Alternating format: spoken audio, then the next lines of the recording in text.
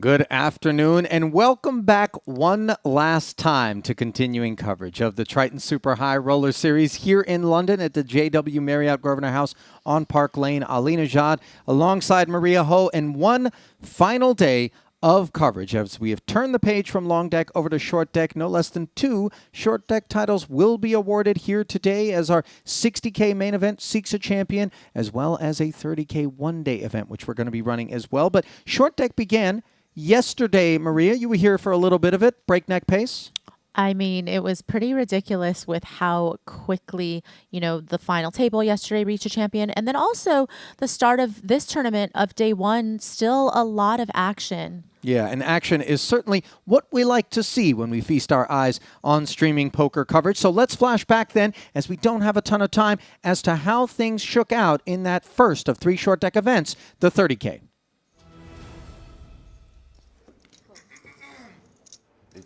Stephen Chidwick, a familiar sight at all forms of final tables, found himself with 2 jacks.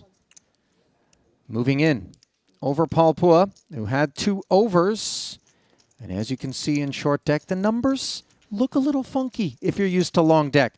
Those 2 overcards were a slight favorite. And then on the flop, Chidwick hopped in front before the disastrous queen on the turn. Still had the open-ender, but in the end was left to wrap the table and collect a modest $58,000 for his efforts.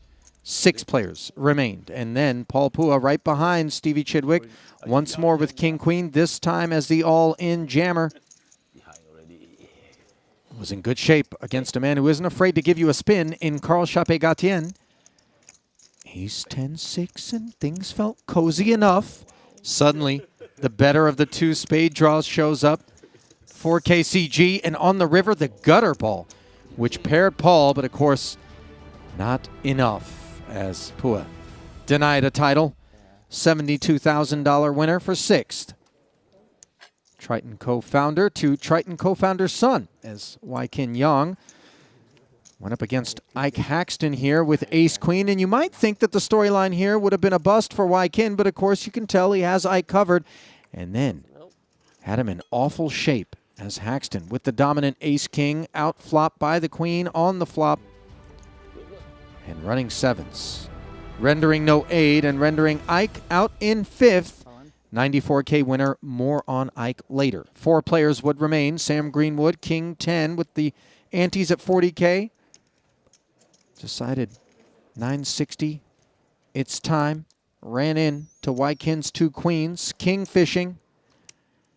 Unavailable on the turn. And $2 million would eventually be slid over to Wai-Kin as Greenwood would be dispatched in 4th for $122,000. 3 remained. And KCG feeling loose out there, and the shirt definitely reflected it. Ace-10 against King-Queen.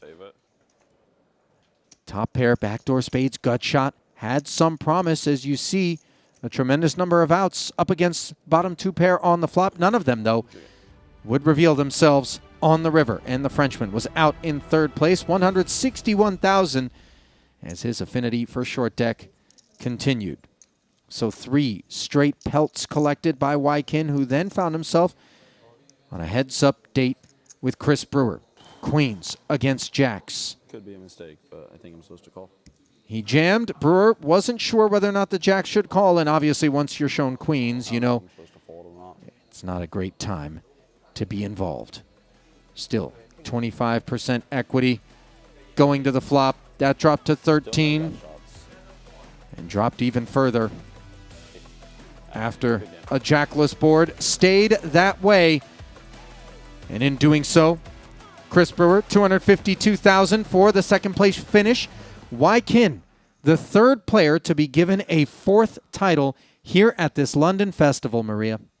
I mean, it just seems like once you collect one, it's like got to collect them all and got to catch up to Jason Kuhn, who, of course, holds the record. Yeah, 8 titles for Jason, his 8th notched here. The other 2 that notched 4th titles, Phil Ivey and Danny Tang. More recently, of course, Danny Tang, not to be overlooked, of course, the fact that Wai-Kin picked up the lion's share of the payouts there, $350,000 in that one. It had been a long wait for Wykin in terms of Triton titles, picking up that fourth, a big pause, going all the way back to London in 2019. But one cannot use the term waiting for title and then not think about Ike Haxton once again tonight.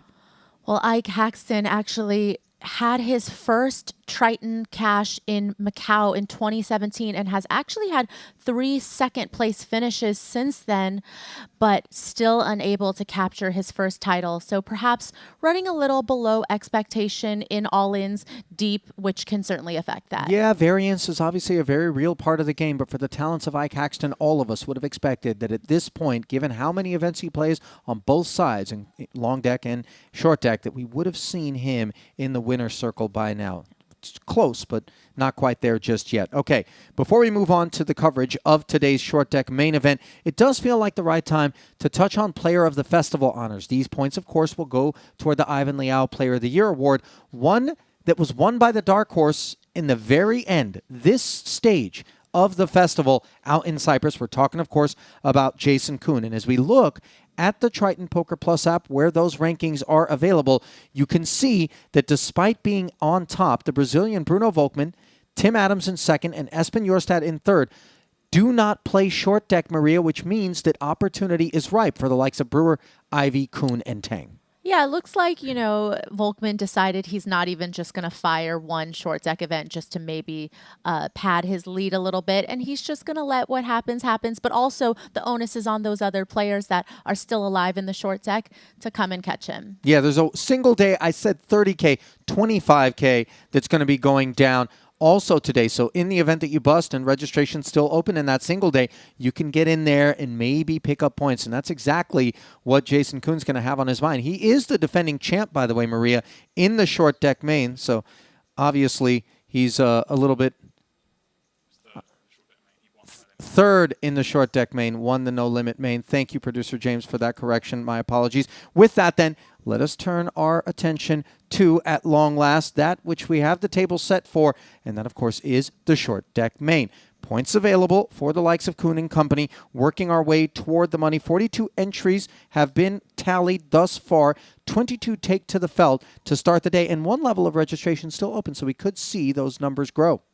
Yeah, I think it'll definitely get a couple of maybe late registrants and also, players who might have only wanted to fire one bullet in this thing. Sure. And all bullets, by the way, in terms of lammers, are going to need to be redeemed here in short deck, which is a 3-lammer affair, 100K for each. And you saw people kind of being a little bit liberal when registration was open, looking to spin it up, jamming lammers.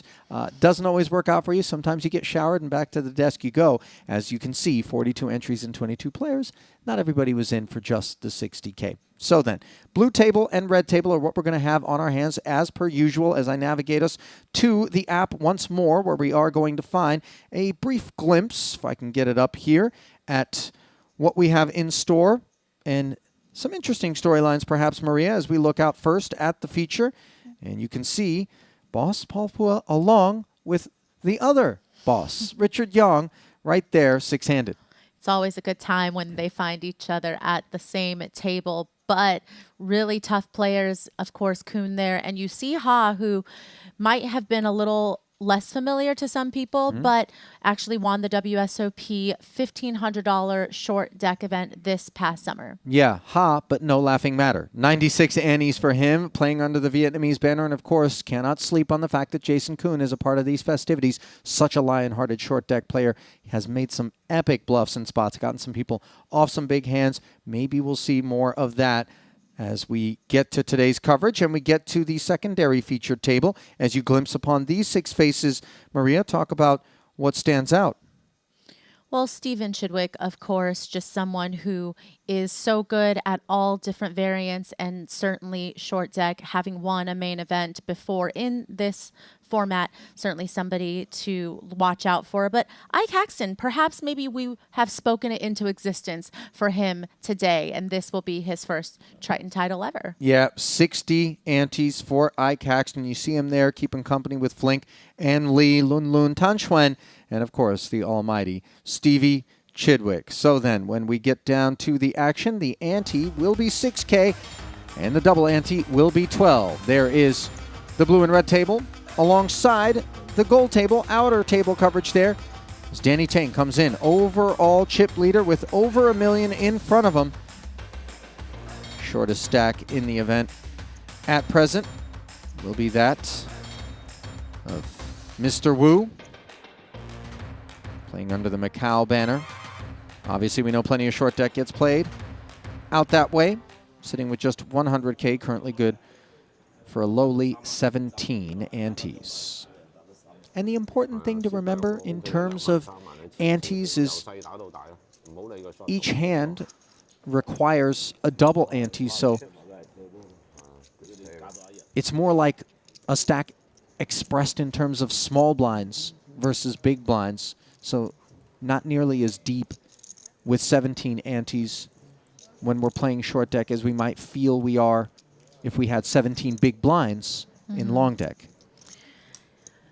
Yeah, the good news is even if you are a little short, the equities run so close that you can feel more comfortable about getting it in, whereas in long deck, you might have to wait for a good spot. Here, most spots are going to be decent. And top two pair on the ace-8-6 board might have felt decent to boss. The problem, though, is that Jason Kuhn has got aces and sixes and got him barbecued.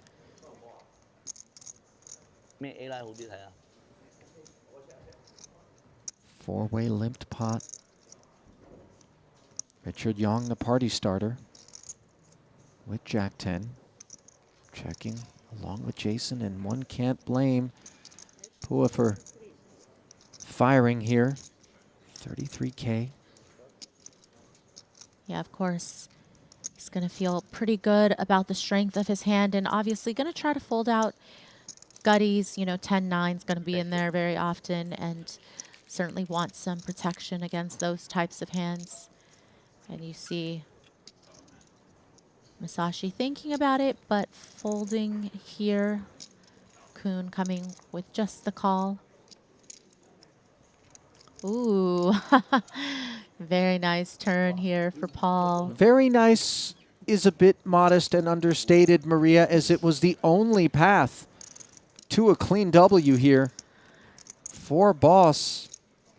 As you see Jason, a check caller of the 33K, obviously counterfeited, not in love with it, was in such great shape, now with 126,000 in the middle. Yeah, and of course, you know, in this game, 9-8, 8-7 could be in there. Just those types of hands that make straights. So not necessarily out of range for Paul to have trips here, and Kuhn a little less afraid, I think, of sixes full just because he does block bottom set from the flop, but still has to come along. Surely there's going to be some other straight draw type. Oh, wow. My goodness. What has happened here? Boat over boat. And that certainly is a card that is going to leave Paul feeling a bit more sheepish about eights full. Especially because a part of Jason's range that comes along for the flop and turn bet certainly will contain ace X's. Yeah, you can't like it. Paul knows. Victim to the river. Look at that sizing, just designed to tempt.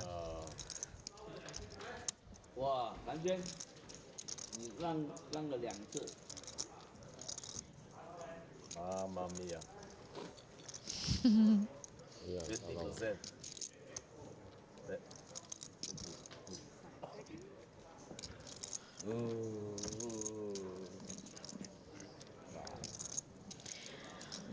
I feel like he's going to be able to get away from this. This would just be such an ambitious river to try to bluff with this lead.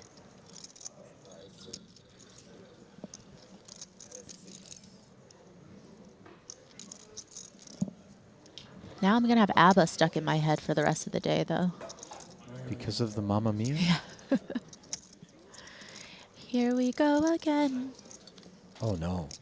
Have you committed the cardinal sin of attempting to sing during the stream? Oh, honey, I was in my college a cappella group. I feel confident in my abilities. I feel confident that calling me honey was deeply uncomfortable. And if you want to talk about me being uncomfortable, imagine having 8s full of aces after hitting this delightful turn card. Does pay it off. Can't blame him. Just a bad river and the right price. Maybe feeling a little bit comforted at the fact that he was in such bad shape, really seemed destined to lose that pot no matter what.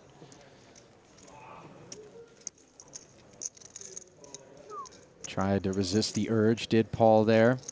And that is not a good way to get things started.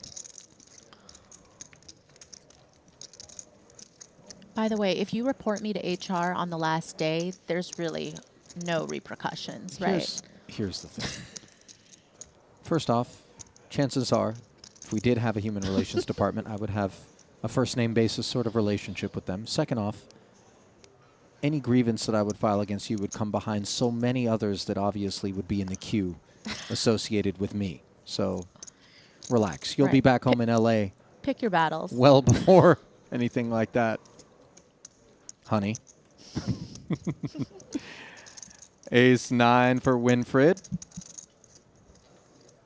Limps in under the gun +1. Oya Masashi now. Thinking things over.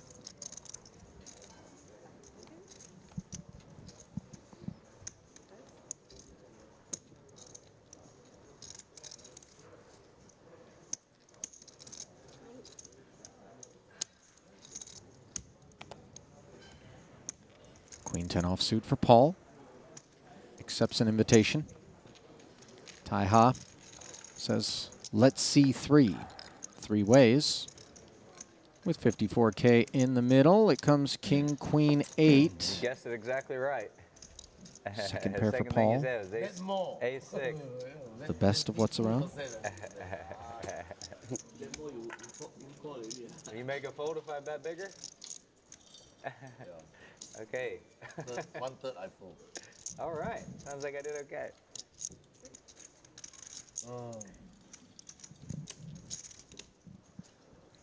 Checked Paul. all the way around. Paul ahead here, but not necessarily a strong enough hand where you are going to go for value. Now a spade on the turn, giving Winfried the nut flush draw.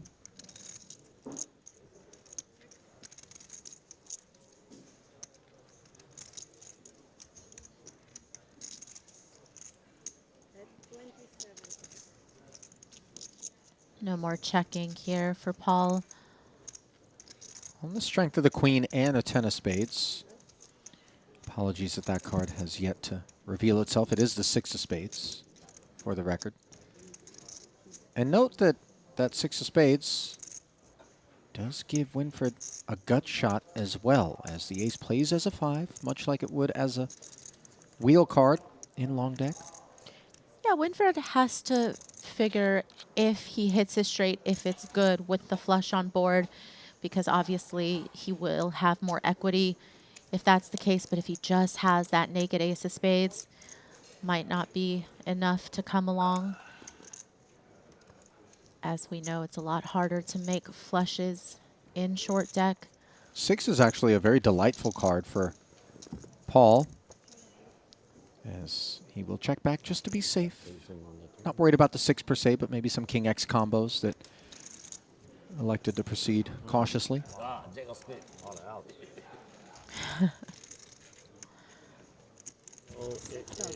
So then, first look over at the semi-featured table. Robert Flink. 没事，看不出，看不出，真看 Got 不 his 出。 cardigan game going here today. You can get behind it. Yeah, he's rocked, you know, a couple of interesting patterns. English. Penalty, stand up, one oblique. Stand-up game in a tournament would be pretty remarkable. 55. Kyat Lee limping in, and Flink with 2 kings. Raises, and sheds Kyat. Would have happily welcomed him to the party. Flink playing under the Swedish banner. Most famous of the Swedes, though, Victor Blom. Maria. Yeah, Isildur. Caught him in Vegas playing mix, believe it Oh. or not. Didn't really know that he got down like that.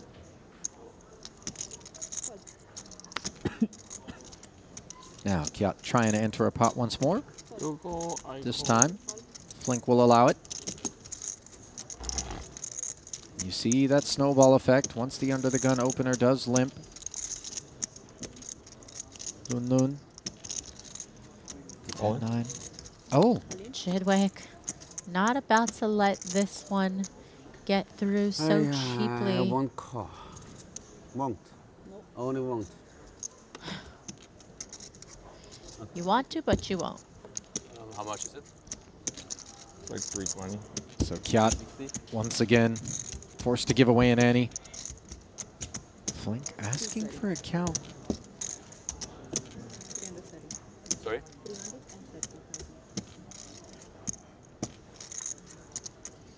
Flink wondering if this is just a spot that Chidwick's going to take with some of the weaker hands that block some premiums just to pick up all the dead money in the middle. Giving it a think with ace-jack, but just a little too much in Chidwick's stack, I think, for him to proceed with ace-jack. That's 9.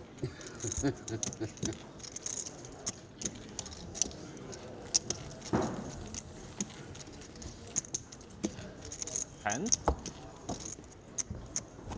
Similar. Same. It's Jack the same. It's Yeah, same. Hey.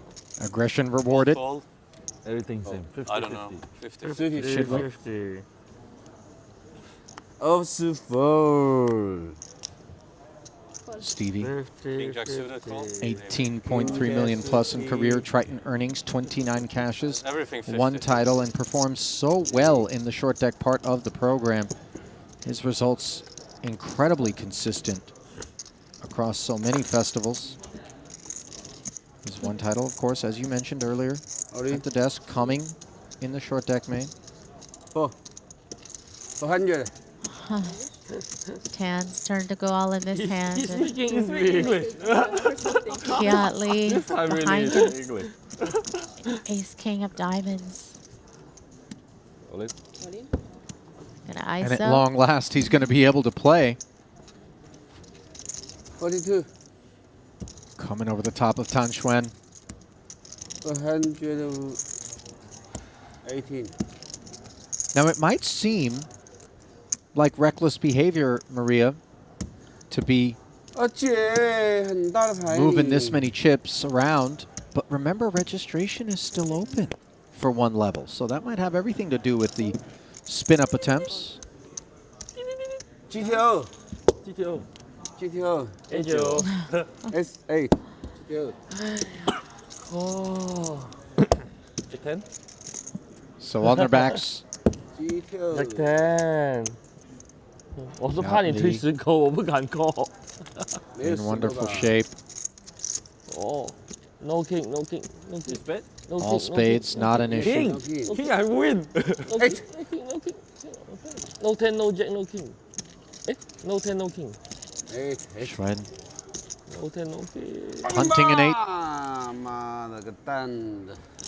Now, I don't speak Triple R. fluent Chinese, 我同花 call Maria, 我 but I'm 同 fairly certain that you're not going to be using that sentence back home at the dinner table with mom and dad. Oh yeah, I wasn't allowed to say those words growing up, but I know what they 狗 mean. 屁的 GTO， Yeah, one orb. 狗屁的 狗屁 GTO。 Not that one Good either. orbit, son.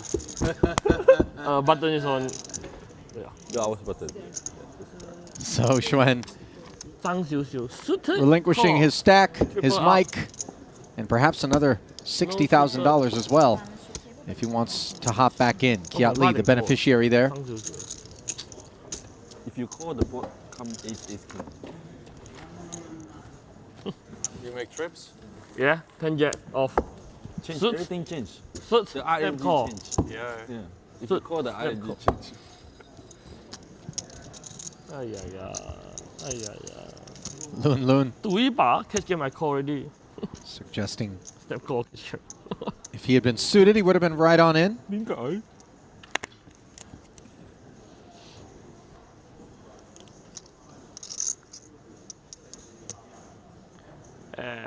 Call.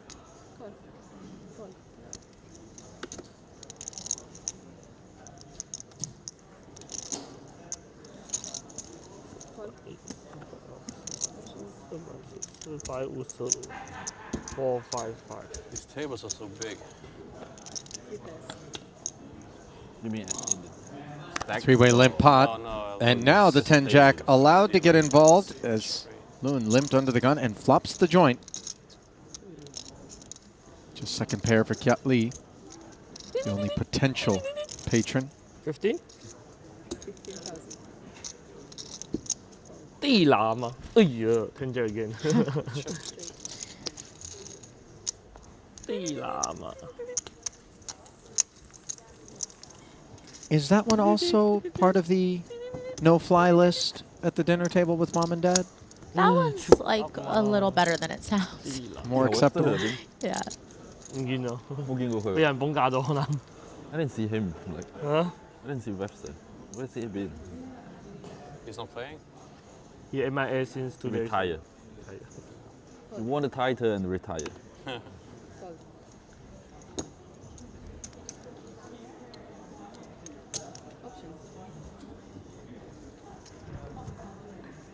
Check 到。 So this is the story. He was crushing in Madrid. He won the title, and then he went to like Lewin places to play cash. back at it, this for, time like, with King Jack 1 after 2 months. couldn't get And any then he customers. Up like With the joint, here he 20 or is. 30 big line. Top pair just against 20 or second 30 pair. buy-in, and then he came back. He just said, "I'm quick shot there." Good shot there. But he's Hit and winning. run. Like, Yeah, here run.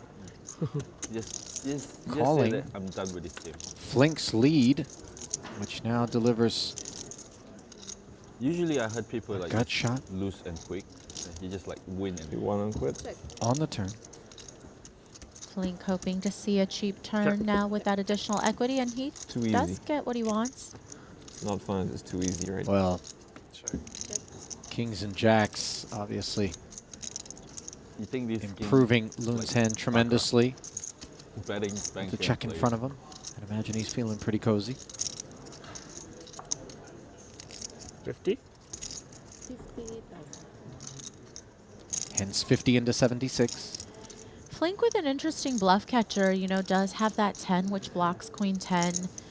You know, perhaps Queen 10 is going to come along on the flop and check the turn, and hit the river. So you do see why, I think, with that blocker to the nut straight, does end up paying it off.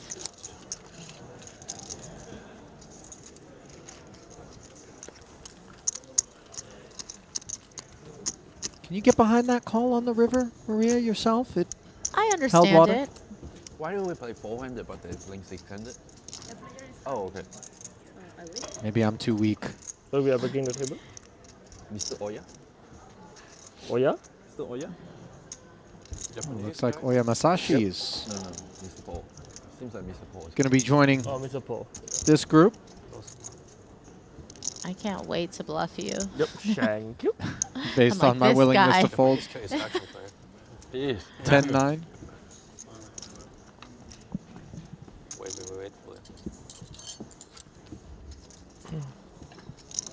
He's very aggressive as well. He played all the tournaments? Yeah, he did. I mean, before. Oh, Vietnam. that doesn't look like Oya. Some Asian stuff before, like That is yeah. Paul But Pua he- himself. He was riding in high volume in WSOP as well. Oh. You were there? Yeah. Vegas?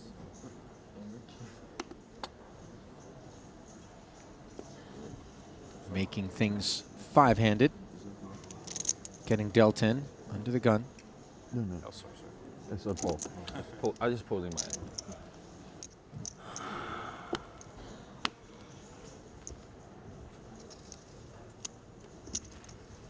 Queen Jack welcomes him to the secondary feature.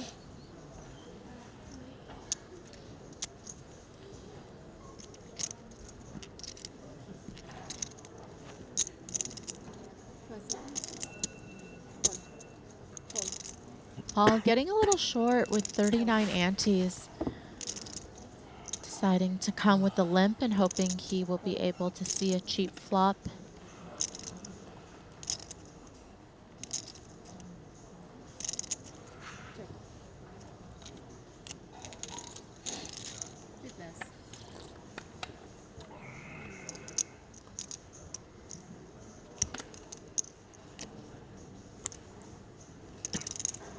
Jack 10-8 is that flop as Loon and Chidwick join him. Top pair and a gutter against second pair.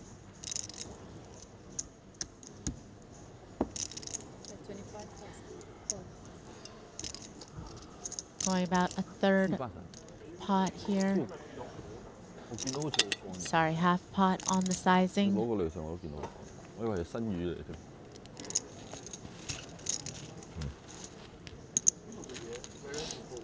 好高啊！馬倫，馬倫。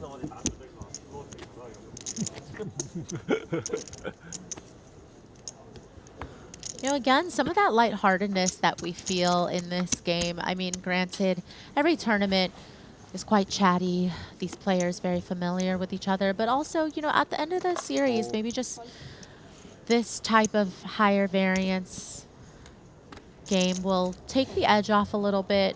You know, people understand that there's a essence of gambling involved, and that makes it perhaps a little more fun and a little less intense. I don't know. You know, it's funny.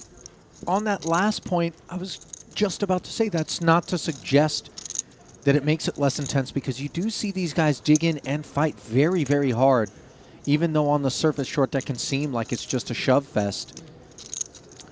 They are picking and choosing with deliberate intent the spots in which they do approach the game in that manner. But here in the rebuy period, perhaps a little bit more greased are the chips, as we see Pua yet again trying to win one, but this time the Queen Jack belongs to Kiat Lee for top pair.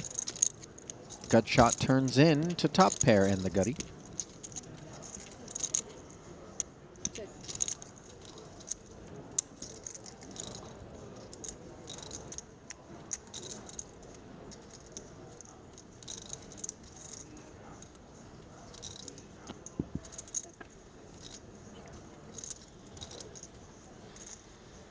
How about a 9 on the end? It gives Kiat Lee the queen high straight and Boss the 10 high straight as the third club on the turn.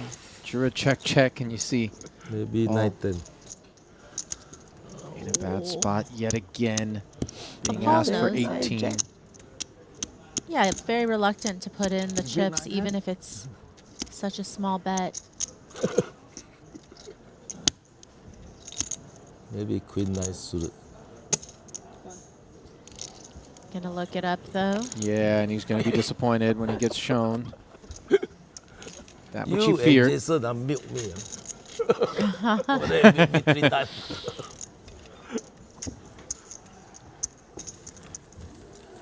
You beat 9-10? Wow, look, seems like you had 9-10.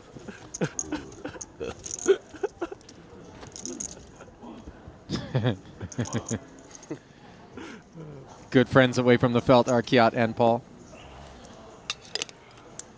And for that matter, many players in the field. Paul is such a welcoming and hospitable host, ambassador, co-founder of the Triton Super High Roller Series. Really does his part to try to make everybody feel welcome. In particular, I feel like goes out of his way to introduce himself to the first timers, ask where they've come from, how they heard about us, ensure that all of their needs are met and all of their expectations exceeded. It would certainly make sense with how Triton has grown as a brand, as a series. Always new players to be found every stop, and probably in part to that type of warm welcome. Oh, yeah. Round of checks here in a three-way limp pot. King 9-6, which was just one pair on the flop for Flink, now turns to 2. Same story for Kiat Lee. sharing the Jack-9 suited kit.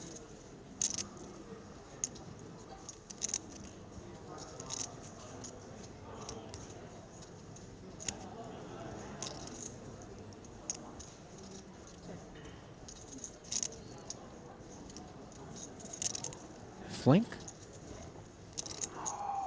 Caution or trappiness with the Jack-9? Well, you wonder, out of position against two players. He's probably afraid of some queen tens out there, and you know, if this was heads up, might have proceeded differently.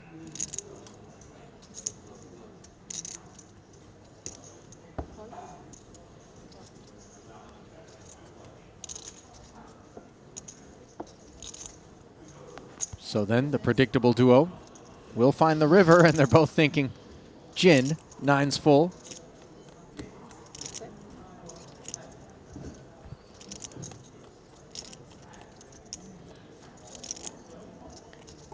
Yeah, Flink hoping now that lead does in fact have that queen 10. Certainly queen 10's still going to go for value here. This runner boat is pretty hidden.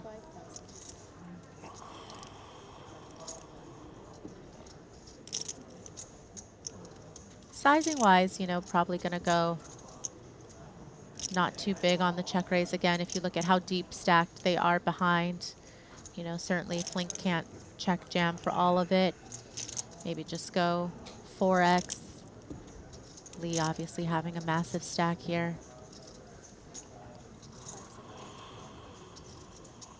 Kings would have raised pre-flop, so king's full, not likely.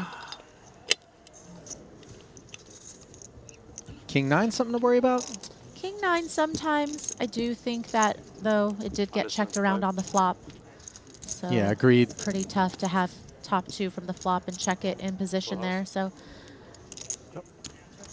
same. So the raise to 175 promptly called by Kiat. As calls for chop chop. Case 9. Case 9. Or you shoot along with Yeah. half the pot. Oh, I win. Use one time, right?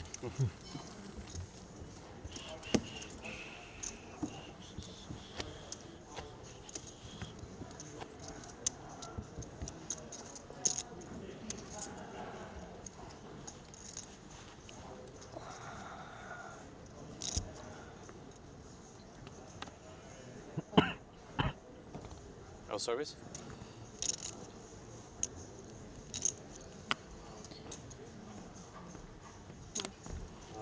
Can I have a glass? Chidwick, really pretty looking hand here.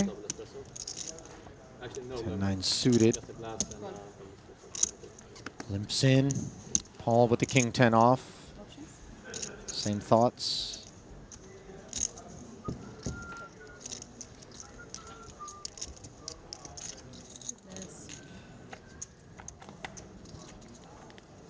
Jack 9 says, let's take a look. Worked out well for Flink. A pot to go. Here he is with the gut shot on the queen 8-8 board. Stevie with the gut shot of his own. Starts things off with a check. Paul does the same. Yeah, Flink obviously in the best position to try to steal. A lot of times we'll just shut down on the turn unless he improves.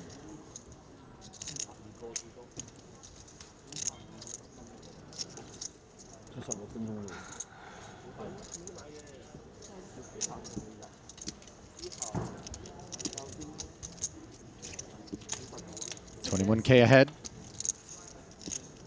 As Chidwick's check follows up with a call of the Flink bet. Now, gut shot straight flush draw here.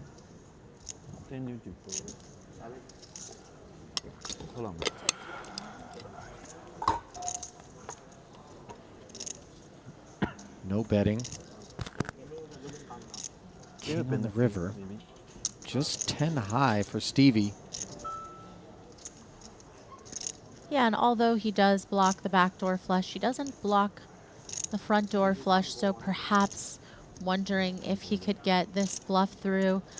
You know, if Flink did bet, say, a flush draw, perhaps ace high type of flush draw, then certainly Chidwick can't win at showdown.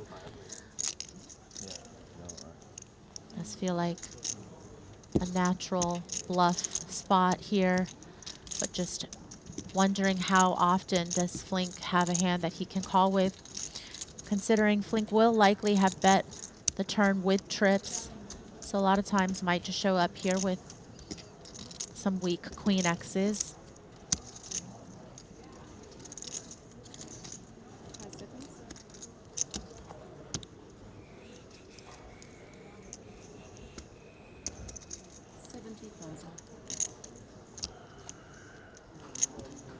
$70K. You always know when your opponent looks at their cards like that, that you're not going to get looked at. It's always nice. Jack high, of course, unable to make the call. So nice activation there from Stevie.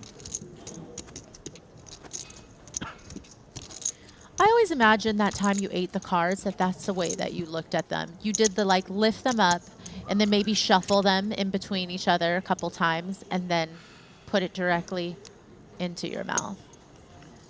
For those that don't know what Maria is referring to, the worst beat of my life that I ever took was having flopped a set of aces against pocket nines. Board runs out 9-9. I went multiple bets on the flop and the turn in a limit game out in Tunica, Mississippi, and then of course as a flat caller, mind you, on the river, because I was quite certain that the gentleman had a lightning bolt delivered to his heart on the river. You see the Queen Jack 6 board delivering bottom set to Lun Lun, open ender for Chidwick. I was shown the quad nines and crumpled them, put them into my mouth, stood up from the table, walked over toward the podium, spit the aces into the garbage can, and was advised that it would be a 1-hour penalty, and of course gave the floor personnel a thumbs up and said, "You got it." Wow, right in front of the podium, the audacity. Well, that's what the garbage can was, Maria. I didn't know what to do with them. I wasn't actually going to swallow the aces. That felt like it might have been a bit perilous. Race.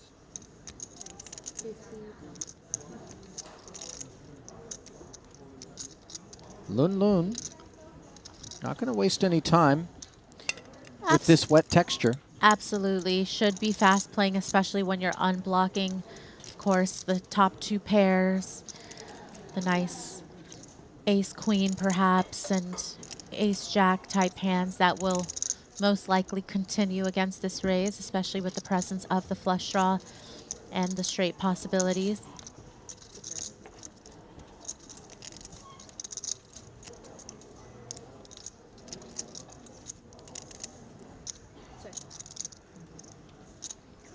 Nine on the turn. Pairs Chidwick after calling the 34,000. He is no longer a better. Checks over to Lun, 148K pot.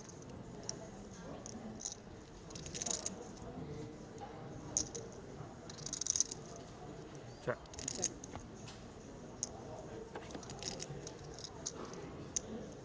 Check back from Lun, and now a disaster in terms of both a heart and a four-liner card on the river. One in which Chidwick has the 10. Very understandable why Lun felt like he did have to check that turn card, because one of the obvious draws from the flop, the King-10 combo with the straight draw, gets there, and just wanted to exercise a little pot 45. control here. Just one of the worst cards in the deck to roll off.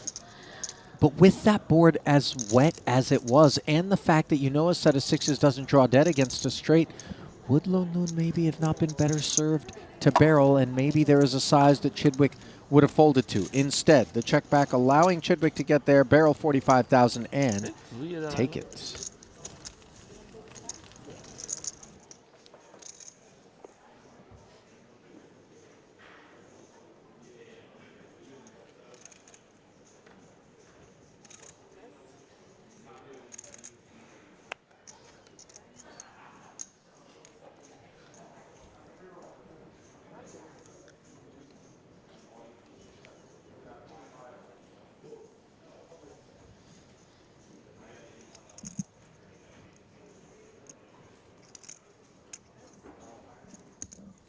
Don't think this limp is going to get past the queens here of Tai Ha.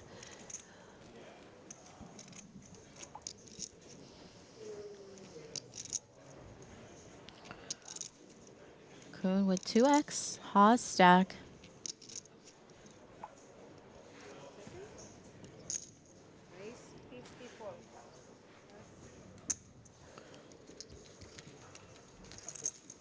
But Ha with the 54K idea from the button.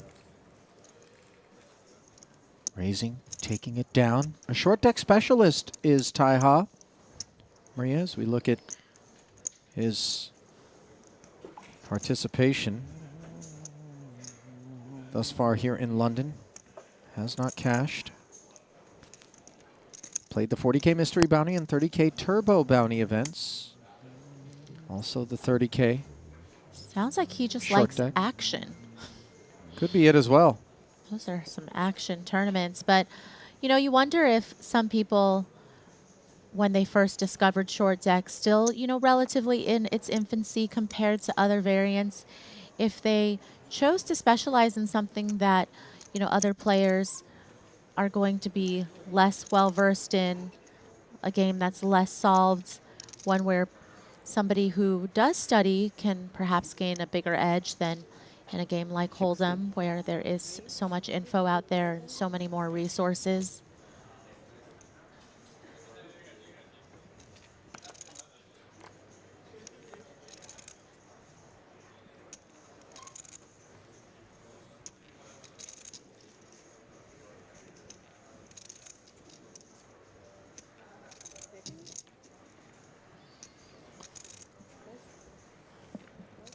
Winfred Yu, 10-9 suited, dominated by Oya Masashi's ace-10 suited.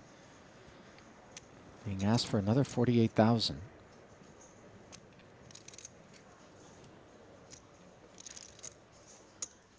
Ten-nine suited, just too good to fold in this game.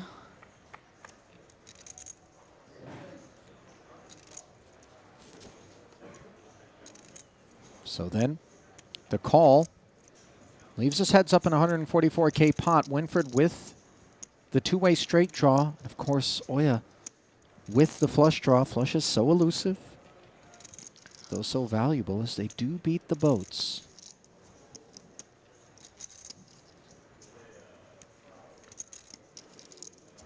Oya taking the aggressive route with his hand pre-flop can certainly try to rep 45. some big overpairs here. Isn't going to have 8s or 7s very often for middle and bottom set with the raise, but will have set of queens, kings pre, aces pre.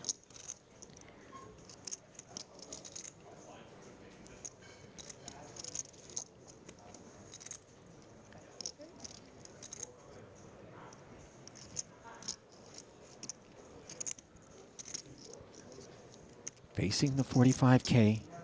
Get the first person view there. Love that shot of what Winfred Yu is up against. Winfred, prolific short deck player. Plenty of time spent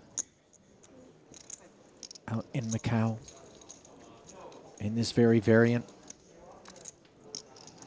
234K. And that ace is somewhat of a relief for Masashi. Now, making top pair. Of course, disappointing for Winfred, who checks it. Yeah, beating Queen X, of course, that could be a part of Yu's calling range, certainly with the check call. Will have draws such as the one that he has, but also perhaps limping in with King Queen, Queen Jack, Queen 10, those type of hands where Masashi is just going to put all the chips in the middle. 500,000 plus, more than enough to cover Winfred, who has just 318 back. Trying to deny this open-ender equity.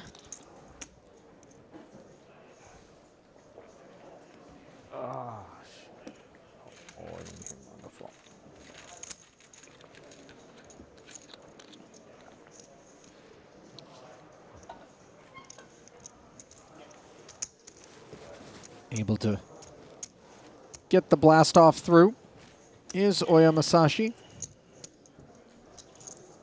249,000 and change in career Triton earnings. Here at his second stop, he had 1 cash in 6 attempts back in Vietnam. That was 14th in the 20K mystery bounty. And then again, a 30K turbo bounty. He finished 3rd here in London. So the bounty format, perhaps his specialty. It would seem to be a weird thing to be a specialist in, the bounties. But who has more fun if that was their specialty?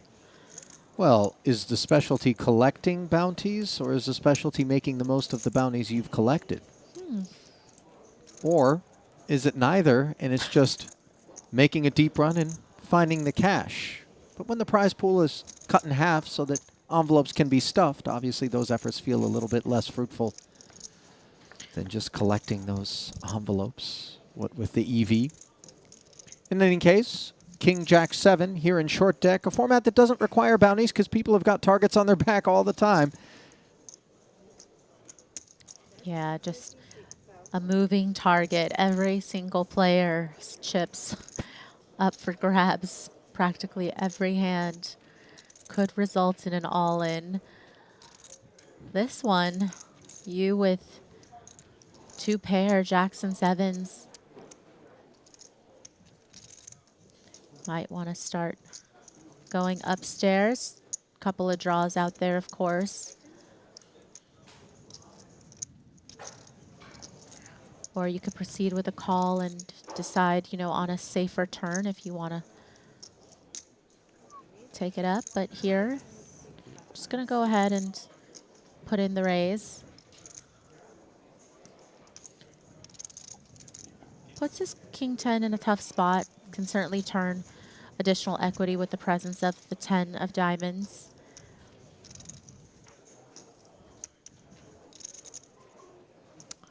But considering what Winfred has back, doesn't feel like Okay, fold. quite enough implieds there. You don't have your hand? Well, I almost have my hand, bro. Got a big kicker there too, buddy. Wait, lay it down for me. Thank you. Oh no. So the extra 70,000. Had a big lay down. Earning Winfred the pot without further contest. Open you have your hand. Yeah, my hand. Holy shit. Damn, Chop, trying to chop, use a my little own chop. hand against me, huh? Oh no, you had I'm the button. you had King 10 as well? King Jack? You had King Jack? No, kidding. Damn it. I'm just kidding. I had a big hand, man. I'm I had just King kidding. 10 with a diamond. I had a diamond too. I'm supposed to shove the flop. Snap shock me, snap call. Oh really? Okay. Make it easy. All right. Winfred letting Jason off the hook. I should have check raised him all in on Masashi that and flop Ha. and on the turn for Paul. And didn't pull the Limping trigger, in. so this time I'm not folding. Queen 10 suited now for Winfred. So- Okay, I'm scared. Let's go. Short there. Cannot be too conservative. Joins the party as the Queen Jack says run it. Everybody looking up at ace 7-9. Diamond draw for Tai Ha along with the pair. But it is Masashi first to act with an ace. 24. And that's a nice game to play, so I lost the touch in short deck sometimes.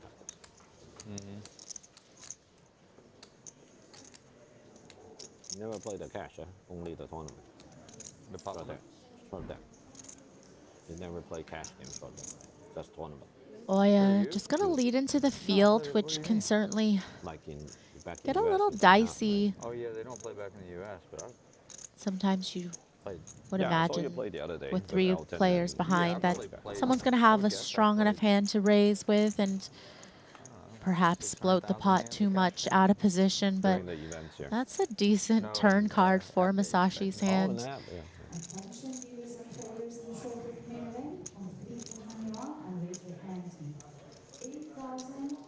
Aces and tens. This is 24K bet, predictably, was called by Tai Ha. Combo draws like that, obviously, happy to get chips forward in long deck. Play a little bit more conservatively in short deck, given the value of the diamond draw is less realized. Yeah, it 45K. does feel like, you know, having a pair here really helps in the sense that you feel like if you make trips here or two pair, it might be good. You know, not just relying on the flush as the card that's going to improve your hand. Here we could see that king's no good, but certainly trips would work as well. Ace is full on the river.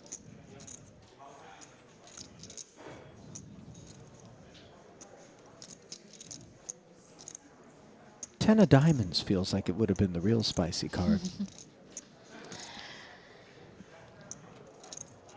Yeah, and although a lot of draws missed, I'm not sure Masashi thinks that he should try to check over to his opponent and get them to bluff, just because a lot of times as played, it feels like Masashi's going to have at least trip aces very often, if not better, to be able to barrel into the field on the flop and then continue on the turn with that second barrel.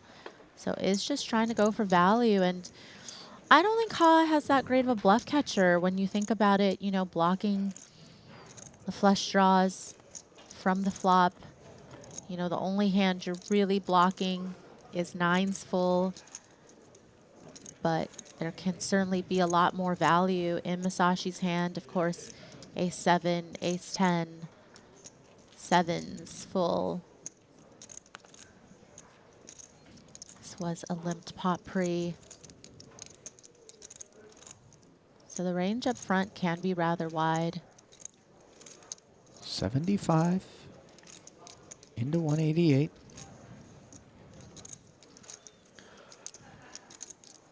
Sub half pot sizing, and in the end, Ha will concede, making the correct fold. Disappointed, of course, not to have found improvements. I'll give you one. Two. 60K short deck main event. 8K ante, 16K double ante. Ali Najad and Maria Ho here in London, England on the final day of this Triton Super High Roller Series London Festival, where two champions will be crowned, one in this short deck main as well as one in the 25K one-day short deck event.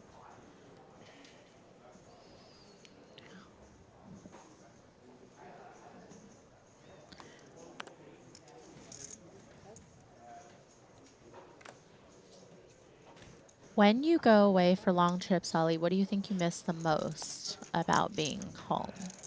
Mixed games. Resorts World. You're home away from home. Yeah. Ace King for Winfred. And off of 370,000 in the hijack, he is just going to put it in there. He is a bit more if he does fold. I don't think that this King Queen is good enough to come along with for this many antes. And I don't know if this perception of Winfred has changed or not, but as I think I might have mentioned, I've played with Winfred before. We played on the same team for a World Team Poker for Team China.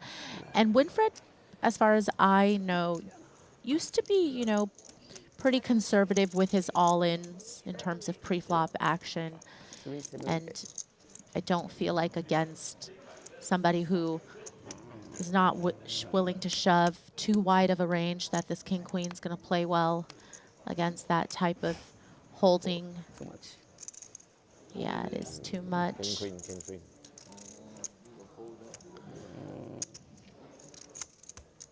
Good fold.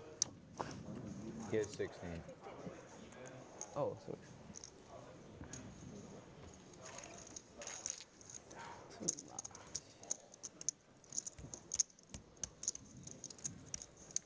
Did think about it quite some time, though, did Oya?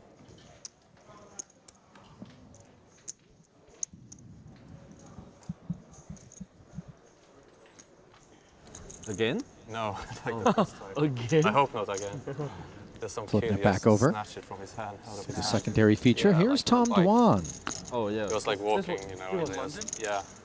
Can you like take away this one? Yep. Yeah, Nice yeah. of you to it's join done. us, It's Tom. mine. morning, Just take away. 6 a.m. And I need 1 glass of ice. Dwan looks like this may be a straight from Heathrow Pretty sick, situation, steel phones. if I'm South of honest. Euros or 150 or something. That's what I heard. Ace 8 It's like you cannot really do much. hopping in. With an Kiat Lee. Yeah, it's so far. We'll check back. Snatch The King 10 9. phones a day. Like About 1-2K. top 2 up against a gut shot.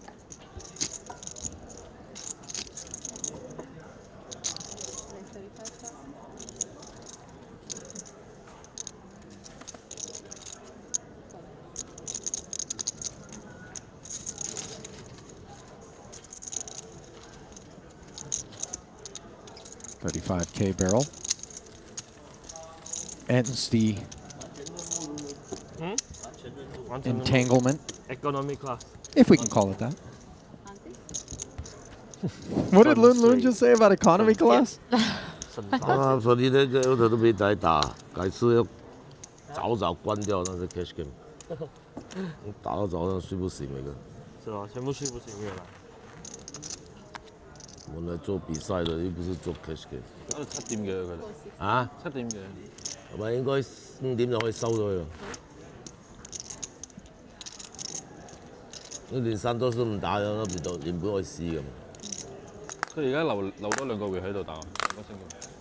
Dwan back in there as we attempt to pick out bits and pieces of Paul's reflections on the cash game, I believe. Yeah, it sounds like he was just talking about how the Knights are perhaps a little too late in those cash games and Thank you.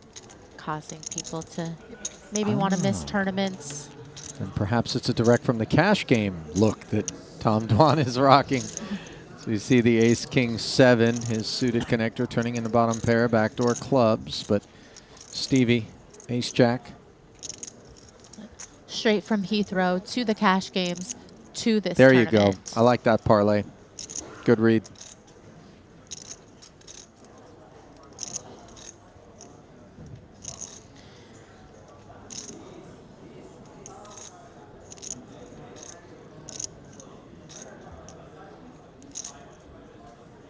Dwan the man swinging here. Tremendously experienced short deck player. Tons of cash under his belt. Did some very cool things last time I observed him in the short deck part of the program at Triton. And that's a pretty cool thing to do. It's almost like he knew it was coming. What a deck read to lead into 2 people with bottom pair and some back doors. Cool and maybe even cruel if you are Chidwick here. Dwan with the covering stack and now the better hand. And the winner of this main event will take home $828,000. Best of luck. I'm not sure. I was like 350. Thank you. That's just over 3.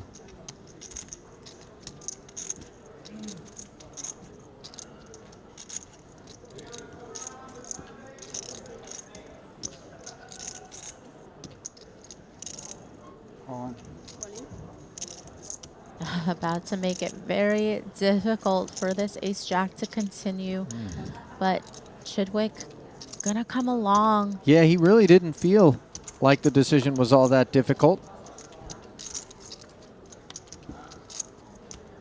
This is Ace Jack now. Needs a king or a jack. And instead it's the 10, a wrap of the table. So, yeah. From Stevie verifying that he is covered. Yeah, I have like 400. Good luck. And showered. 280, just about 400.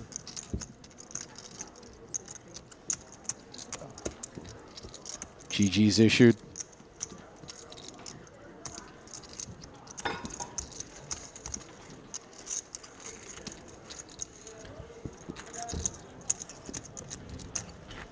Registration officially closed after we reached level 10, which was the 8K level. So there will be no re-registering for Chidwick.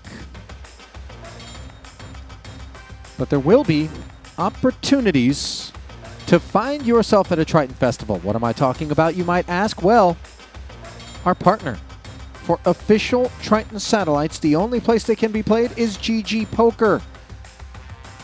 Parlay $25 into our next 25K event. That's all it takes. Not to mention the GG Millions, as well as WSOP online opportunities. It all happens at GG Poker, the world's biggest online poker site, GTO Wizard and home guy, to the most who left Vegas, prestigious I like him a lot. poker series. I'm He playing loves Lim Triton. 8-7 suited with 2 short stacks behind him. TTO. Paul, with some mild criticisms of Dwan's creativity. He is an action player, Maria, and he definitely takes spots that maybe others would be less inclined to. You see Lun Lun ripping with 2 10s. Slightly better. 6-8. Well, even though Chidwick can't get back into this tournament, there is still one last short deck event on the schedule starting shortly. 25K buy-in. Something tells me he'll be first in line for that one. That guy had, the GTO Wizard guy had an idea of like, imagine if the Tritons, they showed, you know, how their app says to play after. At least like initially maybe just 1 cash game per stop for a day or something, but then over time like more and more. Make it more like PGA for golf or like, you know, NFL or something. I think it'd be very funny. Paul getting very short, Maria. 440. 22 antes. Yeah, certainly going to be looking for a spot to put it in.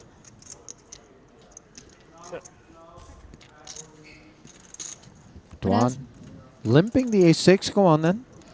But as I mentioned earlier, you know, the good news about being short in here is you don't have to be quite as patient in terms of waiting for a hand to go with, because your hands are going to play pretty well against most anything.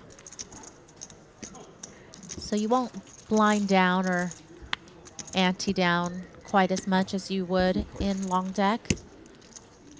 I think that card was enough.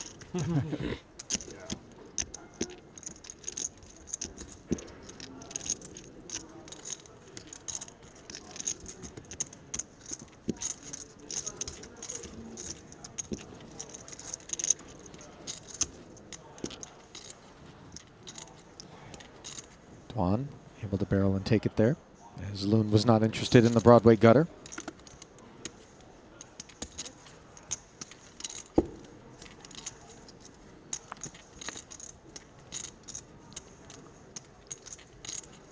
Flink now, queen 10 off. Thought maybe he would want to slip in there. Not the case.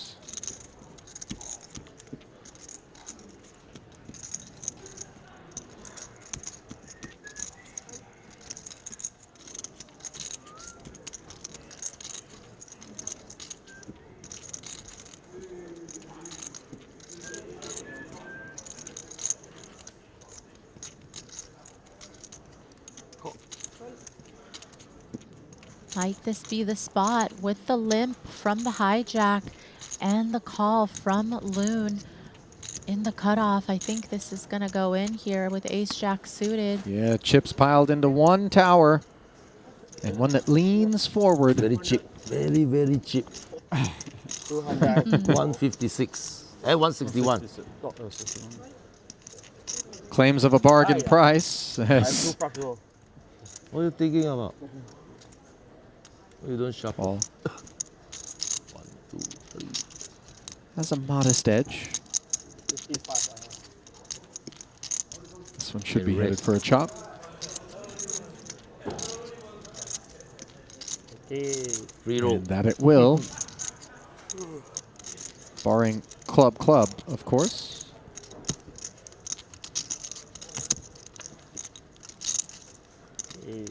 Okay, then. Both players with aces and jacks.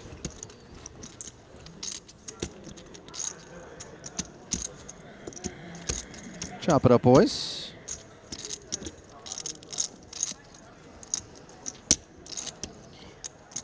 If at a future Triton series, Ollie, they came with perhaps mixed game variant. I feel like I know what you're going to ask me, Maria. And the answer is yes. You out this piece or what? The desk would have to be manned by someone else during that affair. Granted, I might only be out of here for a short period of time. Hop in that event, bust out quickly. Nary enough for one bullet, let alone two, and back to the desk. Yeah, we'll keep the seat warm for you. Thank you. Appreciate that. Very kind.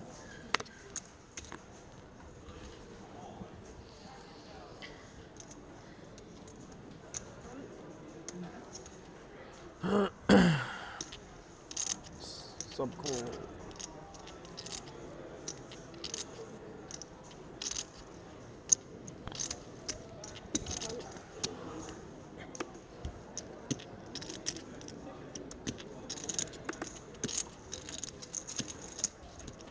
Here we are then. Three-way affair. Dwan and Boss both limping. Kiatley says run it. Couple of gut shots straight, draws. Kiat with the better of the two. He and Paul blocking one another.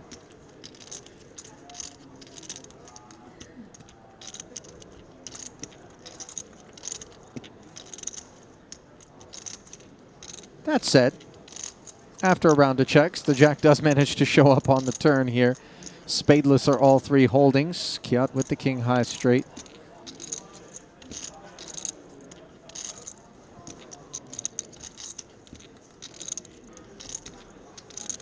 Feels like this could be a comfy bet.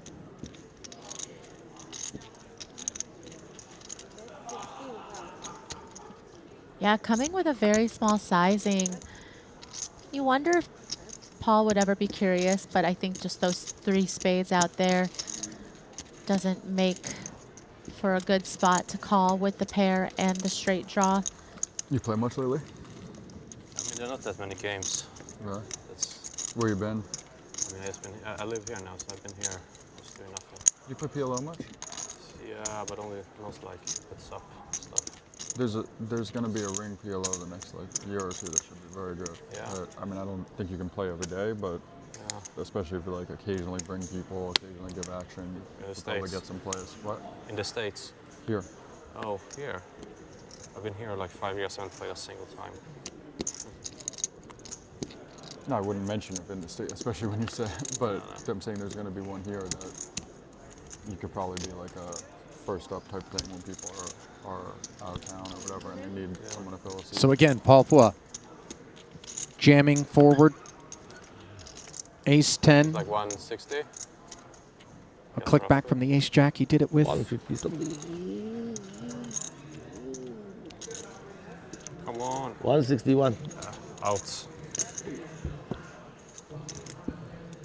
I think that, I mean, this summer in Vegas, the PLO, it wasn't even close. The PLO there was so much more action. There were so many games all across town. Yeah, I heard. Some half-half, but mostly all PLO.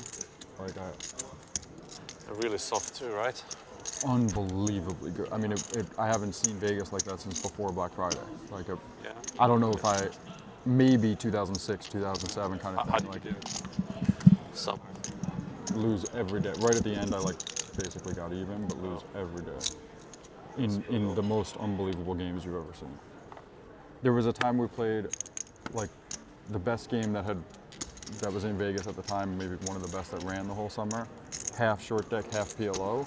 Half the guys had never played short deck, half the guys had never played PLO. I was the only kings person that and I lost. queens I was just as like, we how try is to this allow possible? story time to continue unimpeded, but the moment Was it at the end, just like, too in- big. Towards the end, yeah. as it's one in which the bell Such a game. certainly feels like it's tolling Who won? for Paul Pua. Again, VIPs. moving all in, There's of like course. no pros in the game, all VIPs. This time, Lun Lun And the is biggest ready VIPs for him. killed the smaller VIPs.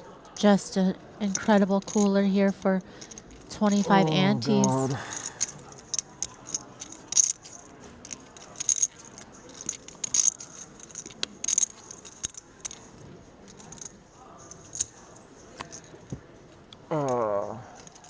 Oh, you limped. Then I definitely fold.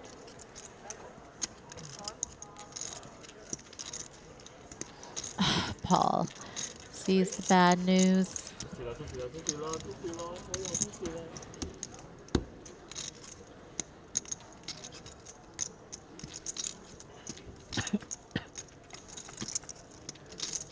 $434K pot, and top set makes the news even worse as Paul nods his head in acknowledgement. Situation was always grim, but now all of a sudden a flicker. Jack on the turn, gutter. Will it come in? No. King's full on the river. GG's issued, but no pass through to the money for Paul Pua. Top 8 spots will be paid $111,000 min cash, $828,000 up top as with Reg closed. Vivaldi and the team work out the payouts. Plenty of runway left between now and said payouts, with just 20 uniques remaining in the field where 46 total entries were collected. Jason Kuhn back over at the feature. The party starter is King Queen, dominating not one but two other Queen X's and turning into top pair on the King Jack 7 board. Open ender for Tai Ha of note, as well as second pair for Richard Young.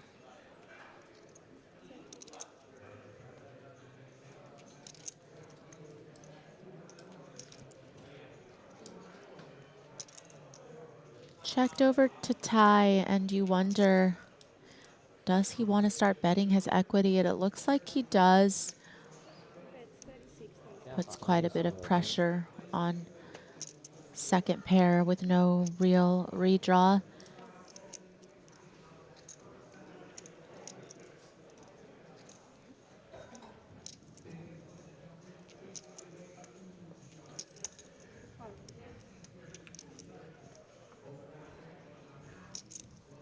$36K from Ha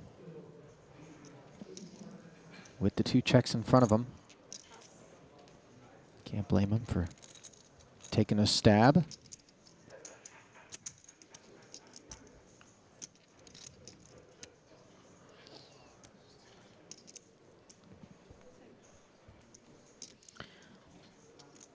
Trip Jacks would have been a part of this party had Richard Young stuck around.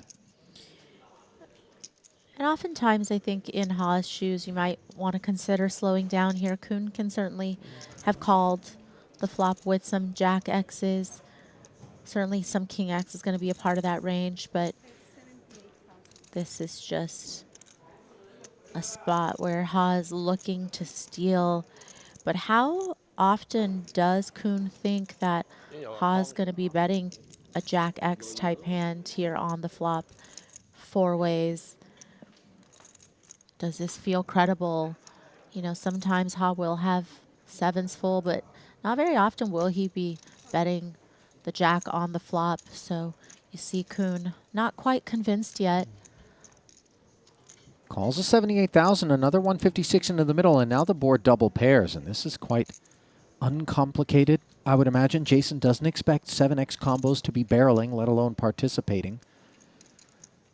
But Ha in the cutoff with the two calls in front of him could certainly hop in there with a broader variety of things as the price gets more and more attractive with each additional limper.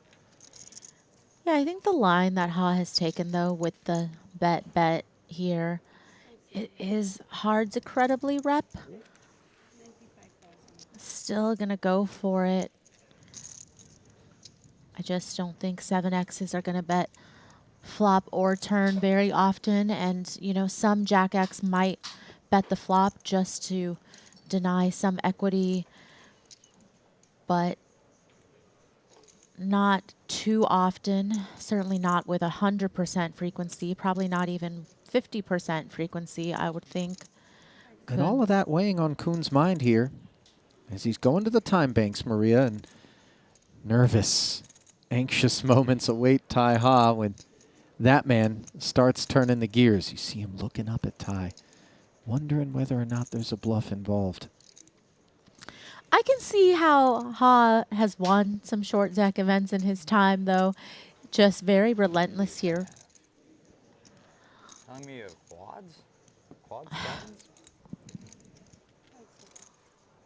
The problem, I think, for Kuhn is that queen kicker, though, is that it blocks a lot of the queen 10, ace queen.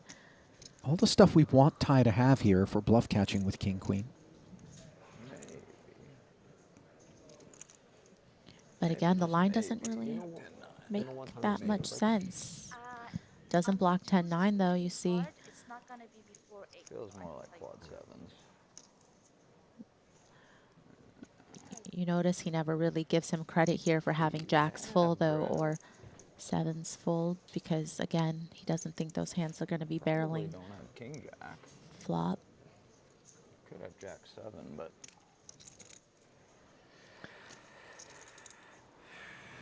there's only one combo of that, isn't there?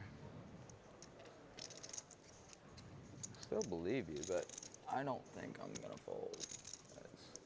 Oh, that's You're gonna show me quad sevens, or not you're what you gonna want to show me hear. nine. And note the sizing 95 into 300 looks so legit, doesn't it? Hearts is a possibility, I guess.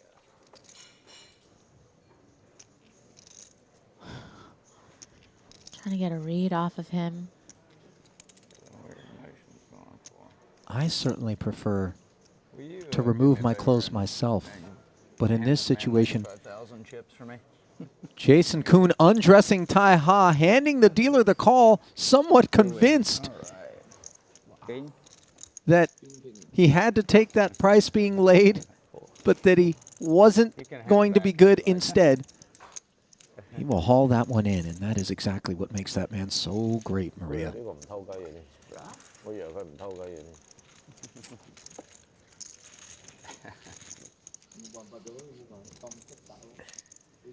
Boiled it down to quad sevens and jack seven of hearts, and Yeah. that's just I will happily give you two specific holdings. I didn't pay any? Just one. Oh, okay. There. Burns through a number of time banks there, does Kuhn, but Always feels better to burn the time banks and then come to the right decision. oh yeah. Than to burn time banks and Yeah. make the wrong decision. Then you feel like an arsonist two ways, chips and time banks.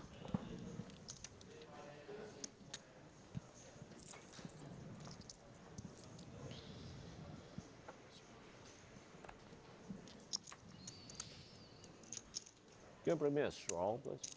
Nope.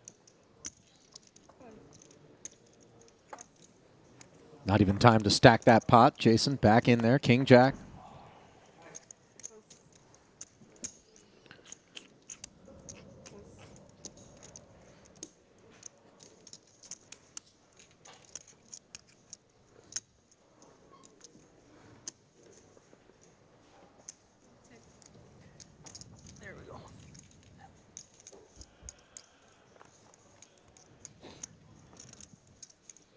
Jack 6-6. He was always ahead of Winfred. Now, even further so. Giving you a chance to stab at it here. Not going to be a lot of 6Xs. Granted, he was on the button, though, so was able to see a free flop. That he was.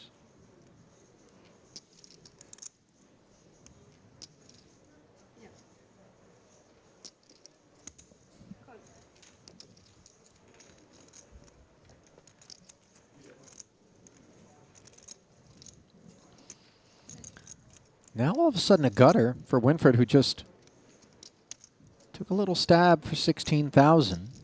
Another Yeah. 32 in. Does add more texture here. You feeling like Kuhn will have some Jack X's, but 6X is less likely from the limp under the gun. Tries to realize the equity with the check back.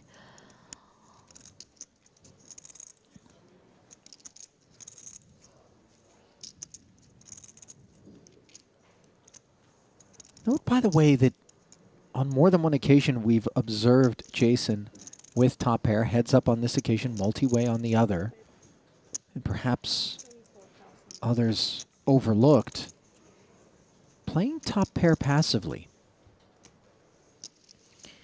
I think in this situation, in particular, just feels like the hand is quite strong with the flop and wanting to give somebody who was in there with... I'm not calling the 20%. Okay? Not? Okay. All right.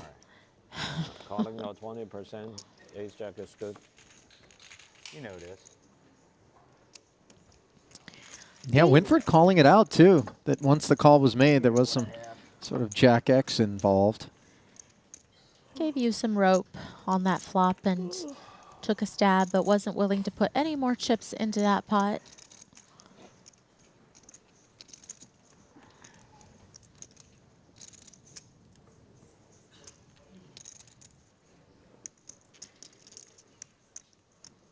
I don't like to see the 20% back.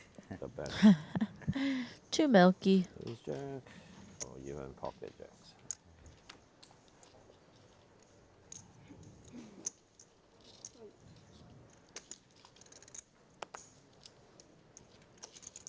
Ten-9 offsuit for Oya. Draws Richard Young in with the ace-jack.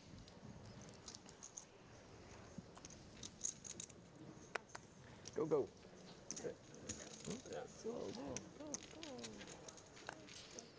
Before they change their mind. You didn't order anything, right? Nope.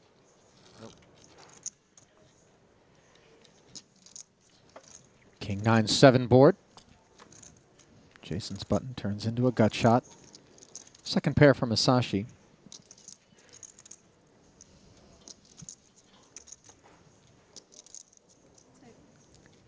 Oya knuckling.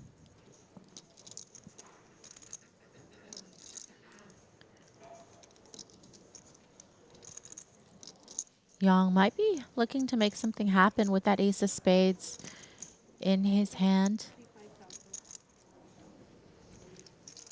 Feels a bit like a candidate. That's certainly going to be a lot of good turn cards for that hand. Masashi hoping to improve, though. Probably not going to be able to call future barrels often unimproved. Board pairing turn now improves Masashi's kicker. Not sure how much 7X he's going to be assigning Richard. If Young can find another barrel here, could be repping the king, but checks back. I think he could still be repping the king sometimes with the check back, with the pot control. I think if Masashi checks him on the river, Young does have a credible thinner value bet there, but looks like Masashi's going to beat him to it, just not allow him to try to win this pot. Yep.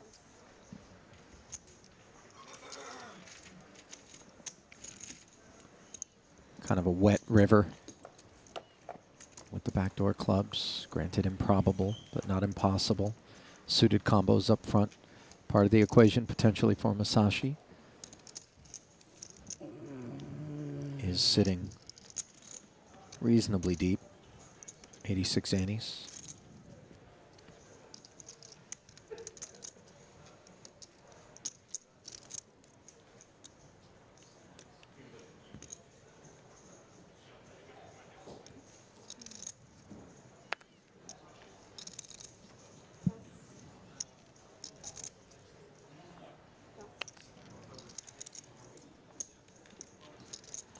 Two black queens for Winford Yu. Shortest stack at the table, 42 antes Would love to get some action here. Just gonna put all the chips into the middle.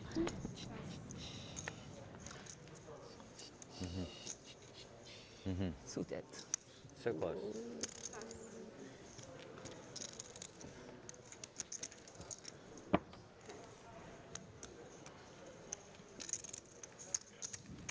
No takers after the 336 jam.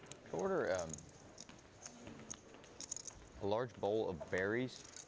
Yeah, and then the chopped salad, but with no, yeah, olive oil on the side, no onion. So then, a peek at the current chip counts with 5 players here at the feature and the ante of 8K. Jason Kuhn, a whopping 1.4 million. A bunch of that was earned after he dug in and made a big call against Tai Ha. He's far from the only victim. Another premium holding for you here, back to back. Last time didn't get action with the open shove. Perhaps this is just too strong, obviously, to just rip it in. Going to go for the raise.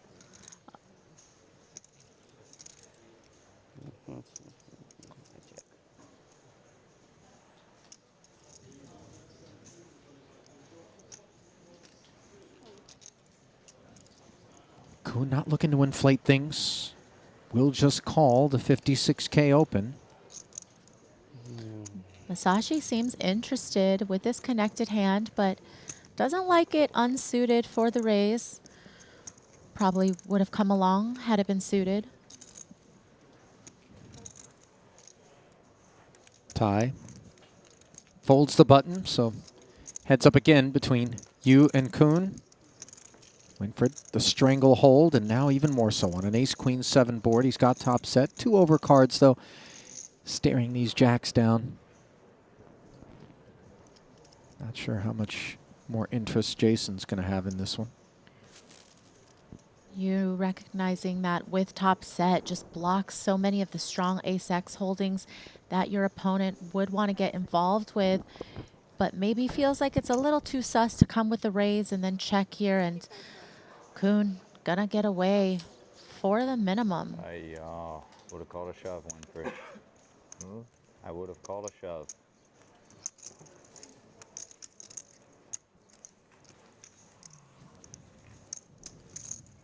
I limb your race. Most likely. Yeah, I do, yeah. I raise and go with it. Wouldn't have been happy about it, but yeah. 2 jacks.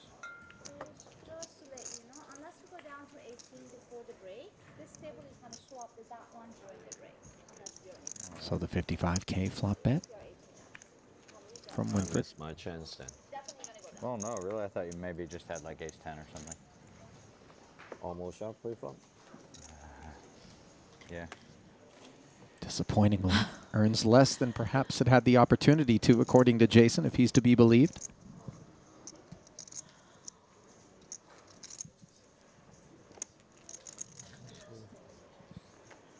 You picking up a couple of big hands. Jack 10 suited certainly rates to play very well. Yeah, one of the hotties in I could shot pre-flop. short deck high. Because it looks like ace king, ace queen. High as in high school, not high as in high-low, for the record. Perhaps the one that you would ask to the school dance. Oh, yeah. Holy shit. Sick. You'll put that date up against anybody in the room and do all right. Though on the 6, 7, 8 board, just a gut shot. And the backdoor hearts for Winfried here.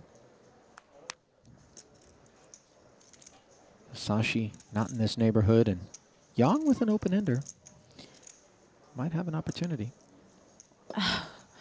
It's Masashi, though, that comes with the bet with that queen of spades in hand, and also just somebody who has seemed to be pretty aggressive on certain flop textures where you think he might take a check line, does come out firing.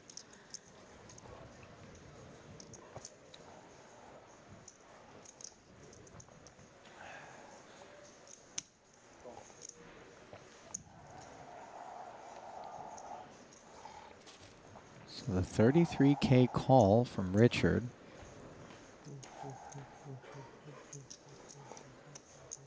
Winford mulling it over. Well, does have the backdoor flush potential and a gutter to the nuts. And there is the former of those two attributes for Winford Yu's hand. Top pair, by the way, getting binked by Masashi and Richard Yang. As Oya really had the worst of the three hands, it should be said, was the better and now has the lead.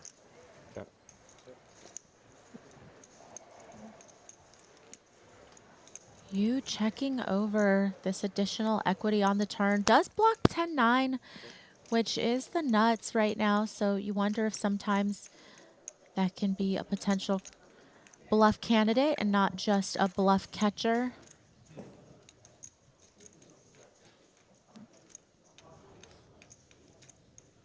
Effectively bricking everything and not lost, I think, on you is that this is a spot where there's not going to be a lot of 6Xs in Masashi's range.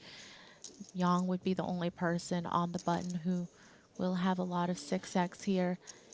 But you just deciding that it's not a great spot to bluff into two people. But what about Masashi here? Some value, it looks like, to be had, in his opinion, with that river pairing the 6, somewhat innocuous. So after the round of checks, he is left far more comforted and betting 65,000. Richard's hand feeling pretty weak at this point.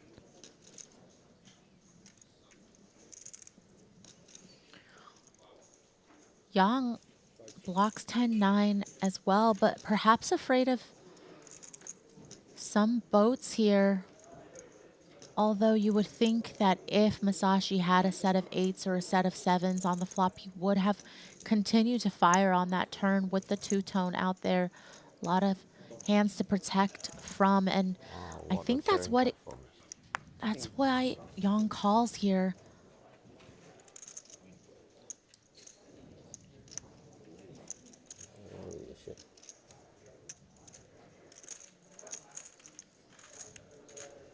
So the payoff of 65K And an air on the flop.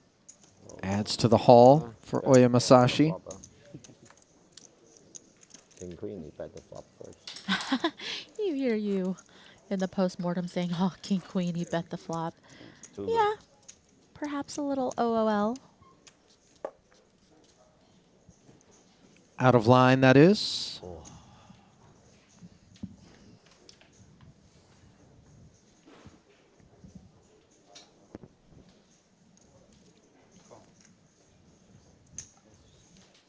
Can be quite profitable, of course, to mix up some of those flop bets with OOL kit. Get action when you got it. Well, you know that one's going to be playing on Yu's mind for a while, considering how big that turn card was for his hand. Certainly.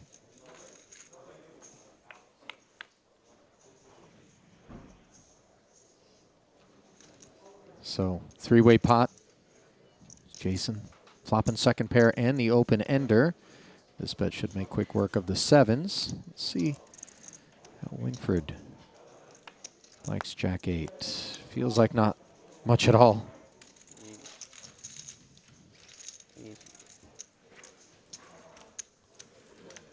Kuhn making it look easy here, just continuing to chip up and up from the start of the day. Second in chips overall behind Kiat Lee.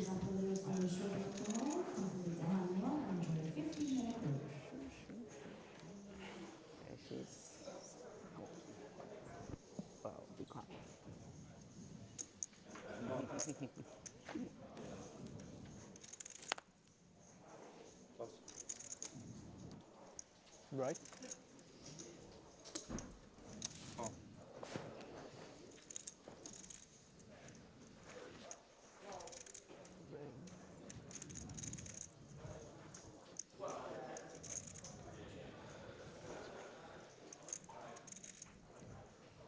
2 limps in front of this ace-queen. Winford getting his bearings.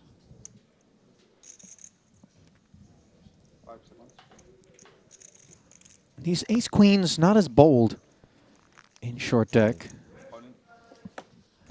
Unless, of course, they're in Winford Yu's hands. As he jams. Admits that it was a little bit hairy. Give me a Happy bit more with the credit, fold. okay? Sure. A bit more, okay? So then, a look at the chip counts. On our way to our first break here on day 2 of the 60K short deck main. Jason Kuhn, 1.3 million. Big boss stack there as we bring it back to the desk. Ali and Maria with you here. Final day of coverage here at the Triton Super High Roller Series London. Going to be crowning a couple of champions, both in the short deck streets. And that frame wasn't particularly bloody, Maria. We did see the elimination of Stephen Chidwick, but jabs more than uppercuts. Oh, hang on. Try that again. I think my favorite hand from that frame has to be when Kuhn made that hero call against Taiha. Just figured it out, and just again a testament to how incredible of a player Jason Kuhn is in all variants. Yeah, no question about it, and perhaps that would explain why he is at the top of the chip counts. 1.33 million overall, and that's where Danny Tang was. Now, Danny out in 22nd, Maria. It happens quickly in short deck. You see him gray wash down there. We lost Paul Pua. Most recent elimination, that of Mikita Badziakuski. Seth Davies, currently the shortest stack in the room with 42 antes, as we'll send you to that break. We'll be back in just a few minutes' time, though, continuing coverage of the 60K short deck main after this.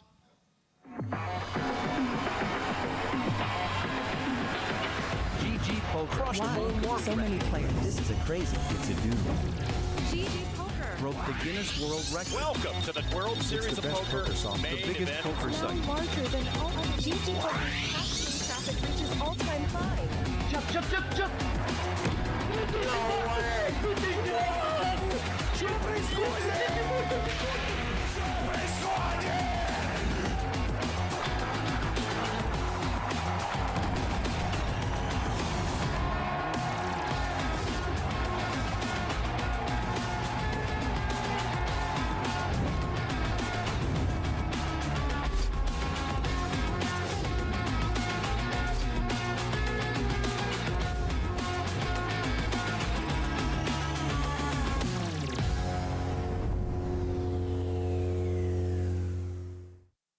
What's the best way to improve at poker? Practice and repetition. With GTO Wizard's Trainer, you have all the tools you need to master poker. You can customize your session and choose exactly what situation you'd like to study.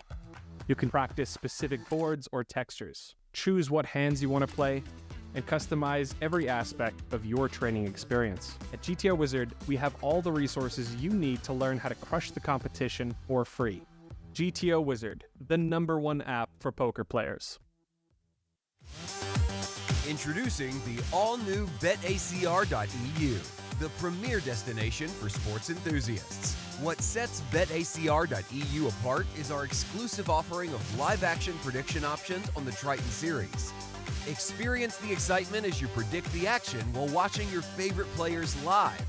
But that's not all. By opening your account now, you can take advantage of our incredible offer. Receive a generous 15% free play on your first top-up, up to $250. Become a part of BetACR.eu and elevate your live sports engagement experience.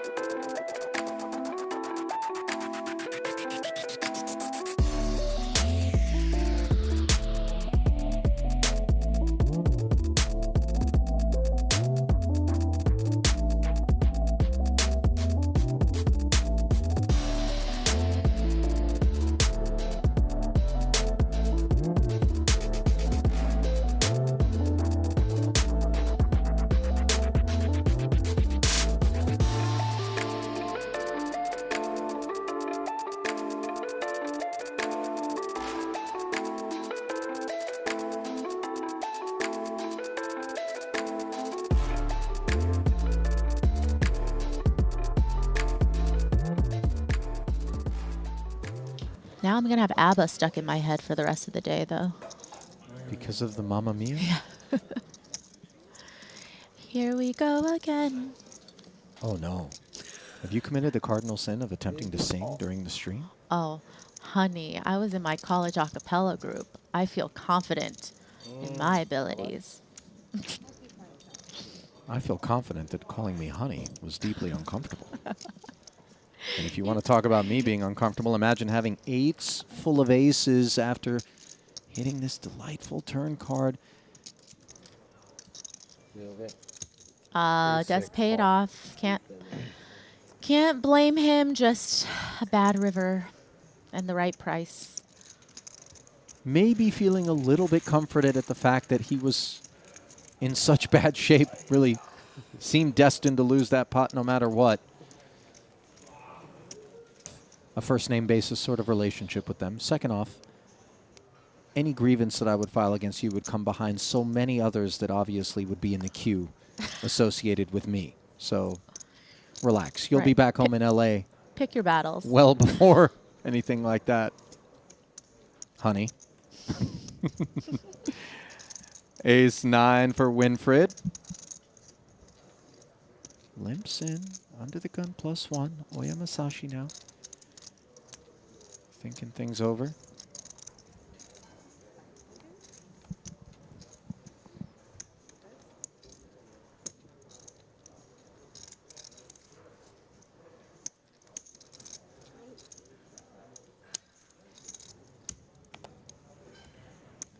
Queen 10 offsuit for Paul. Accepts an invitation. Tai Ha says, let's see 3. 3 ways. With 54K in the middle, it comes King, Queen, 8. You guessed it exactly right. Second pair for Second Paul. thing he said was ace 6. The best of what's around. You make a fold if I bet bigger? Okay. 1/3 I fold. All right. Sounds like I did okay.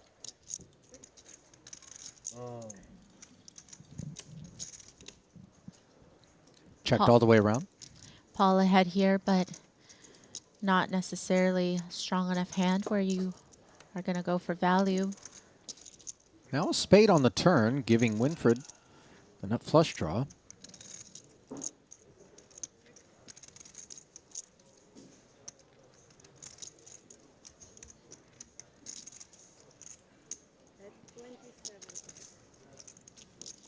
No more checking here for Paul. On the strength of the Queen and a 10 of spades. Apologies that that card has yet to reveal itself. It is the 6 of spades, for the record. And note that that 6 of spades does give Winfried a gut shot as well, as the ace plays as a 5, much like it would as a wheel card in long deck. Yeah, Winfried has to figure if he hits his straight, if it's good with the flush on board, because obviously he will have more equity if that's the case. But if he just has that naked ace of spades, might not be enough to come along. As we know, it's a lot harder to make flushes in short deck. 6 is actually a very delightful card for Paul, as he will check back just to be safe. Not worried about the 6 per se, but maybe some King X combos that elected to proceed cautiously.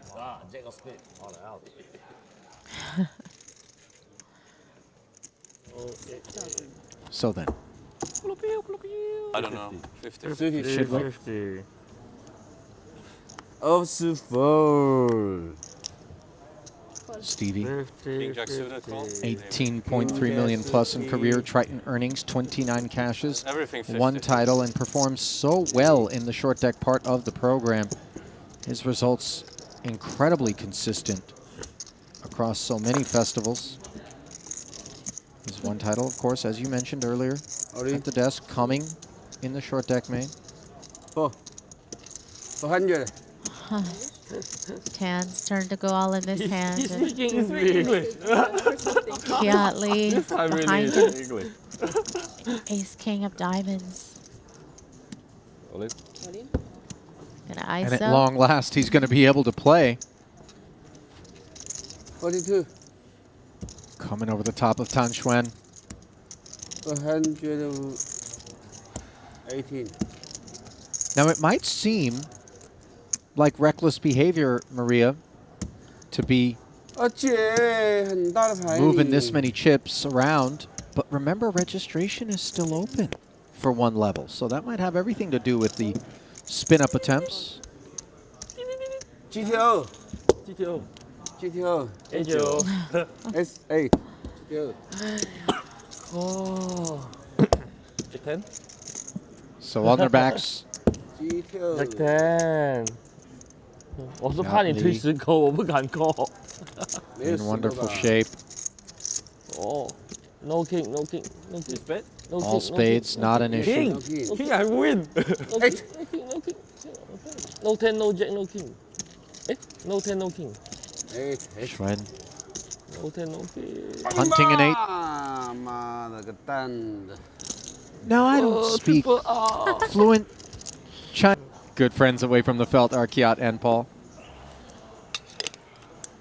And for that matter, many players in the field. Paul is such a welcoming and hospitable host, ambassador, co-founder of the Triton Super High Roller Series. Really does his part to try to make everybody feel welcome. In particular, I feel like goes out of his way to introduce himself to the first timers, ask where they've come from, how they heard about us, ensure that all of their needs are met and all of their expectations exceeded. It would certainly make sense with how Triton has grown as a brand, as a series. Always new players to be found every stop, and probably in part to that type of warm welcome. Oh, yeah. Round of checks here in a three-way limp pot. King 9-6, which was just one pair on the flop for Flink, now turns to 2. Same story for Kiat Lee, sharing the Jack 9 suited kit.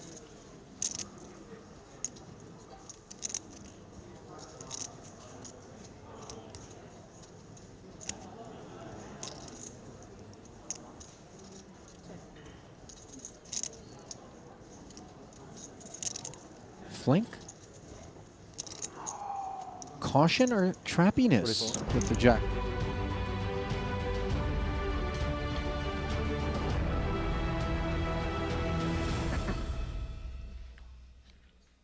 And welcome back to the desk. Ali alongside Maria, and 36 cards as opposed to 52. You know what it means. It's short deck. Deuces through fives have been stripped out, and a number of players have been kicked out of this short deck main thus far. We just have 19 remaining here with registration closed, peering inside the Triton Poker Plus app, as those of you at home are welcome to do if you download via the iOS store or Android. We can see that Jason Kuhn is up at the top of the chip counts with 1.338, 19 runners left of 46 total entries. Ante was 8K before we went to the scheduled break. That will be moving up, and you can see we're just about a couple of minutes away. Kiat Lee, 1.2 million in second. How about Wai Kin Yong, though? That is a name we don't want to be sleeping on. Wai Kin, wind at his back, Maria, title just the other night. Yeah, fresh off of that win with a lot of confidence, obviously has a great understanding of the game and even how to play the end game, which is very important if you want to close these out. Dan DeVore is fourth in chips right now. He also understands the game, as his lone title at Triton did come courtesy of a short deck event. There it is right there in Cyprus, the very last one. 20K short deck, 214,000 was the pickup for DeVoris in that spot. And obviously there will be an opportunity for anybody who fails to make the money, which is the top 8, to work their way into that event. A quick peek then at the payouts. 8th, 111,000. The ladder's not altogether modest in the 60K, 29,000 onward and upward to the 828,000 that goes to the eventual champ. And of course, the bragging rights, double XL trophy, and the Jacob & Co. watch. So obviously a lot of prestige on the line. Possible 9th title for Jason Kuhn. One already in the bank here, Maria. TBD as we send it back down to the arena for continuing coverage of the 60K short deck main. And we're going to have 2 new feature tables on our hands and our first opportunity to observe DeVoris at work. He and 3 others will be operating at the feature. Brewer, Haxton, Greenwood. He'll have his hands full. How much do you have, Mike?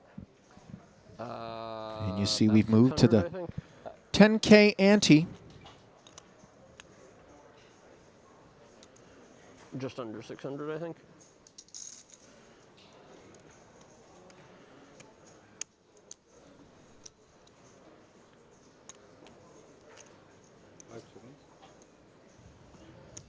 All in? All in.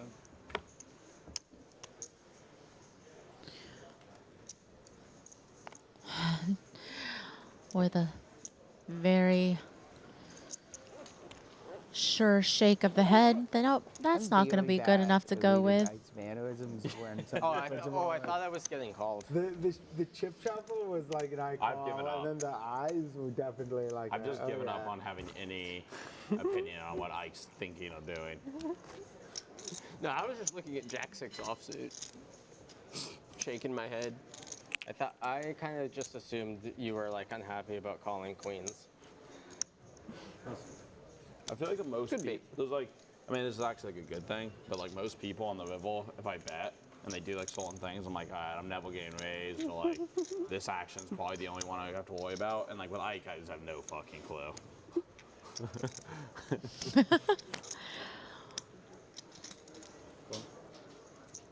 Nice. From playing with Ike, I would have to say that I agree, and it's a little unnerving.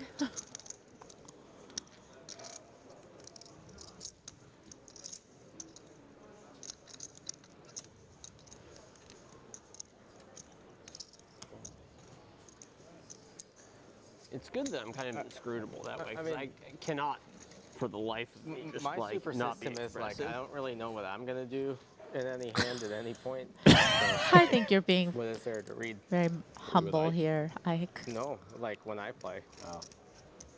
Nothing humble about Trip Kings. This three-way limp pot here.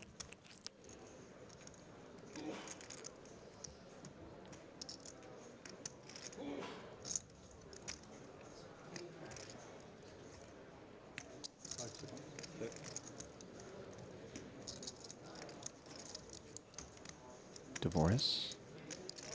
Checking. Sneeze and take it, it feels like.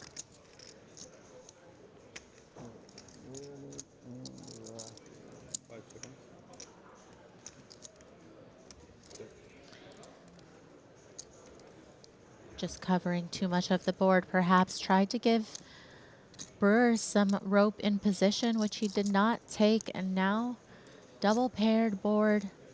Dvoris first to act with ace high.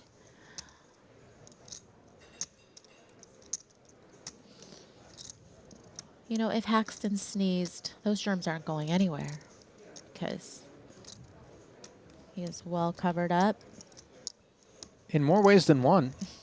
As the board pairs and solves any prospective kicker issues that he might have had, though, somehow doubt that he's altogether worried about another King X being out there right now. And you can see that this is a card that lures Dvoris into leading into what seemed like a disinterested pack behind him.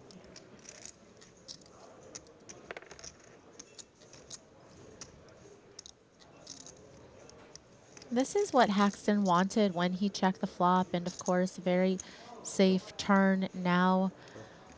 Straight draws, drawing dead.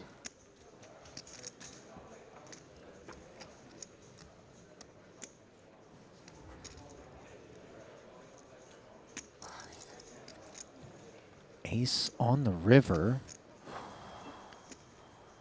So it's aces and kings with a 10 kicker for Dvoris. And let's see if he wants to be the one to define the sizing now into this 110, just in case. Obviously, 10x feels like it could very much be a part of what Haxton would be flat calling with, in addition to maybe some ace-x. Yeah, so you see the check over to Haxton from Dvoris.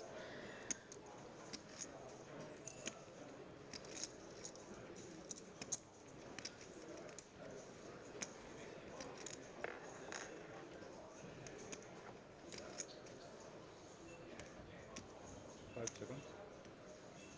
55.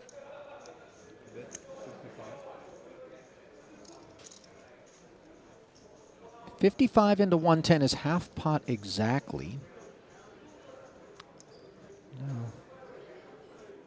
And Dvorak's not beating a whole lot. Perhaps some backdoor flush draws. That call, of course, because flushes do beat full houses. So even with the presence of the double paired board, might find some continues for that 20K price on the turn. Or is it some ace-x trying to fold out some chops? Or is it just exactly what it seems some of the time? Haxton with the slow played trips from the flop, boating up on the turn. And now trying to get that additional bit of value.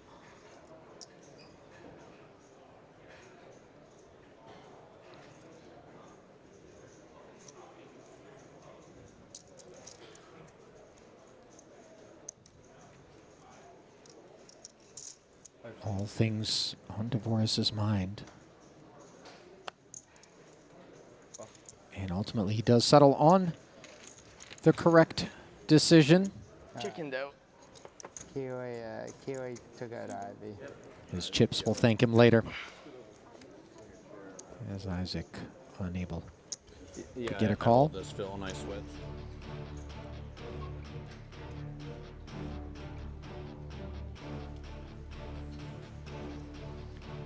Today's event is brought to you by PokerStake, the official staking partner of Triton. PokerStake is the ultimate platform for staking and professional poker players around the globe with no fees on any purchases and all winnings guaranteed.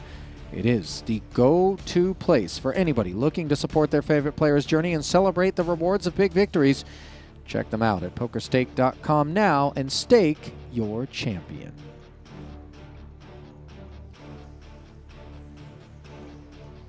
Saw Fedor Holz and Michael Soiza up there. Those would be good investments, generally speaking. Danny chicken salad. Can I get 5 back, please? Why can back at it?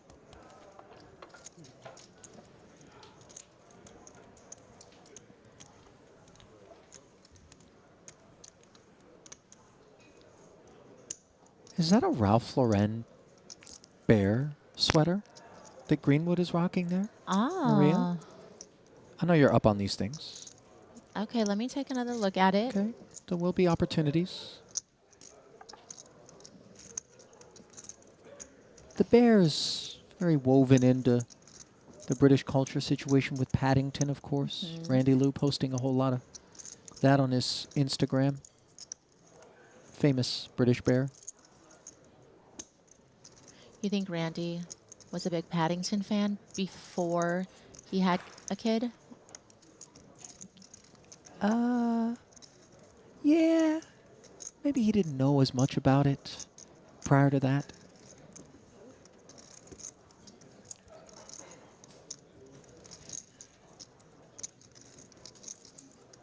Producer James, by the way, stepping in to advise that Paddington is actually Peruvian descent but lives in London. These things really bit of hair splitting, I would say. Very well-traveled and cultured bear. Yeah. If that's the case. Well, will we travel forward for another 105,000 with 2 10s? We get our answer from Waikin Young. Haxton, of course, less attractive. Queen Jack also concedes, so the ace-king suited performs well there for Chris Brewer. Let's talk about Brewers Festival. To this point, Maria, 5 cashes, 2 second-place finishes, 1 in the 25K 7 max, and then in short deck, falling to Waikin Young. Another short, another second rather, in the 30K. When's the redraw? A couple of 11th place finishes, including in the PLO. Then 7th in the 200K 8 max. So it has been a fruitful festival for the American. 2-time title winner, 15 cashes, 4.1 million plus in career Triton earnings. That's actually interesting. Not a huge fan of.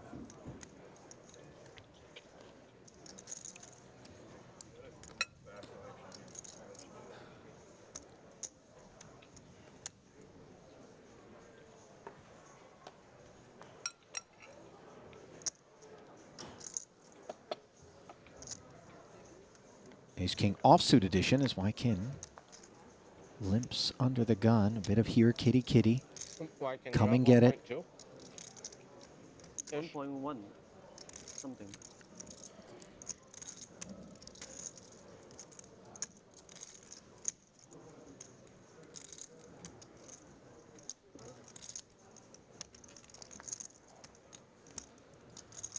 Haxton deciding to get involved with the Jack-9 offsuit, and Dvoris option here.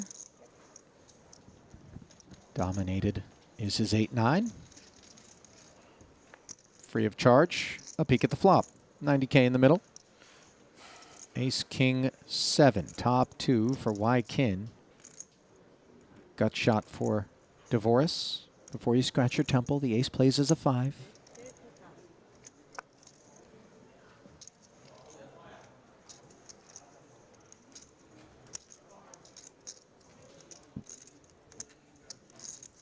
$4-1 pricing. 9 of clubs. Consideration perhaps as well.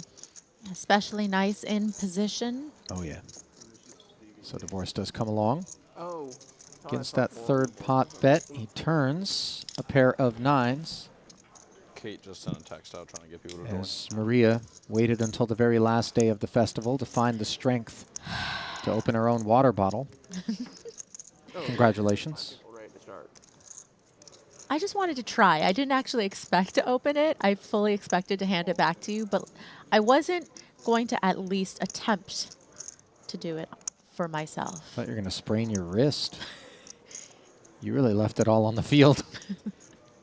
And Wykin leaving it to Dvoris on this turn.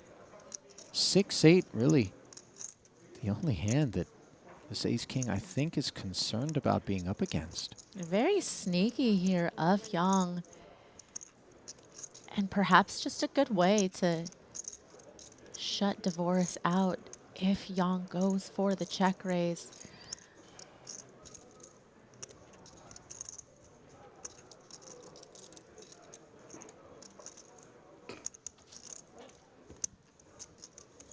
Billy Walters wrote a book. Might have to read that. I heard that.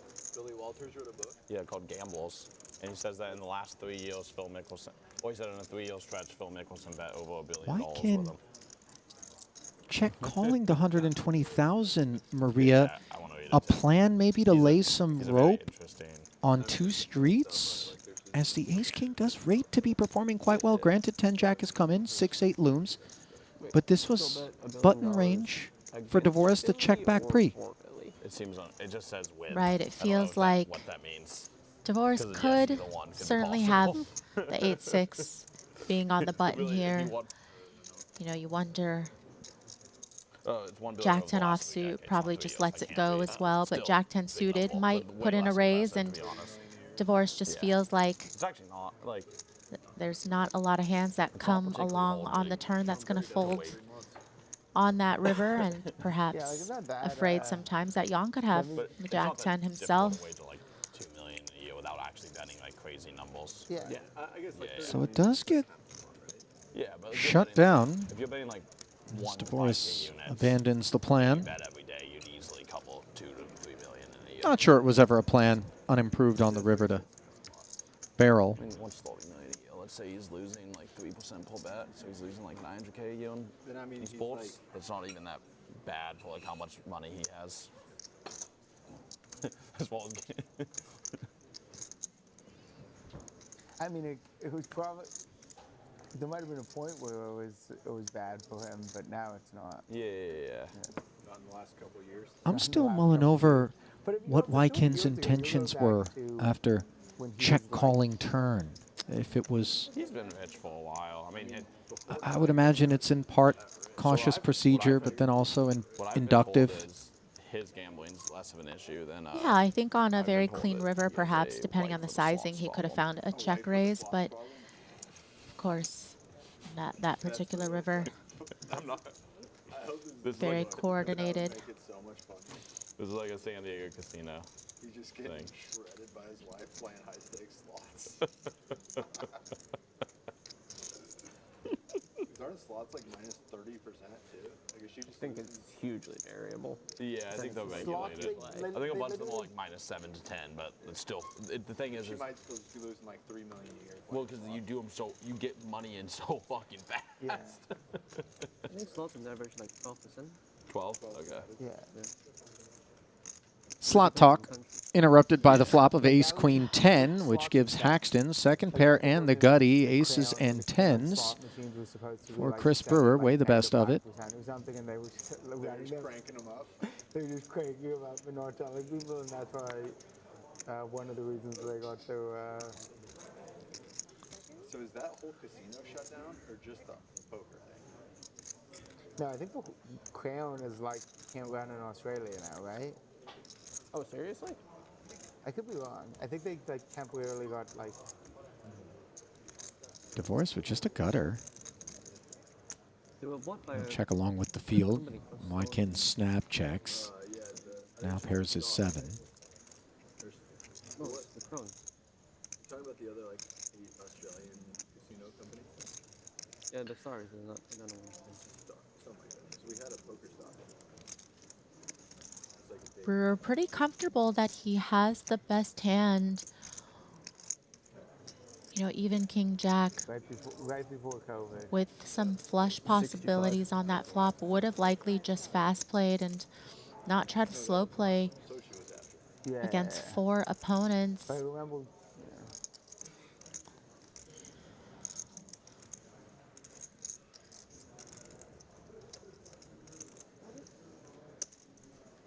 Haxton with the lead with second pair and blocking King Jack.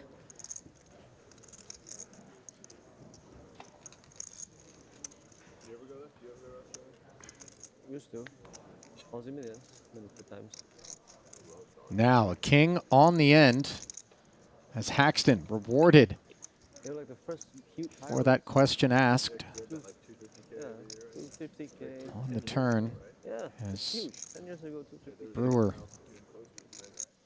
has been downed by this River King.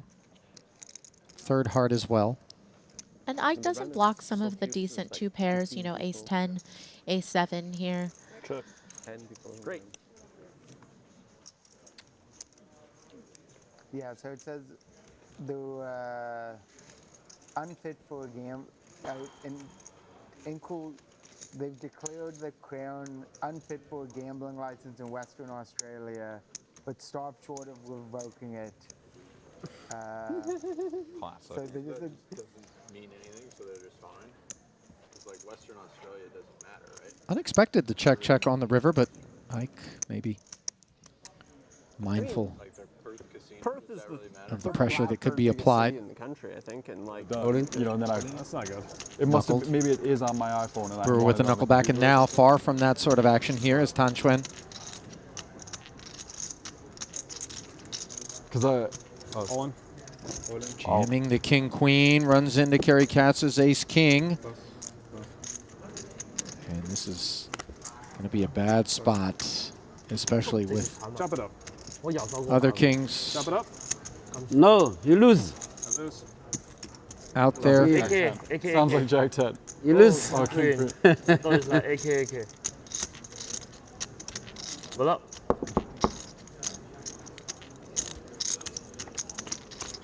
Here we go, 1.14 Tan Xuan's. Fate hangs in the balance, and he does flop himself the gut shot straight draw. TT.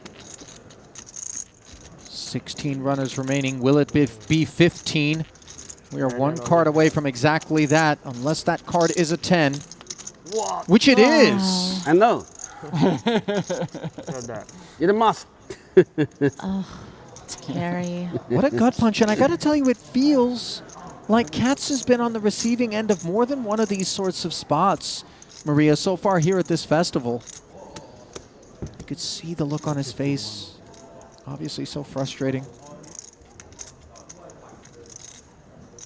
Just from the times that I've been in the booth, I have seen Kerry take some real gnarly ones. Oh, yeah. There you go. I see.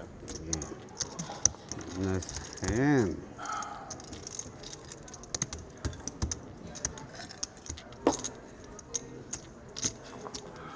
This time, the beneficiary, Tan Xuan, and that is a man who the field would certainly enjoy showering as they work their way toward the final table. Kerry can't get too frustrated, of course, in short deck. These sorts of beats are far more prevalent. Yeah, but that pot would have put Kerry in the chip lead had he won it. Not lost on him is that reality, of course. GTO? GTO 是推啊 Tantio. Tantio, yeah. Tantio. Good read. TTO, Tomtio, Tantio. Tantio. Yeah. No, Tom doesn't shove this. Tantio. No shove. Tantio. Tantio. No, we have different types of TTO. I do not shove this. 10-9 suited, as Duan seeks to delineate between his own optimal play and perhaps that of Tan Xuan. Tantio chess. Who has more fun than Xuan at a poker table? Just about nobody. That was the flop we needed. Ace King is this flop. Kerry living slightly in the past. Yeah, flop lag a real thing though. OG. OG. Chicken little. Duan stabs. Jack Queen. Tantio. Gets it through. Jack Queen. Why not Ace Queen? No, Why Jack not Queen. Ace 10? Why not a K? 好打喽！来了吗？对，这样就好打喽。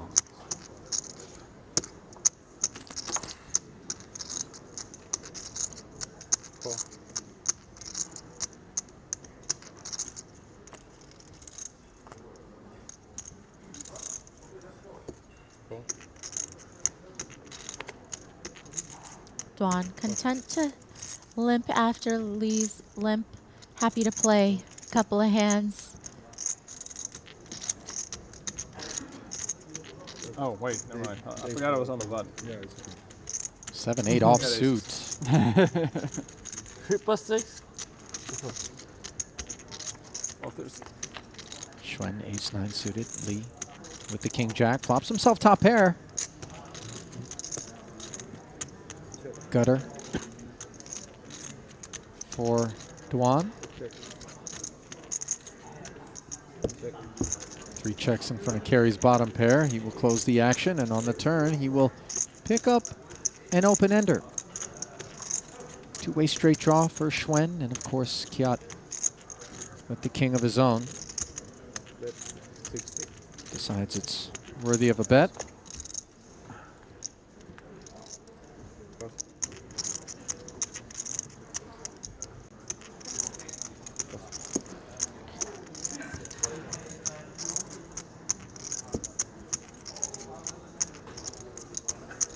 No takers. As we flip back over to the feature, Dan Dvoris will be parting ways with the boys.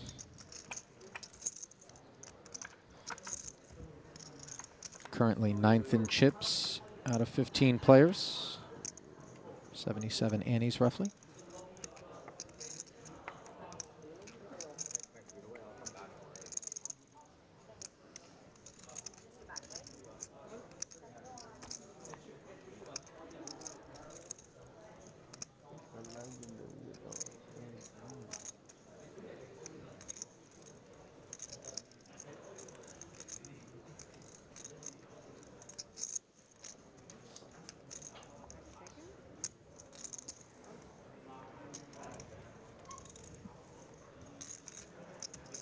Ace-Jack suited. Limping up front, Davies. 8-9 suited, happy to do the same.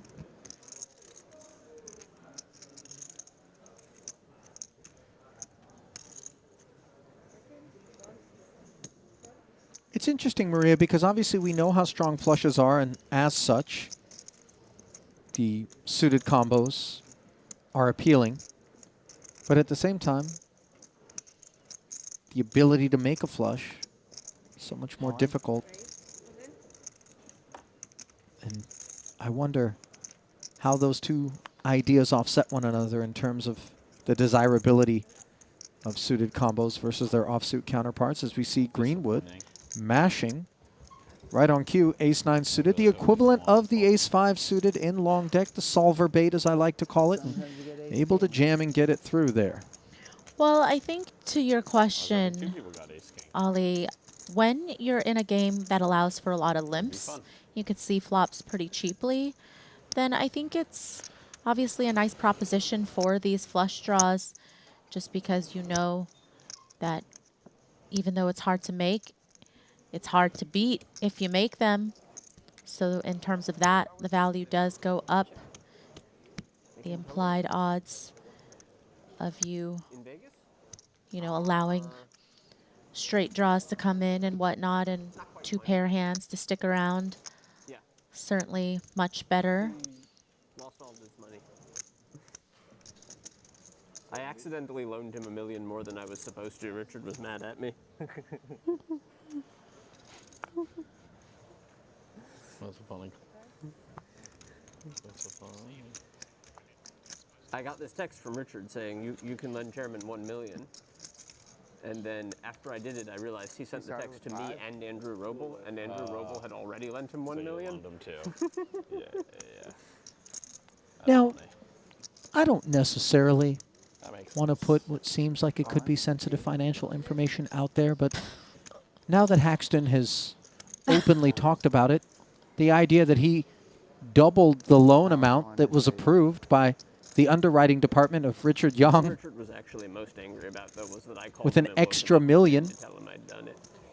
That seems like an interesting bit of conversation. Not so interesting, though, is finding ourselves with ace-10 suited up against two aces as Seth Davies Tell me they annoyed me. seeks to take a chunk out of Greenwood. Is he trying to prepay? Is that what's going on here? I think so. Little juju? 886 in the middle. Spade on the board, but no second one. A lot of potential in this one here. There's a lot of potential. Luckily for Greenwood, does have Davies covered. Anything but a board fail. How about that? Showers. That crossed my mind. And As the case-ace shows up the case-ace. on the turn for the ace-10. Not any of the players, of course. Ace is full for good measure as Davies hauls in. Healthy pot.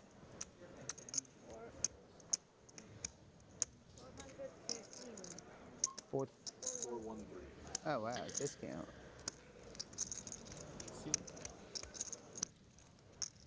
No out.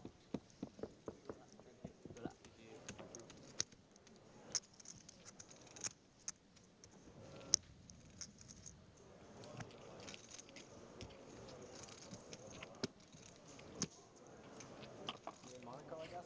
Huh? Monaco, I guess? Monaco? Monaco, yes. See you there.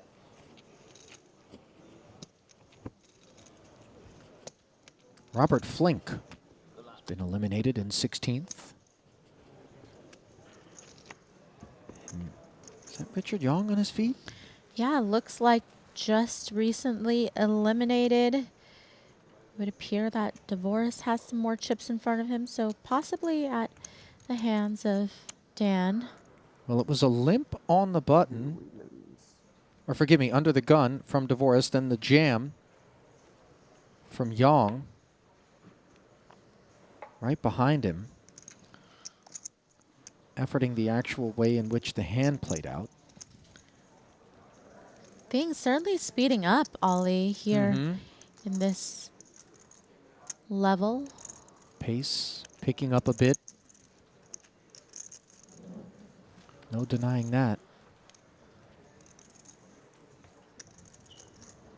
And Greenwood, who just doubled up Davies, entering in the pot with King 7 suited, and you wonder what Young wants to do with these jacks against the limp, and looking over at Davies' stack on the button, has them both covered.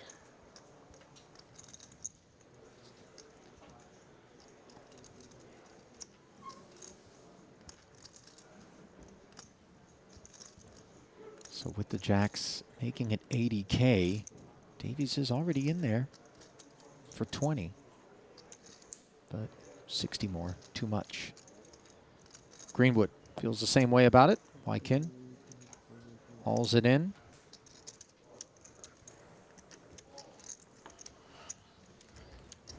Careful. 36.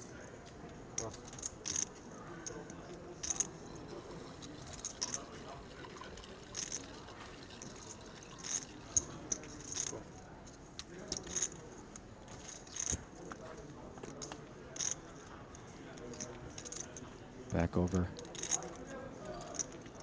to the semi-feature table where two players had top pair. One of them now has two pair, courtesy of an 8 of clubs on the turn. In a limp pot pre, Kiat the opener. On flatted behind him. Kiat check called. The 36K now checks once more and faces an 80K barrel into 152,000. Over half pot.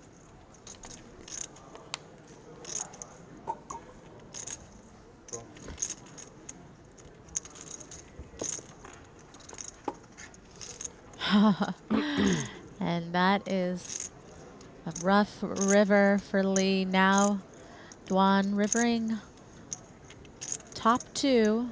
Presence of the straight out there, though.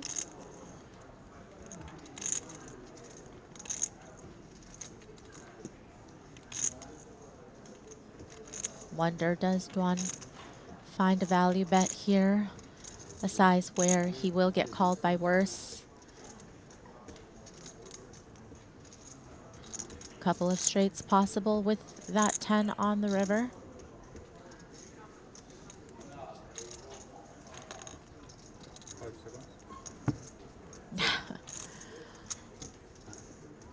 You saw that annoying tank check there from Dwan, who loves to grab value where he can get it.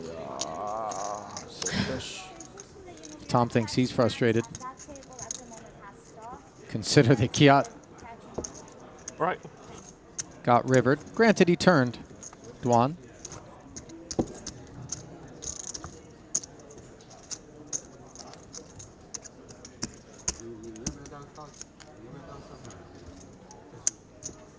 It does seem like short deck is the kind of game that leaves you with some thicker skin.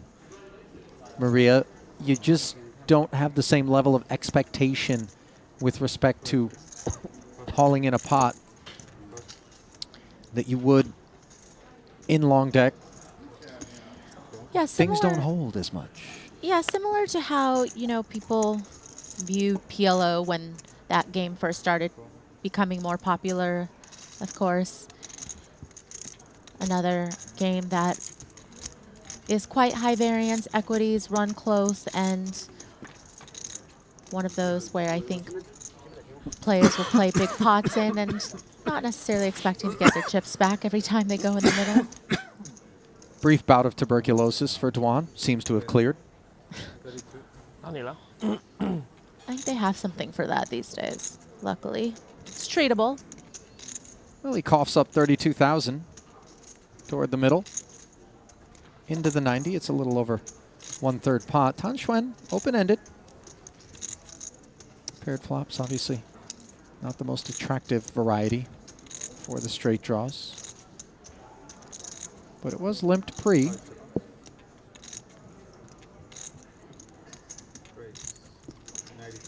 So rather than play passively, Tan is going to push back on Dwan. And I think there's some familiarity here, Maria, in terms of his choice to play the hand in this manner. Yeah, seeing that Dwan has on a couple occasions led into players with weak hands, trying to go for some steals, some stabs, but Tan not going to let that get through on his watch. Yeah. Takes the pressure off himself to get there as Toji, the declaration there. Of course, Can I get 20? That means Can I bluff. get 20? Maria, in Cantonese or only Mandarin? the first bullet, Unclear not if you go for for me. like 10 bullets.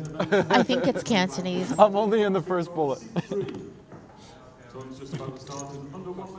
He's never It's played Circuit Tritonese before. is what it is. My buddy's playing a support R25K. Oh. 啊？我没听到 ，sorry。 Queen 10 suited. What's the announcement? Duan again. 哦，那边的，不告诉我们。 High levels of VPIP and high up in range 到你了。 is Tan. 2 queens. All ladies present and accounted for here. Carrie's losing her luster a touch in the face of the 110K raise, but hangs tough from the button for the 5.5 annies.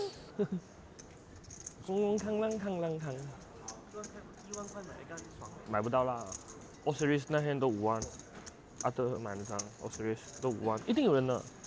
5万也是值得 ，A 加5万，妈的 CK 买500钱，多嗨！ To the flop of Jack 6 we go as the 2 Queen 10s are in just awful shape. Stays that way post. 350 in the middle. Certainly some Jack X combos that could be out there. 他妈的，一张卡100个。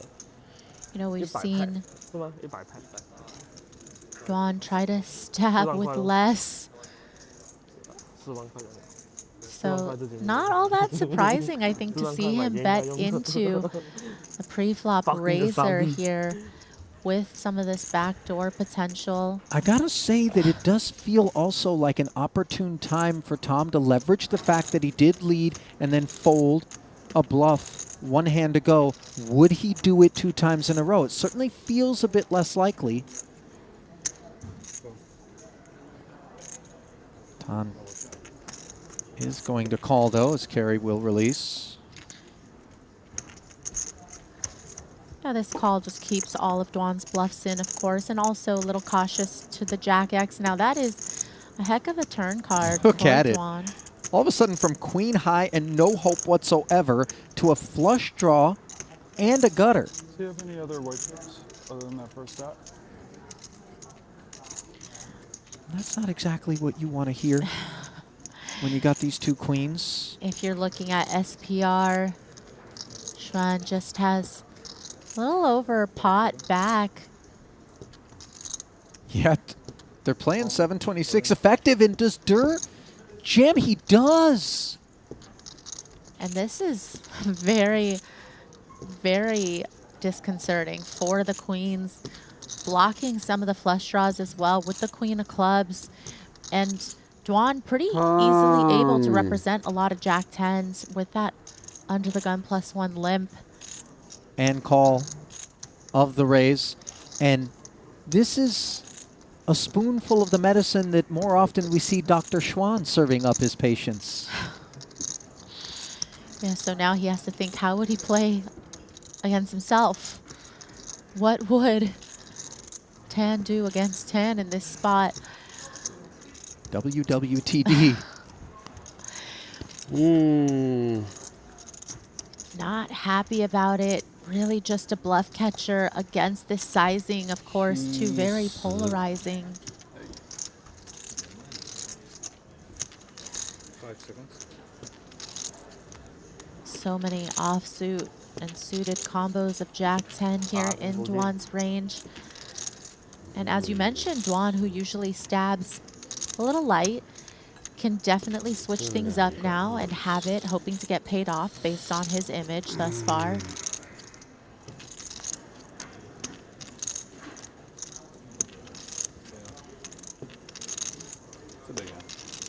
Not an easy decision for Tan's tournament life. Flush draw? A little less likely with Xuan having the queen of clubs, blocks all of the decent flush draws that would come in. You know, the king, queen of clubs, queen, 10 of clubs. Friend.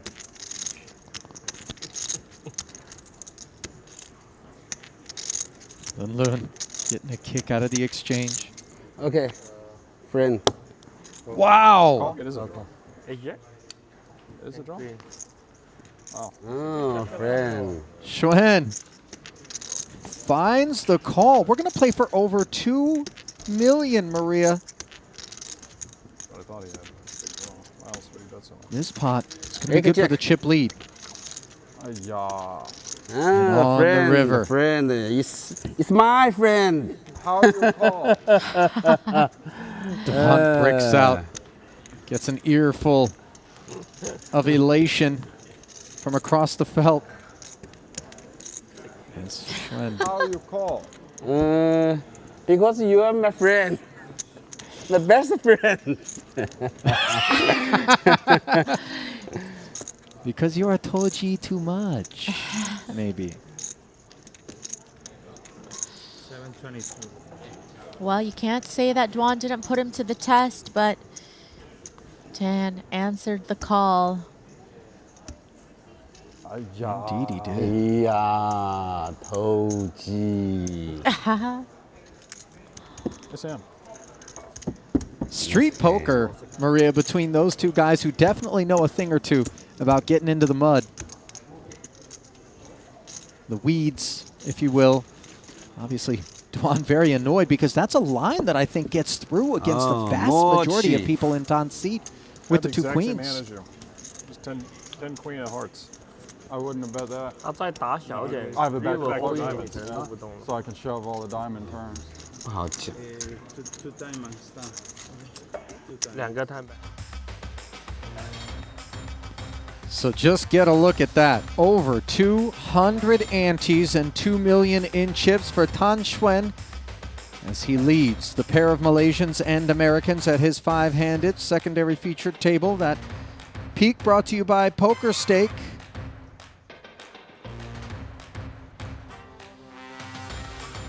Pretty incredible call there. Mark that moment. A little bit. 又舒服了。 Dwan, gonna have to All spin. Tan Xuan, Chao Ni Ma. I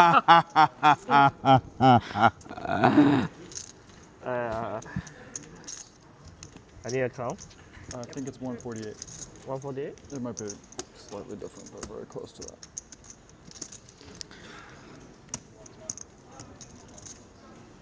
$147. Dwan dominated here by the ace-10 of Loon. Just 15 antes in the middle. Loon, Gives him a break with the ace-10 into the muck. yeah, I think if he were in later position would have found the call, but a couple people left to act behind him. Call. Xuan wants to finish him off. Just thinking the same thing. 47. Okay. Now, with an all-in and a call in front of him, not only does the price get better, but in terms of hand interference, I think Kerry's going to be even more attracted to this 10-9 suited, which doesn't rate 147? Yeah, here's 150. Just give me 3K back. to be a part I'll give it. of the kit Don't worry about it here. 3 and 3. No problem. for the players in front of him. Unfortunately, of course, we can see that Dwan does have a 10. Yeah. Okay. Give it a chip in mine. Give me chips. I need. You have enough. Yeah. Done. Call. Ace 10-9, bottom 2 pair for Kerry Katz and an active side pot against Tan Xuan. Yeah, 2 pair that can certainly use a lot of protection, and all in is going to give that hand the protection it needs. Kerry 250. beating Tan into the pot. Like, no sooner does Xuan check than it gets in there.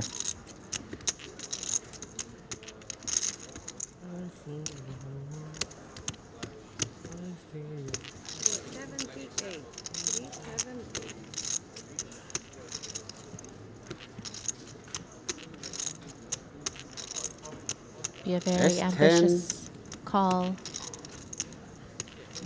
Let's check. 9, 10. Yup. 3 hand. 3 hand. That sounds like a lot of value combos. Ace queen. So then, the side stays dry. 7. 7 all. Give him a 10. Give him a 10. Tom Dwan. Give him trip 10s. A queen or a Hopes of an FT here in the 60K short deck main. Wayne. Ace is good for you too. Ace is good for you. Turn doesn't help him. Just ace or queen, yeah. Huh? Only ace and queen. Ace or a queen needed. And instead, 9's full for Kerry Katz as it unraveled in back-to-back pots for Tom Dwan, Maria. Don't bluff me. Why bluff me? Bluff in the future. No bluff. Out of there in 14th. Tom, you are the poster child for no gamble, no future. No gamble, no future. That's, Chinese. That should be your. Good luck. 呢集同翻我成 Good fold. 送你一句中国话，其實佢呢個關公面前耍大刀。輸咗都仲有20個。後面接咧？嚇？我都贏啊！我兩隊。誒唔係，我都輸啊！唯一嘅出路，推路。哎 ，Tom, my friend. Good call, good call.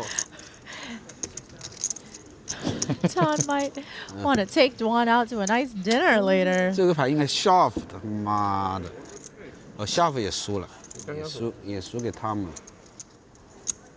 That was a good call. 係對選也輸。係對選也輸。你試過啊？没有 K 过同花。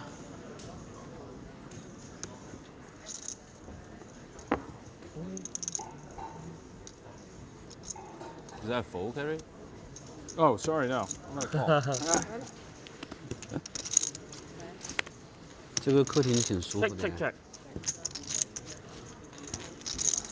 你是说按半点一注，大不了到时候那个押金不要，还是什么意思 Katz limping with a couple of 9s. He's got the bad end of an open ender. 3 overcards out there. Doesn't hesitate to barrel 40,000 at it though. Loon certainly with that ace of clubs as well. In position. Good fold. A little surprising to see him give it up, but also just feels like he's against a lot of hands where he might be drawing to a chop as well with Kerry limping up front. Could have some strong aces there.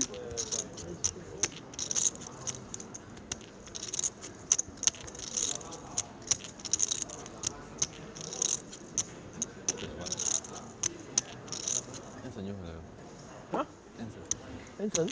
哦，爆咗嗰度啦應該。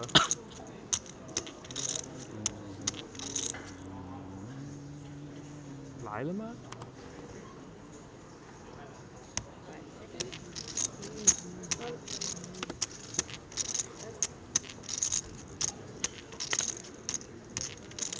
Loon ultimately gave it up. Now here. Coming along. As once again, Kerry limps.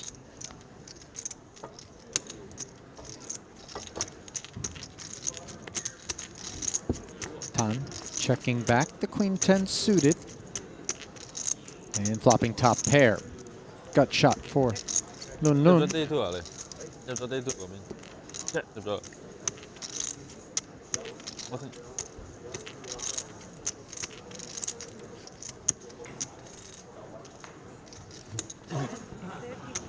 我聽日過去打，聽日打 day 2可以報名啊佢話。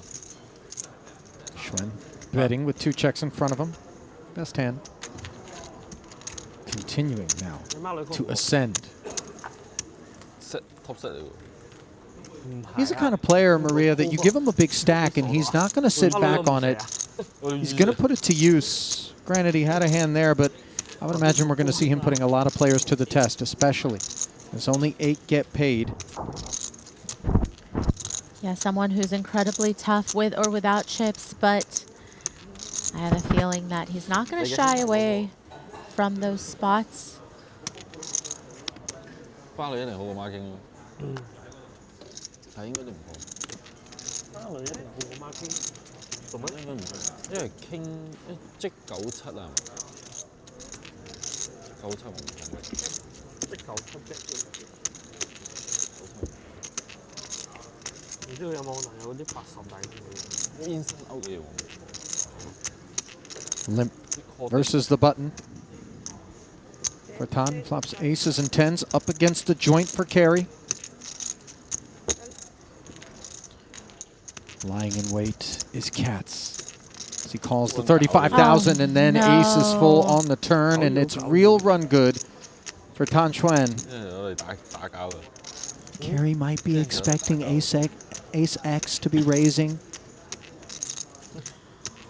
Well, not only that, but just the fact that it is Tan Xuan with a big stack might not give him as much credit for having boats when he barrels.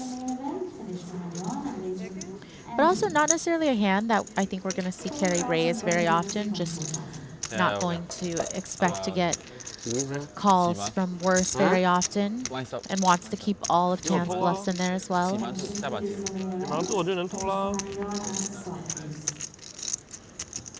Now the board double pairs as Carey flatted the 55K, recognizing the vulnerability of the flopped straight. Now maybe an easier escape for Cats, courtesy of this run out.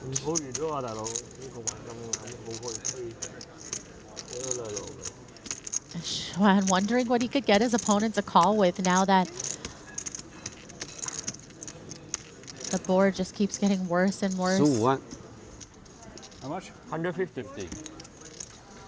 That worked out pretty good for you. Nice fucking run out. What the fuck? Yep. Huh? What the fuck? You have an ace, or you bluff me? Oh.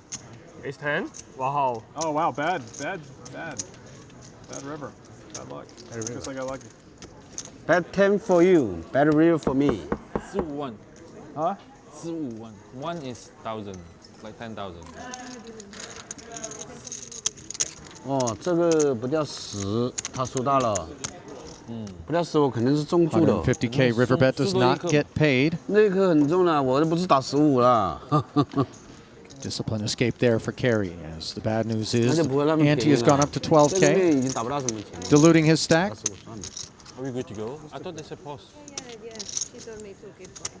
Okay, time to all in, all in. There you go. Breaking a table? Is it breaking a table? Uneven oil. Are we breaking table? No, we're not. Are we at 13 still? At the table, so I stopped the clock by removing the player. So after the hand, you can just stop for a moment, please. After this hand, we're down to 12? No, we have 13 still players remaining. Oh, okay. Just stopping the clock for a moment. All right.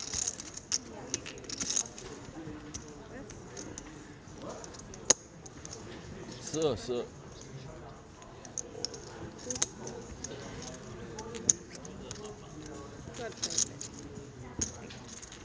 Hảo你们。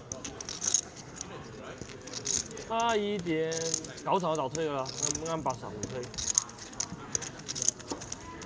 Cat Lee getting a walk.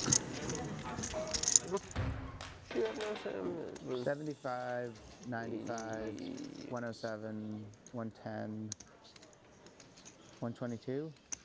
Looks like Greenwood all in here for 12 antes. No, it's not. So 120.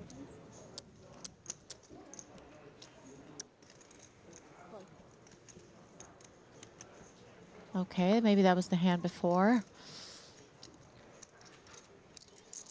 Haxton first in with the king 9. It was on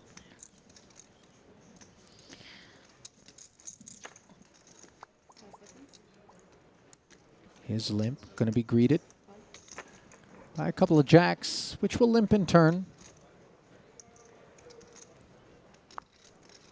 All right. All in. Okay. Shove, fold, He is all in, but that was my premonition. I knew it was coming. Second straight occasion on which Greenwood Very good hand. is working his way into the middle. He says, I have a very good hand, not so much against a couple of jacks, but as you can see, he still has Bad news, Sam. I was in extremely bad shape against these two. 46%. You're going to need a red king. Sounds like you're king 10 off or something. Yeah. Clubs will do. 300K pot. Clubs being requested. Maybe a path to a chop? I don't think that's all. Oh, yeah. No. That'll do it. Case Jack finds its way to the turn as Sam Greenwood unable to get himself a sweat or the king he needed. And with that, he is out of there in 13th, as we are now 4 away from the money. Okay. That makes sense. Yep, sounds good. Just making sure that the players are playing the same amount of hands across the 2 tables. 3 tables.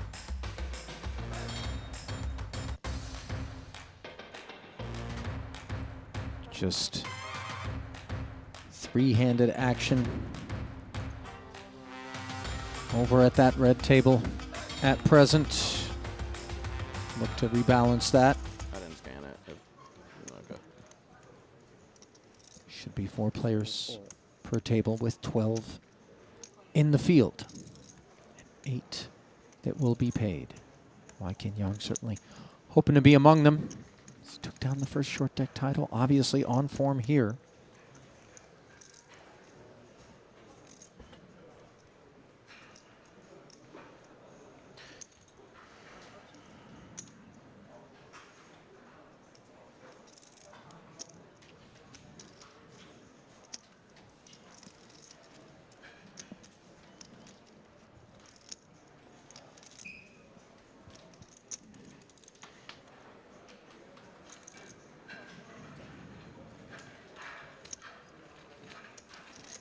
He and Davies, both limping.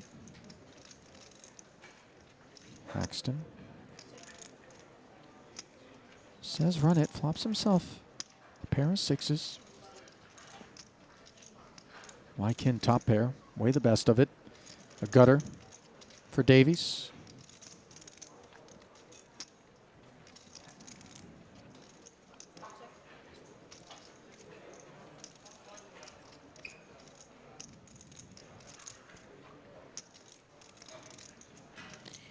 Paxton in position with bottom pair and some back doors.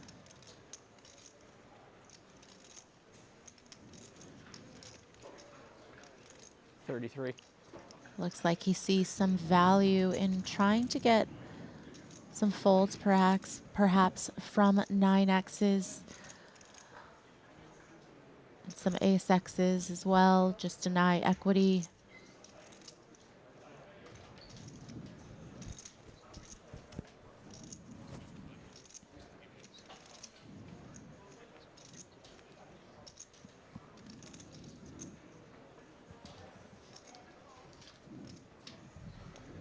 $33K. Question asked. Not exactly answered by Wai Kin nor by Davies, as they both do call. That does mean some interaction, and at least one of those 2 seats, I think I would presume, has better interaction than bottom pair, as the pot grows to 183,000. Now an 8 of diamonds on the turn.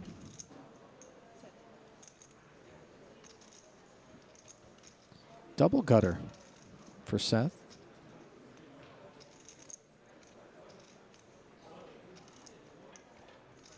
I just like to call that an open-ender these days, but I see what you're saying. We're saying the same thing. In spite of that development, Davies content to continue to check it. I feel like what Haxton's saying is that he doesn't want to continue betting perhaps against 2 players, getting called in 2 spots. Doesn't feel like a turn barrel is going to get through very often.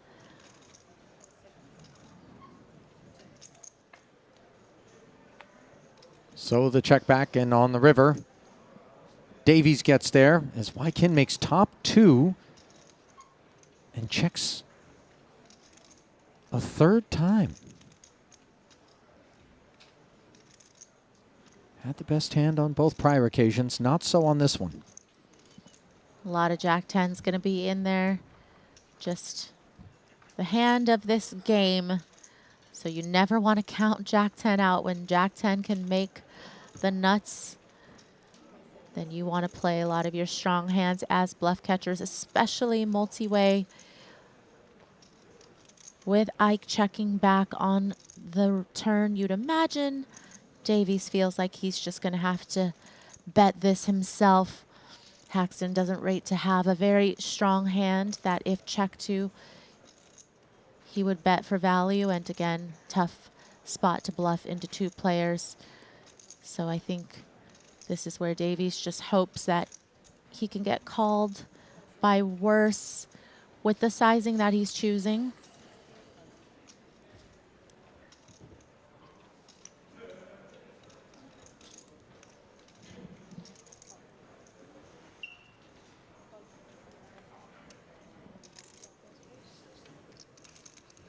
$60K. Milked off of Wykin's stack there by Seth Davies. One more hand, right? Yes, we have one more. We played a long one. Currently 10th of 12 runners.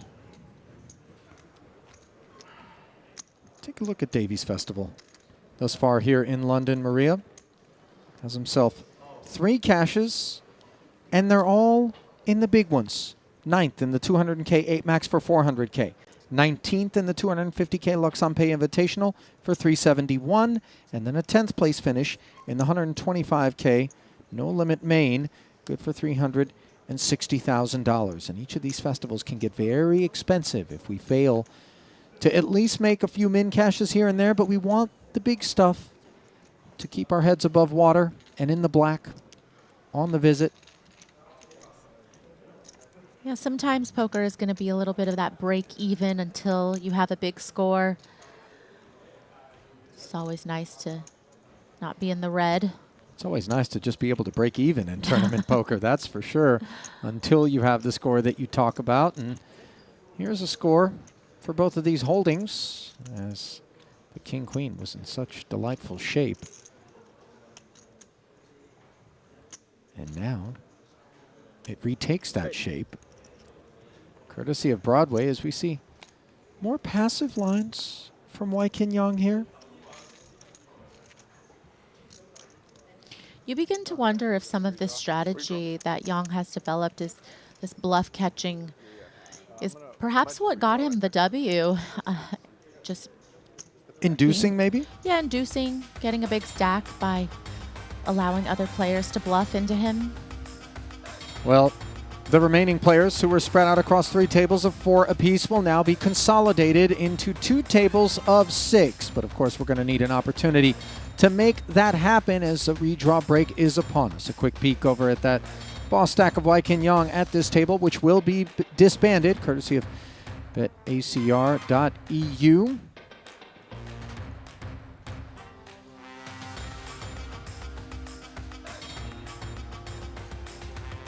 And we'll bring you back to the desk. Ali and Maria here with you. Going to just make it an abbreviated moment here. Send you to that break. The redraw is taking place. Just about 3 minutes time, we'll bring you back to the desk. We'll talk about it, have the stage set, hopefully. Don't go anywhere. Continuing coverage of the 60K Short Deck Main, the penultimate event here at this Triton Super High Roller Series London, comes your way in just a few.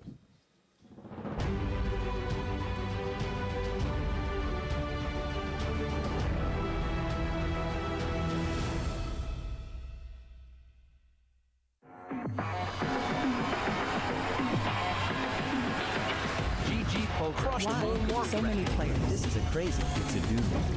GG Poker Broke the Guinness World Record. Welcome to the World Series of Poker the biggest poker site. larger than all GG Poker's passing traffic reaches all-time high. Chuck. No way!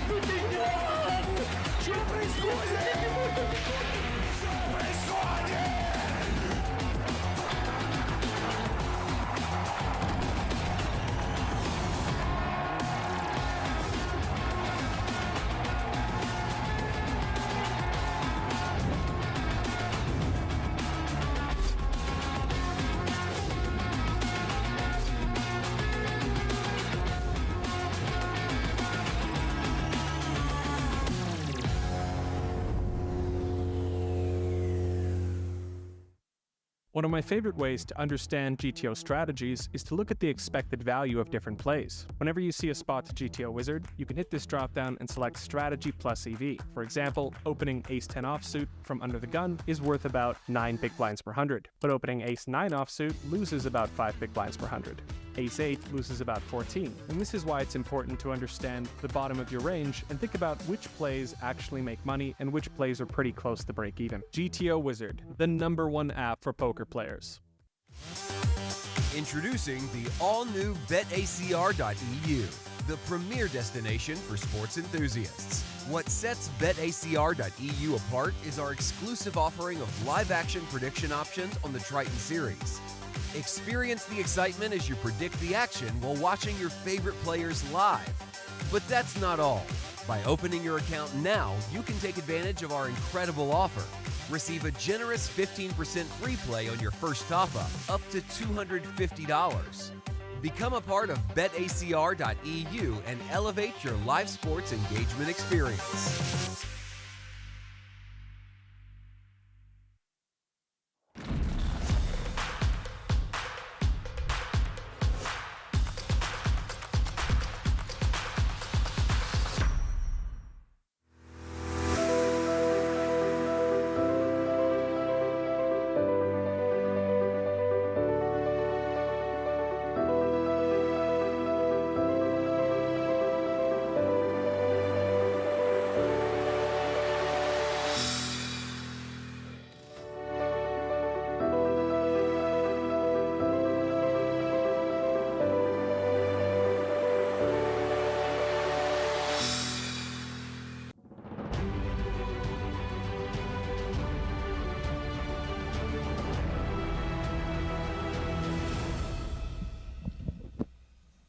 And welcome back to continuing coverage of the 60K Short Deck Main from right here at JW Marriott Grosvenor House on Park Lane. Let's sink our teeth into things then, Maria. We did say send you to break for just a few minutes, as promised. Back here and ready to tackle the Tan Xuan show.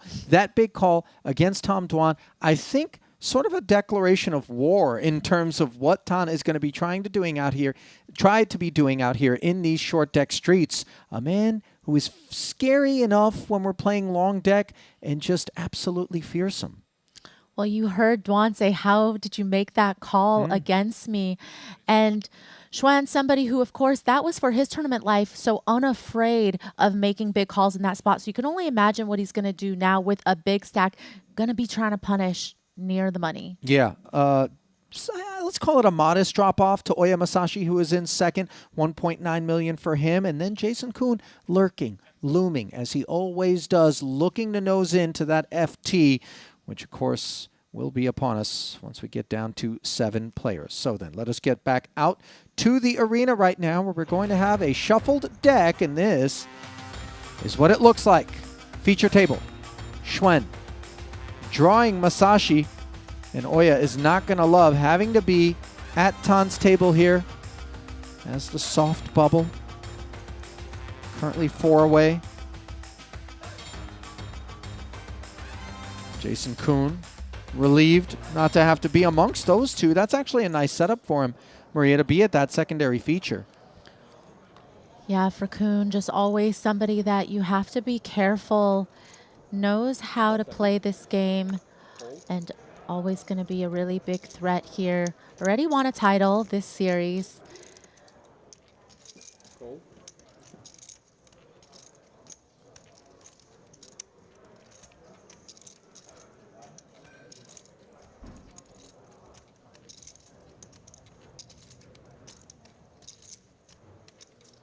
King 10. Under the gun limps. These are things that are likely going to be respected quite often from the field, but not when said field wakes up with ace king as Dan DeVoris blasts in there. Chris Brewer asking for a count, Maria, and that's because he's got ace queen of hearts. But expressed differently, a problem in this spot. Yeah, and I think this is just incredibly strong from DeVoris to be willing to do that with other big stacks in play and effectively risking his tournament life in this spot, which would be a little bit different if perhaps DeVoris did that and had all the stacks covered. So certainly that is going to be some food for thought for Brewer in this spot. But also knowing that, you know, top of range, aces, kings might not just go all in, might just be raising, of course. So some of those strong hands excluded, but Brewer also just knows it's too many antes here to call off. Dodges. What would have been a bit of a bullet. DeVore speculating jacks. Yeah. I mean, it's supposed. I think it's supposed to call. I just didn't want to. Why? Because you're a pussy? Yes. I think it's a call. You did just fine there, Brewer. Very much so. Chris, future game Brewer. Future game. Chris Future Game Brewer is the nickname DeVoris just gave him. I don't know if it's going to stick. Doesn't really roll off the tongue the same way that Brewdog does. How do you feel about that? Henry keeps calling him Brewdog. I don't think I like it. Am I allowed to have a say? I know I'm new around here. Brewdog's okay. What I like a lot more is every time KCG shows up, it feels like there's one less button. I mean, to be fair to him, does it not feel a little hotter in here today than it has in the last several days? Is that your way of telling us that you're a bit flustered by what you're seeing on screen there from the Frenchman? No, I just think I'm wearing too much clothes. Easy. You're going to get the chat excited. KCG, king, queen, hijack, limps in. Carry Katz, ace, king. Limps as well. That gives Tan a free peek. And he ends up with second pair on a queen, jack, 7 board. Behind, top pair for KCG as the ace, king is in third place. Broadway gutter. I still choose that flop.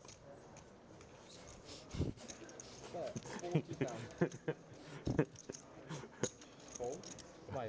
Because you had ace queen of hearts? Yes. Fold?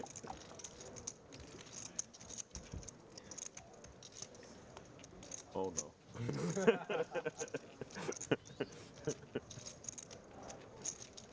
Mistake.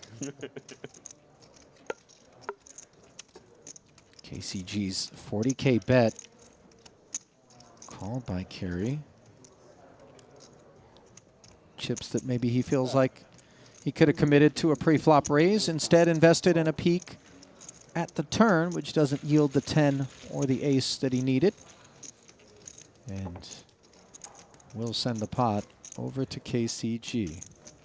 I've got to say, He's in golf right now. that is a very cool shirt he has on. I wouldn't mind seeing if they had a Don't say women's version. I of it. knew you were going to say women's version, Maria. I don't know why. It is a bit blousy, if I'm being honest. But when you have the kind of flavor and style that KCG does, you can pull off some of that stuff. Not to mention the French known for fashion. Oh, yeah. I mean, I never doubt the French when it comes to their choices. You mean the wine and cigarettes diet? I was thinking more like croissants and wine. I'm not a big cig girl, but, you know, just that carb life, I'm all about it. It is remarkable because they do tend to have quite svelte physiques over there in France. Not sure how they pull it off. It's the walking and the cigs, clearly. The limping with the king 9 suited from Chappé-Gatien. Schwen and Oya join him, sharing an 8 on the king queen 6 board. It is all KCG. Not a club to be worried about, as we can see, but not knowing that, he will check.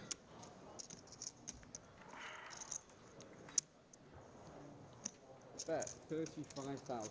Fold.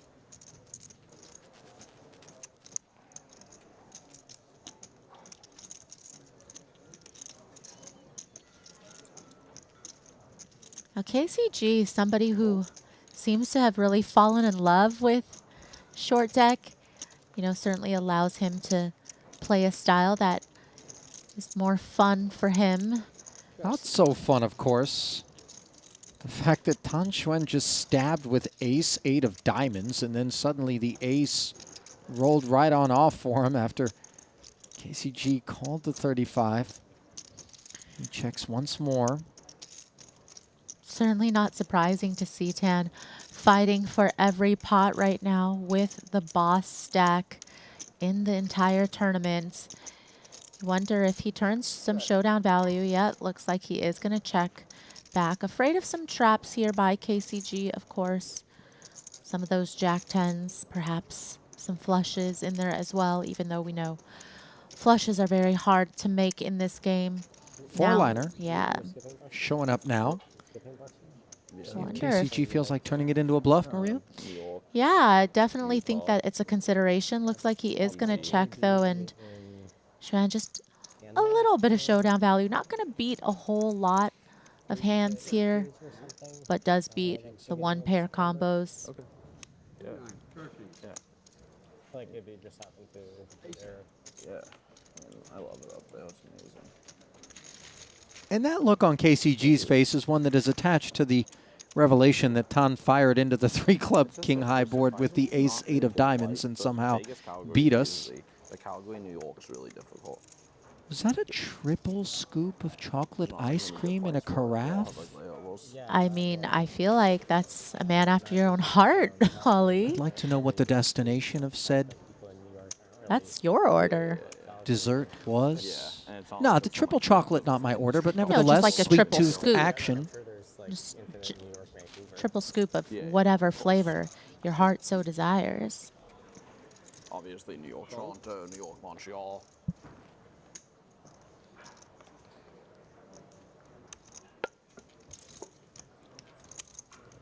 Seconds. Fold. Fold. Fold.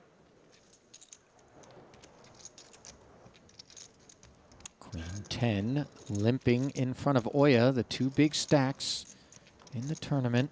120. Masashi undaunted. Shoots it up.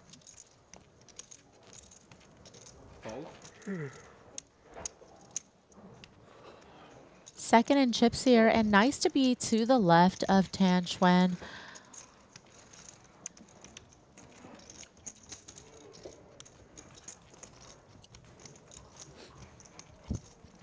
Nice to have Tan Xuan just letting it go without getting sticky and forcing us into a bigger pot where he could obviously apply tons of pressure. Take a look at how things have gone for Oya Masashi here at his second ever Triton Festival, cashed in the 20K mystery bounty in Vietnam, 30K turbo bounty here in London, but no other events. And he has played a full docket. This is his 11th swing of the bat. 5 seconds. Fold. Ace, queen. Fold. Cats limping. Xuan does the same. High VPIP, as expected. Let's see if Oya thinks ace 10 is enough to get frisky. He does not.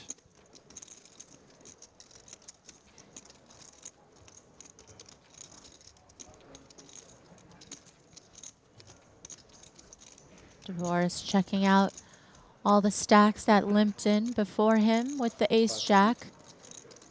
Considering applying pressure sometimes, but sometimes just going to come with the call. I think if the stacks in front of him were a little shallower, could have found that raise button, but here, going to go 5 ways to the flop.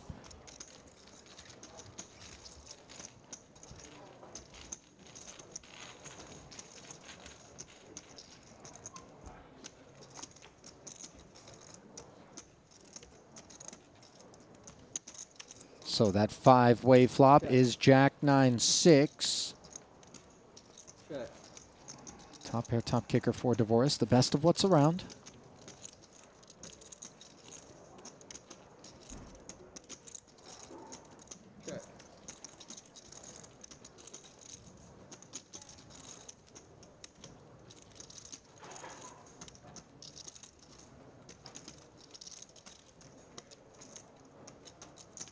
Bet 45,000. Oh.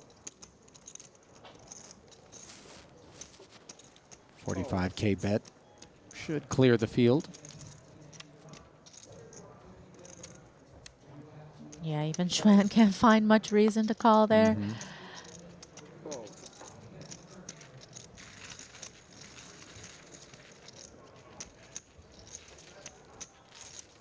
Somewhat relieving to be able to get it through. Not to be overlooked, Maria, is the fact that the pressure in short deck is different than it is in regular no limit, or long deck as we like to call it here. You see the 72 antes in front of KCG. One ante every single hand bleeds right off your stack. There is no freebies. Yeah, I mean, if I go out, the same. And of course on the button, the double ante. Yeah, I'll probably just be playing every day, but Playing six-handed, 7 antes in orbit. 5 seconds. Come off your stack. Oh, I mean, it's just so great up though.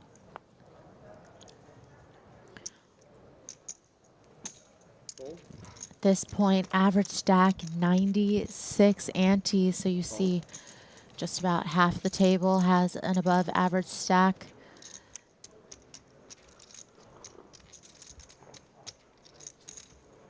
Shortest stack in the whole tournament, Lun Loon with 26 antes. Trying to hang on until he finds a good spot.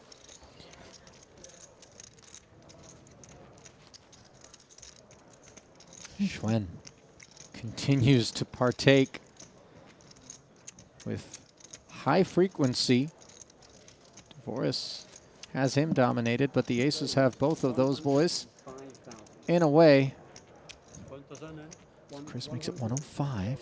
Now pocket sevens for KCG. And this should be concerning because off of Brewer's stack, you would imagine that a lot of hands would just rip into the two limpers. But to find a raise here smells a little fishy.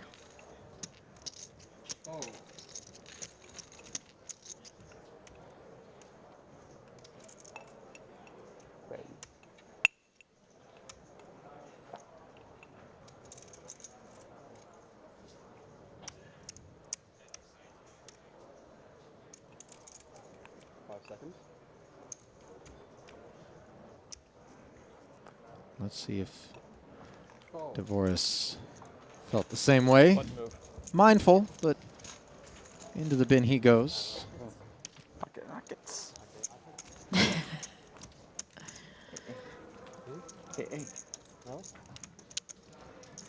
A hole, A club. A hole, A club.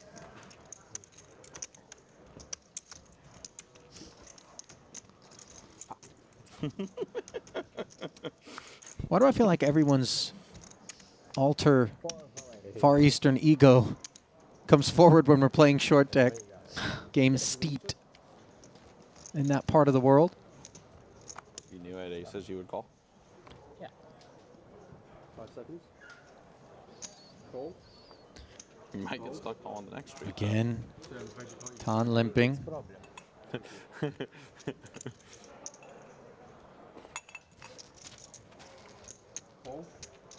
Dvoris.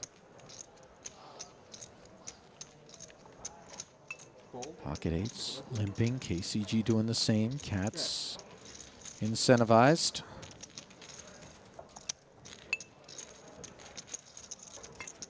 Checks his button, 120K in the middle. And there's bottom set for Dan Dvoris. But just take a look at this development for Tan Schwen. Gutter and the heart draw. Quite a bit of equity, but you do see some of his outs aren't live. 5 seconds. Bet 50,000.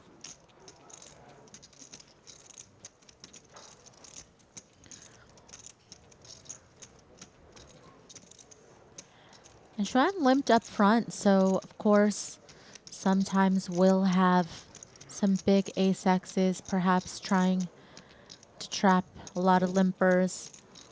Sometimes will Just have this part of the range as well, the suited connected hands, and so many players interested in this flop texture. Top pair and the gutter joining the aforementioned hands. So 9 on the turn. Now pairs ton, but it's kind of pesky. 10 jack is there. 2-tone now. One of the worst cards to roll off in Dvorak's mind when there are 3 other players in this hand, all who were willing to come along for a bet on the flop. So now it's just a tricky situation in terms of what you want protection from versus getting value from worse, and not wanting to bloat the pot either. But KCG never afraid to put more chips in.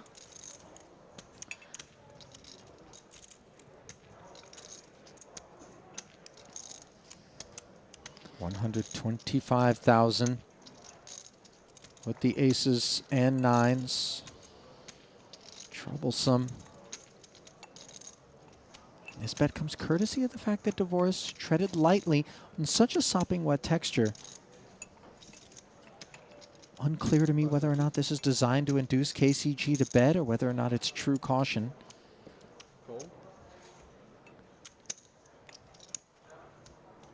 Well, now, even if there were designs on some sort of savage check raise for Dvorak, the presence of the flat from Schwen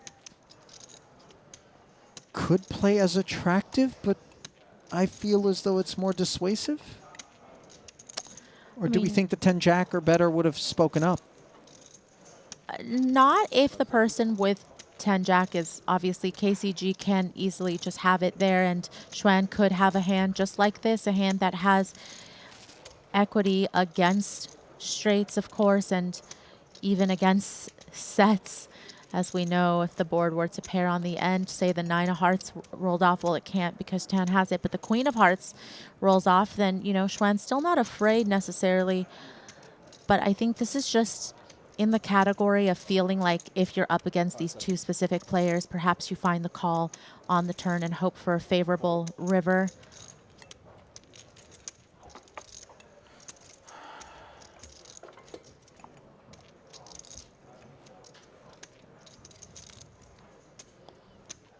So then, 3 players head to that river, which is a 6, and now any 7x also makes a straight. Doesn't feel as though that's what lurks. Nevertheless, a round of checks.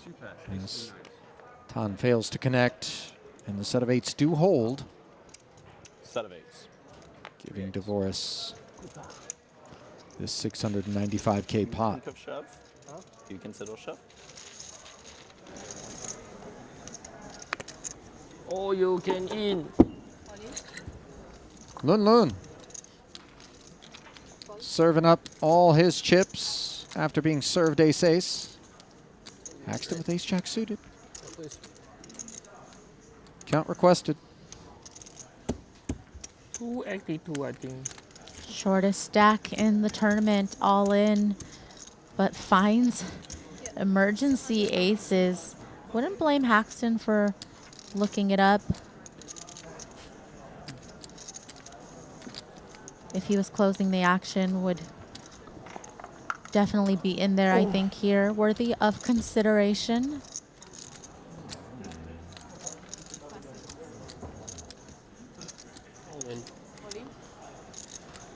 So then, Haxton will rip over the top.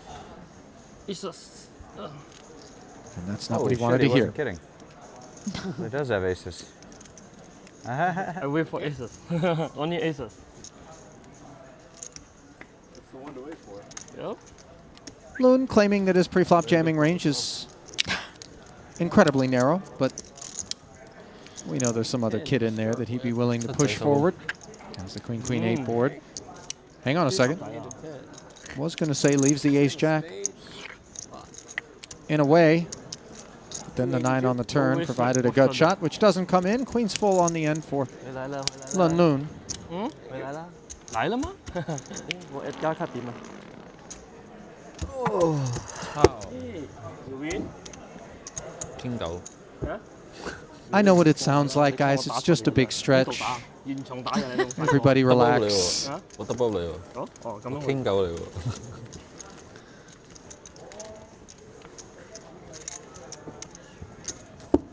So, a double 嬲到要挾人咯，打柒你咯。 for Lun Lun. As we are steady at 12 here. 打得下先。 8 will find the money. Yeah, so far, kind of what we expected. Play slowing down a little bit as we inch closer to the bubble.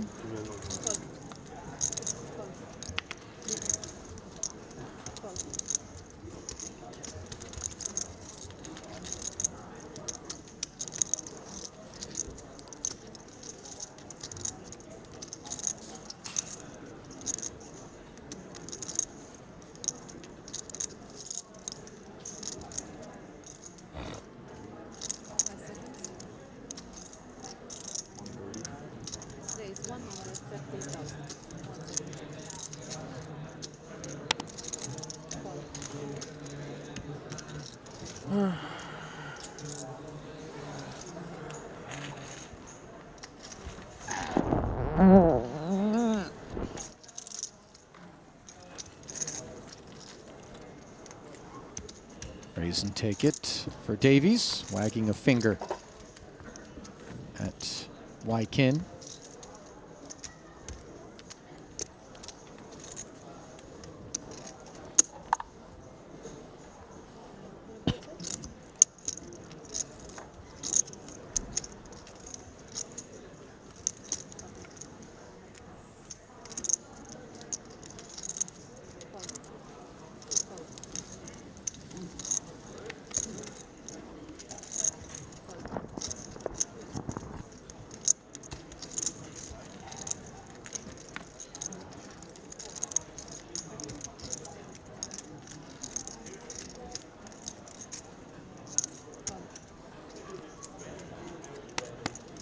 Feels like we're just riding the merry-go-round for the time being here in the 60K main. Waiting for someone to fall off.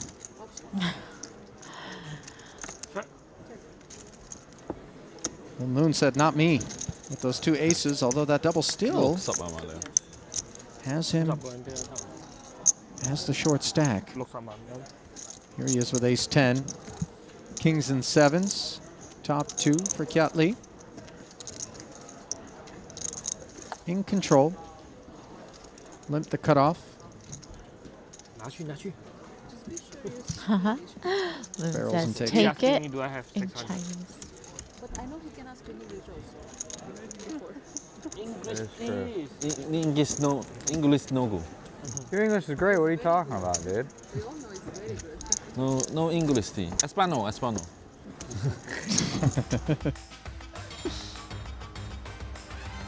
Kiat Lee's English, I can confirm, is a lot better than he's given it credit for.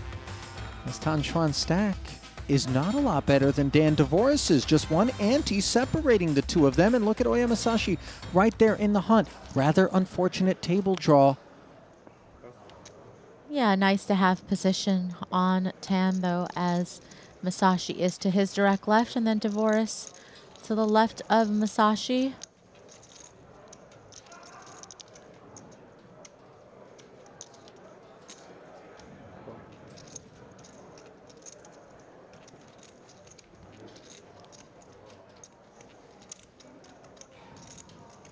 $120.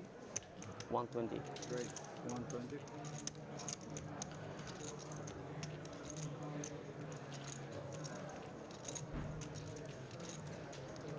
This is 120 or 120, yeah. Tan trying to limp in. Masashi smacks him on the wrist with King-Queen. At some point, Xuan might get a little bit tired of Masashi rising up. He's doing it fairly legit, especially when he expects there to be some liberal limp ins. Yeah, and Xuan being like, this is what Yeah. I'm supposed to be doing, right?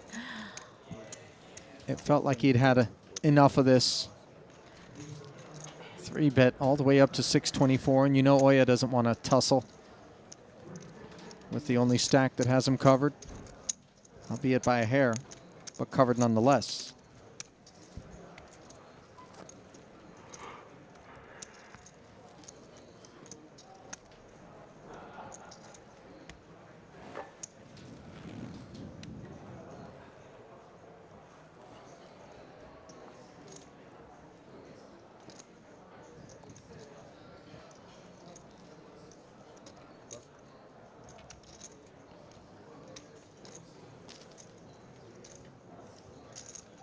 Now then, Jack 10, flicking in a call.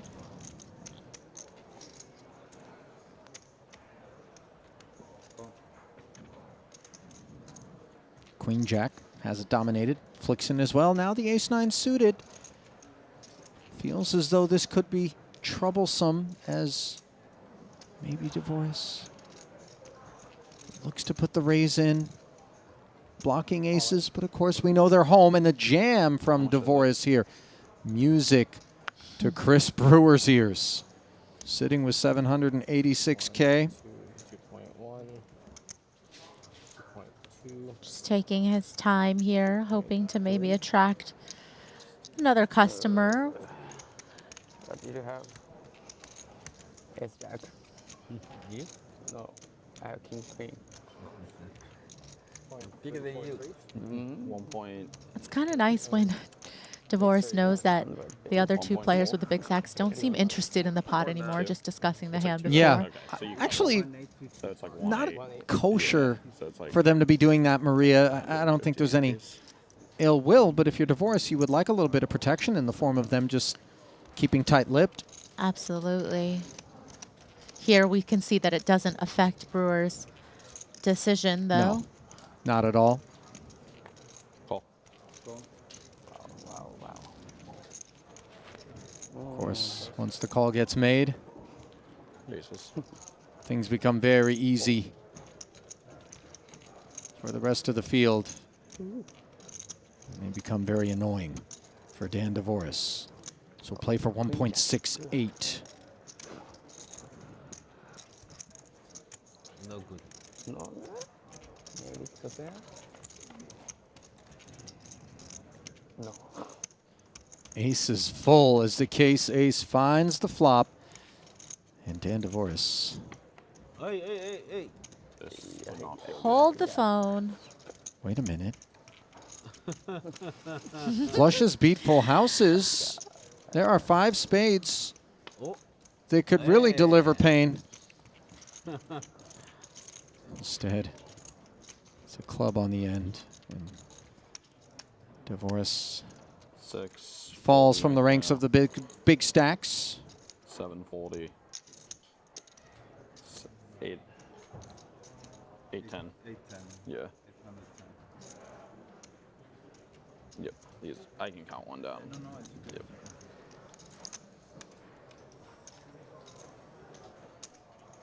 That's actually going to put Brewer third in chips now overall. All it takes is one hand.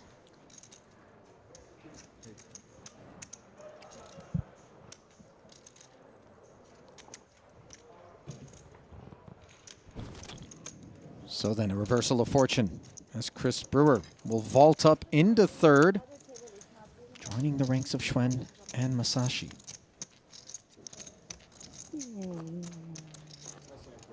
Average stack currently 1.1 million, 96 antes. Ace is very good.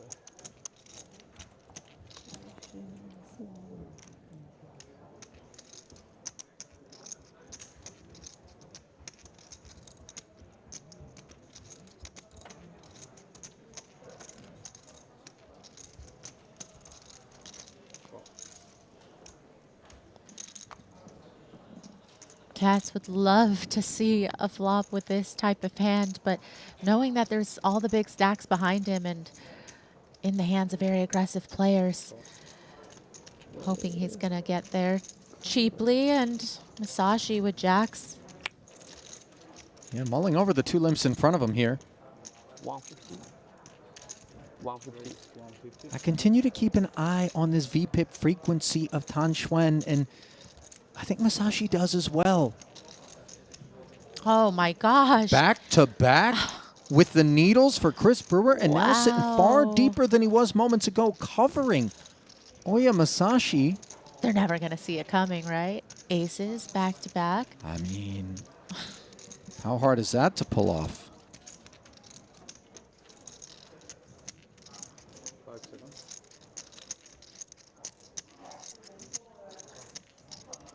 500. 500. Beefy 3-bet. Very much so, and shutting out Carey unless he wants to play for his whole stack. Again, just a few spots away from the money. He's going to have to pass. Would certainly seem to be an unnecessarily ambitious decision for him to make, and we don't know him to be that type, Maria. Let's see what type Oya Masashi is in the face of this action with the 2 jacks. Does he wonder if Brewer is just bullying now with a big stack of his own, with a hand like Ace-King perhaps? It's a fair question.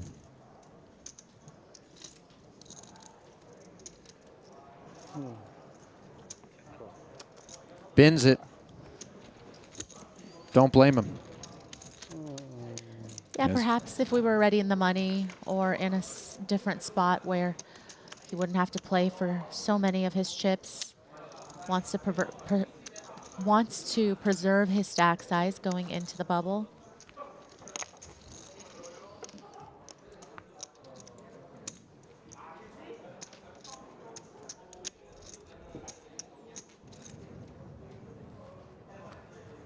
So then, Brewer now leapfrogging Oya Masashi, courtesy of that exchange, and has his sights set on Tan Xuan, who's been whittling away a little bit.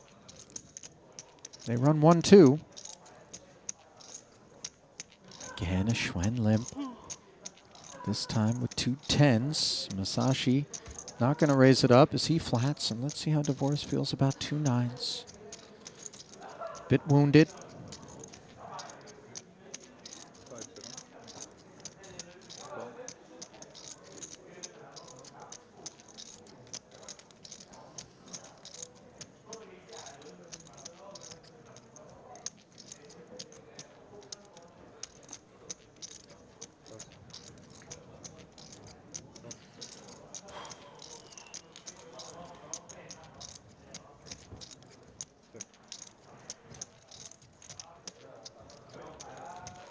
So then, with no raising, Carey able to check back Queen Jack,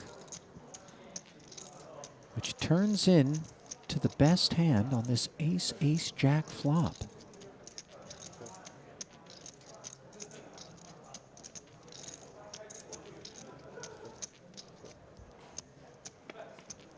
Checked around. 8 on the turn. Inconsequential.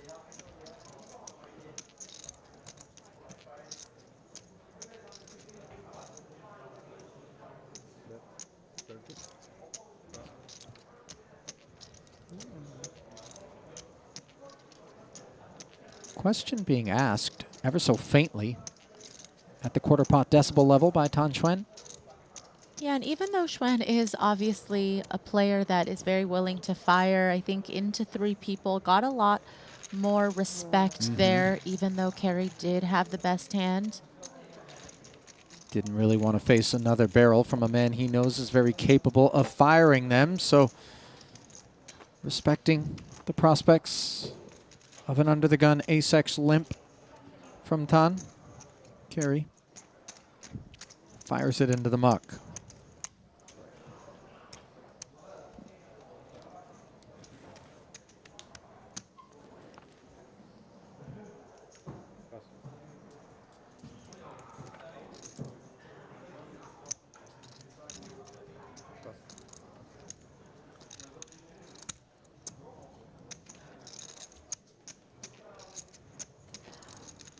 Ace-9 suited for Brewer. Short deck's version of Ace-5 suited. Gonna limp in. And an Ace-10 suited will greet Tan Xuan on the button.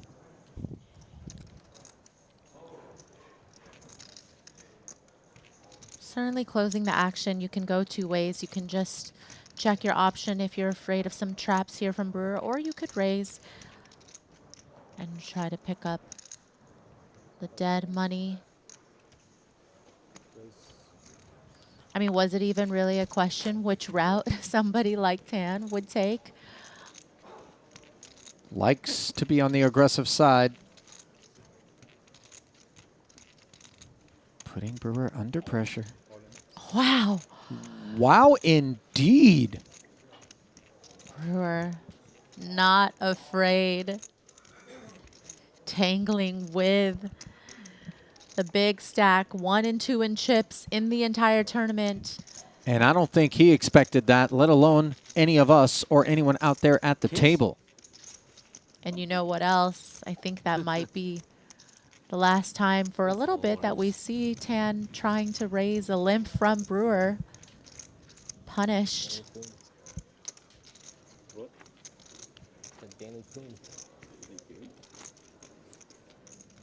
the deck has been kind to Brewer. So he picked up the back-to-back aces.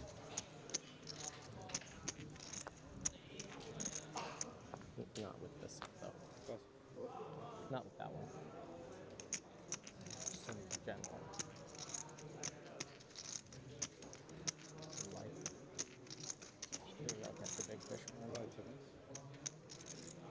King-Jack suited now as the rich part continues to pay him a visit now. As the overall chip leader, he doesn't waste any time breaking out the mallet. Taking over Tan's responsibilities as the most aggressive player at the table.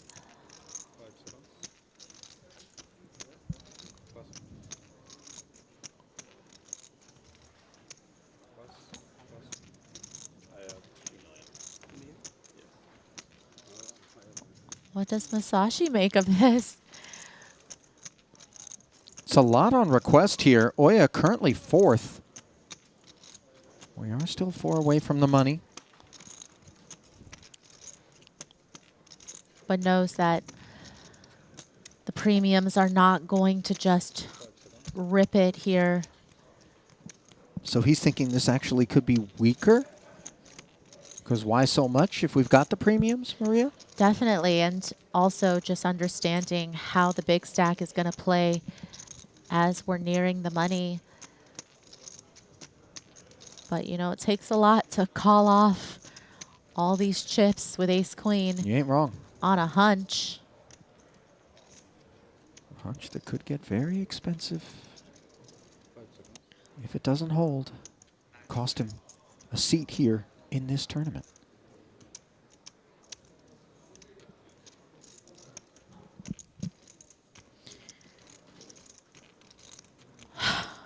Really sizing up Brewer, though. Yeah.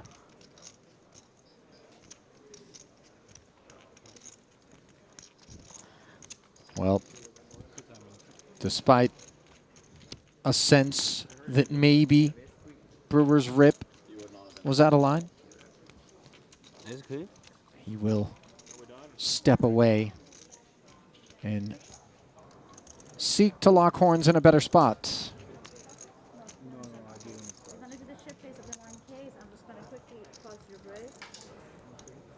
So, sounds like we will be racing off the 1K chips.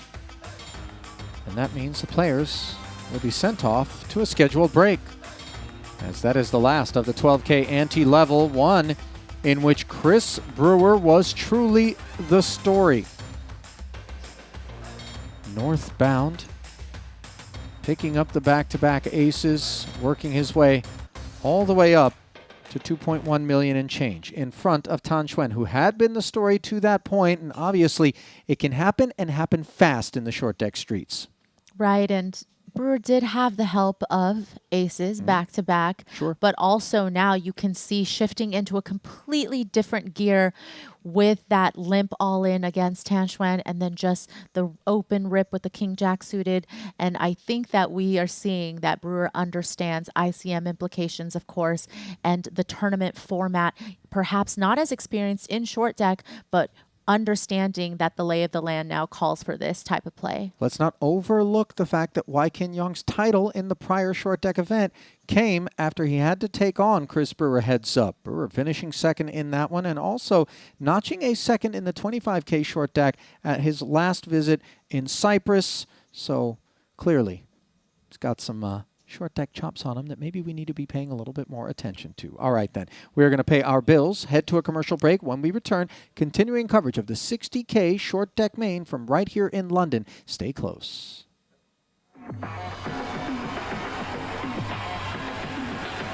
GG Poker. Wow, so many players. This is a crazy. It's a dude.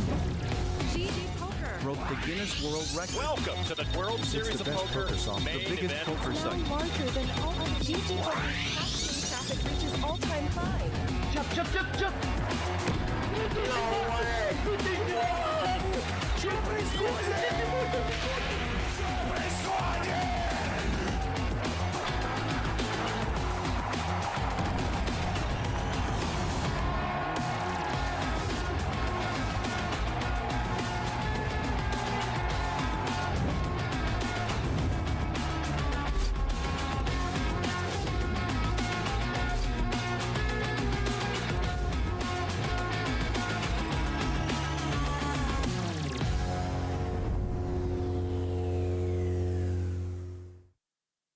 Most players don't know how to adapt their strategy against different opening sizes. For example, here the hijack opens 2x, we can see that big blind is supposed to defend almost 60% of their range. However, if the hijack had instead opened 3x, we're only supposed to defend a quarter of our range. With GTO Wizard, you can learn how to fine-tune your defense and crush the competition. GTO Wizard, the #1 app for poker players.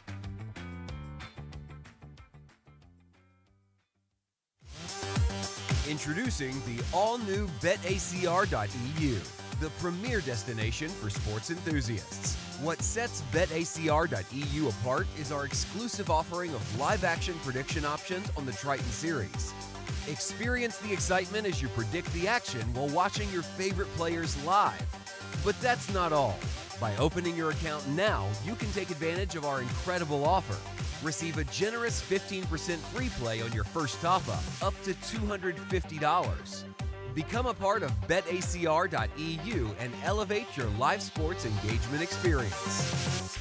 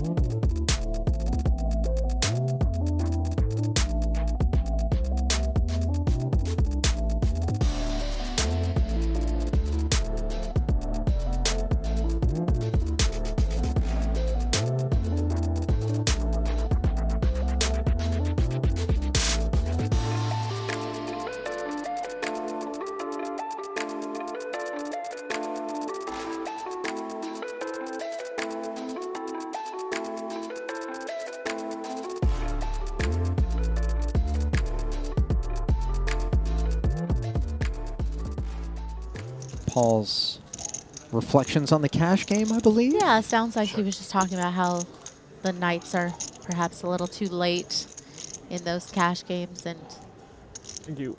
causing people to maybe want to miss tournaments.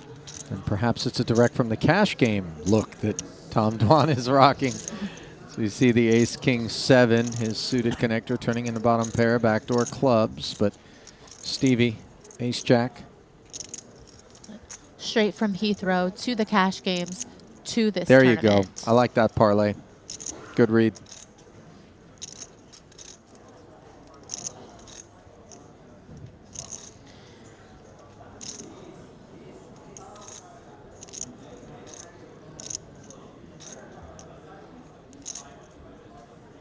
Dwan, the man swinging here. Tremendously experienced short deck player. Tons of cash under his belt. Did some very cool things last time I observed him in the short deck part of the program at Triton. And that's a pretty cool thing to do. It's almost like he knew it was coming. What a deck read to lead into 2 people with bottom pair and some backdoors. Cool and maybe even cruel if you are Chidwick here. Dwan with the covering stack and now the better hand. And the winner of this main event will take home $828,000. Best of luck. I'm not sure. I was like 350. Thank you. That's just over 3.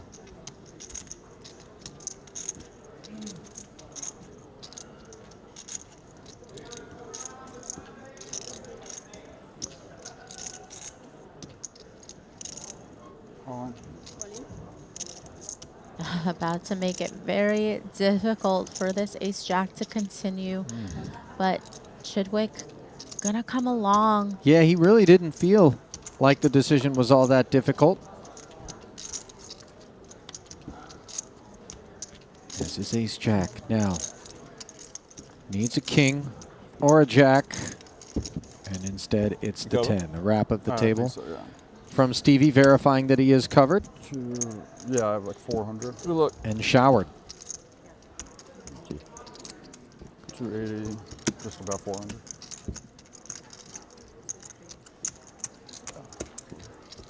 GG's issued.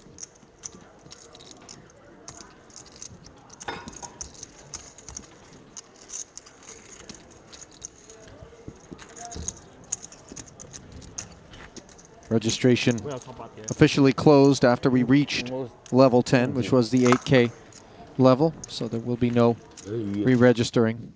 Able to barrel and take it there, as Loon was not interested in the Broadway gutter.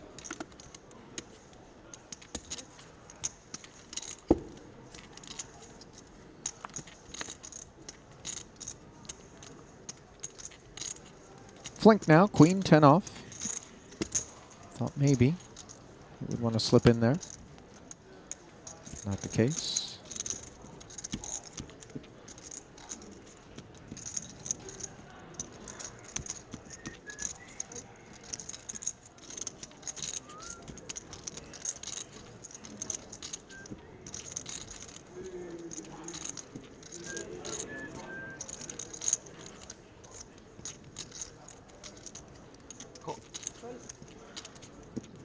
Might this be the spot with the limp from the hijack and the call from Loon in the cutoff? I think this is going to go in here with ace-jack suited. Yeah, chips piled into one tower and one that leans forward. Very cheap. Very, very cheap. 156. 161. Claims of a bargain price. What are you thinking about? You don't shuffle. 1, 2, 3. Has a modest edge. This one should be headed for a chop. Free roll. And that it will. Barring club, of course.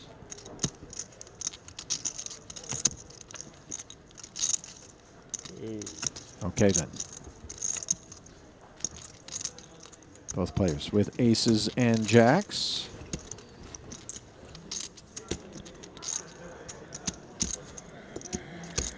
Chop it up, boys.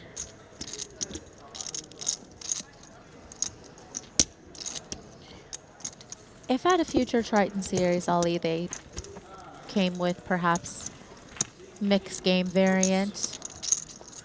I feel like I know what you're going to ask me, Maria. Most unbelievable games you've ever seen. There was a time we played like the best game that was in Vegas at the time, maybe one of the best that ran the whole summer. Half short deck, half PLO. Half the guys had never played short deck, half the guys had never played PLO. I was the only person that and I lost. queens I was just as like, we how try is to this allow possible? story time to continue unimpeded, but the moment just too big. As it's one in which the bell certainly feels like it's tolling for Paul Pua. Again, moving all in, of course. No pros in the game, all VIPs. This time, Lun Lun And the big is ready VIPs for him. killed the smaller VIPs. Just an incredible cooler here for 25 antes. God.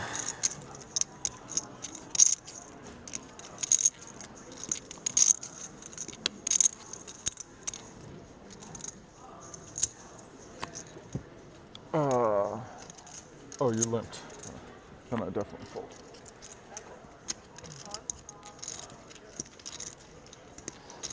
Paul sees the bad news.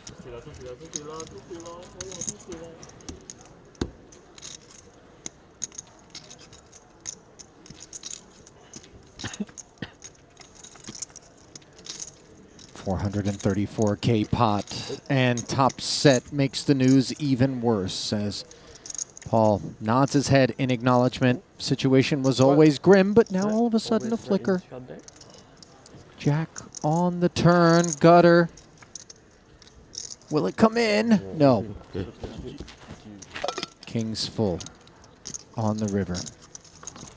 GG's issued, but no pass through to the money.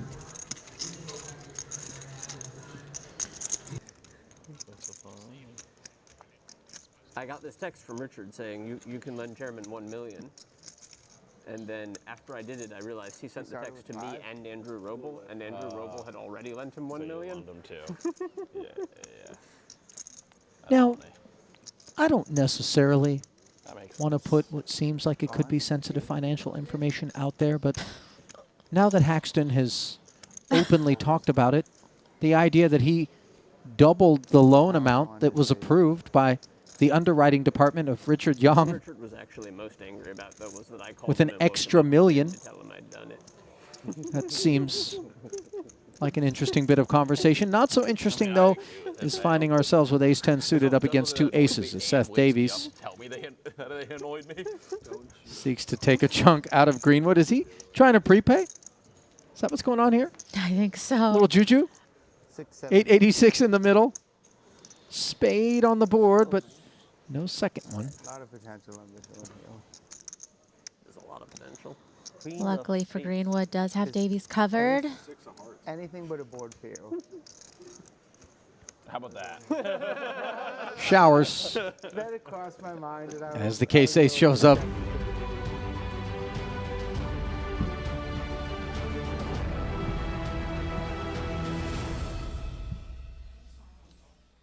And welcome back to the JW Marriott Grosvenor House on Park Lane for the final day of this Triton Super High Roller Series London Festival, the very first of Season 3 of that Triton Super High Roller Series. Ali Najad alongside Maria Ho, turning the page from long deck to short deck yesterday. Wai Kin Yong picking up a title and in the hunt here today as we are at 12 players with 8 going to be paid. Currently, Wai Kin sitting at 6th, just above the average stack of 1.1 million, 77 antes. But as we touched upon, Maria, already, there are some phenomenal players still remaining in this field, and the path to the money bubble feels like it's going to be a lot slower than the one that we took to get to 12.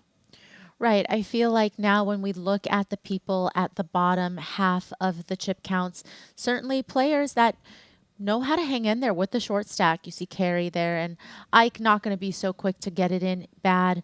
Lun Loon short, but not even that short. I mean, 33 ante still workable. Yeah, Let's not overlook KCG, though. That's the one guy I feel like, look, he's ready to go at any given moment. But even he understands this phase of a tournament, appreciates the need. If you want to get into the paydays, only 8 being paid, the min cash is 111,000.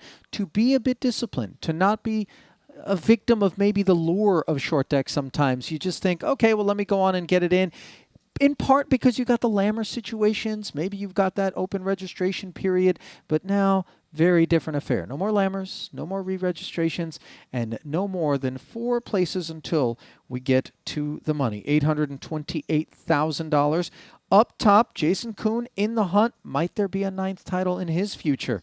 All of that Yeah, TBD. clearly just confident coming in here and also just has all the experience in the world to navigate this part of the tournament. All right, so back to this part of the tournament where the antes have gone up. 15,000, button ante of 30,000. That means every 6 hands are going to cost us 75,000 in normal ante, and then another 30K once we get to the button. 105,000 going to be shaved off of each of these stacks every orbit, as the whittling is merciless and unrelenting here in the short deck main. All right, cool.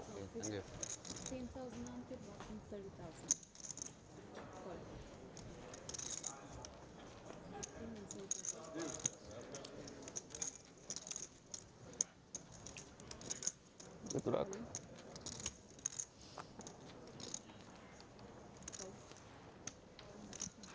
Oh.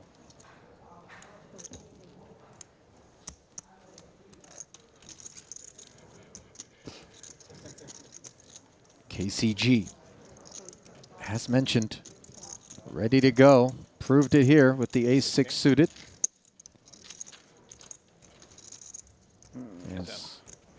Brewer concedes the limp.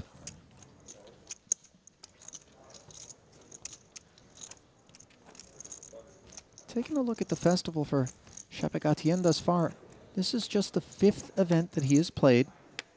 Maria, first time we saw him was during the 250K Lux on Pay Invitational. Did not cash that or the 125K main. Played the 60K Turbo, didn't cash that either. And then, wouldn't you know it, once we got to the short deck part of the program, there he was, a 3rd place finisher behind Brewer and Wai Kin Yong, picking up $161,000.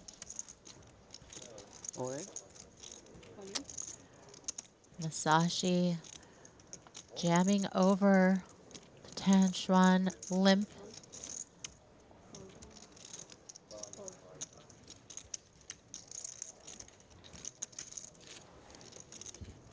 Does feel like the big stacks are not afraid to kind of go after each other.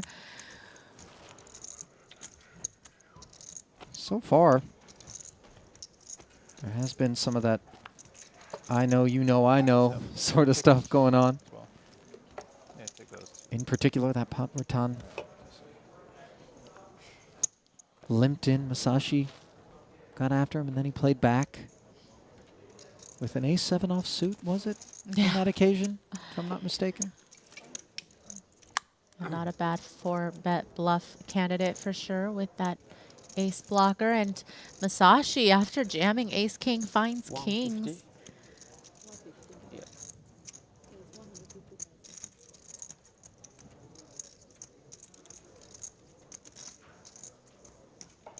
Taking it upstairs. Jacks for Devoris. This could spell trouble for him.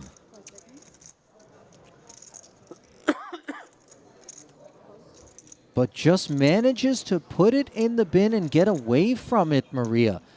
Not so for Chapecoense, though, who unfortunately has a king in his hand here, as this jam will get snap called by Masashi. Great awareness, I think, from Devoris. Just realizing that there's going to be some really strong hands to open the action up front. Hey, your favorite hand? No, favorite hand is not this one. Not now, right? No, it's Oh, still favorite? No. So we'll play for 1.3 million. You said yesterday, King Queen suited, your favorite one.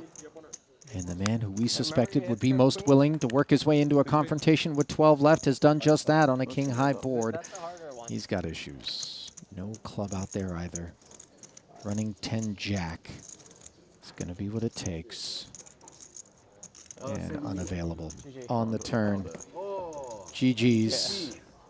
As Chape Gatien will not make the money in the short deck main. As Masashi will make the chips. Yeah. What? Good ball. Thanks, Tips. It's my button. What? I don't mind missing it. I already have two.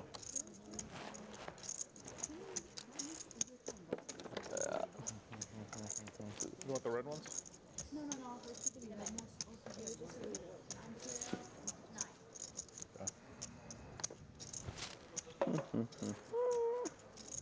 So then, Oya, now officially the overall chip leader. 185,000 in front of Chris Brewer, Tan Xuan in third.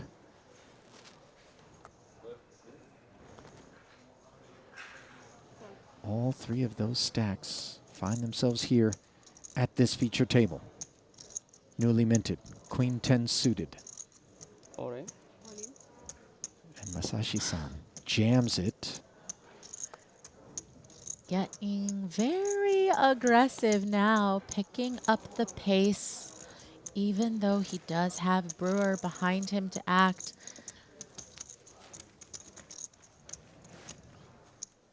Okay, this is call. King's call. Queen's call. Tens. It's king call. Tens. Tens call. Jacks. Jacks call.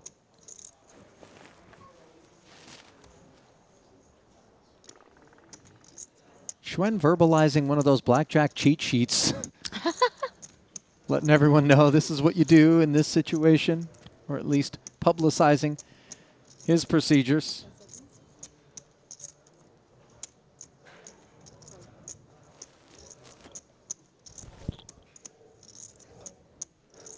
Heads up. Well. What fuck? You have anything? It's king. Oh, that's the guy who has Six something. off. It's queen. Doesn't have eight.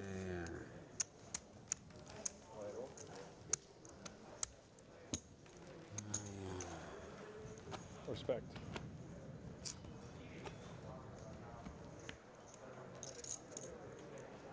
Respect being declared by Carey. Is Xuan getting a walk there?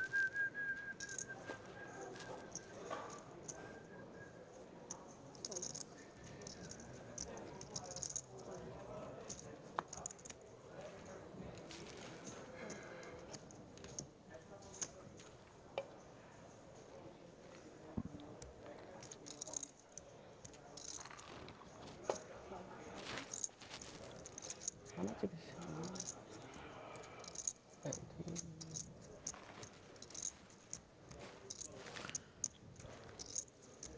Masashi, a really nice hand here against the limp with the 8-7 suited.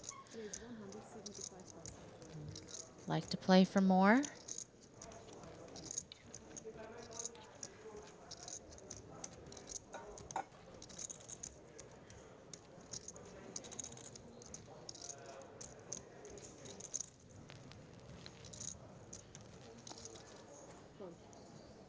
Jack tens. Full tens. Honesty is the best policy. Blues. Stack of blue. As Masashi sheds the limp from Tan. Credit to him, by the way, he hasn't shied away from staying the course. Obviously, he has designs on getting to a flop. So far, it's been by and large the product of legitimate holdings popping up behind him and raising it up that have left him unable to do so. But eventually, may have a chance to get there, and when he does, he tends to play fantastically post-flop. That is obviously a part of the equation if you're going to be willing to get involved with all parts of the deck. You better do the right things with them post. Yeah, and looks like Brewer set out a trap for some of the more aggressive players to act behind him, namely Tan and Oya, which both pass up on this spot.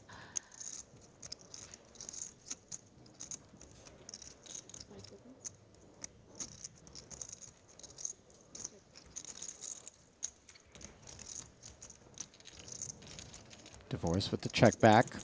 As Cats hunts a snowman. Having limp behind Brewer, who flops top set. Quick check. Hoping somebody wants to stick their toe in the water. Water that is boiling. But now, on the turn, two-way straight draw for Divorce. Brewer firing half pot.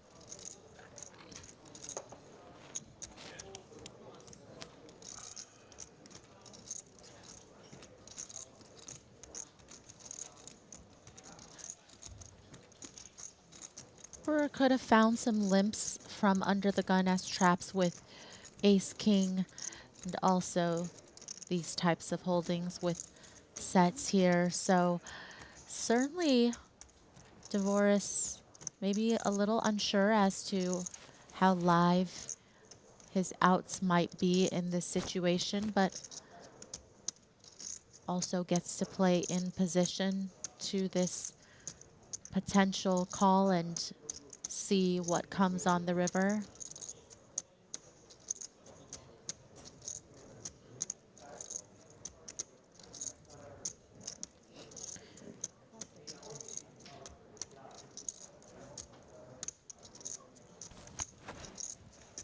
He will come along, as we may have expected. Now he flops an ace.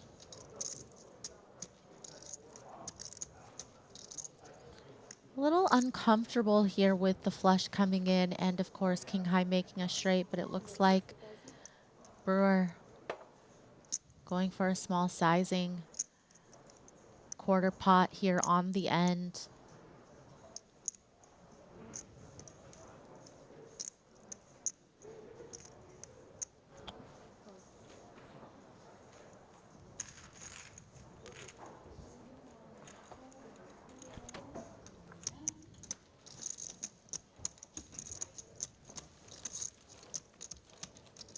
Obviously, the ace was not the card that Divorce hunted, as he is well off of his high water mark. Reminder that you can track player progress in the Triton Poker Plus app.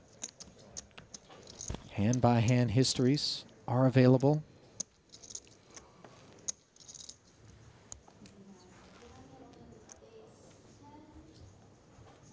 The big collision, of course, was when Divorce jammed an ace-9 suited into Chris Brewer's button aces. Brewer doubling through him and really hasn't looked back since. You see Tan Xuan very sneaky with this limp from early on, and so often has had hands that couldn't continue against aggression, but here was hoping to trap somebody, but nobody willing to take the bait. Little connection for Brewer on this flop.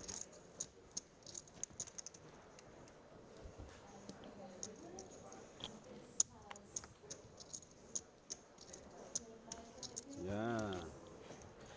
Slowly. No, all out. Slowly cross.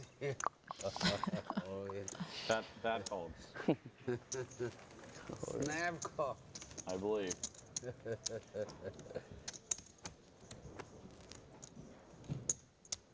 So the 50K from Tan. Unable to get patronage from Brewer. Did all he could to try to trap Chris with those kings, overpairing the gutty. Onwards we march. Now, another pocket pair. Nines. Masashi, though, was something that could be interesting to him.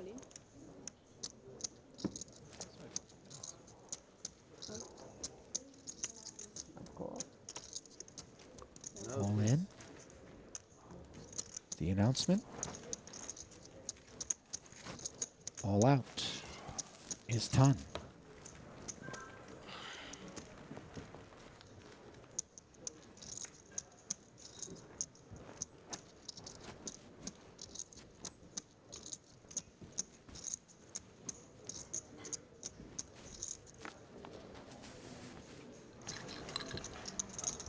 Flipping it back over to our other feature table, where the far leaner stacks reside in aggregate. Though Jason Kuhn and Y Kin are above the 1.3 average, 156 and 135 respectively.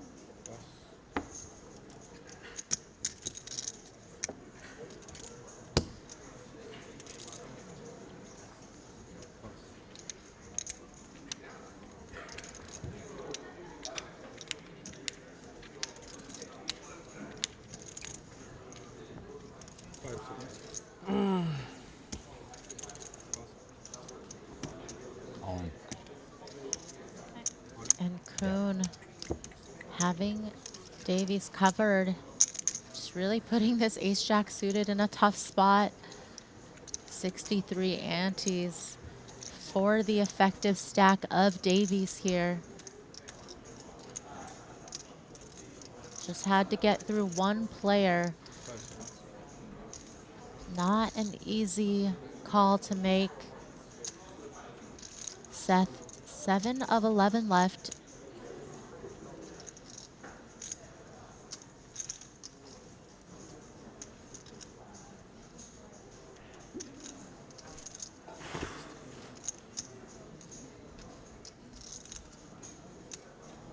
You know, it's so ridiculous how often these two friends end up in situations where they knock each other out of tournaments here at Triton, Maria, and this looks like it could be yet another one of those spots.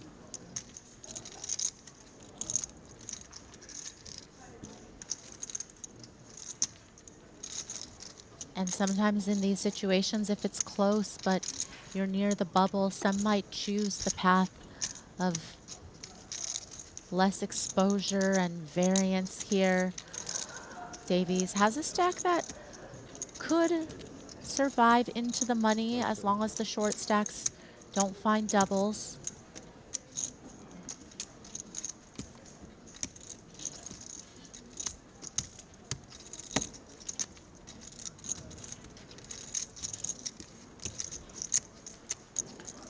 Oh, shark. Does find it. And you hear Kuhn not pleased to see Seth digging in. Note how hard they go at one another, Maria. Absolutely no soft play whatsoever. So we'll play for 2 million. Davies in front. Both players hitting this board. Jacks against tens. Now on the turn, a wealth of outs materialize for Jason with the open ender, and instead it is trip tens for Kuhn. Seth eliminated in 11th, bringing us a step closer to the money.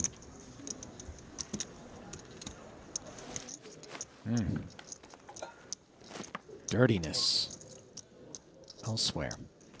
As we come back to the feature, Jack, Jack, 6 board.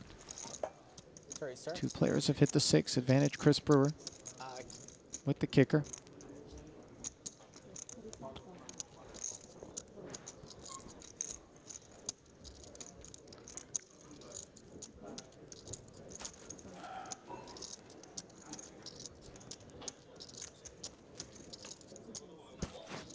Note that Tan Xuan, the man who had just 10-9 a moment ago, fires 35K, gets one caller, and now suddenly has some equity.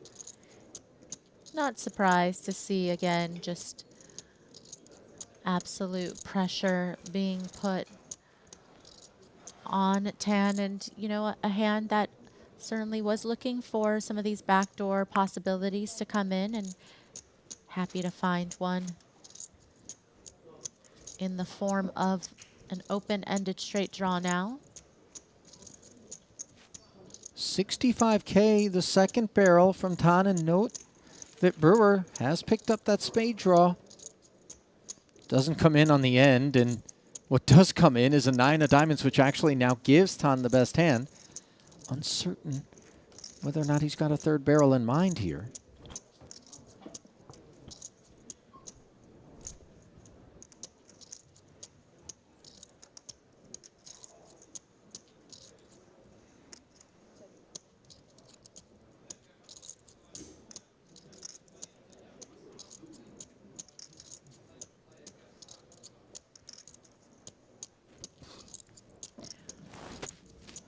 Brewer wondering if he might need to turn his hand into a bluff if these jacks and sixes can win at showdown. Again, Tan, a very tough customer and somebody that you might tend to underbluff because of their willingness to call, but Brewer gonna go for it.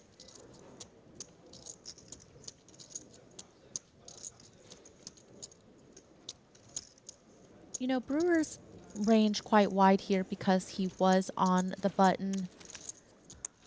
As we see him managing to turn the hand into a bluff, Maria, and get the best hand into the muck. Tan giving him credit, perhaps, for having some Jack X.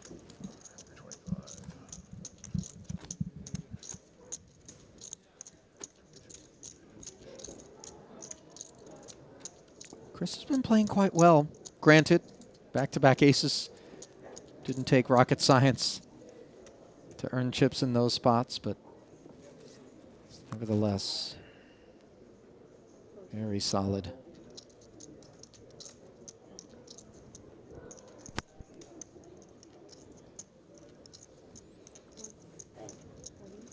Atmosphere growing thicker with just 2 tables left. Yes. Carries frustration growing thicker as well.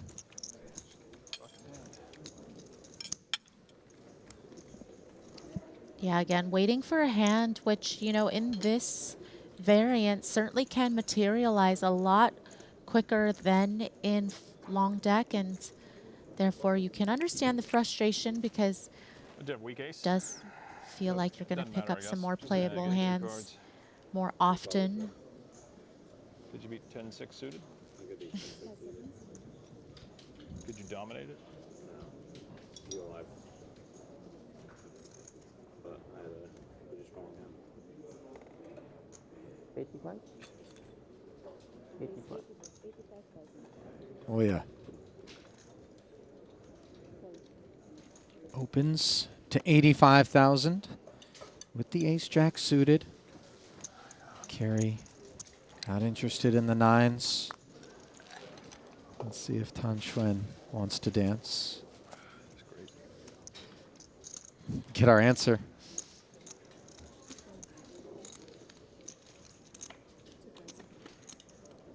$2.15 in the middle, and top pair against second pair on the ace-king-queen board. 55.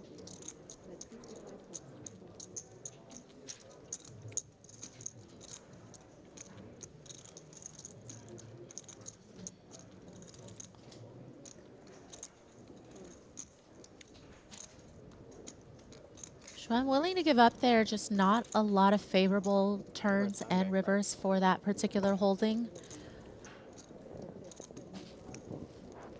Quite reasonable fold there. No, fold.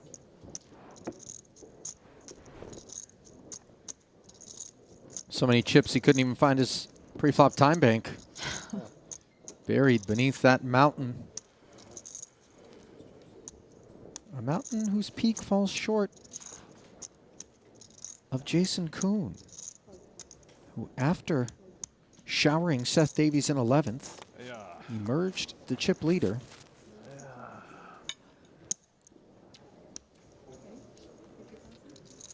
Can't afford it.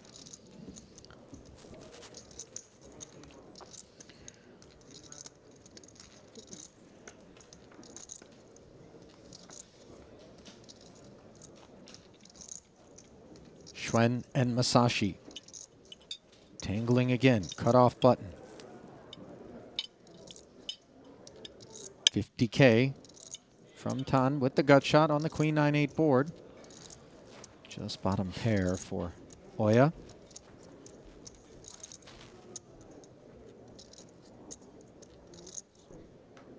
Gonna let this one go. Doesn't have to win every pot. I have modest goals, Chris. I want to win one hand at this table. I have modest goals. I want to win one hand at this table. Oh, no, I won one. I have won one. You want to win 2? I wanted 2. Modest goals. Lucky she's going to give me a hand. I'm going to get a hand this time. Ready to be a card rack.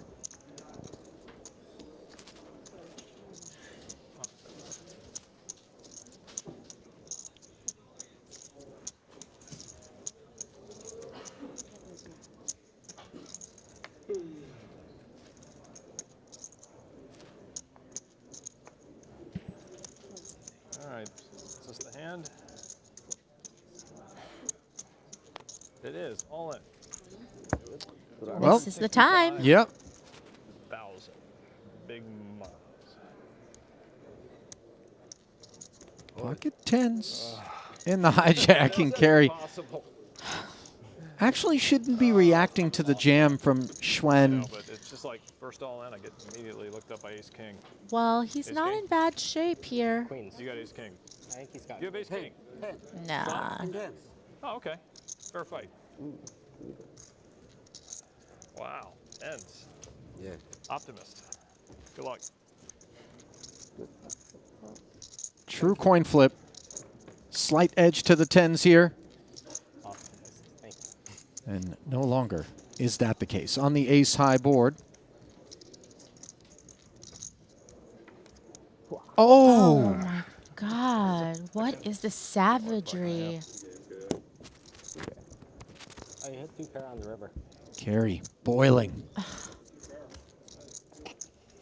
As Tan turns a set Nice 10, nice 10. and leaves El Jefe showered. Deck not kind to carry this trip, it would seem. Carry in turn not so kind to the microphone.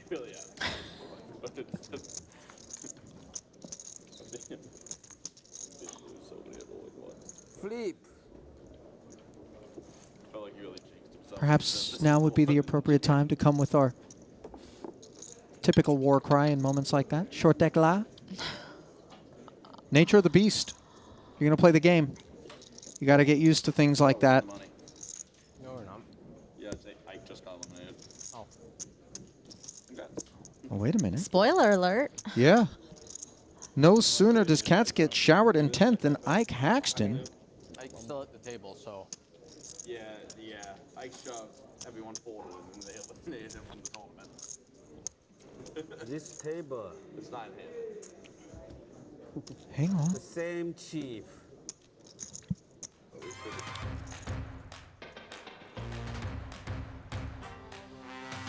Efforting right now the fate of Ike Haxton right now. If we are to believe Chris Brewer, he has been showered.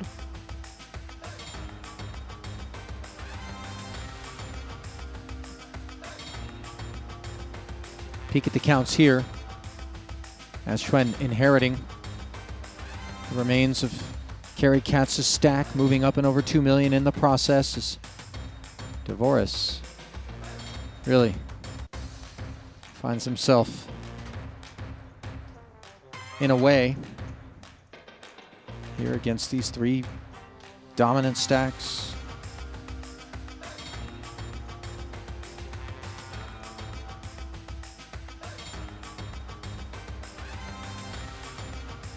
Still trying to keep pace with the fate of Ike Haxton. Actually, on this table. Said this table is like actually kind of 6 spot for you for the bubble.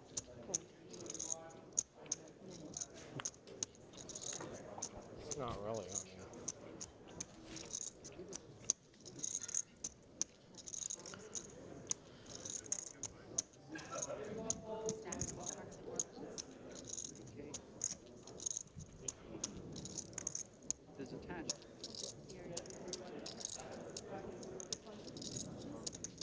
Tan limping in from under the gun, which allows Dvoris to see a flop cheaply, hopefully, with this Jack 10 of suited, Jack 10 suited.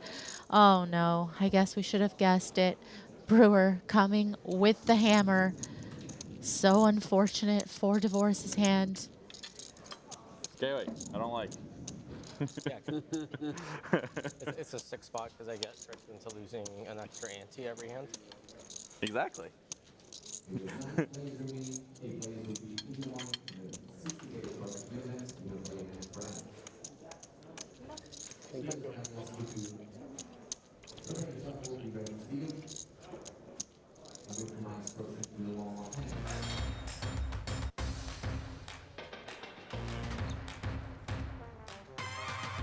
Okay. Now, seeing Ike Haxton 42 antes, rumors of his demise have been grossly exaggerated. Maria, and that's the last time we turn to Brewer News Network for our updates. What a tease that was to the field, by the way, to suggest that everybody was in the money as we battle on. Could you imagine if somebody at this table played differently, taking Brewer on his word there? Give me SS. Say again? Could you imagine if somebody played their hand differently, thinking that they were in the money, like the Jack 10 suited of Dvoris, after Brewer said that to the table? Oh. Ace queen no good. You know, never trust your neighbor. No Trust good but deed verify. goes unpunished. I mean, never trust your neighbor in a game where he can capitalize off of giving you misinformation. I'm going to reserve my skepticism.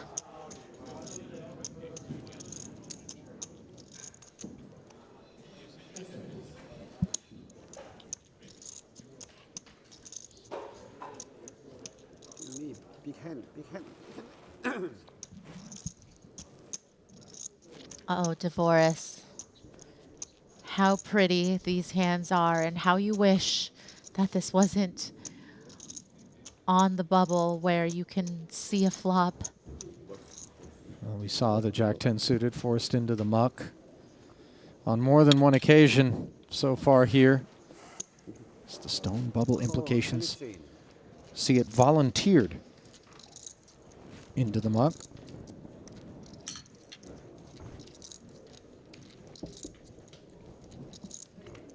Usual suspects in Schwen and Masashi.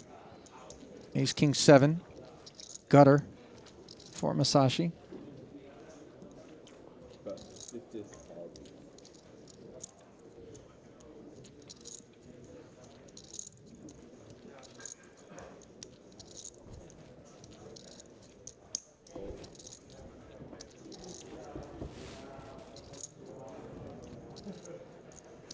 Both players checking in this limped one pre. Board pairs on the turn.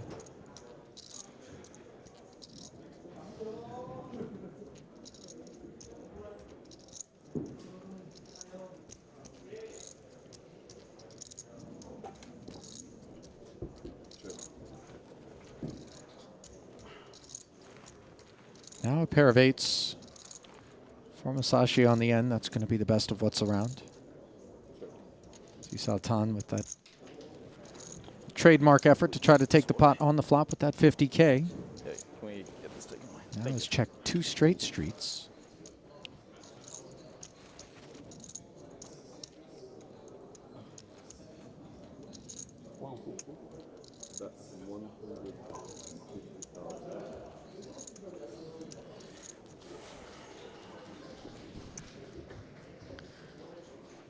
Look at value being sought by Masashi here. And Schwen giving it some thought here with Queen High.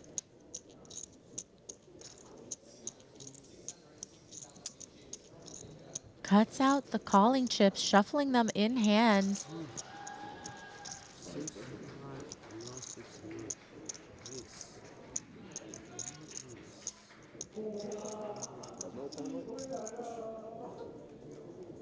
What?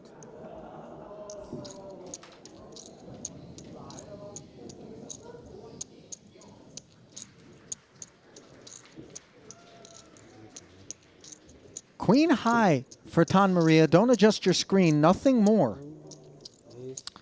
You know, not blocking Jack 10, thinking perhaps some Jack 10s will be there and he can beat Jack high here on this run out. And he makes the call. Haha. Queen high. Giving Masashi a little props for finding the value bet there on the river, actually, with the nod. And showing the fact that he was willing to make the call with Queen high. I think he didn't expect Oya to hunt value with a 7 or an 8.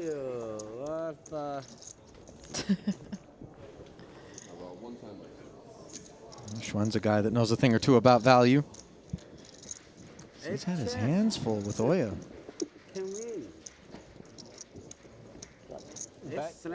Bet can win more.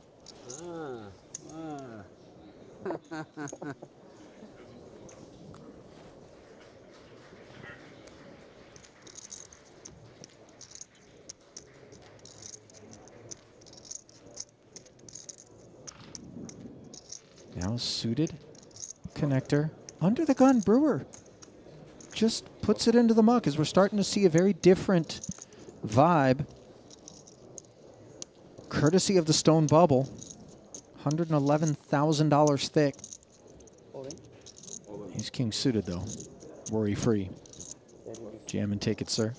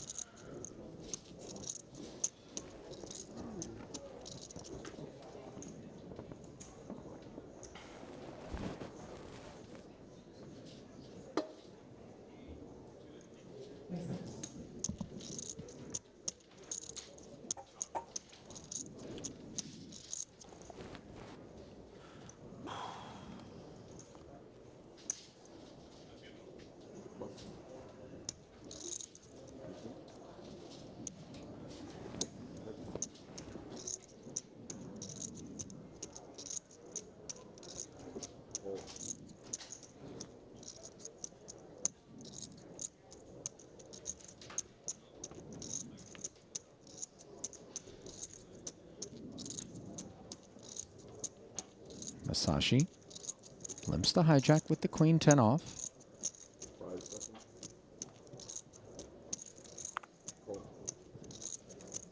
Divorce joining. Been trying his best to see a cheap flop, getting shut out of a lot of pots, but this one, Brewer just with a weak enough hand where he's happy to check the option.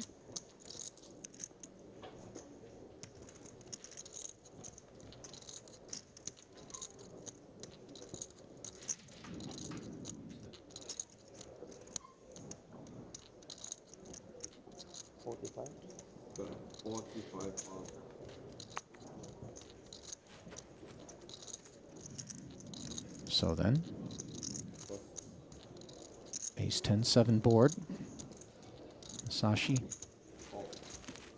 betting his 10s. Brewer with the gutter. Divorce quickly getting out of the way, not really having chips to speculate with. Different story for Brewer though, but Masashi still ahead, but unclear, I think, if you can go for a second barrel as Masashi and not feel like you're gonna get called by hands that you have beat very often. Does slow down.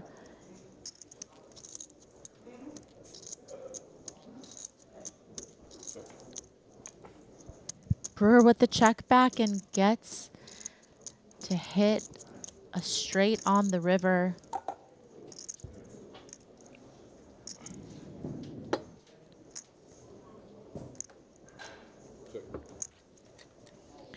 And 4-liner on board, and that will result in a bet from Brewer, which I'm not sure Masashi can do much about. Granted, blocks Queen Jack, of course.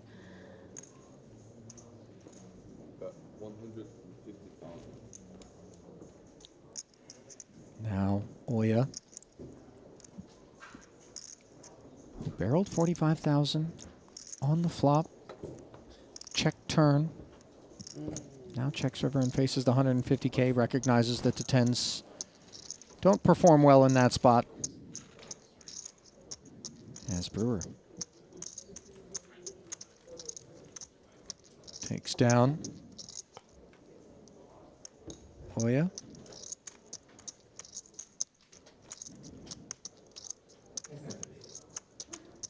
You know, it's interesting.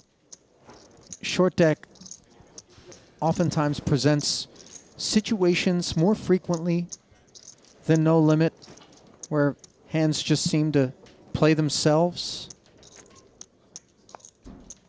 And yet, suddenly here on the stone bubble, the atmosphere has grown very tense. And those situations have eluded us. Does appear that these players feel like now is the time to really make sure that they're playing their best, making sure every decision they make is deliberate, every chip so important at this stage, really setting themselves up to have a nice stack going into the final table.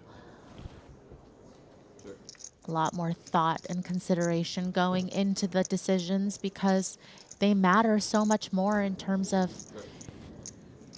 the value on the outcome that you could have in the tournament as a result.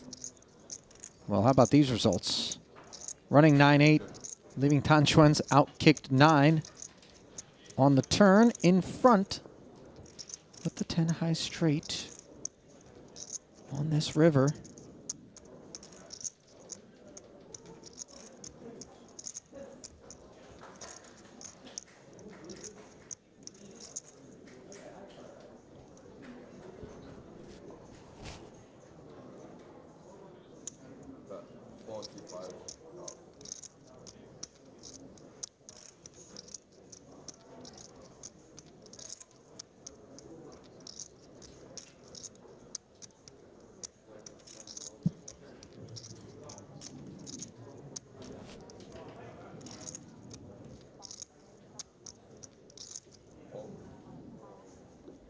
We're going to pay this one off. Didn't cost him too much as it did go check all the way to the river. You surprised to see it, or just that 45K sizing was too enticing? No, I just think that when it's checked to the river, you have a bluff catcher, you're up against Tan. You got to flick it in there. I think it's important to kind of note that one's reputation earns those sorts of calls in spots where other players who maybe don't have that sort of rep would get it folded to them. Need S-King, S-Queen, S-King, S-Queen fold. S-King, A, King, King,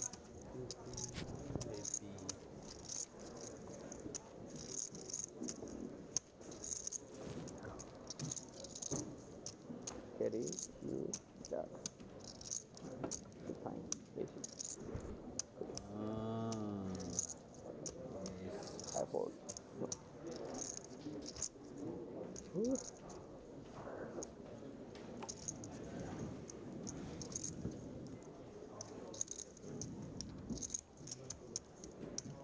I know what they're up to. Hunting hand histories on the stream. Landscape mode on the phone. Would you shove 9-0? Three. His move though. Hard hand for hand at present. Oh. There is the grossly over-exaggerated demise of Ike Haxton, showing that he is very much alive. Not quite well, though. No, but not the 36 shortest innings. stack in the tournament. No, that title belongs to Lun Lun.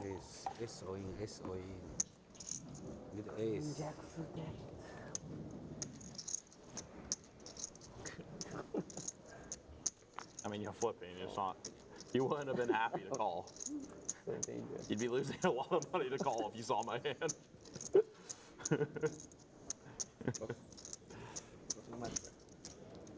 Good fold of jacks, though. No. Ah, yes, yes. Yeah.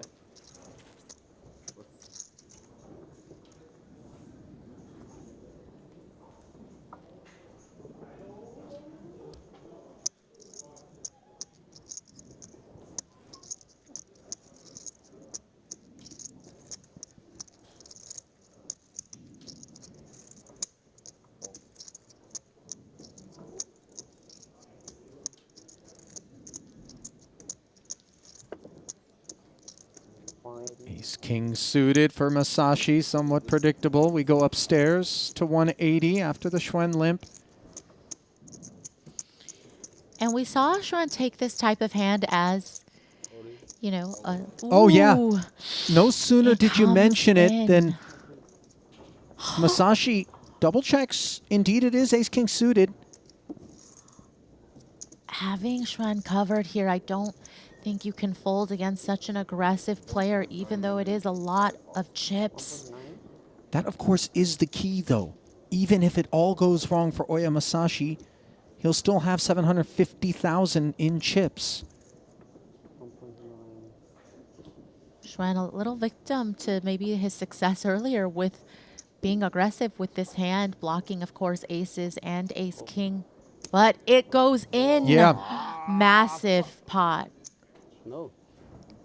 3.85 million, and he ran into the medicine. Wow, incredible. 36%. Yeah. Very much a poster child for the no gamble, no future philosophy is Tan Schwen, and let's see whether or not his future remains fairly bleak once the flop comes out. At present, just 28% equity here on the stone bubble. One that could be bursting in violent fashion unless Tan can get the help he needs.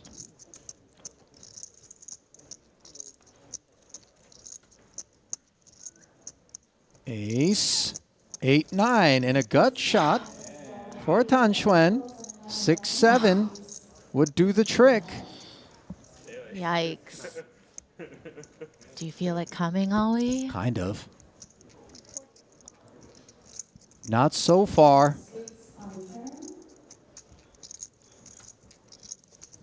Could this be a case of Tantio? You see the rest of the table looking on with great interest. The difference between playing on 9-handed and 111 dimes, and there is the 6. God. Devastating for both the Railbirds and for Oya Masashi. Whoa.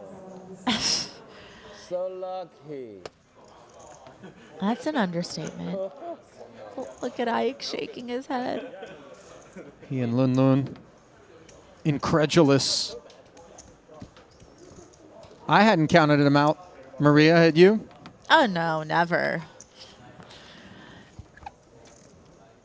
It would be silly to do so. First of all, it's 10. Second of all, it's short deck. That it is. Cruel deck on that occasion. As just get a load of that stack. 3.855 million, over 250 antes.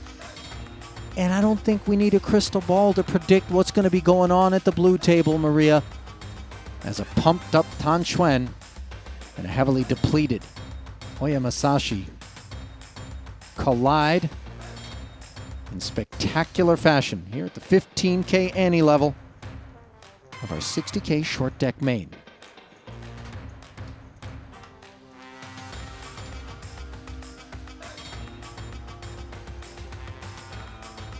Everyone speechless and a little bit tilted as well.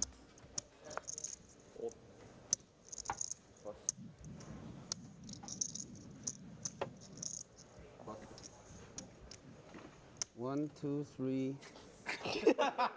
Okay. Come on, all in. Okay.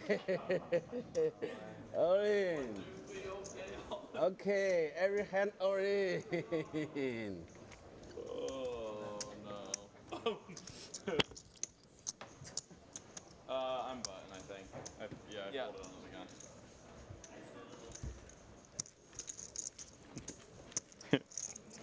Right, all over there. 1, 2, 3, 4. It's a lot. Nice. Yeah.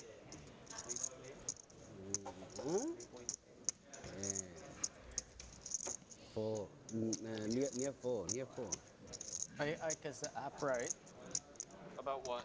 Your stack. It's 510. Masashi took that like a champ, and he's still smiling. I don't know how I would react if that were me. I mean, it's good to have a little bit of perspective. He recognizes the bad beats abound in short deck, and in all honesty, nobody has made it this far Every hand is ace. without sucking out on somebody 1 or 2 times, I would imagine. This is savage. Yeah. Did you hear him say every hand ace when he moved in the chips? Like he's needling. Like they know what he's doing, but what can they do to stop it? Very helpless are these other stacks, not wanting to be the next one to go out. Well, consider that despite the blow that he took, Oya Masashi is 6th of 9 runners right now. The shorter stacks belong to Devoris, Haxton, and Lun Lun at 43, 34, and 26 antes respectively. And that playing a role in his choice to fold. This is where you wish that you were in the ICM is for poor people camp.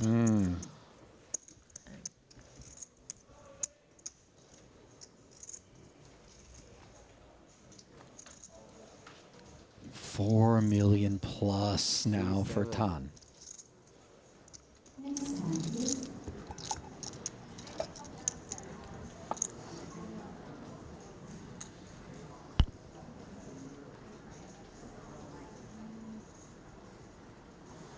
Flipping it over to our other table, where we find considerably less violence in the air, although Jason jamming.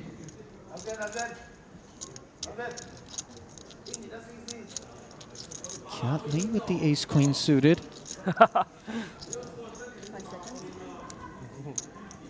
Does he want to dig in? Currently 5th in chips.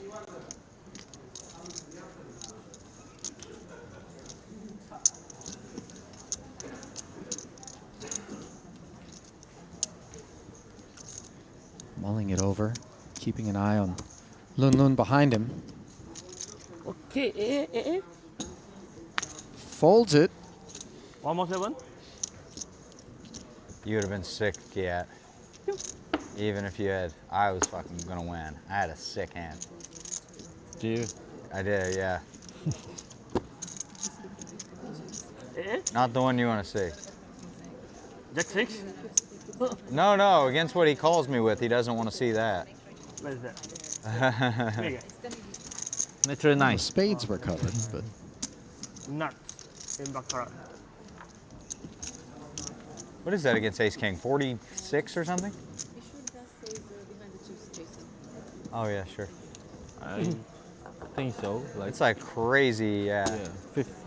50, 55 to like 58. Yeah. It's not really that crushing. Yeah.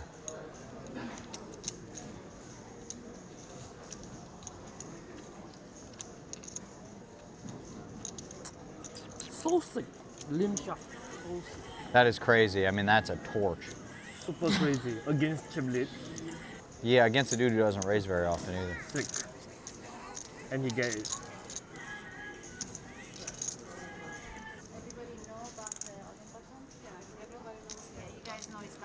Yep.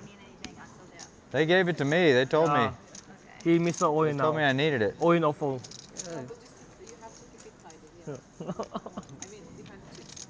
Can I keep it Just in my put lap? on here, I think. Maybe you can put on your laptop. Then when you oil, you do like this.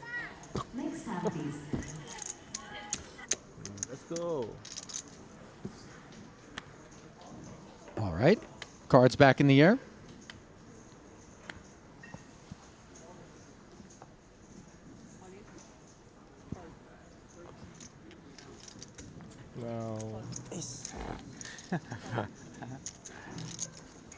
Another sick one.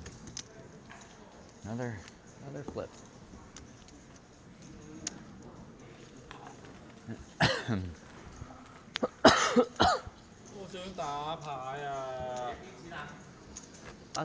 Okay.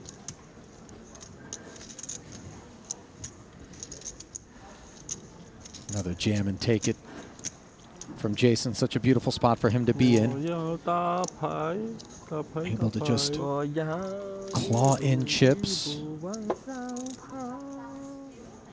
Oh yeah. His big jump. Pick me. Up and over. Same now. You go there, go here. 2.6-ish million came when he Danny DeVore. showered his buddy Seth Davies. 10-9 offsuit against the ace-jack suited. Cutoff button. Daniel DeVore. Move here. Been fairly steady since. More ante for me.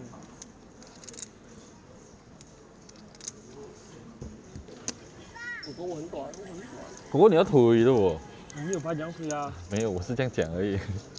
我破拿6跟7，破拿6、7、8、6、7、8。Hello, Donnie. 你有不想推吗？你妈的 It's a Daniel. So DeVoris gets bounced over. So we need to wait one orbit to sweat Jason move. Oh, yes. This is gonna be fun.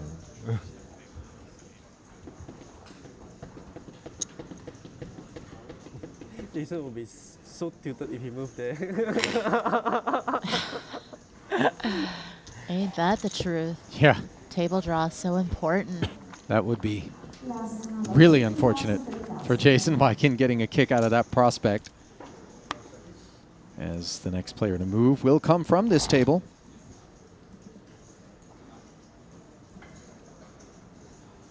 Watching this is getting me fired up, though, Ollie. I personally want to go and start a little short deck cash game after we wrap tonight. You in? No, Maria, I'm not in. You torched enough money for the day? Okay.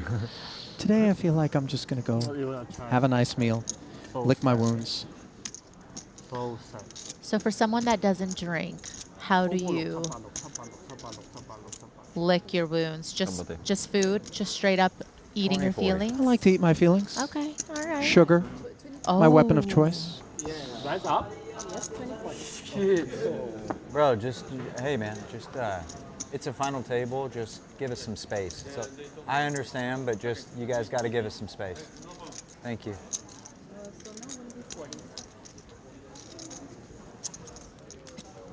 Unclear who Jason was speaking Just to gotta there. let people relax. You can't worry about this microphone all the time. It's like,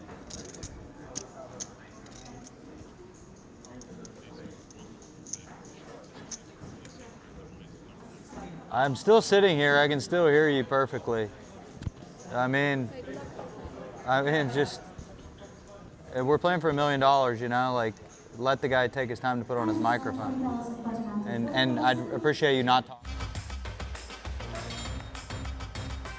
So, Jason Kuhn coming to the defense of the field, perhaps a touch. Hans.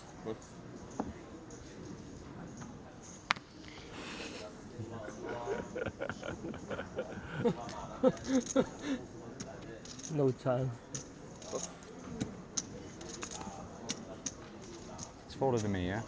Everybody out there with a job to do. Of course, one might imagine the one that lies before the 8-time title winner and company is a bit more stressful. Some days you go to work and lose heaps.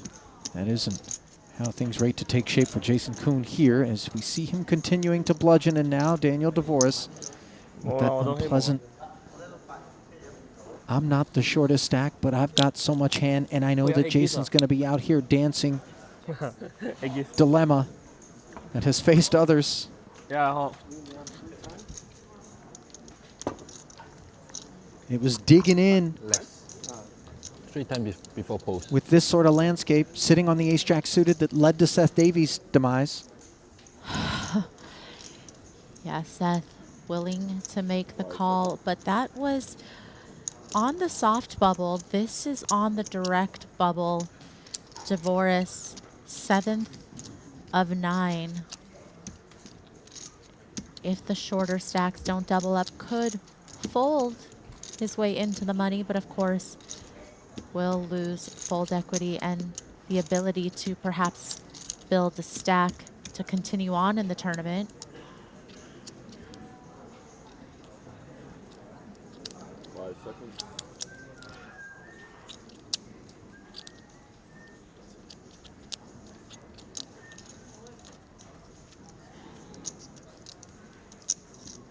Lucky.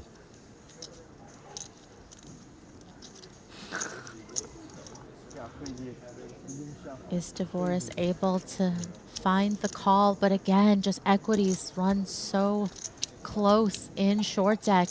If this were long deck, maybe. Here's the thing. We know he's able to find the call. It's not as though he doesn't appreciate that the ace-king is very likely to be ahead It's of fine, Jason it's just Kuhn. you But gotta there is understand these are big pressure situations. If a guy asks, hey, just give me a minute to run, I might just let him. a level I totally get it, but like you gotta give him a responsibility, little bit of time. maybe, to not acknowledging that the shorter stacks in the $111,000 pay bubble is in here.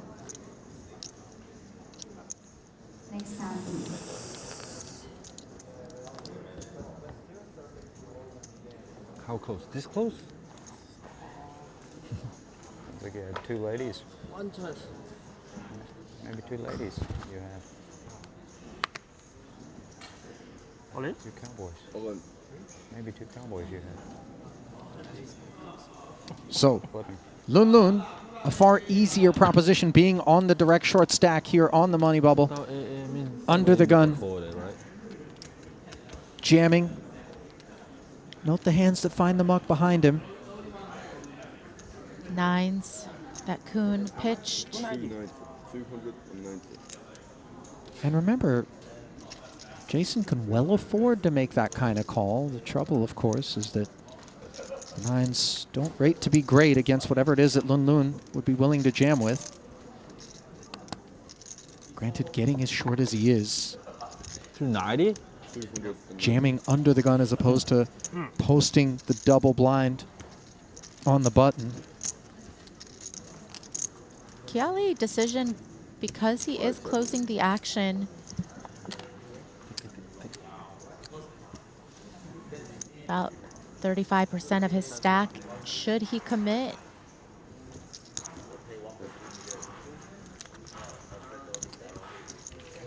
I don't think it's close. I think it's fold. Nothing good happens. You double, I just go crazy. No, I don't think it's. For sure. Kiali dominating here with this queen jack, but chewing on it hard. Has $1 million to start this one. 30% of his stack required to spin. And he does make the call. I think both tables is on. We'll be pleasantly surprised here, having Loon's hand dominated. Mum's the word, though, as they're not looking to influence any of the action elsewhere in the room that could be taking place. Our only player is Chris Brewer. He showed 2 red aces. Oh shit. This is going to be a serious. Well, hang on. As Chris Brewer has picked up aces yet again at the feature table, we're being told.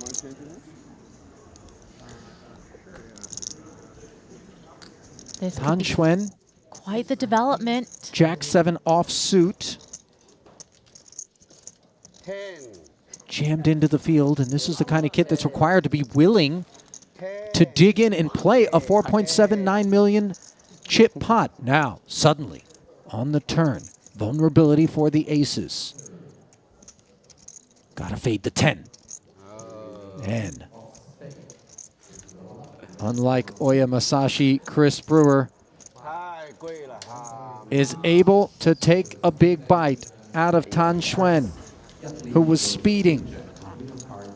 And with that, Brewer will double into the chip lead.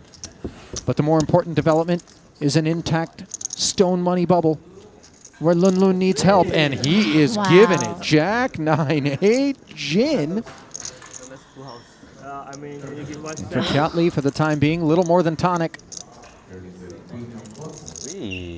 Wait a minute. Okay. Top 2 pair, full house draw. 10 for the chop. Keep it clean, says Lun Lun. And you hear the little wince.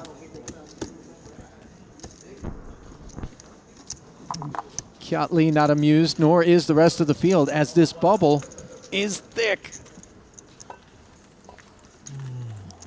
The shorties refusing to die, and even the super deep stacks of Chris Brewer covered, digging in and doubling themselves. 没办法啊。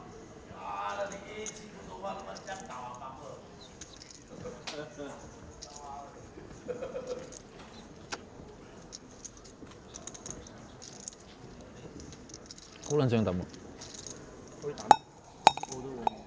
諗撚全部嘢都係要 call， 爆咗你，我就唔使俾人哋繼續燒，呢個有個呢個機會。唔係因為我要繼續打嘅話，即係種種原因我都抌唔到，我都冇可能抌，真係冇得抌。係。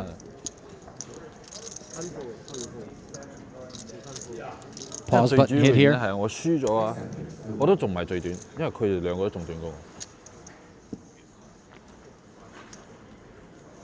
你諗嗰時我係諗到呢人出現，真係真。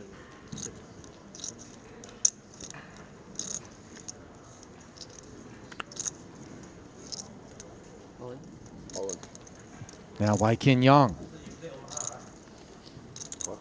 jamming, 4th biggest stack. Fades Kun. Lee with ace queen escapes. Now Lun Lun freshly doubled. But ace jack, not enough for him. Note just how quickly the decision was made by both of them. And in particular, seeing the leanness of Ike Haxton's stack out there. 22 antes, DeForest 25 antes, Masashi 30 antes. They are not looking to play a $111,000 pot. Yeah. Maybe more, depending on what the future has in store. These players really trying to hang on now, and I think it's also interesting to note that as we see Brewer just open jamming, Queen Jack suited here. Oh, well, shortest stack in the fields. You see Ike looking over his shoulder at the other table, trying to see whether or not something is developing over there. Now, in the event that during the same hand, more than one player were to bust, then 8th place money would be chopped between 8th and 9th. Of course, that is provided that the 2 bust outs take place at separate tables, as clarified by Luca Vivaldi. So Ike will spin the wheel for 920,000. Brewer, boss stack things afoot with the Queen Jack. Ace King still in front on the 6-7-8 board.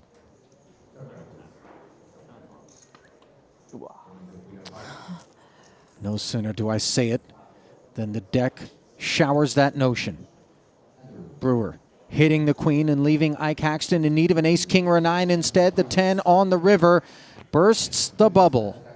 Thank you. And on the outside of it is Ike Haxton in 9th, as a sweet sigh of relief can be breathed by the remaining 8 who are assured 111,000, and that is the long and lonely walk there, Maria.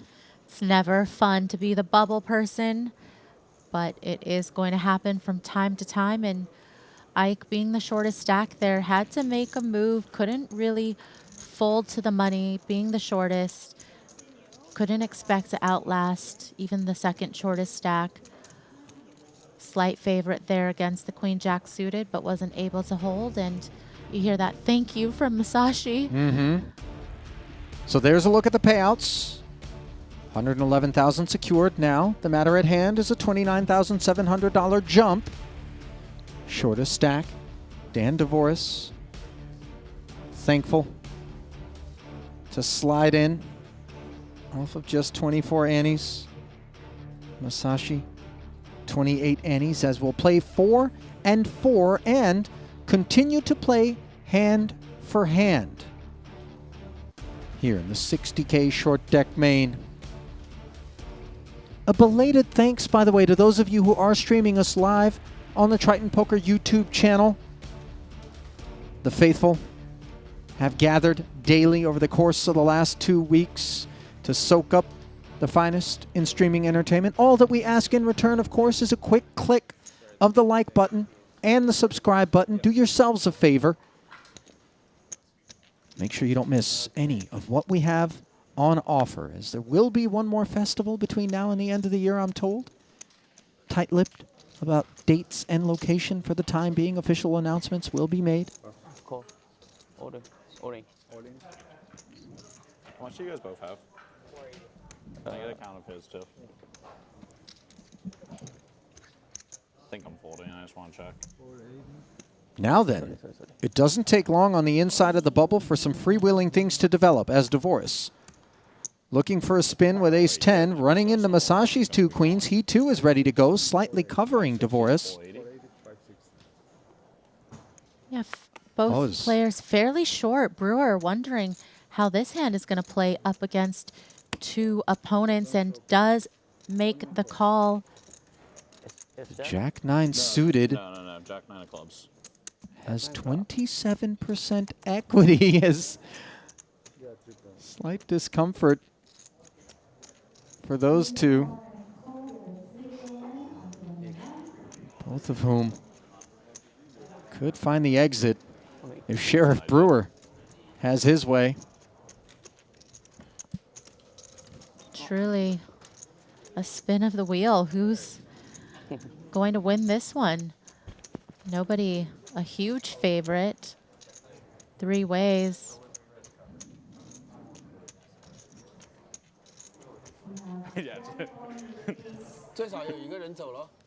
So 1.48 million in the middle. Just a modest side pot of 140,000 to be played between Masashi and Brewer.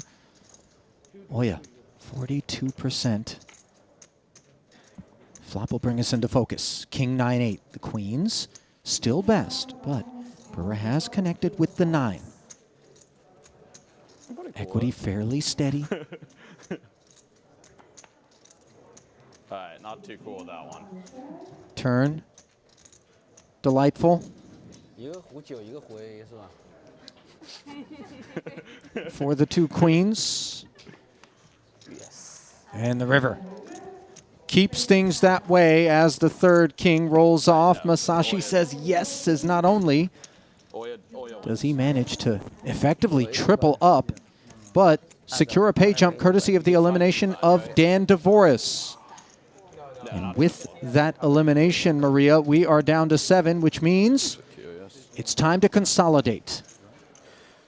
Dvoris will add $111,000 to his career Triton totals and leave behind 7-2 battle for the title and the $828,000 first place prize. It's Masashi on his feet for the festivities.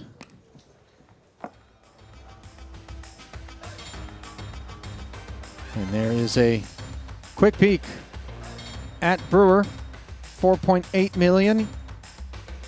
That's what he's going to be taking into the final table, where the antes will be 20 and 40,000. As we bring you back to the desk, it's going to be in a hurried manner, as that's going to do it for Maria and I in terms of this Triton Festival. Your first, Maria, sum up your thoughts. I mean, it was so incredible to see the best of the best in the world come out here, compete.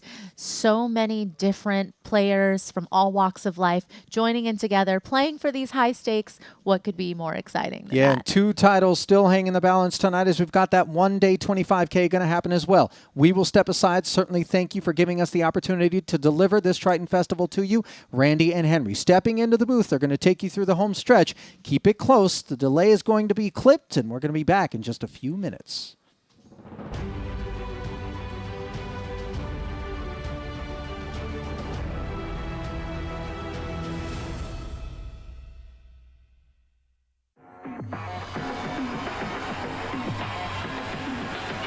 GG Poker. So many players. This is a crazy thing to do. GG Poker Broke the Guinness World Record. Welcome to the World Series of Poker main biggest event. poker site. larger than all other GTO traffic reaches all-time high. Jump, jump, jump, jump.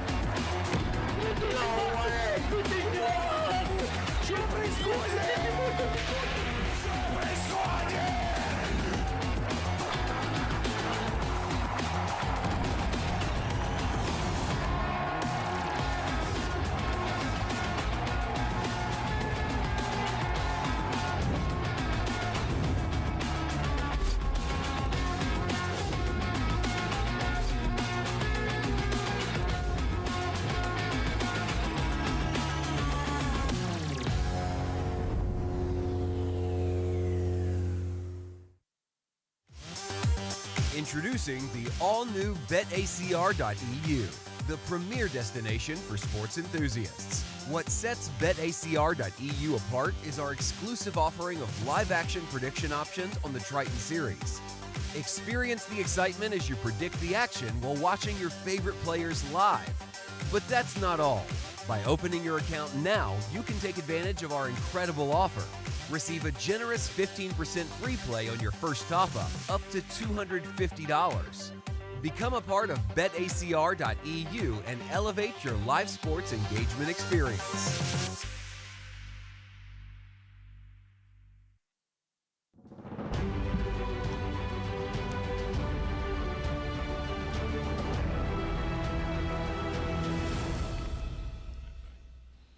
Oh, very warm welcome back to the JW Marriott Grosvenor House for one last time, Randy. We're in the booth, and it is, of course, for the short deck main event. Wouldn't have it any other way, my man. We've got the short deck. It's a main event. There's a Jacob & Co. timepiece up for grabs. It's the final day of the Triton Super High Roller Series, and we've got Chris Brewer, Jason Koo leading the pack. Yeah, heavy hitters, of course, at this final table, and we got Tan Chuen, one of the most known short deck players of all time, currently sitting in third, and we got Oya Masashi representing Japan, who made some quite creative plays when we were in the booth before. Thought it was pretty fun to watch. Wai Kin Yong, who shipped our 30K earlier a day ago. And Lun Lun and Kiat Lee to round things up at the bottom. Lun Lun, final table of the main. Kiat Lee, the guy that we've just been badgering on about, like, when is this guy going to get his hands on a title? He's been so consistent this year. So many crossbars, so many top 5, top 4 finishes. So many potential storylines, Randy, and I honestly wouldn't have it any other way. The bubble obviously had just burst before you and I jumped in, and everyone's guaranteed $140,700 for their efforts, but playing for that $828,000 up top, plus the Jacob & Co. timepiece, plus the golden piece of hardware. You ready to rock and roll, ladies and gentlemen? Let's throw it down to Luca Vivaldi once more as he introduces the final table of the short deck main. Triton Super Roller Series in London is coming to a close, and in the short deck main event, we had 46 entries. We're down to a final table of 7, and it's my pleasure to introduce you to them. In scene number 1, with 1.6 million, from Japan, please welcome Masashi Oya. It's the man that we were talking about. This guy playing short deck for the first time, making the FT of the main. Is this going to be a KCG story all over? Scene number 2 with 660,000 in chips from Malaysia. Please welcome Lun Lun. Part of the Malaysian contingent, came 8th in the 125K main event, no limit. It's a back-to-back main event FTs for Mr. Lun Lun. Love to see it. Scene number 3, from Malaysia as well with 1.1 million. Please welcome Wai-Kin Yong. Four-time champion, recently taken down his first short deck title, looking to add one more and speed run past Mikita Baziakuski and Phil Ivey. The third and last Malaysian at this final table with 655,000 in seat 5. Please welcome Kiat Lee. The man himself, the man we're just waiting to take down a Triton trophy. Seems inevitable. Is today going to be the day? C6 from the US with 3.2 million. Please put your hand together for Jason Kuhn. It's the bucket hat himself, 8-time Triton champion. Has a main event title already in Cyprus just a couple months back, looking to add a short deck one to that track record. 1.8 million for our C7 from China. Please welcome Tan Xuan. Legend is the only word that comes to mind. A short deck legend that's been playing the game since its inception way back in the day. Certainly someone. Last but not least, in seat 8 we have our keep an chip eye on. leader from the US. Please put your hand together for Chris Brewer. Chris Brewer, 2-time champion, looking for title number 3. Couple of deep runs already this series, coming in as the overwhelming chip leader. 2 second-place finishes already. Gentlemen, we still have 34 minutes remaining of 20k ante. The button has been drawn to seat number 7. I wish you all the very best of luck. Daniela, shuffle up and deal. So can he convert? You heard the man. Daniela, shuffle up and deal. Everyone guaranteed 140,700 for their efforts. It's currently Team USA out in front, both Chris Brewer and Jason Kuhn, the overwhelming chip leaders, the only 2 players with more than average. Hey, Luca. You ready, Randy? I'm ready. I'm ready. So average stack is 101 antes. 2 players with more than that, Jason Kuhn and Chris Brewer, 162 and 240 respectively. We do have 2 pretty short stacks of 33 antes apiece, which is Kiat Lee and Lun Lun. Oya Masashi, limping Queen 10. Seen a lot of this today from JK. Just really putting the pressure back on his opponents. Cover.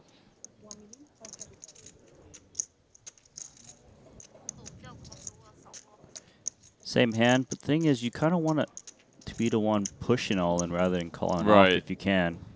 Yeah, Tan thinking about it for a bit, but I feel like, is this what we're going to be expecting to see for the foreseeable future with the ICM and just the way that the chips are kind of spread out at the table? Yeah, you will see players push in a lot of chips, just looking to take it down pre. Jason has been in the spot many times. We get to see him navigate this final table. There are your chip counts, brought to you by our title sponsor, GG Poker. And note at the bottom of the chip counts too, 32 ante stacks, so incredibly short at the bottom. Kiat Lee and Lun Lun looking to spin the wheel.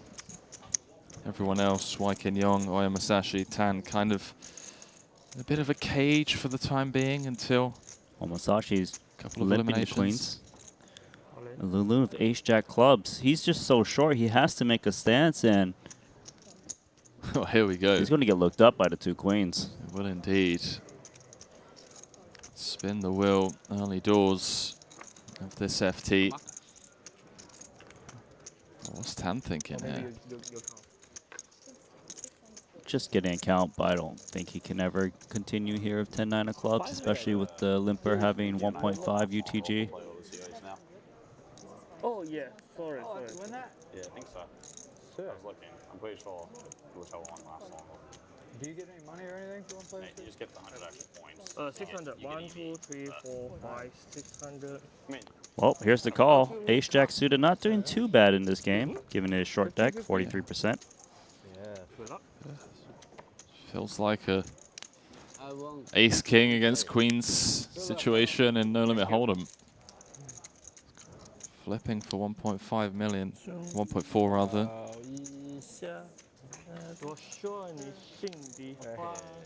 Not too bad for the ace jack, top 2 pair. Tim Tim. Tim Tim. 心里话到了。Tim Tim. Oh, I won't play. None of the backdoor straights presented themselves. Oya drawing to a queen and a queen only. Everyone else was rooting for a ladder, Andy, as Oya was rooting to take down the pot. But Lunlun, back-to-back main event final tables, gets the early double. We just overheard Jason Kuhn talking with Chris Brewer. Jason currently in 6th on the Ivan Liao Player of the Year leaderboard. Obviously, fresh series, fresh season. Chris Brewer 4th. So if either of them win this event, they end up as the Player of the Series, which would give them an additional 100 points towards that Ivan Liao Player of the Year, which, of course, we know has a bit of a financial incentive as well, as being able to just say, competed at the highest stakes, battled against the best for a full year and took it down. 100 points is, as you know from the last season, can be very handy. So with that double, Lunlun goes from shortest up to 4th. That's going to leave a lone short stack of Kiat Lee at the bottom. Is it the sparkling water? It's for yeah.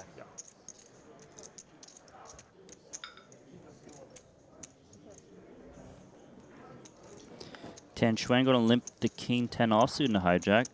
Got the chip leader right behind him. Right here. Thank you very much. Opts out. Folds over to Masashi with the 10-7 offsuit.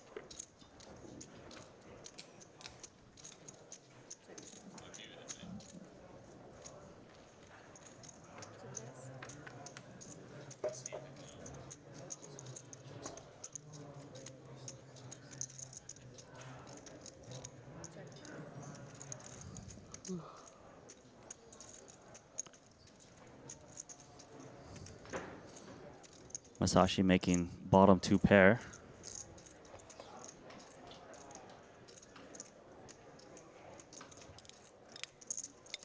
Obviously, bottom 2 pair, or 2 pair in general, not performing as well across 3 streets in short deck compared to Hold'em. See how Tan wants to proceed with this. These two have got a lot of history so far in this tournament. Still 37% with the king 10 making the call.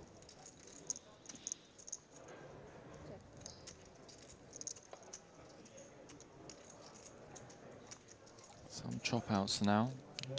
A 9 would chop it. Tad looking for an ace or a king to scoop it as Oya boats up on the river. One of the few very safe cards for Oya is making that boat. The way the hands played out, Masashi should try to target the ace X. 10X unlikely to really pay off anyways. There's one hand that's like critical, like if I call with above, I have more than you. 2/3 pot. Yeah, 2/3 from Masashi. The one hand you tanked on me, I had an ace. Yeah, What do we do in Tan's shoes here? I mean, it feels like a very suspicious line. Like It's bet, odd check, that bet. yeah, it's odd that his opponent bet the flop, check back the turn, and bet when it pairs to 7. You wouldn't expect a 7 to bet the flop unless it's coupled with 2 pair.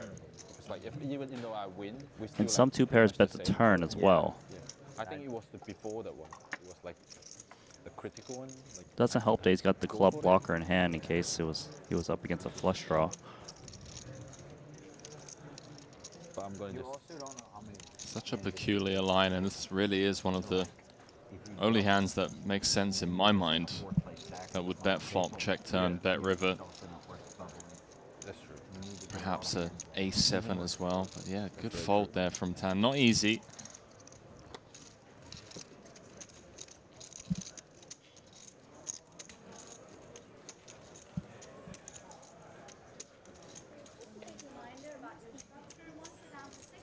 So As things stand, Chris Brewer, overwhelming chip leader, second in chips. 8-time champion. Everyone else with less than average. Cat Lee, the shortest stack with just 30 antes.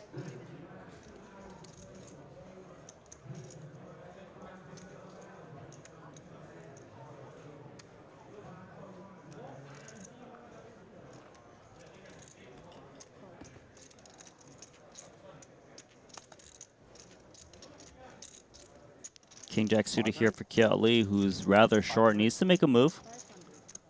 Jammed almost all of it.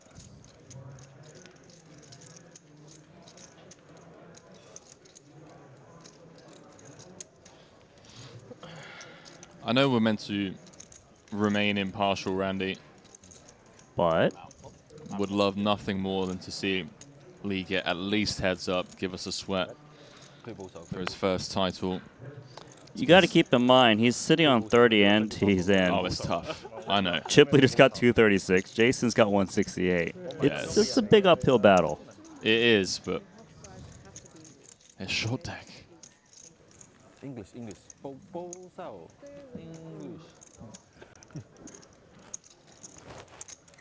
If I have no card, Punish. No, if you are in the hand, English only. If I shuffle, it's okay.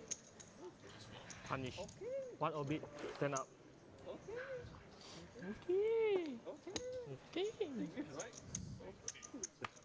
Okay. 不可以讲暗语。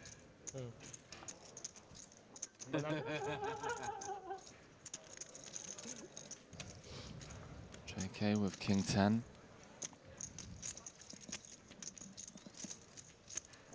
It's going to let it go. Perhaps something to keep an eye on as to how he wants to proceed. Second in chips does have the chip leader, of course, on his left. Well, Chris Brewer has jammed the 9-7 of clubs.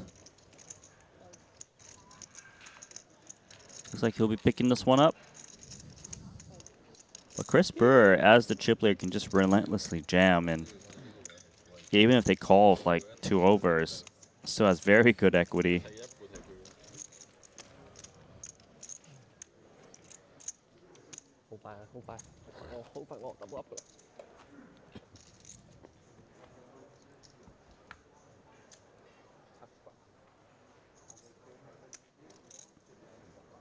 And is that just what he gets to do there? With those hands that even against ace-king, ace-queen still have like 40% equity? Yeah, and by the time they wake up with those hands, he would have chipped them away relentlessly. Yeah, that's a great point. Picks up 160,000. My guess he'll have like 40% equity or so, just thereabouts. Ace-queen.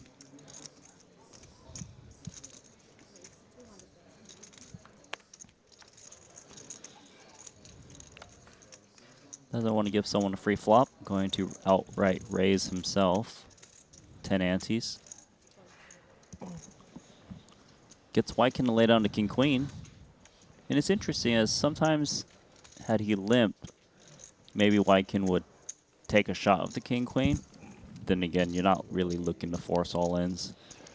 Is it safe to say, and correct me if I'm wrong, but with ICM, as things stand, we're going to see a lot less limping because it opens the door to increase variance. And even against a hand like King Queen, where we have them dominated, do we really want to be the one that is then having to cool off and just playing a high variance game?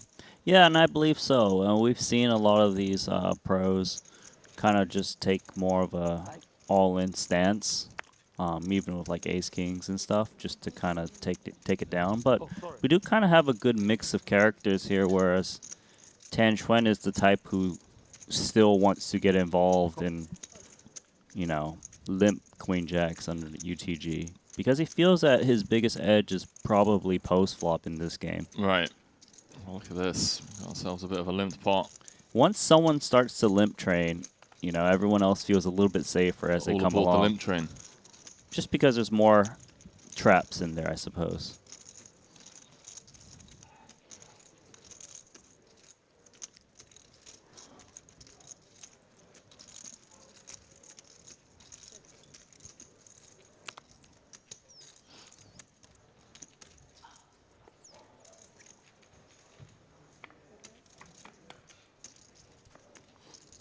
Jason checking back his 10. That flops best on the Jack 10. Yeah. So we're going to miss for everyone else. Looks like a lot of checks. Don't really expect the 7-6 offsuit to take a stance.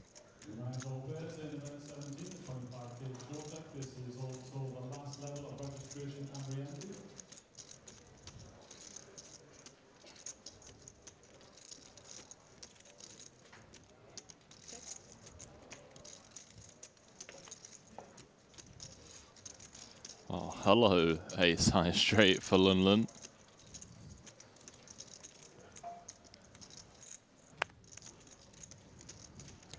Well, does still have trip jacks, 10. Opting to check.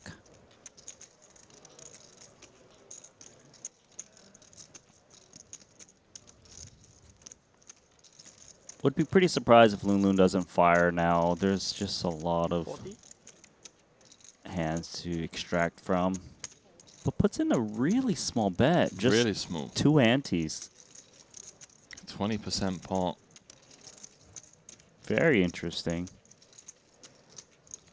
And with this size bet, it actually might make Tan Xuan think his queen jack is worthy of value raising to kind of charge just so many hands, and I'm not surprised he does come in for raise. So Yeah, precisely, with the trips and the queen in hand as well.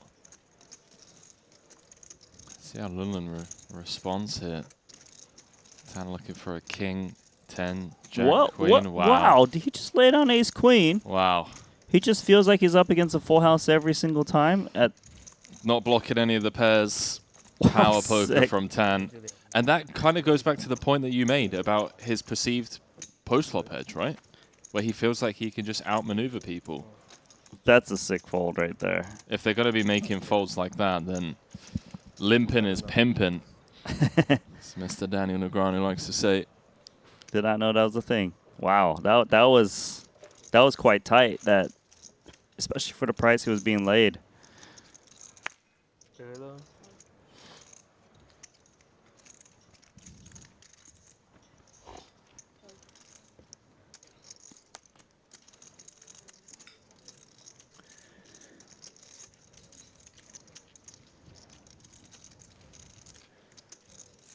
Kya with pocket queens, he's going to try and scoop what's in the middle. 400 of 655.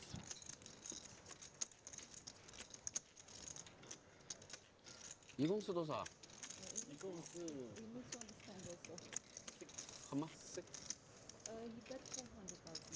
asked me how much in total. Maybe we need a translator next time. 先看一下再说，看完了再问吧。浪费。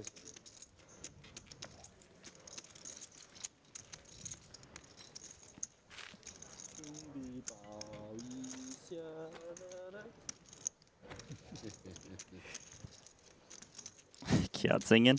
Yeah, do you want to get out there and translate, Randy? Seems like Tan asking, you know, how much he's playing and whatnot. Needs a translator. Yeah, it's safer here in the booth. That is true. As Shulman did say, you understand. What did he say? That one-liner from the main? I wasn't there for that one. He was like, oh, you understand what Ace of Diamonds is, though, right?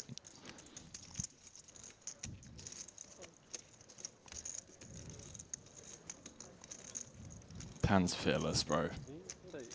Like, doesn't care that Brewer's got him covered. He's just like, you know, King 7, I'm in. Well, his image kind of allows him to get these free flops that the chip leader doesn't want to pounce on. Although, I prefer Chris Brewer's hand in this spot, the Jack 7-6 open in a straight draw. Despite not being paired, he can apply pressure on the shorter stack. Tan Xuan trying to just clear the field now, or clear his opponent. Obviously, we can see it's not going to work. Brewdog. He might raise. The open-ender.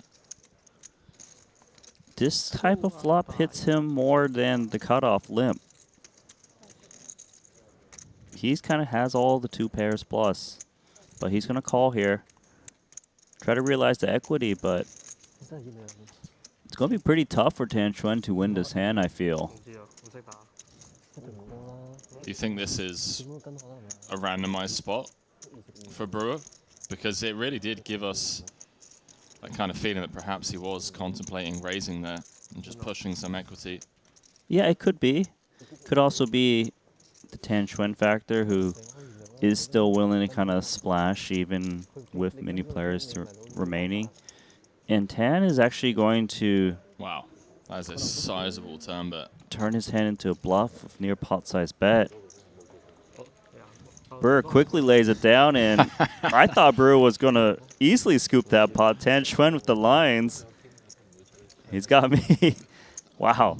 This is the thing I'm most excited about this FT, is because you have the chip leader in Brewer, you have Jason Kuhn, 8 titles, ton of short deck experience, but then you throw someone like Tan in to the equation, and all of a sudden, the game plan coming into the FT, you know what I'm saying? Like, It's a completely different game when you throw it in there. Some of the things, the strategies that you're going to incorporate, you know, kind of needs to change a little bit and adjust for the game plan that he's going to go in with.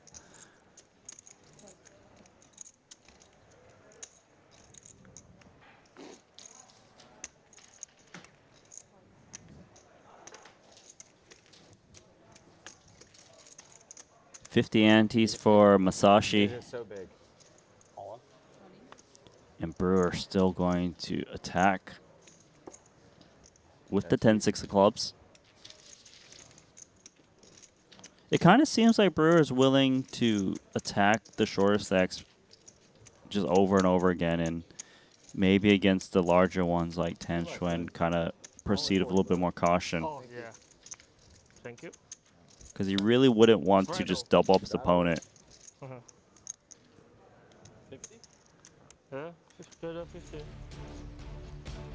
Well, massive shout out to one of our sponsors of the Triton Super High Roller Series, the Leze Club, Randy, housed in one of the finest Georgian properties in Mayfair, London. And you may recognize, Leze is the location of where James Bond first appears in the film Dr. No in 1962. In addition to this, the club also features in the Beatles film A Hard Day's Night, 1964.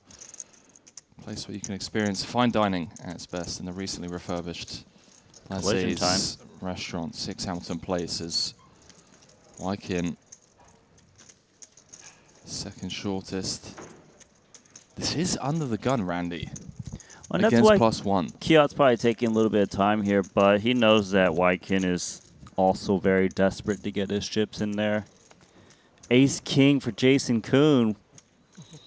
I feel a 3-way all-in incoming. How's this one going to play out? Wykin Young, 825, 6th in chips. Cat Lee, 755,000 from +1. Do we just end the tournament right here? Wow, did he just lay down Ace King for a quarter of his stack? That is very interesting. Okay. Jason knows something else we don't know.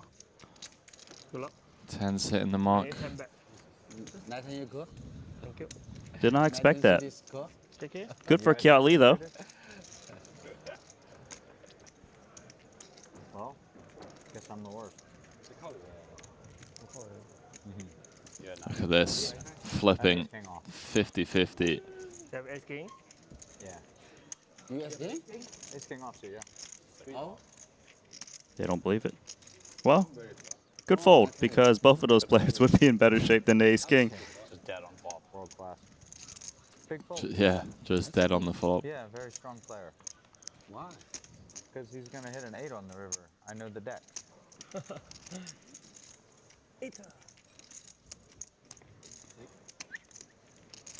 Trying to call the cards, but not coming this time round.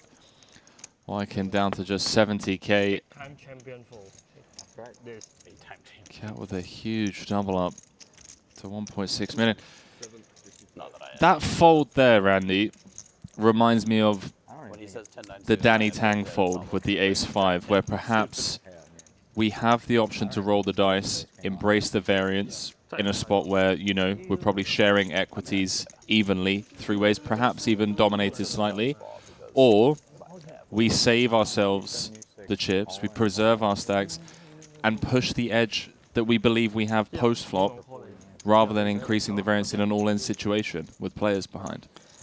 It's possible. It's hard to say, but you know, you give that ace-king to Tan Xuan. I don't think he's laying that one down. Just kind of different style. Those positions, but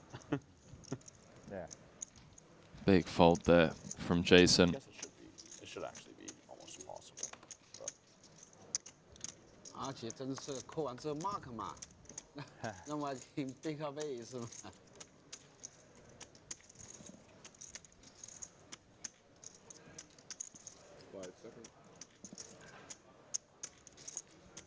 So Wykin is down to 4 antes right now.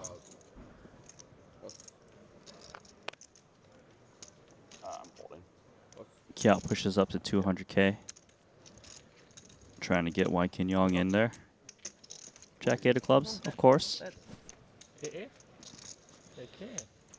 50-50. They keep asking for aces. It's hard to get still. It's okay, he only one jack. He don't want 8. Oh. Sweat for everybody. 9 o'clock.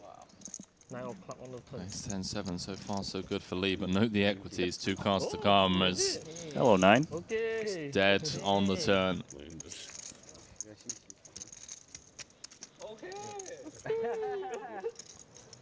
Wykin Yong back up to 240K. What have we had now? 3 all-ins, no elimination. Classic short deck final table.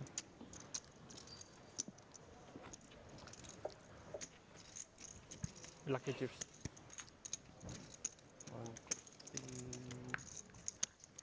Over-unders on how long was 7-handed for, Randy?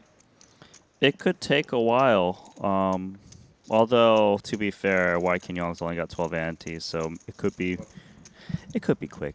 But if he can run it back up, we've seen some tighter play so far at this final table where players try to let others bust first. Burr, though, doing his chip leader thing, jamming the 9-7 offsuit.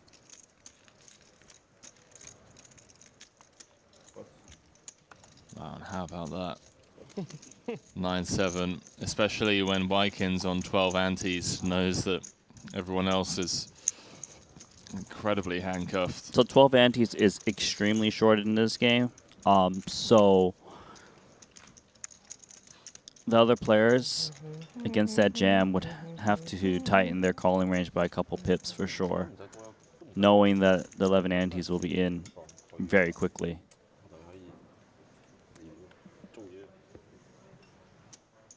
Like if there's 11 ante jam, the dealer button probably calls the majority of his range, besides the dust. Jack 10 here for Tan Xuan. Limping still.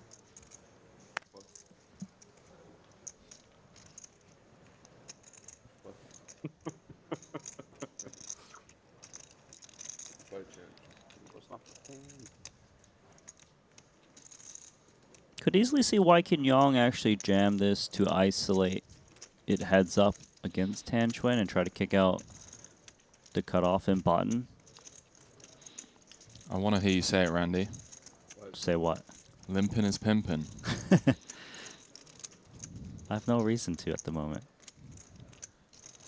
You think Tan Xuan is pimping because he's limping? Yeah. We just saw him with the King 7 earlier. Big fold, ace 9. It's a big fold because he's paying 1 ante a hand right now.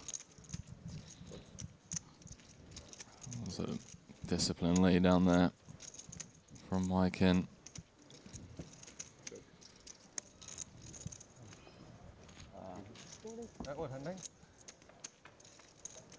Jason checking the pot by the looks of it.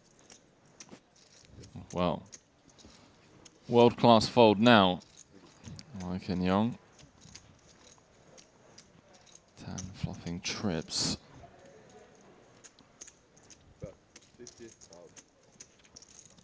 50 to 180. And Sand's over.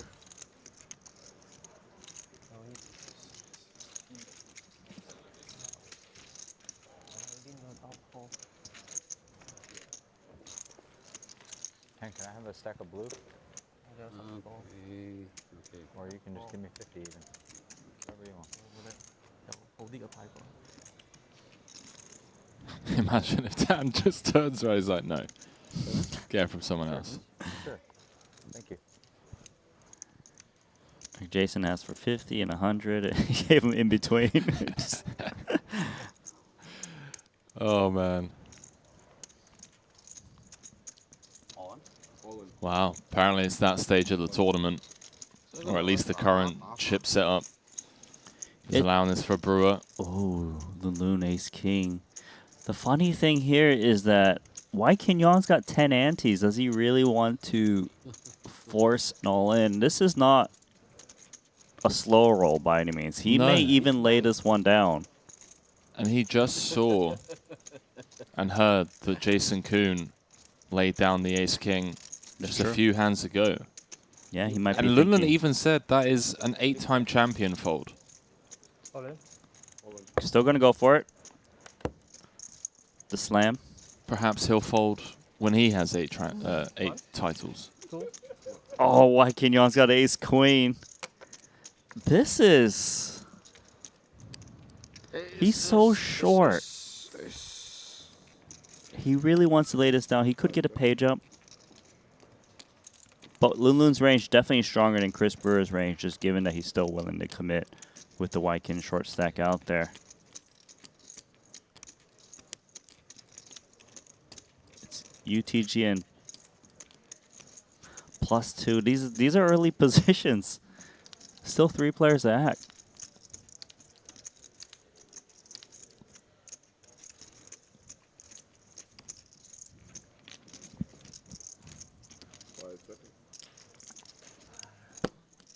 Gamble.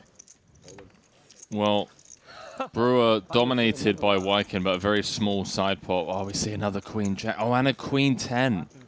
So Queen Jack, Queen 10 hitting the mark. No queens left in the deck. Good for Lunlun. It's amazing for Lunlun. Brewer drawing incredibly thin.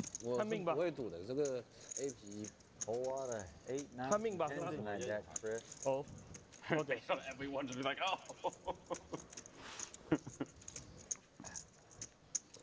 Well, Brewer didn't get the respect he wanted pre-flop. Ace King 9 does now present an inside straight draw for Brewer. Wai Qinyong drawing very thin, especially given that he's drawing to chop outs. There's no queens left in the deck. Can now chop. Only 10? 10 is live. Doesn't come. The 9-9 run out. Chop for Wai Qinyong. Oh my god, that's sick. 这个也挺好的嘛， I didn't 少 even 赢一 think 点。 about you being able to chop. Yeah, I didn't think about it actually, yeah. 能不能少赢点无所谓的嘛。 Running nines. 9-9. So Wai Kin.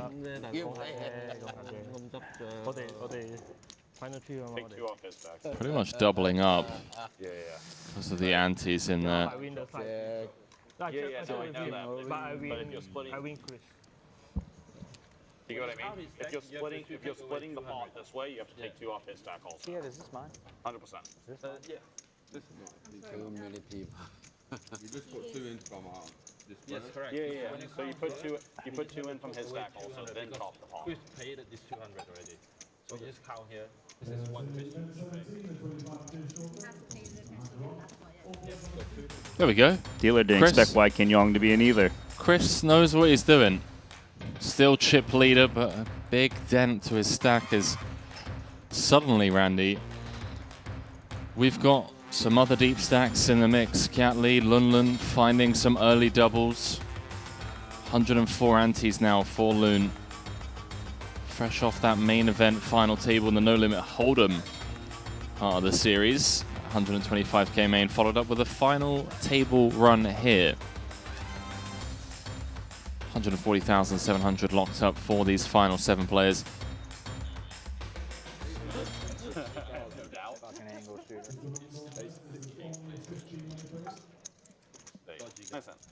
Huh? Sorry then, my bad. I punished myself.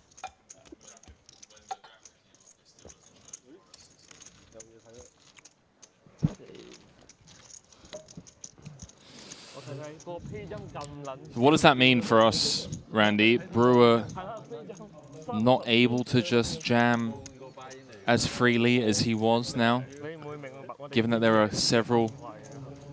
Just a little bit, because he still has a massive chip lead, 3.8 million.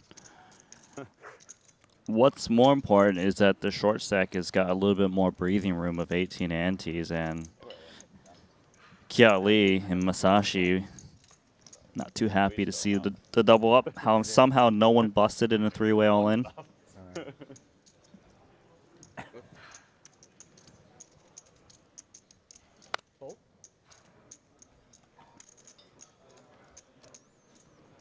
Why Kenyon was down to 4 antes, got 18 now.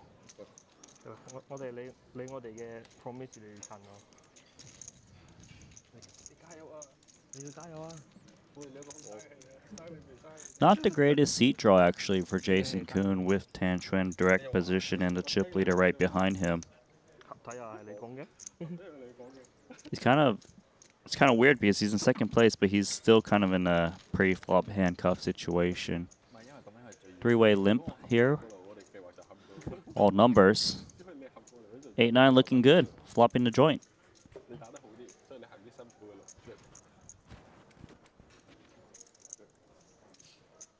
Crisper needs to try to extract from the pairs, the straight draws that exist.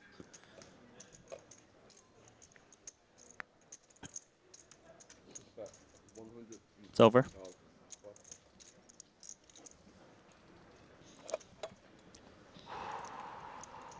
Flopping the joint in short deck. It's not safe. It's really not. I mean, I'm looking at the Jack 10-7 board, and sure, you have the 9-8. But any 8, any 9, any queen, any king, any ace brings in a higher straight. This game, man, not for the faint-hearted. That's for sure. It's the blinds, or the antes rather, going up to 25k, 50k, which means Wai Kin Yong is now down to just 13 antes. 25? 25 and 50. King Jack. It's gonna run it.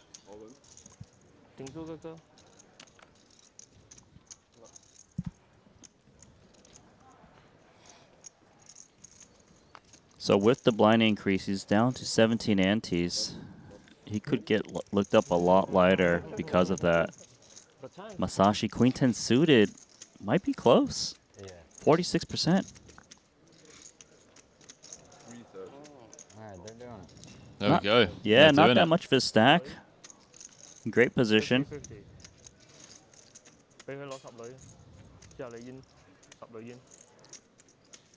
If Wykin can hold here, it's going to swap places. Masashi will become the immediate short stack.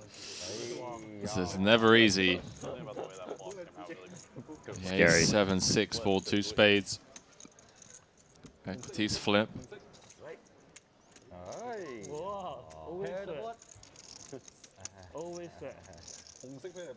That cuts him out for Masashi. The board pair called for by the 4-time champion, and all of a sudden is no longer the short stack. Hear him giving credit to that miracle 9-9 run out, converting the 0.3% to at least chop that pot, and now doubling. Having to fade the world there.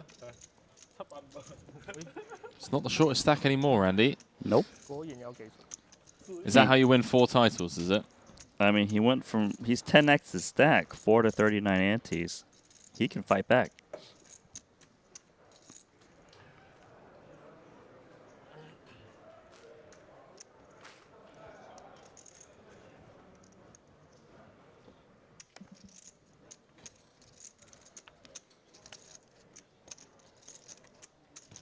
Pocket aces. Trapping.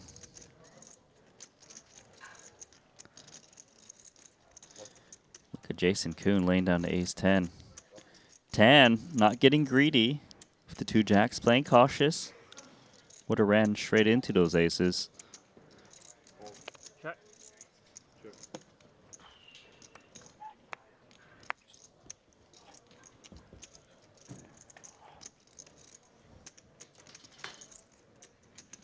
That was quite the fold from Jason there as it goes 3 ways, and Tan and Kiat both with big pairs outflopped by Oya.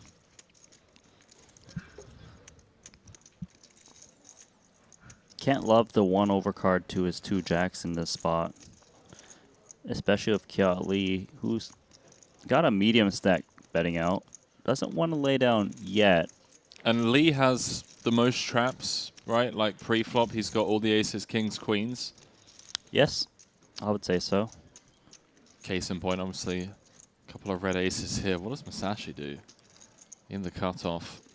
Yeah, I like that he's coming in for a raise because in the cutoff, he's perceived to never have 6x. So he's probably still going to get looked up a lot, especially by the 2 aces.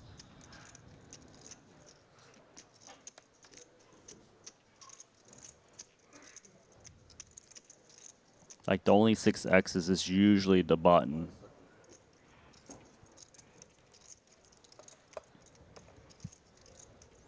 And the reason Kiat's not coming over the top is just in case Tan Xuan wakes up with action. Right. Then he can kind of lay down his hand.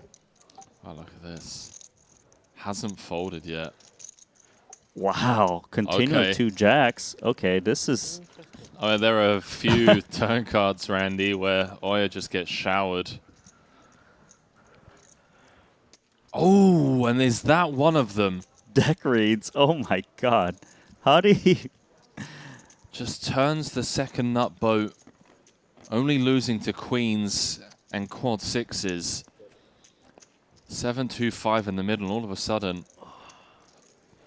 Oya drawing to 1 out. As played, Oya just still has to jam this 7-6. He needs to protect what's in the middle. He will jam in. I don't see how Kiat Lee can fold here still as played. Although he might be scared of the Tan Xuan continue, but... And also, is holding the ace of hearts relevant here, or am I overthinking things? I suppose you do block some of the flush draws, but... It wouldn't surprise me if Tan still calls the flop with just a queen. You know, like ace-queen, although he blocks that king-queen sometimes. Okay, well, if Tan has that, then what does Oya have?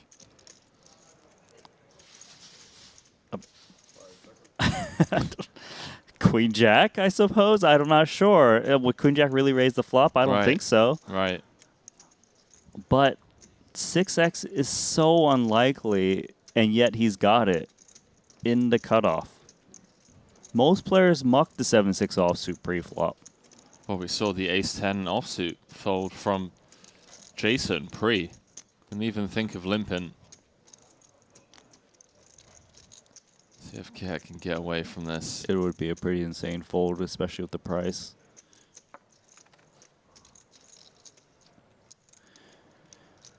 I'm wondering, is he more scared of Tan Xuan, or is he more scared of Oya Masashi in this spot?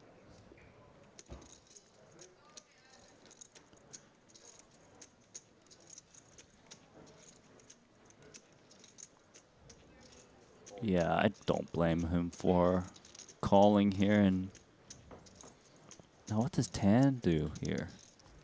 It's a multiple time bank tank call from Lee. Tan doing backflips in his mind. There's still a little bit of value to be had to charge the flush draws a little bit. So it is crossing his mind to raise from time to time. What just happened? Oya went to show his hand, I believe. Not sure, but I don't think anything was revealed. Thankfully.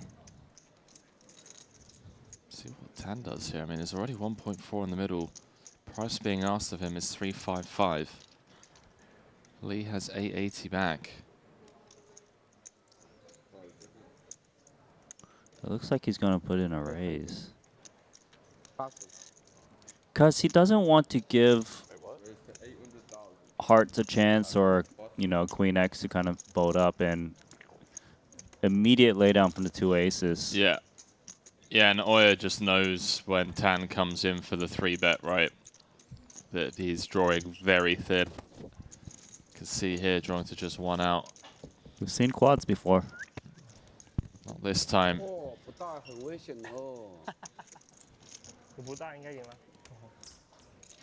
And that queen on the river is a good point on why you might want to raise those 2 jacks. Although the aces wouldn't have beat them, but right. The queen X.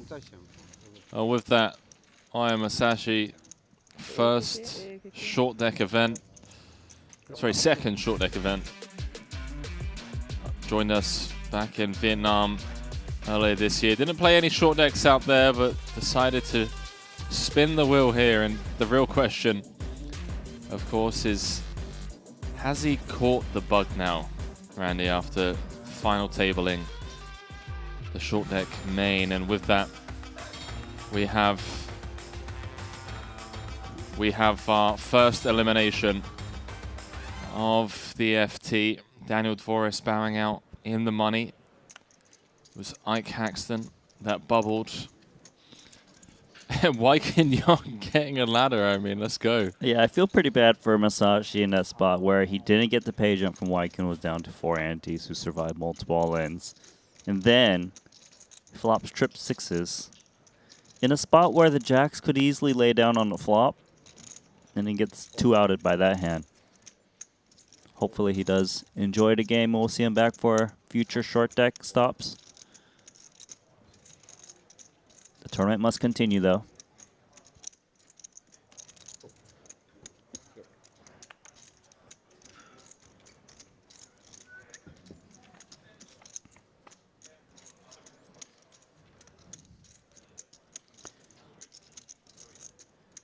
Chris Brewer flops a straight.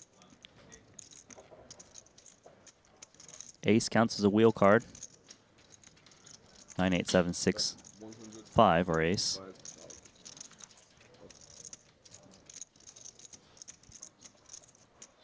Not too much for his 3 opponents to be able to continue, though. Wyken of just middle pair, 1 overcard. Tan behind him. You would really think Chris Brewer's out of line to continue in this spot. That's a sizable bet from Brewer as well. I've been seeing a lot of these small bets, but 175 into 250. Brewdog was just praying that Tan had a trap. 9, 7, spade. Alright. It would have been a dog. 6. Maybe much of 1. 8 a hole, 7 a hole.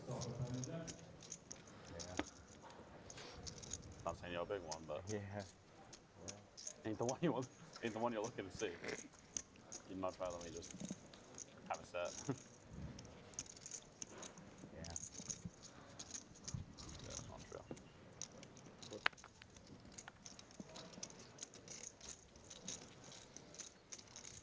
On. Mashing time. I don't know how I feel about jamming the ace-6, man. I mean, we've seen Lunlun, when Wyken was down to just dust, happy to call off with the ace-king. I mean, I know we're not supposed to be scared of the monsters under the bed, but... Yeah, but the thing is, Lunlun was, I believe, sitting on about 50 antes at that time. With 100 antes, maybe he doesn't call ace-king off anymore. Right. Hard to say. That's a good point.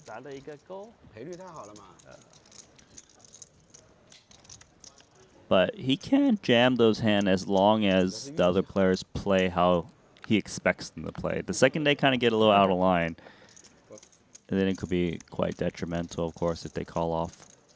Wider than expected. 10-8 offsuit. Me just jam an 8-6 off. Seems like we know what gear Chris Brewer is in. Well, Jason Koon's on the button with 2.9 million. To be fair, I mean, Jason... never mind, who cares what Jason's going to do, because Loon's got 2 kings. All the time banks going in there. Just trying to see, is there merit in folding because of the other stacks remaining? Well, but with Wykin at 34, probably not. If Wykin was still at the 10 ante section, surely you can strongly consider it. I just don't really see him laying these 2 kings. 2.9. 2.9? 2.95, yeah, something like that.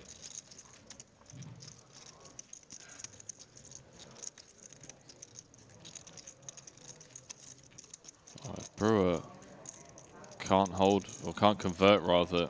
It's going to be down to 4th in chips. After being runaway chip lead, obviously Lundlund has to click the call button first, as he does.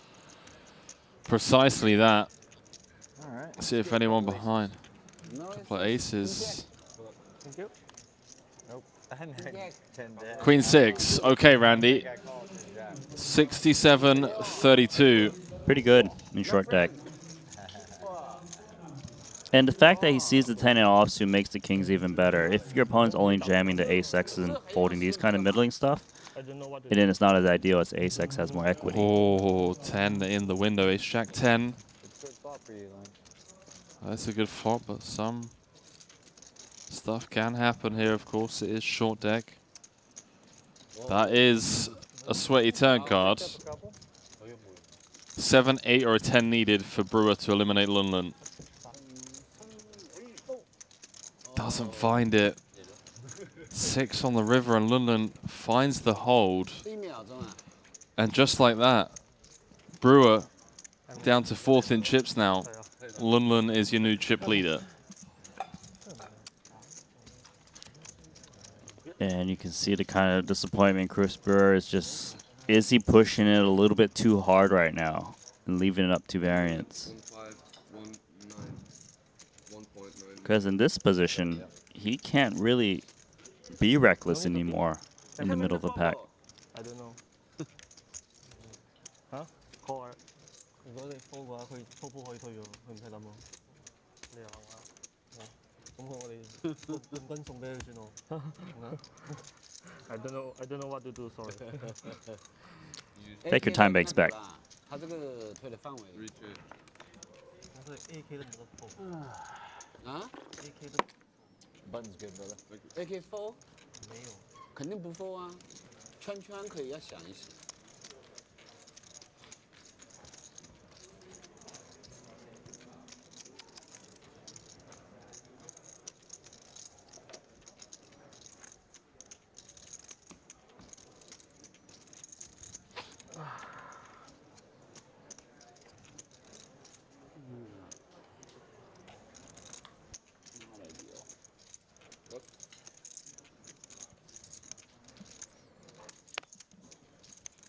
Well, let's see how Lundlund plays the chip lead.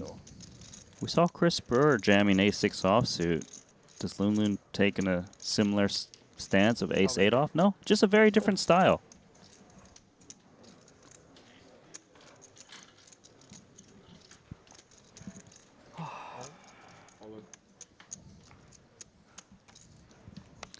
Well, Randy, I've been well fed, been looked after for the last 2 weeks. I think you and I are going to be here for the long haul, pal. We've got ourselves a short deck main event final table on our hands. And I don't want to take anything away from Lundlund, so I want to be careful with how I phrase this and how it comes across. But you hear him conversing in Chinese there with Tan, with Wykin, and then admitting to Brewer and admitting to Jason in English that I really don't know what to do in that spot. We heard Tan ask him, are you folding ace-king? And again, he's like, I don't know. So when someone like Lundlund, who self-admittedly is perhaps unfamiliar with a couple of these spots, as the chip leader, does that now mean the experienced players like Tan, like Jason, are more inclined to play a much less variance-heavy style and just take it to the streets as much as possible? I would say that's very possible, just knowing that Loon Loon doesn't have as much experience as everyone else at this table, I imagine, with these kind of questions. They also going to adjust their ranges that they perceive him to have. Right. As you saw earlier, him kind of just outright folding ace-8 offsuit, whereas CRISPR jammed ace-6 offsuit with the same stack when they were the chip leader. So, of course, Loon Loon, we can't say he's not going to adjust and get better as he kind of asks these questions. But we'll see how it plays out. We are still 6 remaining. CRISPR now getting trip queens.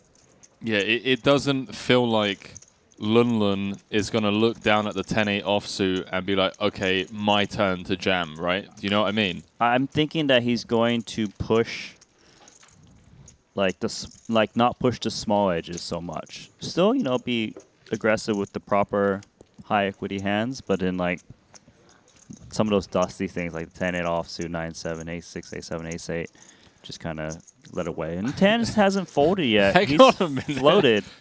He's floated with the 8 high. Ace of spades on the turn. Does go check, check. And perhaps now a door for him to try and steal this one away. At least he's going to try. This guy is just the most sus player. He really is. He's always suspicious. I no love matter which player, what street, which positions. For now, though, he's going to try to represent. Snapped off and... Did you say straight? Yeah. He's also got the jokes and the trolls.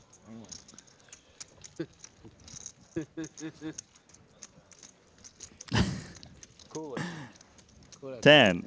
60K. It can calm down sometimes. We don't need to win every single pot, do we?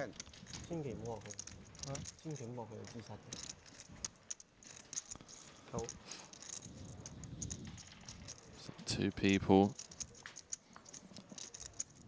at this table going for their first Triton title. Kiat Lee and the current chip leader Lun Lun.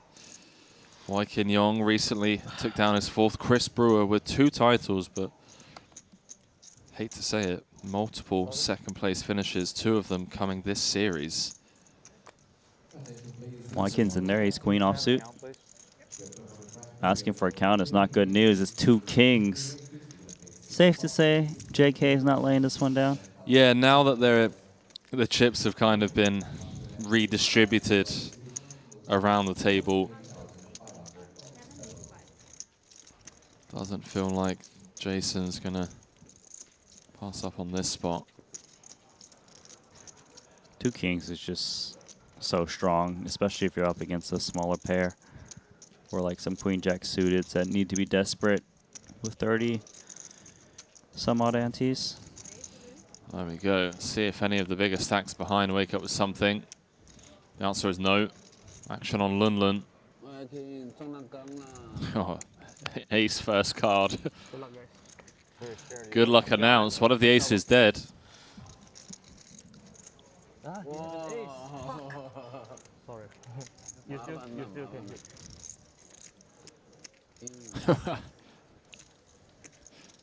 Malaysians all ganging up on Jason. Understandably so. Jack 9-7. Things looking bleak for Wai Kin. Can turn some back doors.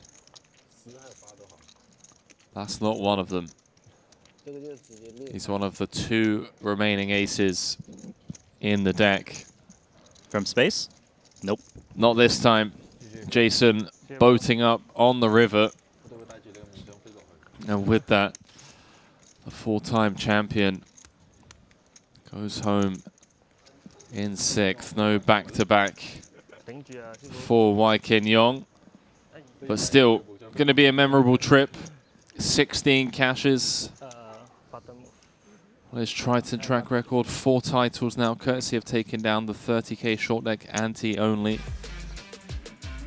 11,273,000 in Triton earnings. Heading home with 176,700 for his efforts here. And with that, we're down to the final 5. Lunlun out in front, but Jason Kuhn, 8-time champion, nipping at the heels of Lunlun. Jason, of course, came 3rd in the short deck main event in Cyprus just 2 months ago after taking down the 100k main. Already has one of those Jacob & Co. Triton X collaborative timepieces. Who's it going to be? Incredibly deep here. How much you have? 300到200 280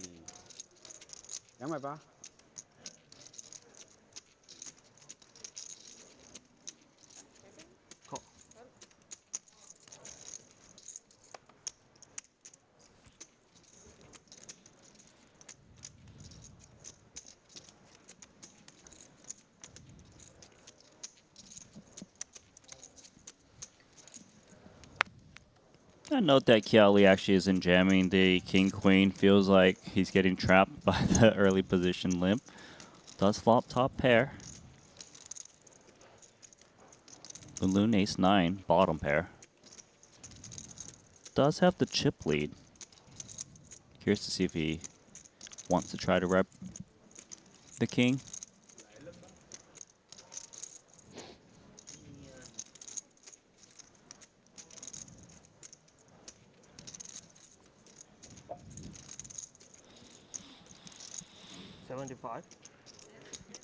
Let's go, Lunlun. This is your time, my man. Things are different when you're the chip leader. You know, you can kind of press and lean on these short stacks. And Kiat, of course, not going anywhere, but usually will be folding most of his hands. Wouldn't even expect Kiali to continue with 10x. Wow. That should settle that. Cat turning. The straight. Lunlun does have the redraw. Also drawing incredibly thin.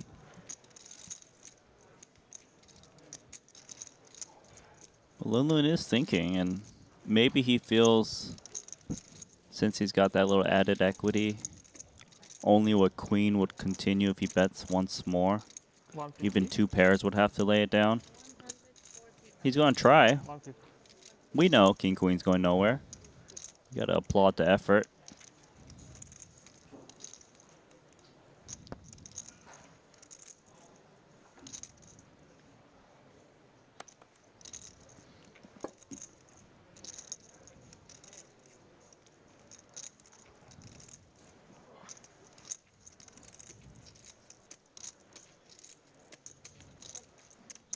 Kiat just smooth calling here, and perhaps he feels that his opponent might barrel off sometimes. Does pair the board, which is actually really bad for Lunlun to continue with a bluff in case he was against some 2 pairs that happened to call the turn. Those would boat up. Queen X going nowhere. Wouldn't be too worried about the board pair for Kiatli, as you also don't expect those 2 pair sets to bet the turn.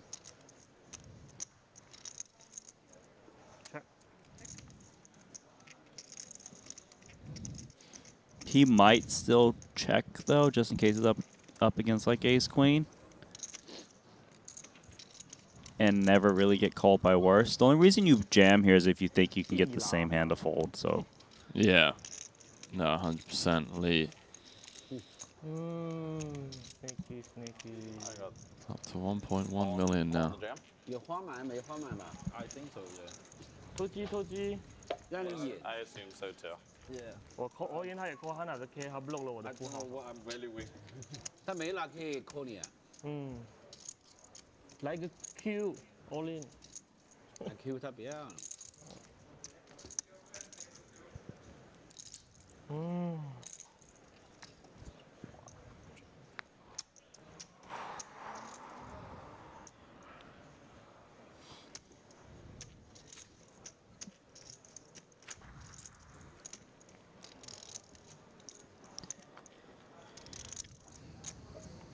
AQ suited here for Tan Chuan.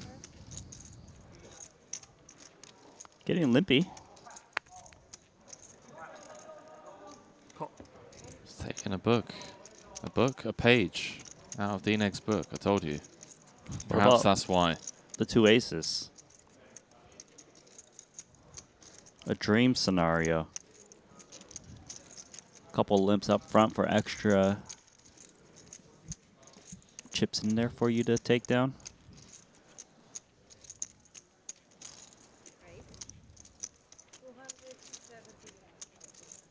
How's this one going to play out? Raise to 275 and two very playable hands behind Tan with the ace queen suited. 655 behind. I think it's 805. Oh, sorry. No. Leave it to the app, It's 5. London. 7. Cup stop. No. No. No? Only if he's all in. 805. 80. Oh. 80. Oh, okay. Does move over the top, and Cat Lee with numero uno. Got him. Tan still has 18% though. 40个码头要走。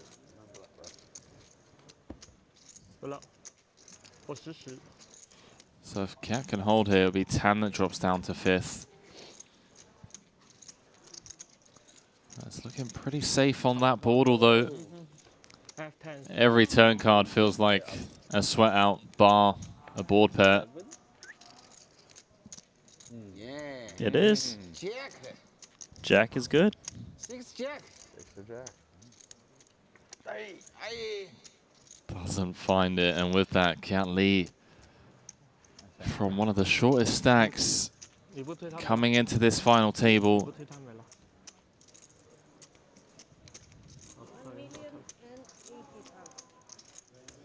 Now finds himself playing a very healthy 1,000,000. 2 million and change. Tan Chuan has been having quite a swingy day. Now at the bottom of the chip counts. Yeah, but note in the app, Randy, when we first joined, it was just Jason and Brewer with infinitely more than average. Now the chips have kind of been spread out around the table. If Tan doubles through the chip leader, Jason, they switch positions. Really is tight out there.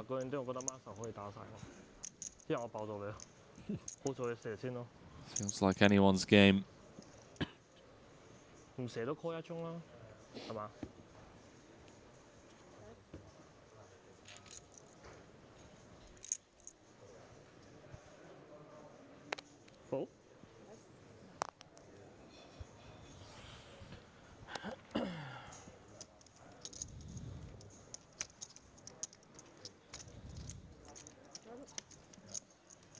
Kiat trying to get a free flop here into hijack.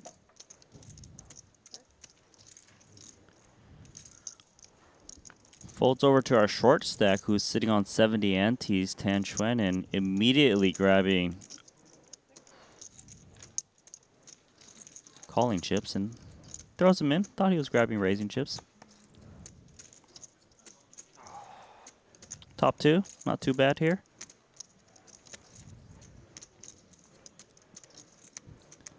It's a complete checking range pre-flop, so it's no surprise that Kiat's trying to represent that ace-X to steal the pot here and now. Yeah, and against someone like Tan, we've seen already float with like 8 high, just gives me like, you know, that hand of Johnny Chan's just like tanking with the nuts against Eric Seidel, WSOP mates, like tilting his head like, what do I have here? Cat now turning a very decent amount of showdown. Beating 10x. Beats the gut shots as well. 7-8. 7-9, 8-9.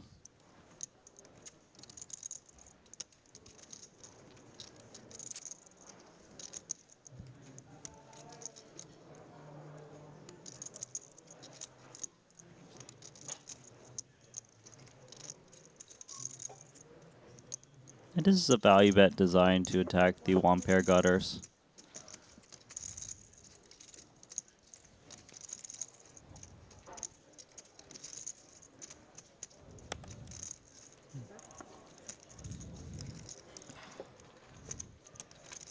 Not that I'm rooting for anyone in particular to go out next, but the longer that that man's at the table, the more entertained we typically are. You just really never know what he's going to pull out of the bag next. 好似最好嘅成績係我同你第一第二。鹹片第三。嗯？鹹片第三。其他人冇所謂。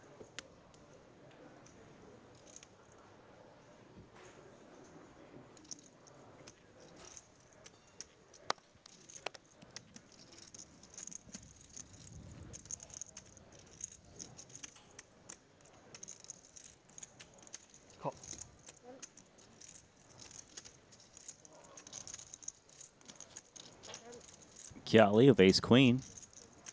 Overcalling. And with a couple calls up front, Jason Kuhn going to try to sneak in their 10-9 offsuit.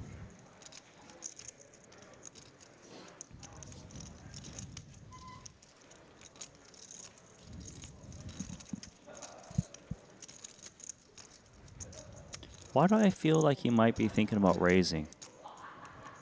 Because why am I right? Just as I said with Tan at the table, you never know what this man is going to pull out the bag next.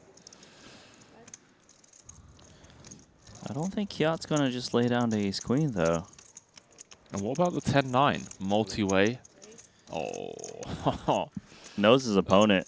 Lee is just really spinning this up, isn't he?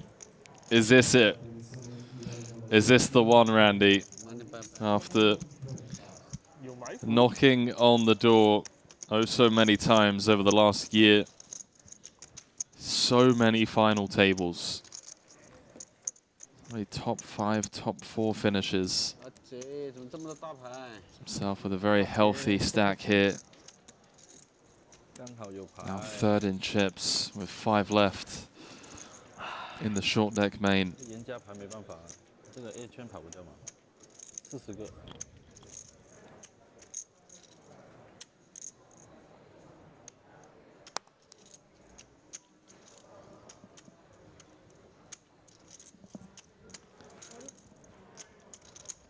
I mean, what a way to kind of get the monkey off your back.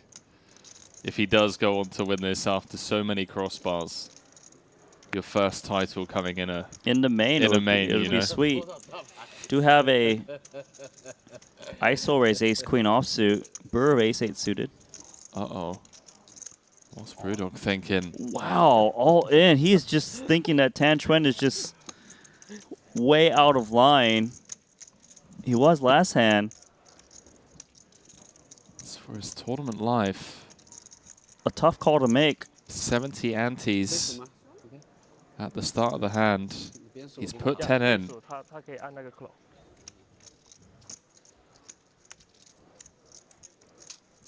I mean, Brewer just thinks that Tan Chuen is too aggressive, therefore jamming this over a raise. It's not a limp-limp-limped-in jam, which is very different.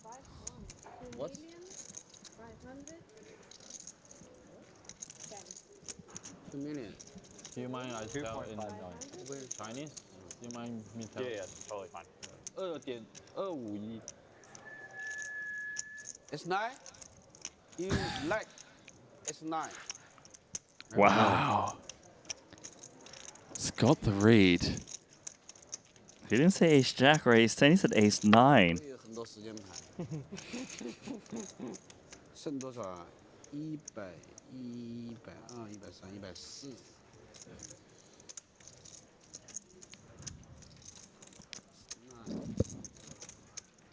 Wow. How do you just put him on Ace lower than 10?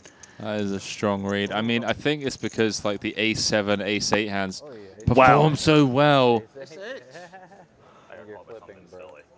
How does he know? Dealer, help me!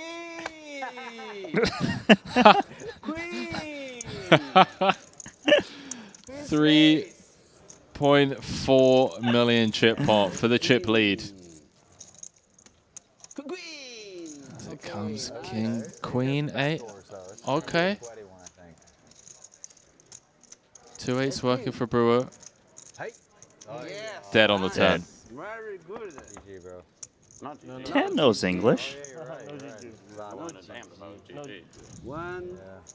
1.5. Oh, I'm sorry. He had Okay, a stack of blacks. Yeah, my bad. Okay. What I was thinking. Well, I guess I just went GG in the hand. 1.56. He should have like left a million. Yeah, he's Wow. After I hit him, the GG is probably gonna win. I mean, Randy, Nice read. the strong read from Tan, but Brewer, before the cards were on their back, kind of saying, "Oh, I've been called by something silly." No read. And ace queen O qualifying as a silly call in Brewer's books. This hand. He probably doesn't think that would call off. Very lucky. Half. Half. You Yeah. half. Half. You're right. You're about right. TTO. TTO. TTO. No, GTO 是 I call here shop. I risk shop. TTO. No GTO. TTO. TTO. TTO 是前面。TTO 是你的。Well, Brewer Okay. coming into this final table of 7 is now 5th in chips, 5 of 5. After a couple of open jams running into top of range against Lunlun. I mean, did he just say Chris Brewer's jam was not GTO? Who? Who said that? Tan. That's what I feel like he said. He said if I had limp and you jam, that's GTO, but when I raise and you jam, it's no longer GTO.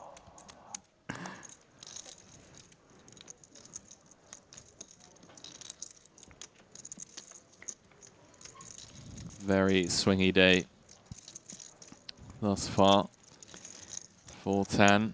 Yeah, when you play like Tan, you get some heavy action, and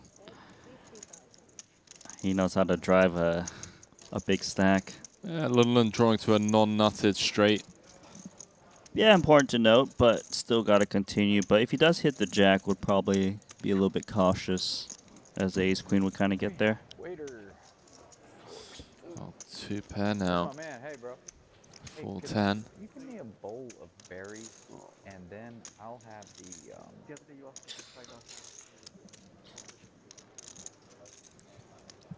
Super deep here. Bowl of berries sounds good.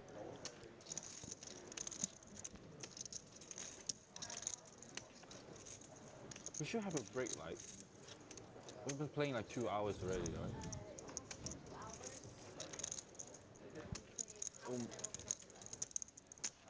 Yeah, it has been. It's coming up to...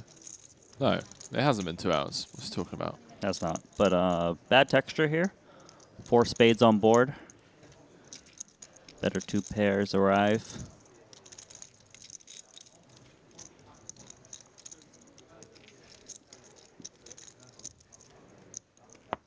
Too bad. 2 pair is good. Tan, the chip leader, with 5 left after an incredibly swingy day at the office so far, but as to be expected in this game, Randy, short deck giveth, short deck taketh away. Key the other day that they didn't have, so he brought me some himself. What a nice guy.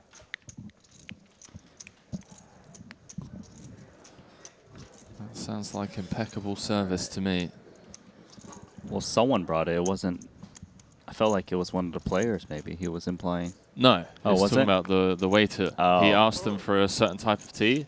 They Didn't. didn't have it, but then the waiter brought it in himself just for Jason. Okay. 8-time champion things, you know. He can get things done. Chris Brewer here, king-queen offsuit. Stack got decimated that last hand. Ace-jack. Jason Kuhn, does he look up the other American? He does. Oh, didn't. Don't.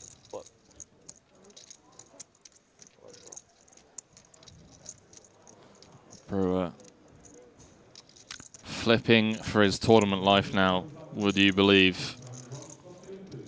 After coming in as the overwhelming chip leader. 2 second-place finishes here in London already. And it's looking pretty bleak on the ace jack 8 board, looking for a 10. Oh, Queen would now do it. 6 outs once. Doesn't find it, Randy, and with that, Brewer, he looks disappointed. Out in 5th, but still with a bit of a chuckle and a smile. He knows the variance. It's one that he's embraced time and time again, but letting us know just how effing tilting it is to come in as chip leader, to be going home in 5th. Oh, yeah, I thought he said he lost 5 all-ins in a row, possibly, too. Is that what he said, was it? I heard him say 5. I assume that's what he meant. That's rough in short deck, but adding 226,300 to his Triton track record, and I believe crossing the $11 million earning mark for 2023 alone. It's the year of Brewer. Continues to prosper, but title number 3 gonna have to wait as we are down to 4. And now the short stack belonging to Kiat Lee with 99 antes.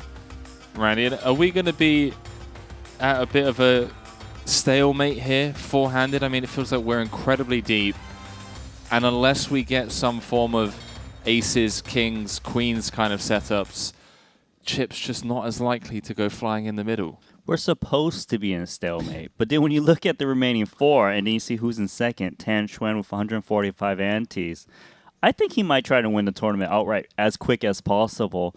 So as it stands, you know, Jason Kuhn has been here before, has shipped short deck main events in his past as some of his trophies. So he's going to do what he can do best, apply pressure, but he's going to have to adjust his ranges accordingly because of Tan Xuan just being right behind him. Yeah, definitely. Jason came 3rd in the short deck main in Cyprus and looking to go a couple of pips higher here.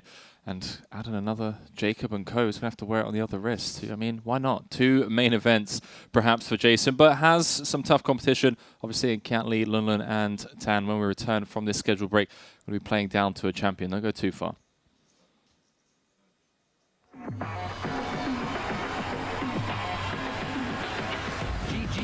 Wow, so many players. This is a crazy. It's a dude. GG Poker Broke the Guinness World Record. Welcome to the World Series of Poker, the biggest poker site. larger than all other GTO Wizard traffic reaches all-time high. Jump, jump, jump, jump! No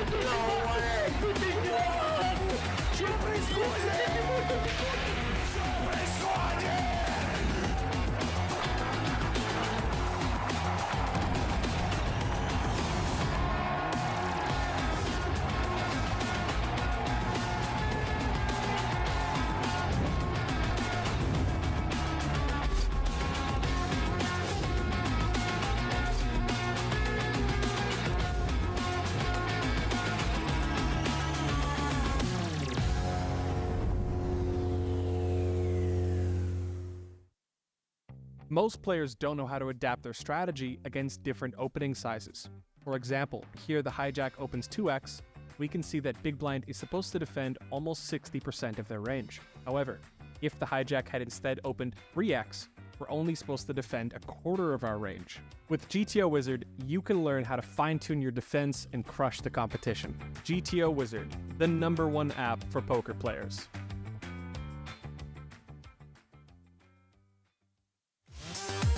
Introducing the all-new BetACR.eu, the premier destination for sports enthusiasts. What sets BetACR.eu apart is our exclusive offering of live-action prediction options on the Triton series. Experience the excitement as you predict the action while watching your favorite players live. But that's not all. By opening your account now, you can take advantage of our incredible offer. Receive a generous 15% free play on your first top-up, up to $250. Become a part of BetACR.eu and elevate your live sports engagement experience.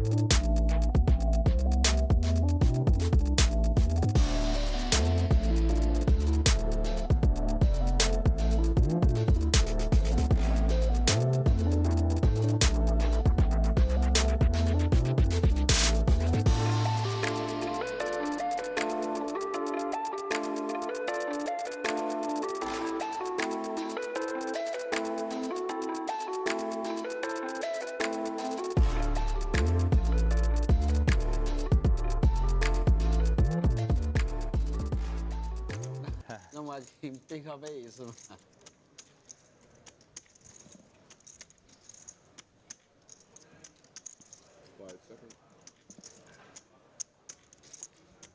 So Wykin is down to 4 antes right now. I'm folding. Kiao pushes up to 200K. Trying to get Wykin Yong in there. Jack 8 of clubs, of course. Okay. 50-50. They keep asking for aces. It's hard to get still. It's okay, he only one jack. He the 1-8. Oh. Sweat for everybody. 9 o'clock. 9 o'clock on the turn. Nice 10-7 so far, so good for Lee. But note the equities, 2 cards to come as Hello, 9. Okay. dead on the turn.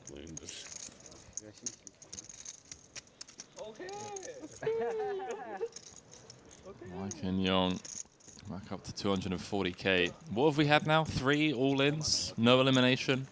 Between. Oh, man.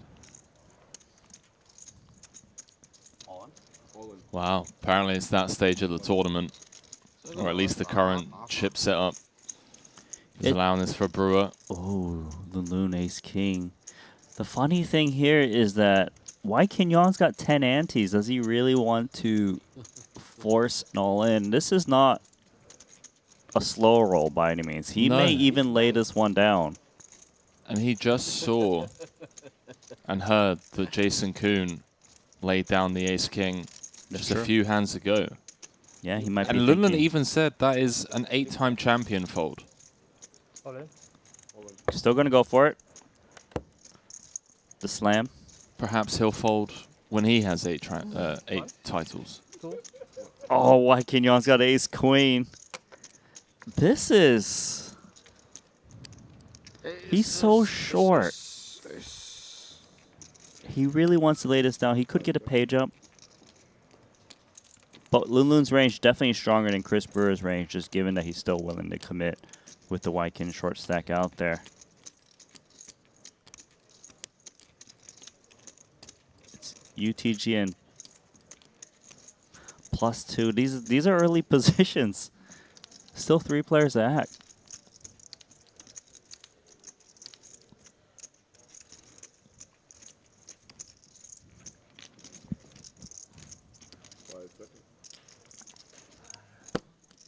Gamble. Well, Brewer dominated by Wykin, but a very small side pot. Oh, we see another Queen Jack. Oh, and a Queen 10. So Queen Jack, Queen 10 hitting the mark. No queens left in the deck. Good for Lunlund. It's amazing for Lunlund. Brewer drawing incredibly thin. 命吧。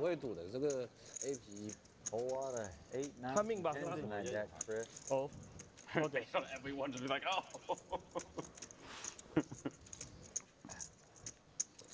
Well, Brewer didn't get the respect he wanted pre-flop. Nice. King 9 does now present an inside straight draw for Brewer. Wykin Yong drawing very thin, especially given that he's drawing to chop outs. There's no queens left in the deck. Can now chop. Only 10? 10's left. 10 is live. Doesn't come. The 9-9 run out. Chop for Wykin Yong. Oh my god, that's sick. 这个也挺好的嘛，少赢一点。 Yeah, I didn't think about it actually, yeah. 能不能少赢点无所谓的嘛。 Running 9s. 9-9. So Wykin.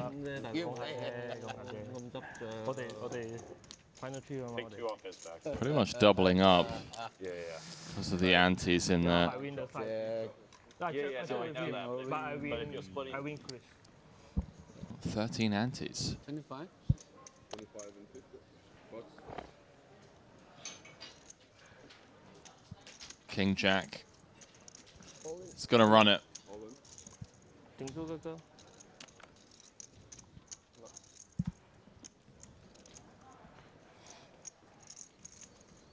So with the blind increase, he's down to 17 antes. He could get looked up a lot lighter because of that. Masashi, Queen 10 suited, might be close. 46%. There we go. Yeah, They're not doing that it. much of a stack. Great position. 俾佢攞10女，之後你煙10女煙。 If Wykin can hold here, it's going to swap places. Masashi will become the immediate short stack. This is never easy. Yeah, Scary. 7-6 board, 2 spades. Equities flip.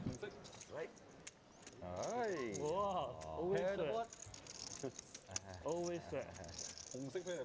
That cuts him out for Masashi. The board pair called for by the 4-time champion, and all of a sudden is no longer the short stack. Hear him giving credit to that miracle 9-9 run out, converting the 0.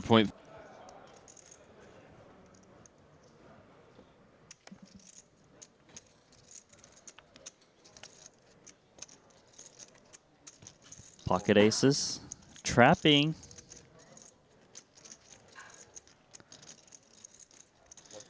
Look at Jason Kuhn laying down to ace 10. 10, not getting greedy. With the 2 jacks playing cautious. Would have ran straight into those aces.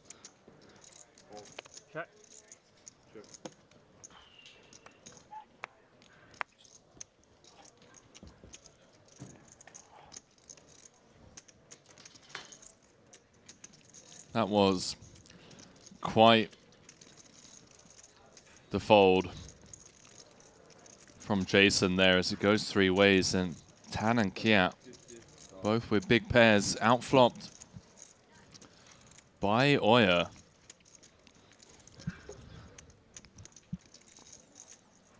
Can't love the 1 overcard to his 2 jacks in this spot.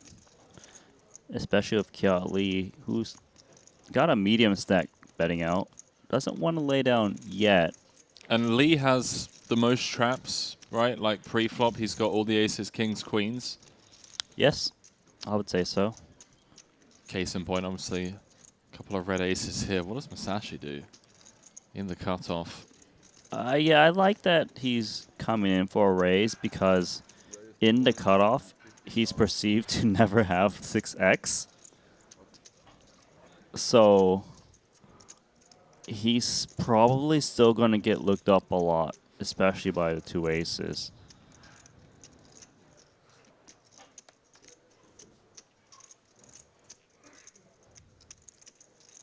Like, the only 6x's is usually the button.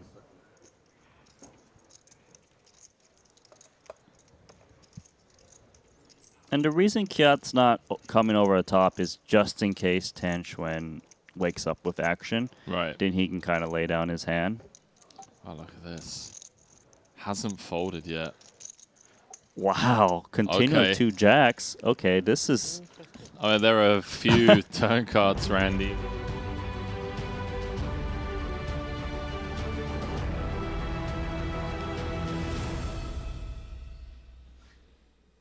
Well, quite the explosive start to this short deck main event final table so far, Randy. Looking at the chip counts,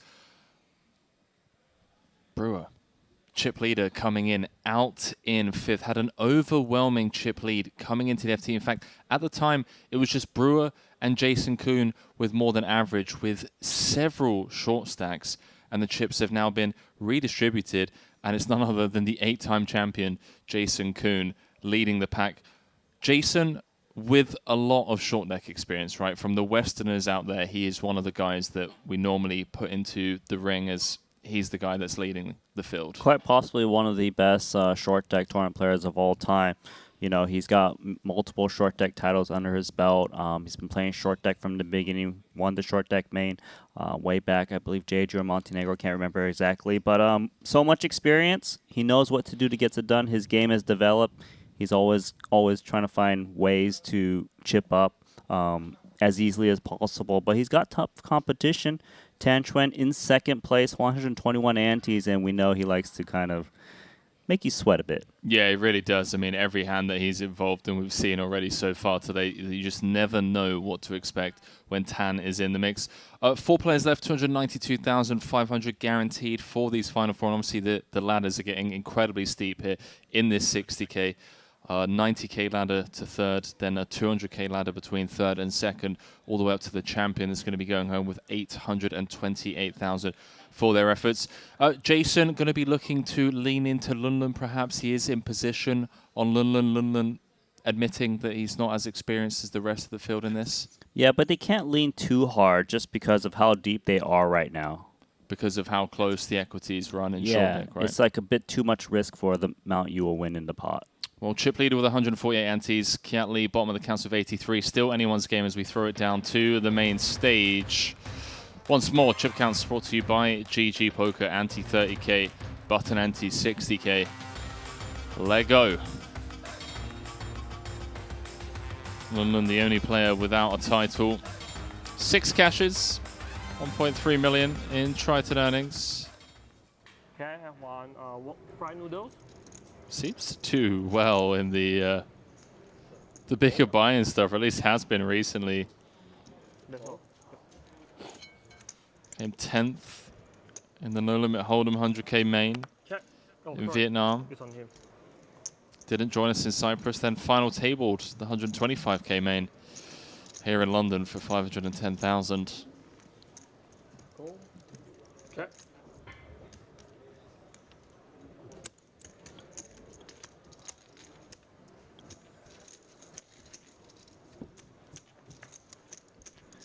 $210, 7 antes in the middle. 2 players pairing to 10, but the ace on board is always troublesome. Could see some cautious play here, but if someone is going to bet, it's usually the UTG players. They've got a range advantage on these ace-high boards, as they do kind of trap those ace-king, ace-queens.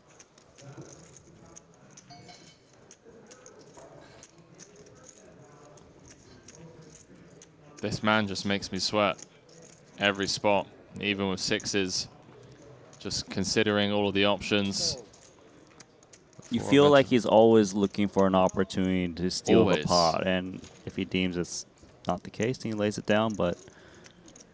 Yeah, I don't feel that way, Randy. That's just a fact. That's what he does. I mean, we saw him with the 8 high float against Brewer on the ace-queen-queen board. The king-7 getting to work. Like, this guy just fights for every pot, and I think in short deck in particular, when the variance is as high as it is compared to Hold'em with the equities running as close, it just makes him so tough to play against. So incredibly tough to play against.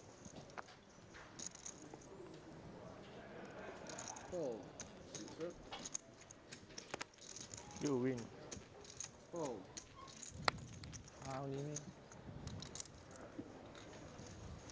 Couple of pickups for Lee. Still in the hunt for his first title.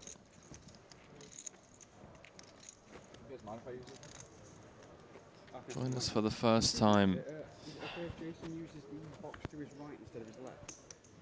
in Cyprus 2022 during the mini series. Only played 2 events, the 275K short decks. Came second in his first ever short deck event, 840K. Then had a very rough trip in Madrid. Didn't cash, but then came back to Cyprus, again playing only the short deck events. Had a third and a second out of the 3 events that he played, cash 2, with another runner-up and a 3rd place finish.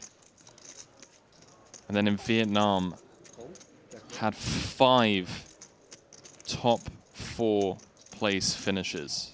Sorry, 4 top 4 place finishes. Did not win a title. I mean, the guy is just getting closer and closer. Is that a flopped flush? Flop nut flush. Even better. And Jason actually has a really nice piece here with bottom 2 pair. Uh-oh.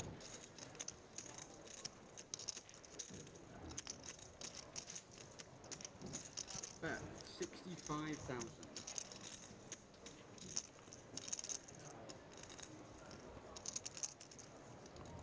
Third pot from Jason. Balloon Trying to just trap cool. Kelly. That's a disciplined fold from Lee. 10 of clubs in hand as well as a gut shot. Correctly picking up on the fact that he's drawing thin, perhaps dead.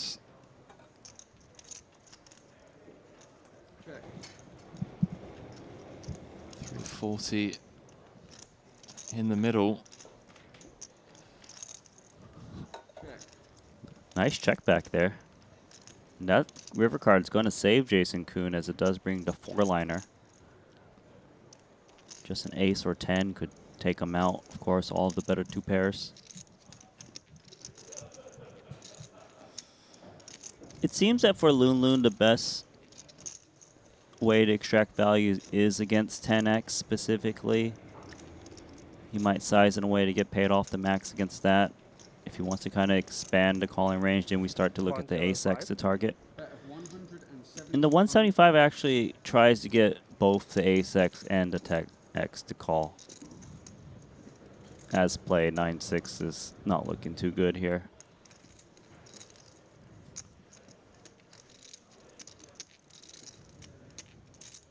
In terms of handsy beats, I suppose like the King-Jack offsuit, Ace-Jack, Ace-King, 1 club. 5 seconds.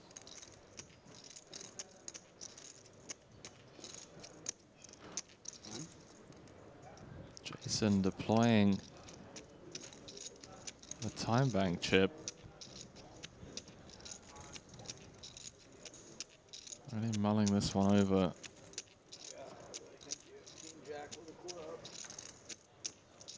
There you go, you heard him.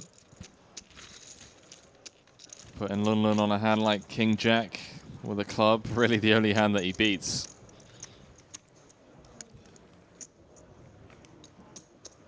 Like a Queen Jack, Jack 9, would those hands even play that way?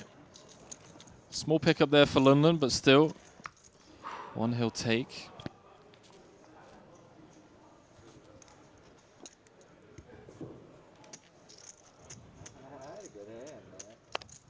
Yeah.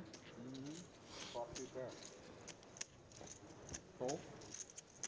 Drawing down floor. Drawing dead? Yeah. No way. Yeah, you're drawing down floor. Fold. Maybe you flop it. Yeah, flop it. Oh, well that makes sense for sure. Yeah. Fold. Check versa.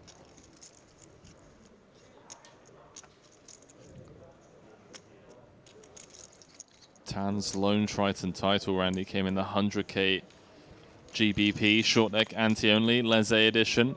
Came first in that for £1,881,000. That was on the back end of cashing for $1 million in the 250k short 2019, deck. I believe. Yeah. This guy knows how to play short deck. This guy next got bottom set.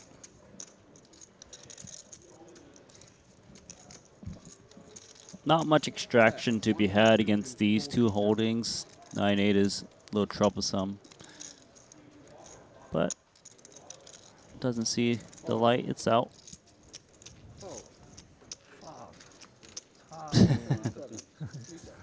Show the set. 干嘛？3条啊，我。3条，3条。3条。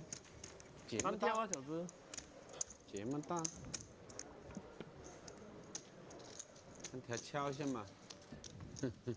不可以，不可以，太多东西买。敲一个我就坐在那了。坐一会儿。哦。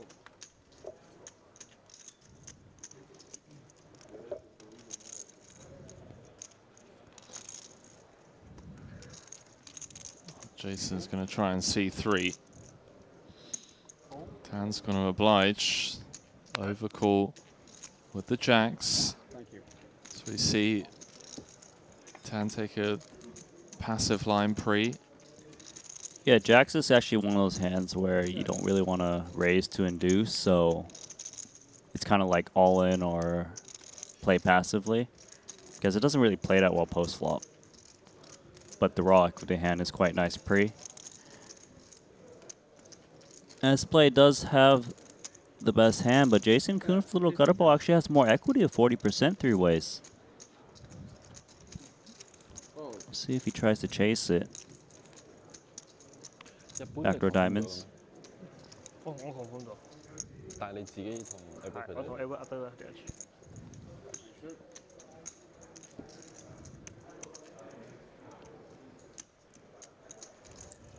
Oh, that's a fun turn card.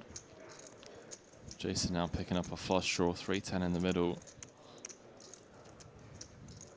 The ace also.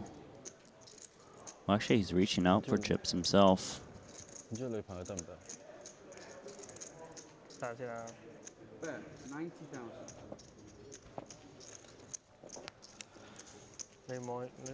Quite troublesome for the two jacks. Could be drawing extremely slim if he's up against the ace. Blocking 10 jack, a likely holding from Jason Koon's check call lead range. It's a very small bet though. Price is good.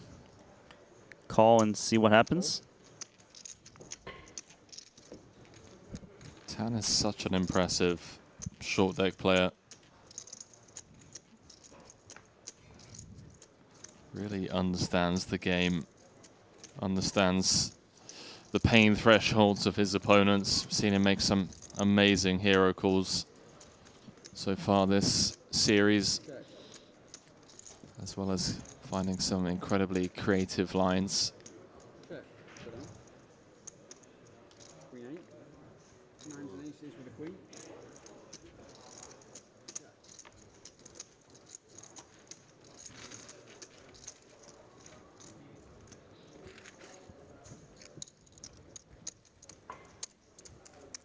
Closing the gap on Jason Koon. Really is anyone's game. 134 antes for JK, 125 for Tan, 109 for Lunlun, and 93 for Kian Lee. Yeah, it's going to be a grindy post flop. Situations coming up, I imagine. Ace King here for the UTG. We'll see what the game plan is for our tournament chip leader. Gonna start smashing. Ace. Champagne. What do you say? Ace champagne.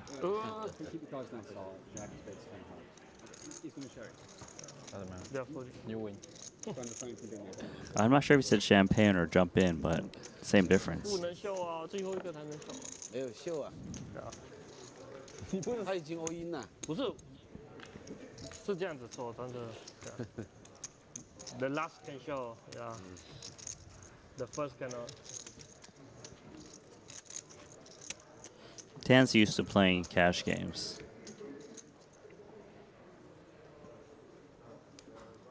Are you allowed to show when you're first to fold behind in cash games? No, I mean in a home game vibe, of course. Maybe not to the player with cards, but more so to the player who doesn't have cards. That for sure, but that's a completely separate thing. Yeah, I just realized that Jason still had a hand. Jason was the one that... It's like, oh, those outs. But wasn't malicious, of course. No.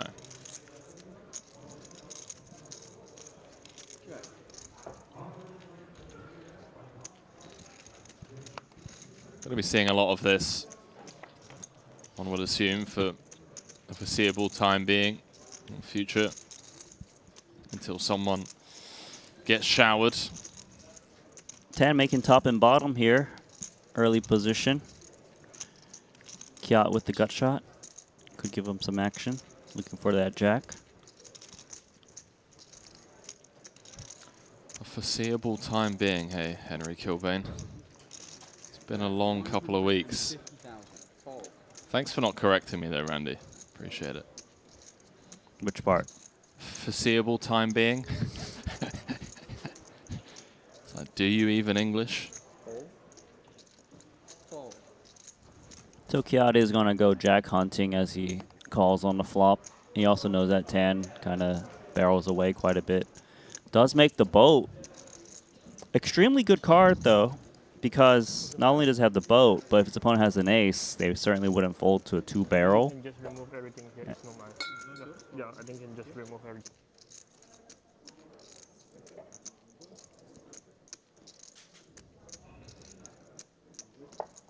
Some food's being brought over, delivered. Lunlun's ready. He's here. He's like, you know what? I'm going to be here for a while. I mean, he's got the stack to be here for a while, and 10 is betting, trying to get ace-x to get max paid off, but Kiat with the gut shot straight out of there. I think Lunlun ordered some noodles, if I heard him correctly. Fried noodles.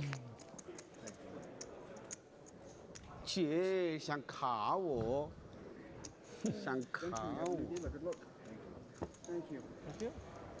89，卡了个勾，卡了个碟牌，卡了个。 A quick dealer change. Chip counts brought to you by Poker Stake. Ante 30k, button ante 60k. And what do you know? Is Jason Kuhn out in front. It's the eliminations so far. 4 players left.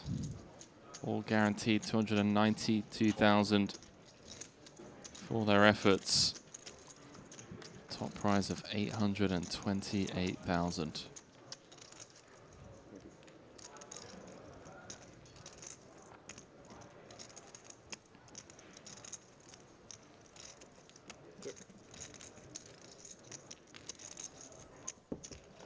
A lot of post flop recently.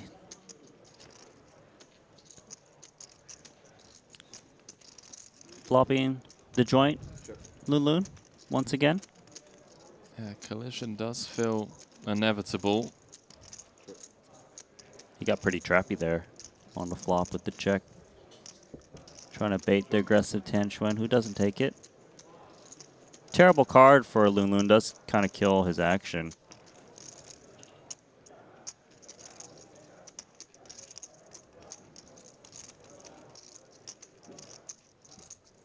You know, the entire butterfly effect of Lunlun folding that straight earlier.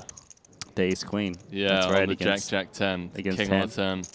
It's crazy because we were 7-handed then. Like, no one had been eliminated, if I remember correctly, and that was like one of the very first hands of the FT. You're right.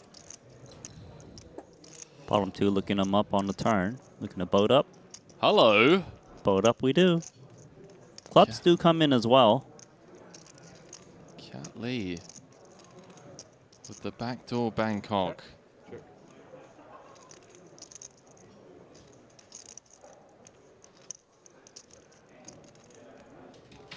The Chicago full house. Chicago full house. Okay. Don't know what that means. That's when bottom 2 turned into a full house on the river. Still don't know what that means, but okay. We had bottom 2. Yes. On the turn. Yes. And now he's rivered a full house. What does that do with Chicago? It's the Chicago full house. Come on, Randy. Okay. You got some interesting lines. I'll let it slide. 225 here for the full house. The Chicago full house, apparently. So, of course, the board pairing, he fears the full houses and the backdoor clubs. For him to call here, he needs to ask, would Jack X also bet? Although that would only yield him half the pot. Great laydown there. Very well disciplined. Bravo. And it was a pretty decent price, too.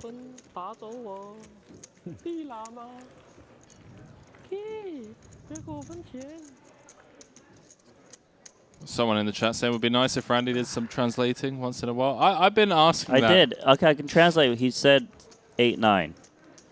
There we go. He did. He really did. He said Baggio, which is 8. Chicago full 9. house. No, he did not say Chicago full house. He said Malaysian full house. I see what he did there.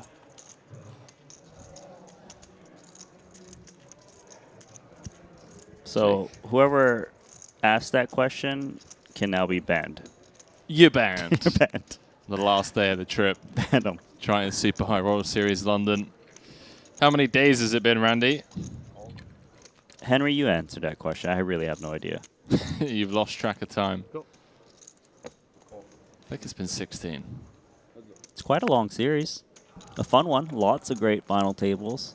This one, the best short deck one so far. You have top pair, top kicker for Tan Xuan up against the bottom pair inside gutter ball.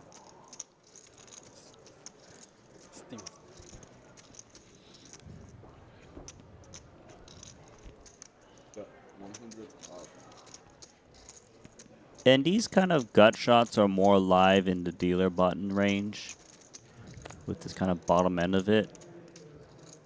You don't really see the numbers come along in the middle positions. And he does lay down the decent equity there, 43%. Just doesn't want to tangle with 10 unless he's got the kit.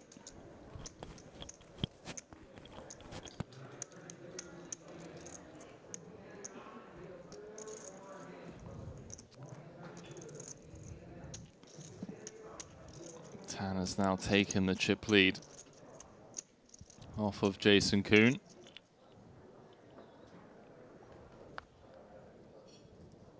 Incredibly awkward spot. I feel like there's been so many times where we'd perhaps see a limp from Jason. That ace-10-0 hand earlier on. A couple other ones where it felt like he'd potentially limp if he didn't have 10 behind.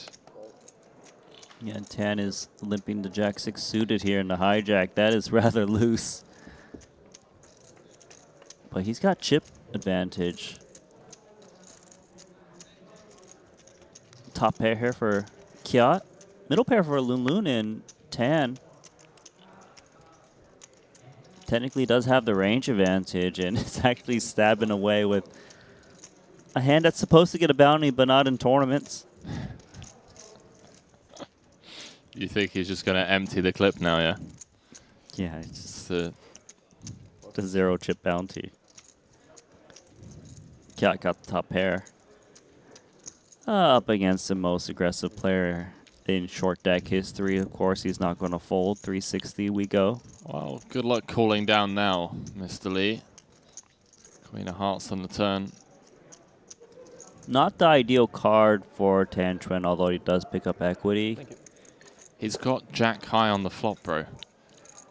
Yeah, but you got to think about what hands might call a 2-barrel. I was like, who's this player joining the table? For a second, I got thrown for a curveball there.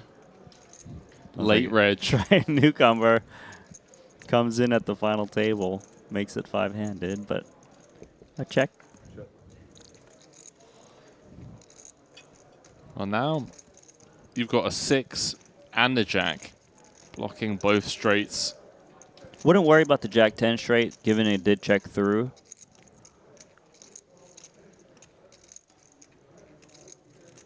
Maybe Tan feels that a King X wouldn't call if he opts to take a line for some chips. The 75K bet. Targeting the gut shots like the Queen X that hit a pair. The King weak. I mean, I'm struggling to think of hands that we beat here, but it is Tan. The price is pretty good here, but you're right. It's hard to think of hands you beat, but then when you put in the Tan factor, you're thinking probably bluffs at some frequency. I don't know what it is, but this price is just too good, and we call, and there we go, Kiat Lee. Yeah, I don't think Tan's trying to get him to fold a top pair there, right? It's like you said, perhaps like a 9-8, King X, Queen X. Pretty much all of the 1-pair hands that isn't the ace. Chuckle. Yeah, he's been showing down some utter garbage at Showdown.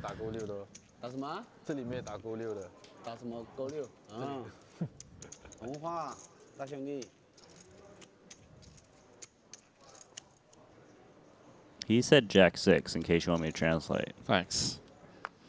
Okay, good.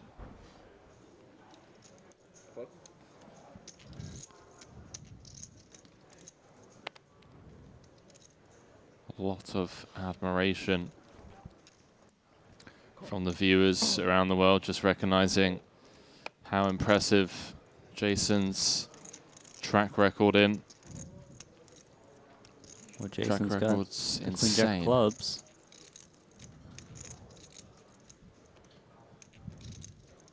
Kiat Lee's the one that's going to be aggressive with ace-7 suited, trying to attack Loon Loon.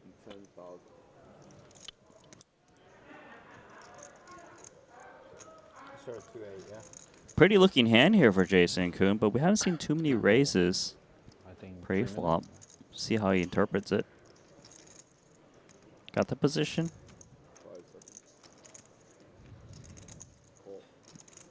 Now we got a bloated post-flop situation coming up. 15 bet. Yep.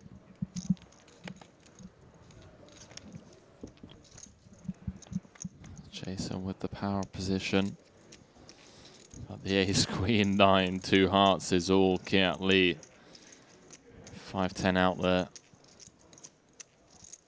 It's pretty hard to flop well with ace-7 of suited, and he seems to have gotten not only the top pair, but the nut flush draw. He needs to define the ranges of his opponent who flatted his raise. Probably has a lot of gut shots in queen X's in there. Going big. Yeah, the size up. Just really recognizing how much equity he needs to be denying.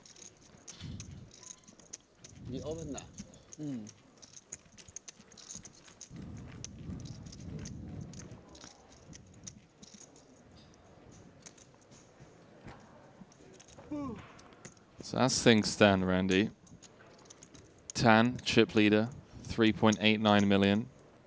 Jason, second in chips with 3.8. And Kiat Lee, third in chips with 3.45. I mean, just 14 antes separating the top three, which comparable to Hold'em is about 3 big blinds. Yeah, and we still have 115 ante average too. So going to be quite grindy here.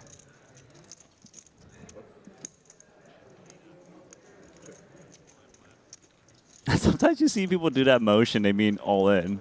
But of course, Tan was looking to check.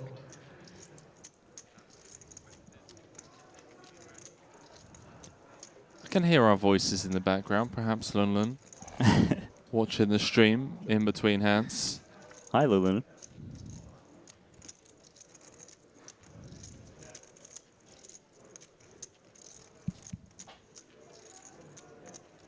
So both players making the jack with a check through on the flop. Check. Some weak kickers.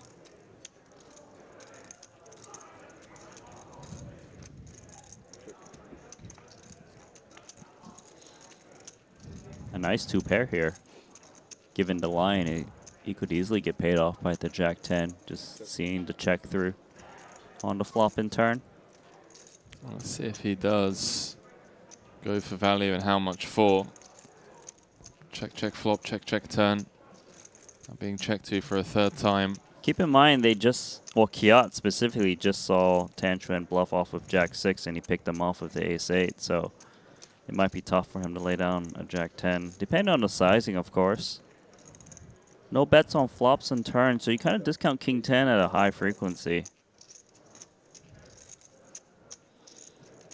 85K, not a big bet. Might he feel a little sticky here? Sticky does, Randy. Deck reads from Randy Liu in the booth. As Lee does call him off. A little bit of a rebate for Tan there, unsuccessfully bluffing the jack 6 earlier. He always lets you know, doesn't he? He's always got the chirp in chips. Whether it be he's in the never form of like comfortable a unless he stare has or- them all. Yeah. 頭先邊個贏咗個 pot？ 邊個贏咗個 pot？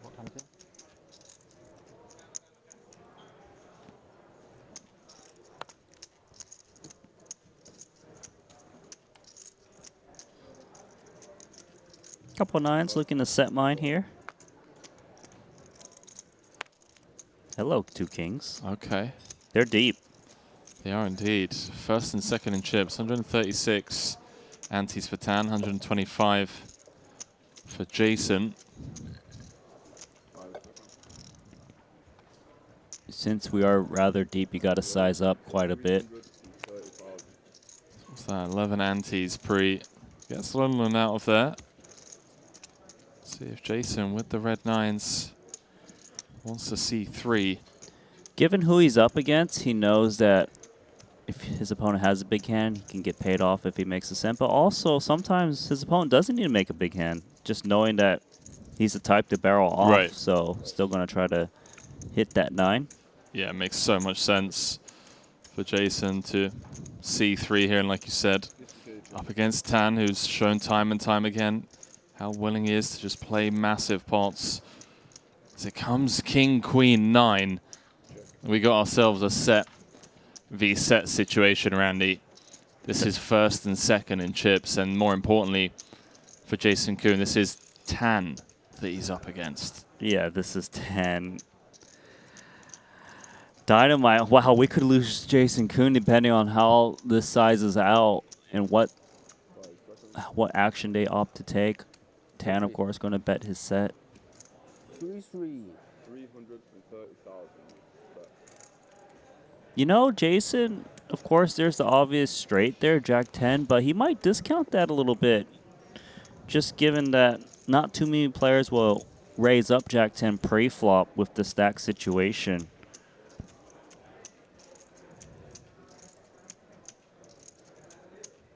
Just shy of half pot. Action on JK. Gotta come with cool. Note the Jacob & Co. timepiece on his left wrist. Byproduct of taking down the No Limit Hold'em main event in Cyprus. One will be awarded to the eventual champion here, and that is the worst turn card in the deck for Jason. 7 of hearts. It's going to be so difficult to get away from this. And Tan Xuan is just loving this spot. Lots of hand to extract from. 1 pair gutters, spades, gut shots, base 10 ace jacks. I mean, the stage has really been set here for Tan. Just the last couple of orbits, some of the hands that have been shown down. The action throughout this final table, the image that he's built. And the way Jason's played this hand looks a little weak. So Tan can definitely try to extract value, and Jason's just pretty much asking his opponent, please bet. I look like I've got ace queen. I look like queen jack, queen 10. 7-5. 750. 750,000.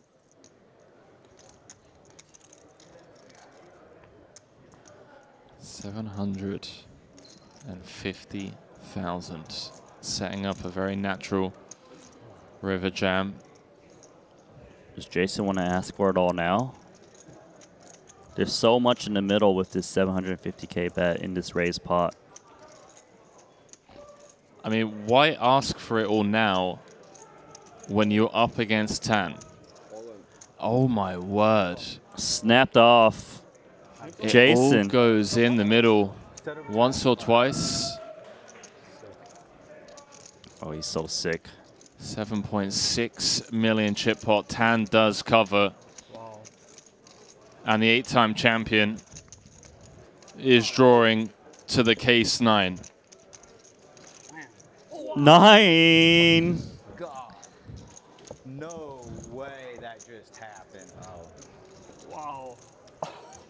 That's Wow. pretty sick. My fucking God. Oh. Well, I think that reaction pretty much summarizes our reaction here in the booth and everyone around the world watching's reaction. Holy shit. Against Pan. That's the crazy, I think that's the craziest hand I've ever won in my life. That's not right. Jason heading over to the rail and Makita Mazikuski gets to hear firsthand.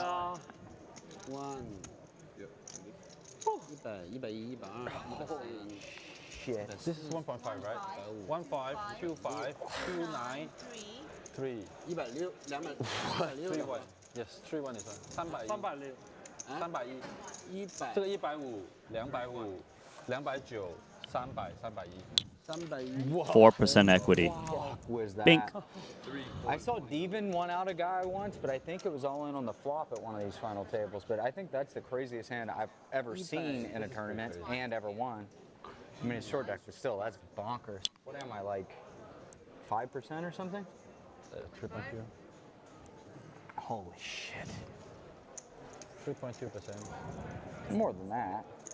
Right? You're saying 2.2? No, 3.2. 3, oh, that might be right, yeah. God, holy shit, sick, man. Nice hand.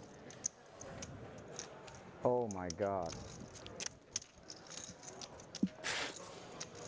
I know you set. Yeah, you knew I had a set? Well, I know. I mean, when you called so fast, I was like, yeah, you got Jack 10, I'll still win 35% of the time. But then you said set, and that wasn't good. I know it's set. Okay.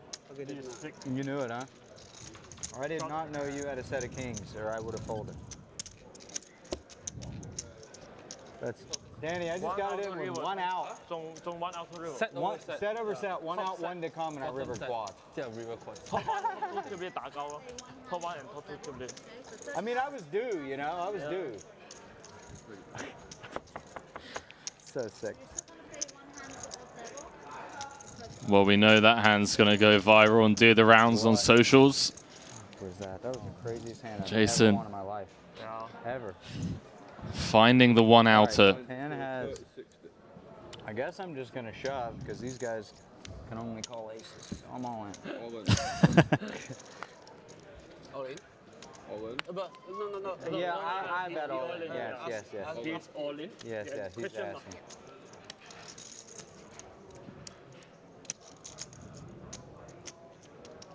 Holy shit. Craziest thing. Well, here we go. Jason just said they can only call aces. He's right. Case in point. 40, right? Still the O level. 60 is correct. Last hand O level. Yeah, Lun Lun. Stay out of it. There's no way that. Oh, yeah. Sorry. I thought you did 30. So did I? How much I get? Did I get already? Well. If you've only just joined us, what a time to find this stream. I mean, like, I've obviously stuck out on this guy for much bigger pots than this. But yeah, I mean, in terms of like the situation, that's the craziest hand I've ever won in my career, I think. Yeah. Definitely in a tournament. So sick. Mine's a 48. Jason, of course, talking about the nosebleed cash game battles that he's had with Tan over the years. Sorry, it's going to take me about 10 minutes to start to count again. That was crazy. 5 seconds. All in. Hold. Tan going to run it, Randy, for his final 7 antes. 2 9s, got to look them up. I think I might want to keep you alive. Oh, listen to that. I can't. No. I'll call. Call? Yeah. He's thinking about it. Figure. Couple of black 9s. The ultimate needle, perhaps. So sick. To shower Tan and send him home in 4th. Walking hinds all day, dude. When he is 1 card away from being the overwhelming chip leader. Ace, King, 7. River quads and look cooler whenever he does. I think you're calling it anyway. Getting out in 10 will look cooler. Jack King. A couple of new ways to do it. Jason Quinn jacking. Yeah. Needs a JK. I'd prefer it too. Doesn't find it. GG, bro. Too lucky. Too lucky today. Tough, bro. Wow, the man. GG. Nice run, man. That's so sick. I put some beats on you in my life. Though we were so entertained by Randy. Beat I think I've put on you. Super sick. Wow. Super cool. In the short deck streets.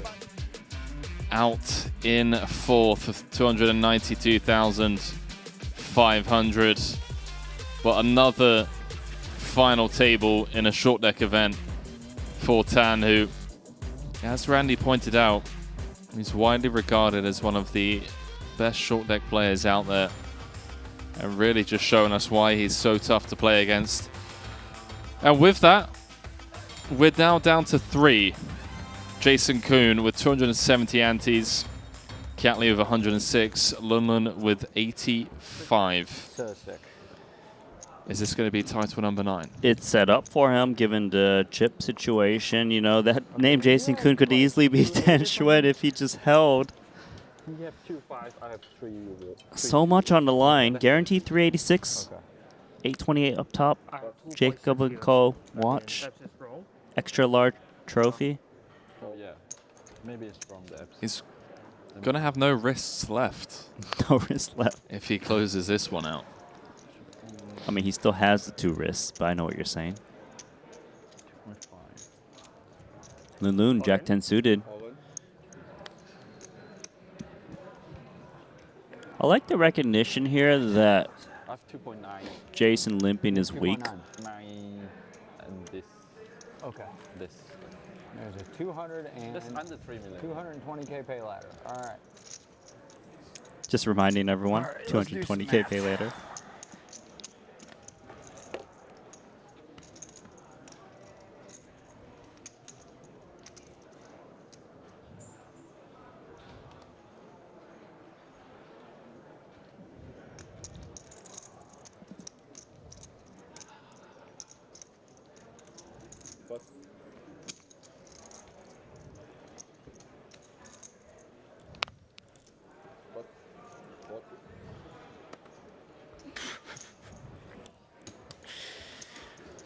That was fucking He has a nightmare tonight. Yo. He's gonna have a nightmare tonight. Yo, that was nuts. Like I had to like triple check at the board because you're just so certain it's over. And I was like, hold up, that's a 4th 9. I forgot that card existed. So sick. Is that the worst beat you've dealt this week? Nah, maybe not. That was pretty sick. Oh, the 1 outer. I mean, Probably the worst beat. It feels like, I You're mean, definitely gonna get in the highlight for sure. Oh my, I mean, come on. That's going to make the highlight reel, you think? Big Lunlun, jamming. some runner bad beats, of course. Lunlun, ace jack. Three-handed loon, no money. No money to win, three-handed. Gotta be careful. Oh, hello. Does the tournament just finish here, Randy? I don't think Jason can overcall once there is 2 all-ins in front, though. But it's about 65% of the chips in play. We could easily be heads up soon. In this, actually, it's an overcall for chips. How much is that? I have 2.6. Tens is the favorite. 2.3 million. You heard him say it's an overcall for chips. 3,080,000? Correct. Holy shit, I can run this, man. I actually can. How much is that? 2.7. 2.7. 65. As long as he has the same hand. It'd That's be his such logic. a sick way to end it. And he's going to have 5 million back if he calls and loses. Whatever. I don't know. Let's it go. Some cards on their bag. Pocket tens. Pocket tens? Yeah. All in brought to you by betacr.eu. 5.6 million in the middle to get us heads up. Lee looking to just hold with the ace-king. Comes queen 9-6. A couple of spades. Spades covered by Lee. 7 of diamonds on the toad. 8 for a chop. Jack for the win for Lunlun. Not to beat. King of spades finding its way to the river, and Lunlun with back-to-back FTs here in London, cashing both the No Limit Hold'em main event and now coming third in the short deck main for 386,800. Has to be thrilled with that final table performance, Randy, especially given how he came in tied last. A couple of big pots early on. the calls when Brewer was jamming with the ace-king and the kings. 386k going his way as we set the stage for Heads Up. Jason Kuhn, 8-time Triton champion, squaring off against Kiat Lee, who, Randy, we have been teasing from series to series as a guy to keep an eye on. Has quite the competitor to overcome, though, for his first title. But what a way it would be for Lee to get it done for the first time in a short deck main. 598,000 guaranteed, 828,000 going to the eventual champion. This looks like it's going to be an epic heads-up match, my man. Yeah, and Jason, of course, very experienced in the heads-up short deck format, but you got to feel for Tan Xuan going out with that Kings versus Nines hand. I still can't get over it, but Jason, fortunate to be in this heads-up spot. Yeah, of course, brutal bad beat for Tan, one that we'll see time and time again. For now, quick commercial break, don't go too far. When we come back, we're going to be crowning a champion in this short deck main. We'll see you very shortly.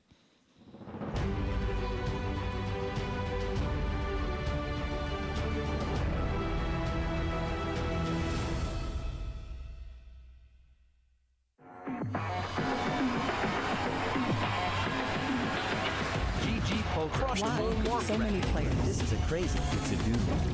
GG Poker. Broke the Guinness World Record. Welcome to the World Series of Poker, the biggest poker site. Larger than all of GG Poker's casting traffic reaches all-time high. Jump, jump, jump, jump! No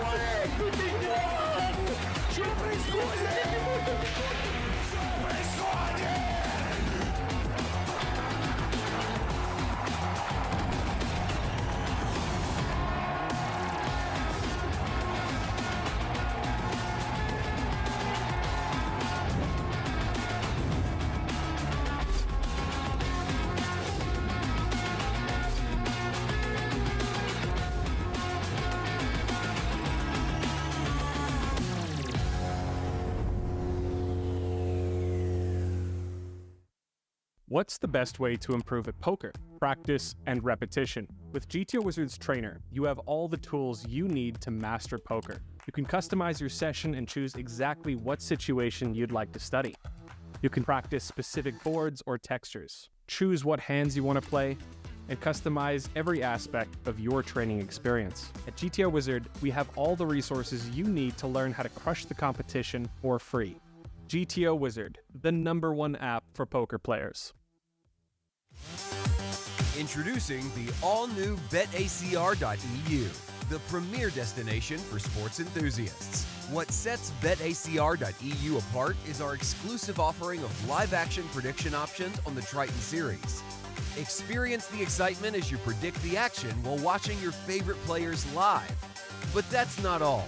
By opening your account now, you can take advantage of our incredible offer. Receive a generous 15% free play on your first top-up, up to $250. Become a part of BetACR.eu and elevate your live sports engagement experience.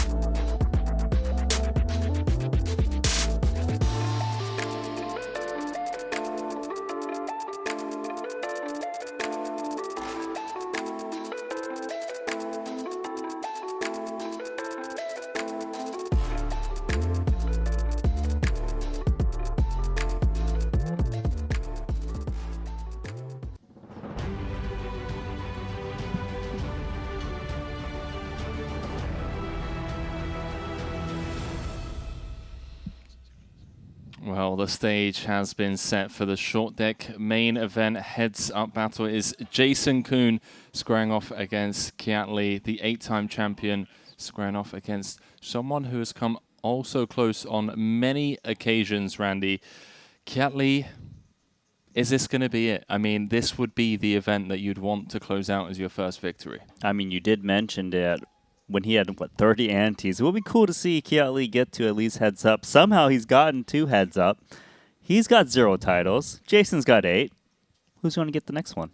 Well, $598K guaranteed, a casual $230,000 heads up match. But yeah, I mean, Kiat Lee, man, just looking at his track record, let's just take a look at Vietnam, for example. I mean, kick things off with a 4th, then a 2nd, then a 4th, then a 3rd, cashing the short deck main again, 3rd in the short deck main, then to Cyprus, 6th in the Luxon Invitational, 6th in the short deck main. Just knows how to play short deck.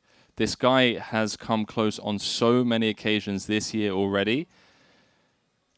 I don't want to say it's like written in the stars, but at the same time, it feels like after coming close on so many occasions, this would be really the way to. But is he not up against quite possibly the Oh, yeah, strongest that tournament guy. player of all time? Yeah. He's got 8 titles, Great multiple point. short deck titles. I mean, 200 antes deep. This guy knows how to play every short stack and deep stack situation. He's the toughest competitor out there for short deck. Won already this trip, came 4th in the 60K, back in Cyprus, came 3rd in the short deck main, 1st in the 100K main, 2nd in the PLO, 1st in the 20K, 7th in the 50K. I mean, is this arguably the toughest man in the world to beat heads up right now in live tournaments?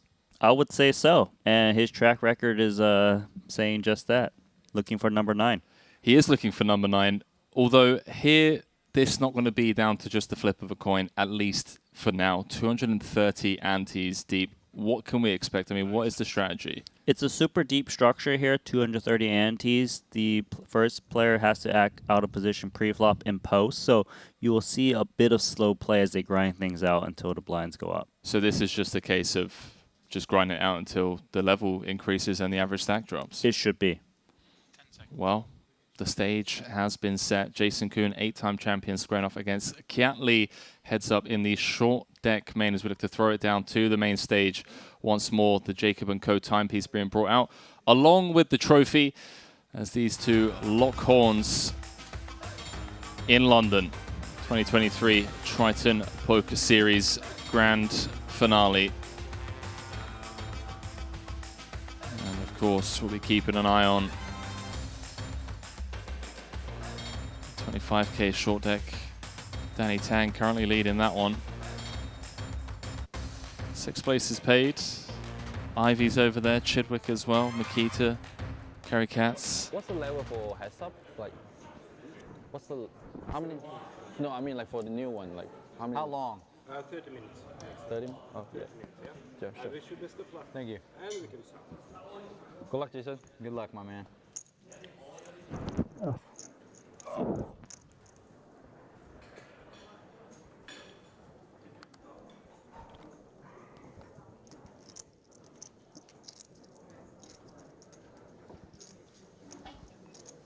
So once again, small blind or cutoff. Axe first and axe first post flop. So a lot of limping. Shouldn't see too much open raising. But maybe the 200 ante situation is a little different. Not something we see too often in the heads up. And right off the bat, Jack 10 suited and in position. The pre-flop favorite, 62%. So 6 ante, open raise. That's Kiat Lee, flops a gut shot. In short deck, it's so hard to play these kind of pocket pairs when you don't hit a set. Because of those little cards removed from the game, your opponent often has a little piece or like a gut shot. Check through. Oh, Kiat improving to an open-ender on the turn, but it does bring an overcard to the board, given that Jason did raise it up pre. Yeah, we'll Just see check if, again. see if he wants to fire this OESC, right? Like he's gonna attack. Let's check through. Okay, pairs of 10.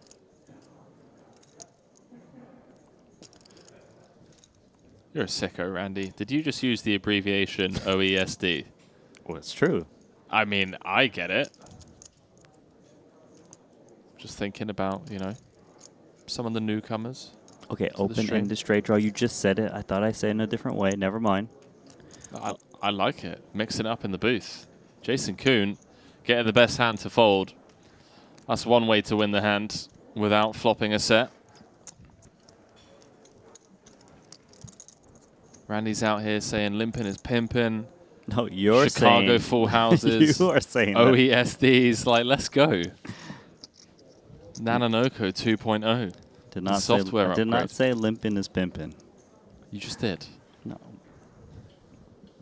Did not say Chicago full house. Someone clip it. I did say Kuala Lumpur full house, though. Ace Jack versus the Queen Jack. See, Kiat's opting for a limping strategy, although obviously small sample size. That's so incredibly deep here. Start of this heads-up match, both players connecting with top pair.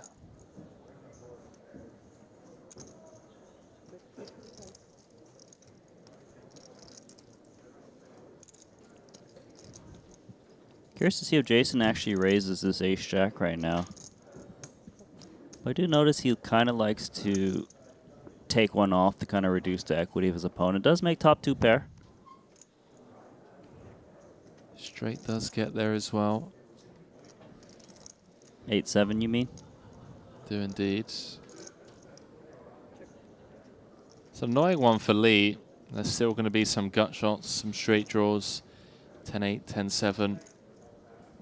Has a queen in hand, so blocking hands like queen 8, queen 10. Depending on the price, will kind of dictate what he does with the queen jack. Jason should never be checking this. Needs to extract value. He's gone large, 300K, slight overbet.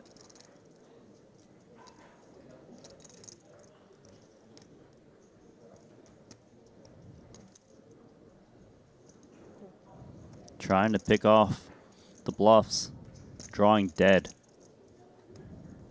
And that is a terrible card for Kiat Lee, making 2 pair. Hearts do come in. And actually some of those draws he was trying to pick off, does get there with the queen though. The 10-8, the king 10, the hearts. Wow, Okay. big check back. Queen Jack thought it was good.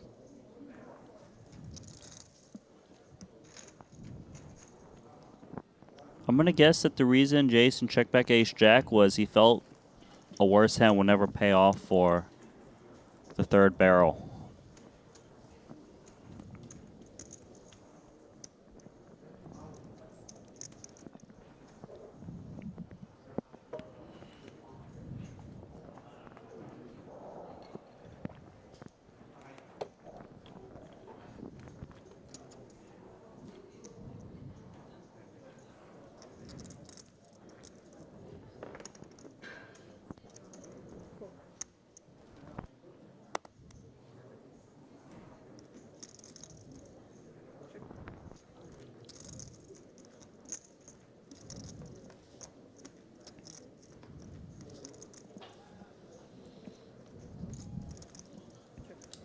We'll be seeing a lot of this.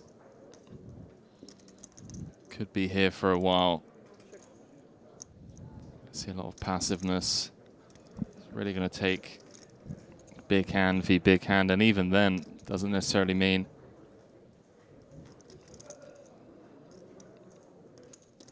that there's going to be a huge collision.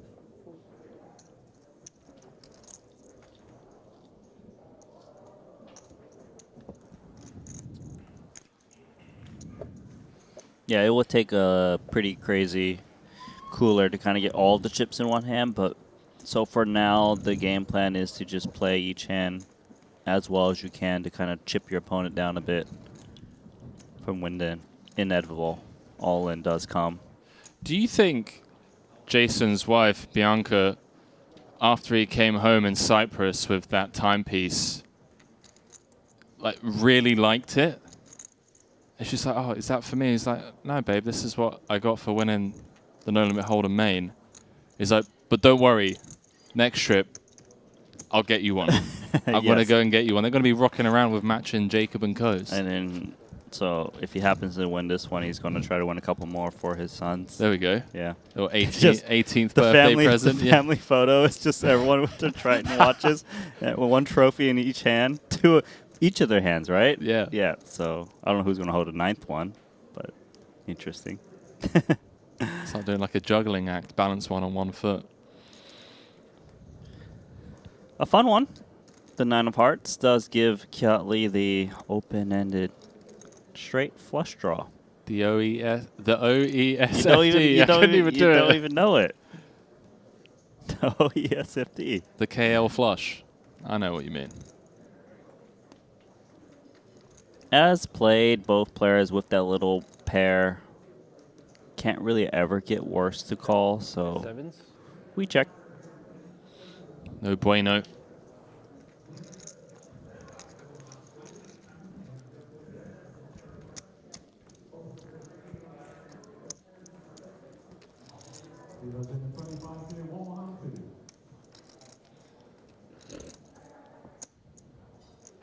For those of you just joining us, it's the final day of the Triton Super High Roller Series here in London. JW Marriott Grosvenor House, London Park Lane. Heads up in the short deck main. Kiat-Lee against Jason Koon. Jason Koon had 1 foot out of the door four-handed.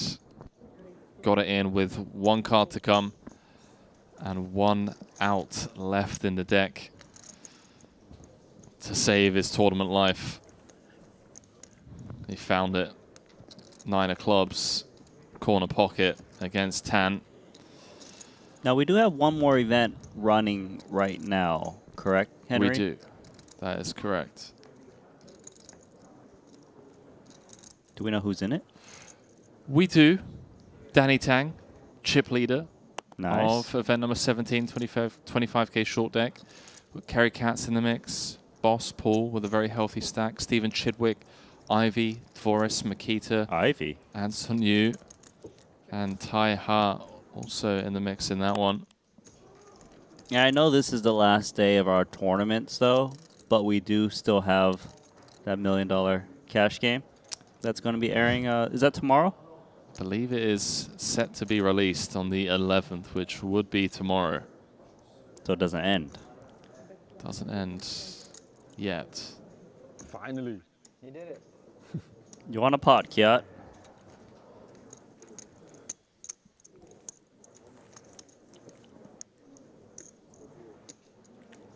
Well, I guess it's a good time to subscribe and like to make sure you don't miss out on that big cash game. I mean, I don't think there's anyone out there watching the stream that hasn't. There must be. Subscribed and liked it. It would be insane. It would be foolish. It would be incredibly foolish. Especially after everything Brian Rast went through in Cyprus. The rant that he went on. Telling people to like and subscribe. But if you haven't, do take a couple of seconds out of your day. Do you think our producer Martins has clicked the like button on the video? I think so. He's reliable. Have you clicked the like button? I have. I actually did today, believe it or not. Okay, okay. Did you? I haven't. Well, go for it. Let me see how easy this is. We do have a Kiat-Lee isolating here in position 280K. Pretty suited connectors. King Jack looking them up. There we go. Good. I did it. 187K subs on YouTube, 1K likes. Appreciate all of the support from each and every one of you, whether it be in the form of likes, subscriptions, or getting involved in the conversation in the chat or on socials as checks through. Ace of Clubs now giving Jason a gut shot of his own. I'm not surprised that Jason's not betting because he wasn't the pre-flop aggressor. The pre-flop aggressor has all of the big aces.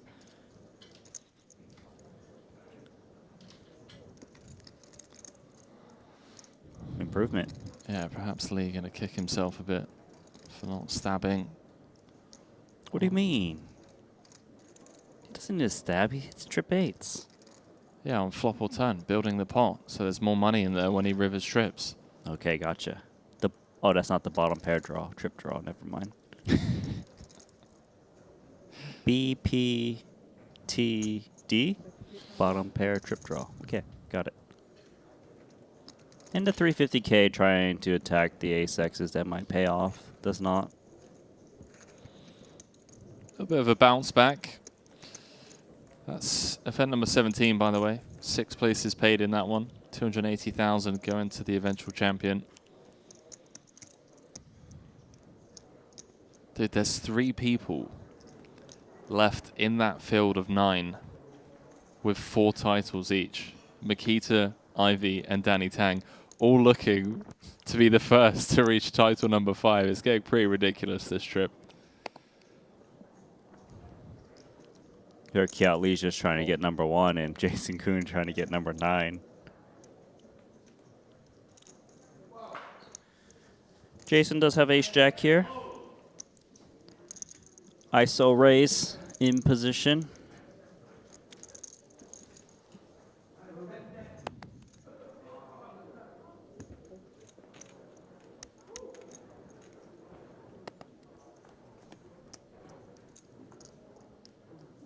Kiat does flop best. Jason Koon, the middle pair, ace kicker. Not the greatest texture for the ace-jack, but does have that decent showdown value.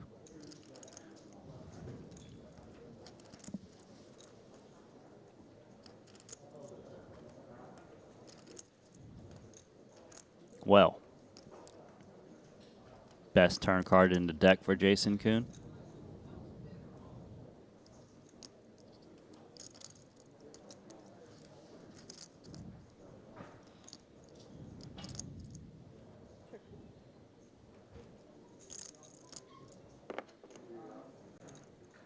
Jason knows it's time to extract value from the King X.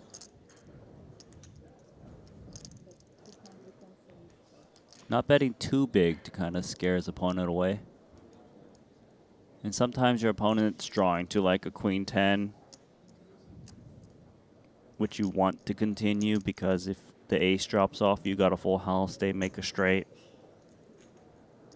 Baits Kiat Lee to continue with the King 10, although expected. Oh, biggest pot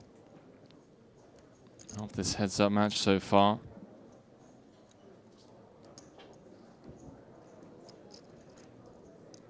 This diamond does bring in ace-queen, which Kiat should be worried about to some extent.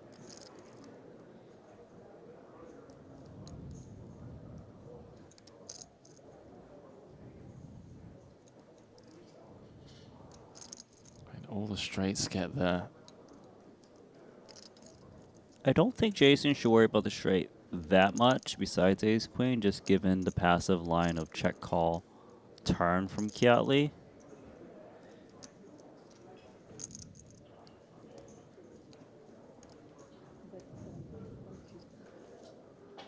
$750K. 3 pair. Very hard to imagine hands he beats in this spot, especially with the run out. I feel like if he wants to continue, there's a bit more merit to turning his hand into a bluff with 3 pair. Just blocking full houses.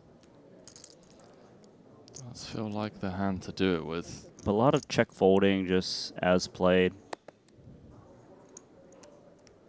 There we go. It doesn't even waste too much time. The biggest part of the heads-up match as Jason crosses the 9 million chip mark. 2/3 of the chips in play almost. 2-1 chip lead over Lee.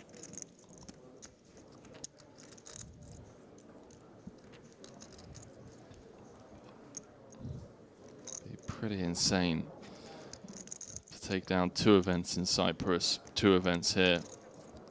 Take down the No Limit Hold'em main in Cyprus to then come here to London and take down the short deck main. How many watches does he need?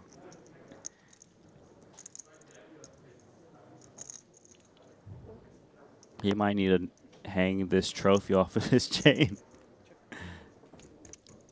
Although it would be pretty heavy.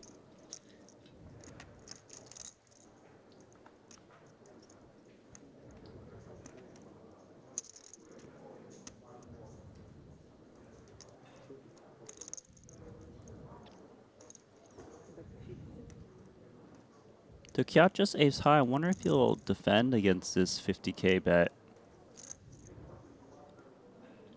Yeah, not looking to let Jason Koon just attack all these pair boards first up. Does give the gut shot to Jason Koon.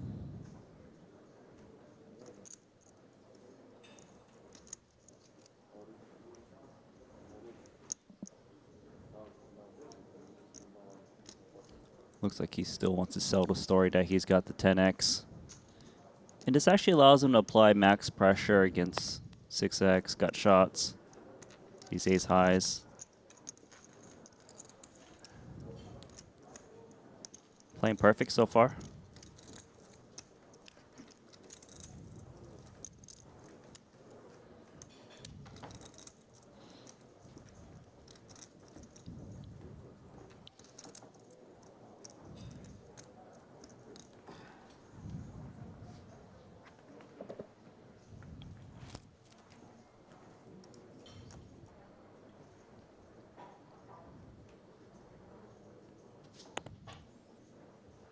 Couple kings in position for Jason. Kiat with the ace 10. Gonna start with a limp and likely will be limp calling this type of holding. Jason earlier made about 280, I believe, when he ISO raised. What is it gonna take for all the money to go in the middle, Randy? As of right now, would just need to be like some big cooler in terms of pre-flop ranges, you know, like ace, king, kings, you know. Yeah, and Lee seems pretty content just keeping the pot small. Taking it to the streets. A lot of pot control from what we've seen.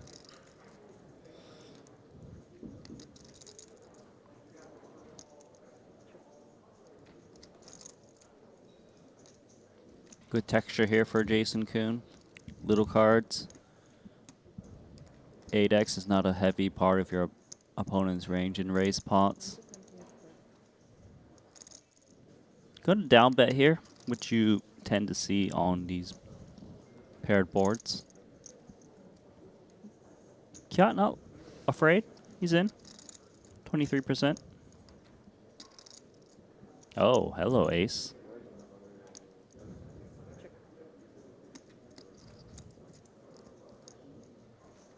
As bad as it gets for the two kings.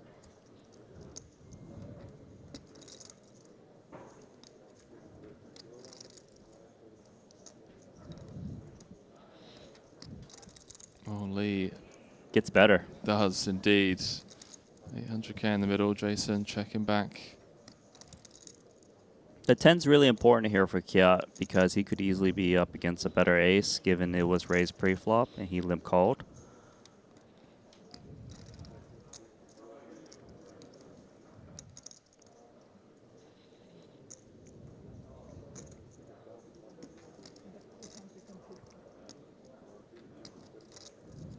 A small bet might entice these two kings to come along. And Jason, I mean, he's grabbing the calling chips immediately. Trying to think of hands he beats. It would need to be some Broadway backdoor kind of floats. I'll say like a queen jack of spades. Would they call that 125k? Maybe. It is a small bet on the flop.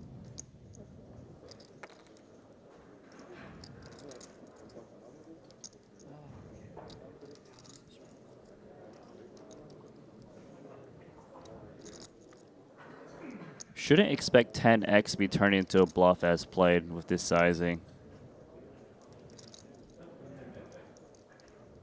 Yeah, he's going to pay it off.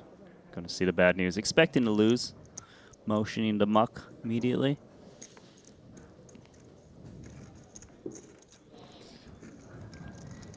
Lee strikes back. Pretty much where things started. beginning of this heads-up match. This is super deep. Super duper deep, yeah. I was calling all in, so not that deep.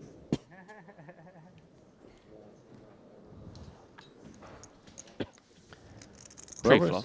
Yeah, he meant pre-flop, calling all in. But whoever's willing to kind of grind it out, you know, despite the deep stacks, has got that little extra edge, you know. It is a grind. You need to accept the fact that this is the situation we're at with the structure. If you try to force big pots, you know, you're just going to make a lot of mistakes. Kiat hasn't shown that at all. Registration's closed in the next event, so there's no rushing. Plus, we were playing for a healthy pay jump. 598K guaranteed up to 828,000. And Kiat with the open of pocket eights. Kind of saw a similar raise first hand of heads up where Jason Kuhn bumped it up with pocket sevens.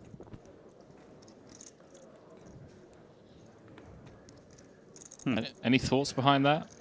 It's like board coverage, taking the betting lead, flop, you know, sets in a disguised way. I think it's better when you're deep stack. I would expect that to never happen, you know, 70 antes and lower.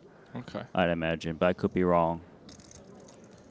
Just given it in deep stack, right? Like you want to be holding hands that make the nuts. Clearly you feel very confident when you got a set. As played though, 3 overs. The Broadway. Jason does check and turns gin on the Jack of Diamonds turn. Pretty bad here for Kiat.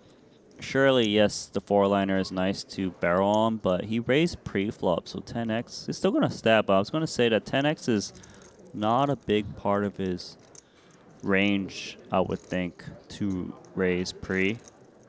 But just feels that 2-8s is never going to win at Showdown. For now, though, Jason with the straight. Just jams all in. The idea is just to deny equity against 2 pair set flush draws.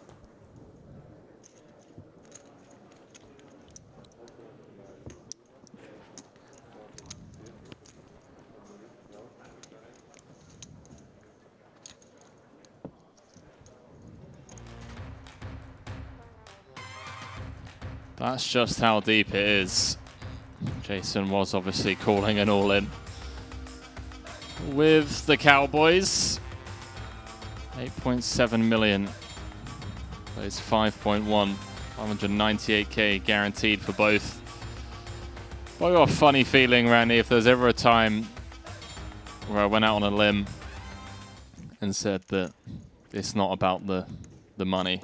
This one, the 230K difference between first and second. It's definitely about the trophy. A short deck main.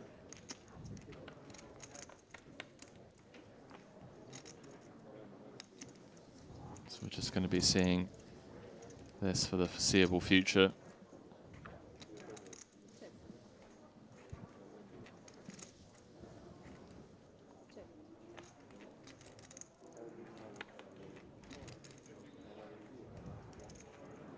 Jason checking on the flop with the king queen. Let's now allow Lee to pick up a piece. Doubt that it's enough for Lee to stick around facing this bet of 115,000.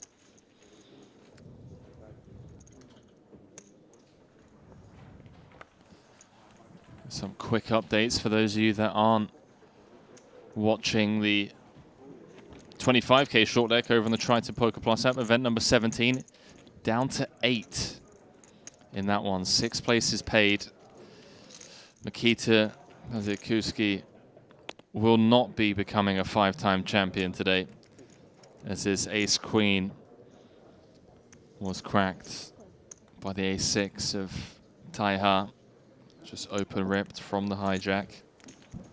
Bad's called on the button. But Danny Tang in pole position looking for title number 5. Would be pretty insane to see him get that done.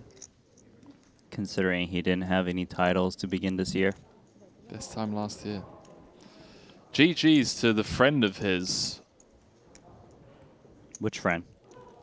They had a prop bet in Vietnam, if you remember the table talk, after he won his first title, that he had to win a title. And I think it was like something ridiculously small, like cash 3 events.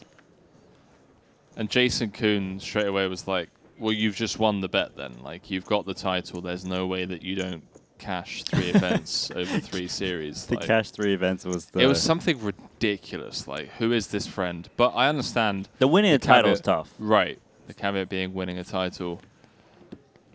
But Danny Tang's just been like, yeah, hold my beer. Got 4 now. So we see the ante going up 50,000, 100,000 baht an ante.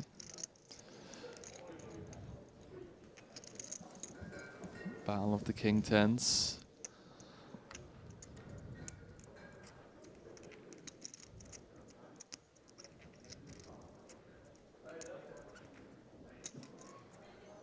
Well, Jason is looking to take this one down. A big raise and aggression pays off.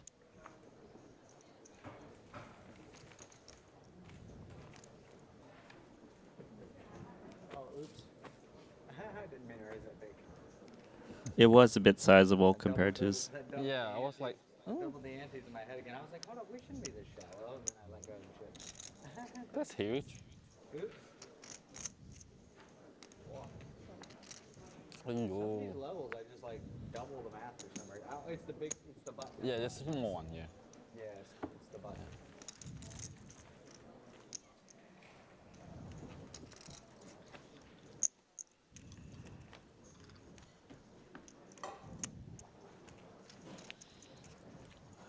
That's what they're playing for. Little close-up shot.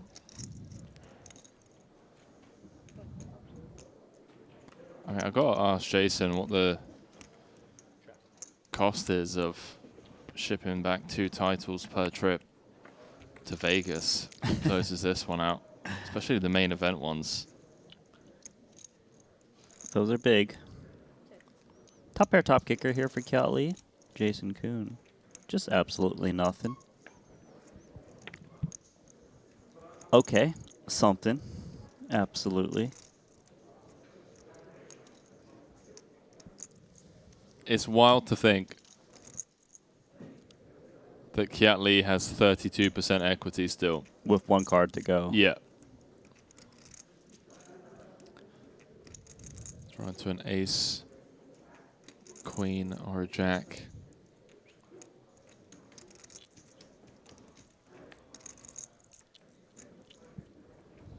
It does break out.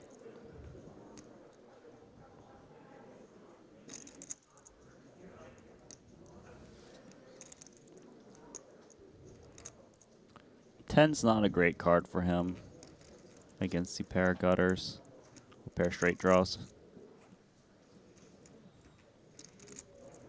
No kicker here for Jason Kuhn. Does he feel Jack X would pay off? Seems like he does. He does grab chips. Oh, it's a marvelous bet. Yeah, he can represent the Queen X mainly. Reasonable to have a Queen X no pair, given it's a dealer button. Check through pre. Price too good for Kiat. Looks like he's going to pay this one off, and a lovely value bet gets him up to 9 million. That is a wonderful value bet, and those are the types of value bets that one needs to find to win 8 titles, to be widely regarded as one of the best short deck players in the world.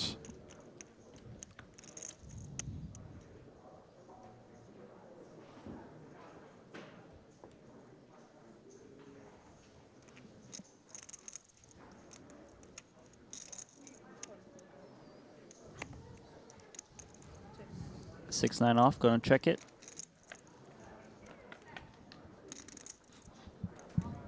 Does flop mid-pair against Jason Kuhn's King 10. With the little gutter ball, 7 would make that straight for Kiat, and looking to deny equity, of course, a theme we talk about often in short deck. Seems like Jason's been winning a little bit more pots than Kiat in heads up, am I right? I'd say so.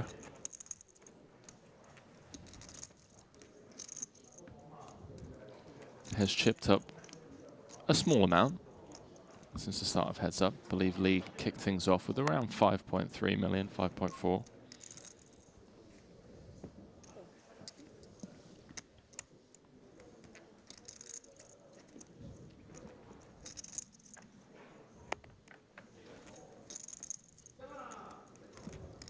Jason going to make a pair of 6s taking the lead, but Kiat Lee still has 42% with the backdoor spades and the gutter ball, looking for that 9.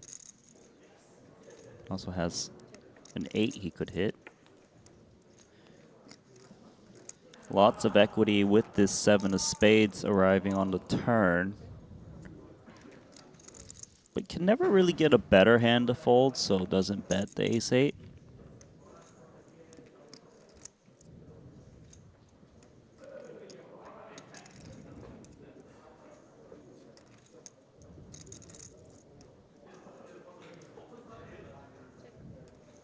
This high?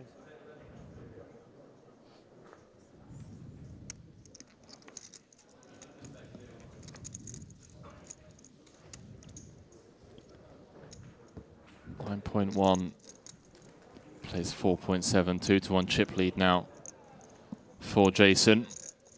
Don't forget you can sweat along in event number 17, the 25k short deck. So they're down to the final table. No, they're not. I do apologize. There's still 2 tables of 4. They are hand for hand. Yeah, final table is 7-handed, I believe, in short deck. It's Danny Tang leading the pack. Carry Cats on 15 antes. Anson on 15 antes. Daniel Doris on 20. It's shallow. It really is. Saw Jason raise that 7, so... I believe he misclicked. I did it again. Fuck.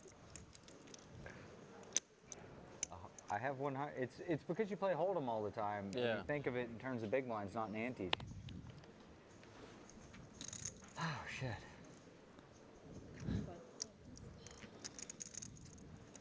No, the trappiness from Lee.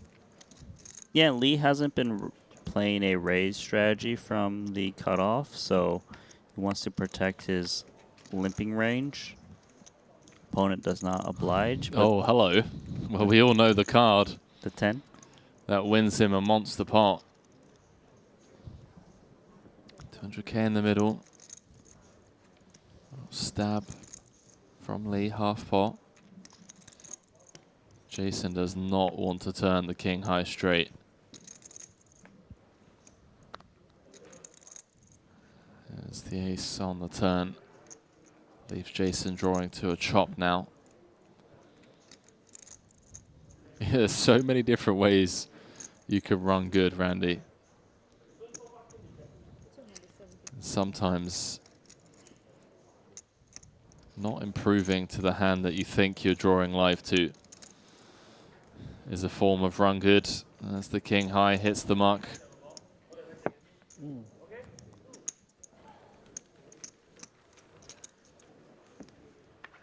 And Randy,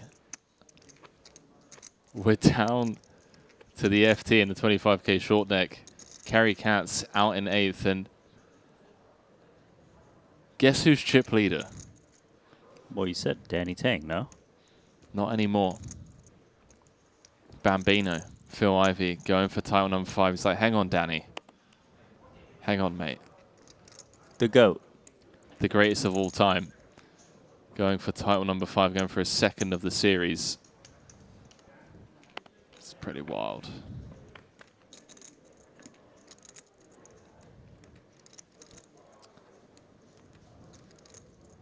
They are on the stone bubble of that one.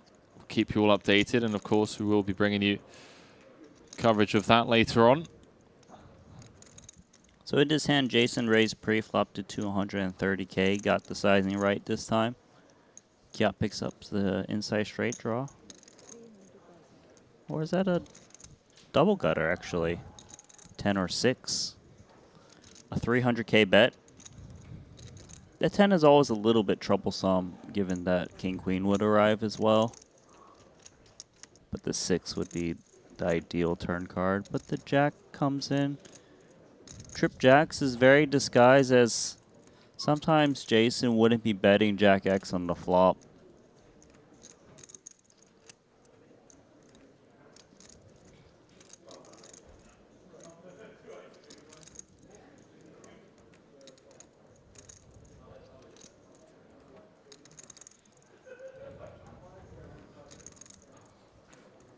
And yeah, Jason is reaching for chips, trying to extract from the Ace X. With double gutter though on a paired board, not looking too good. He's out. Nice pot there for Jason, as was raised and got a nice one on the flop.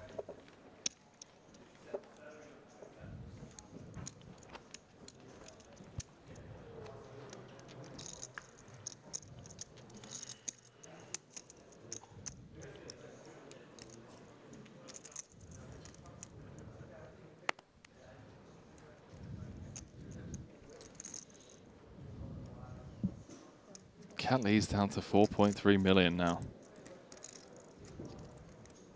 Yeah, that's good for 85 antes, but still pretty deep for heads-up play. But definitely in situations where chips could fly in there. 10-9-6, giving both players the straight draw. Jason's a bit nicer, open-ended.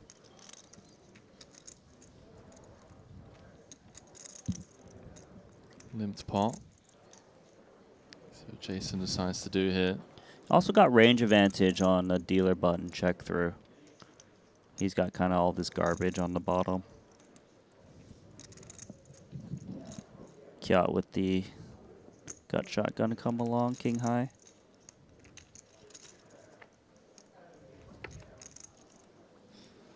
Well, now it's Lee's turn to not want to improve to a jack high straight. A non-club 8 would be a disaster for the Malaysian. Let's see if Jason wants to represent 8x. It looks like he does, as he does grab some chips. He knows there's way more 8x's in his range than his opponent. Leveraging that with a 350K bet. Gets the double gutter out. And at what point, Randy, do we start questioning some of the folds in terms of the equity that Lee has there? You know, with the double gut shot, given the price is being laid, like, I don't want to look at it as very, like, as simplistic as that, obviously, like, in terms of direct odds, but keep check calling flop, folding turns, Jason's just, like, you know, chipping away. Like, we have to make a stand eventually, right?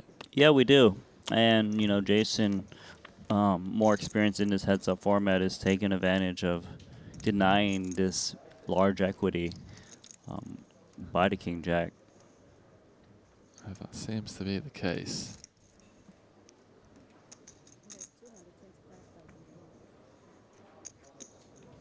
That big bet there, overbet, kicking out the pair of sixes. Jason really does seem like he's in the zone right now in this heads-up match. Really comfortable. Happy to grind it out. Doesn't really care how long it's going to take. Yeah, and also note, since getting heads up, hardly exchanging any sort of conversation with Kiat Lee compared to when we were four-handed, five-handed, as Lee completes once more. Hello, aces. Does he get the sizing right this time? Now sub 80. Looks like he did.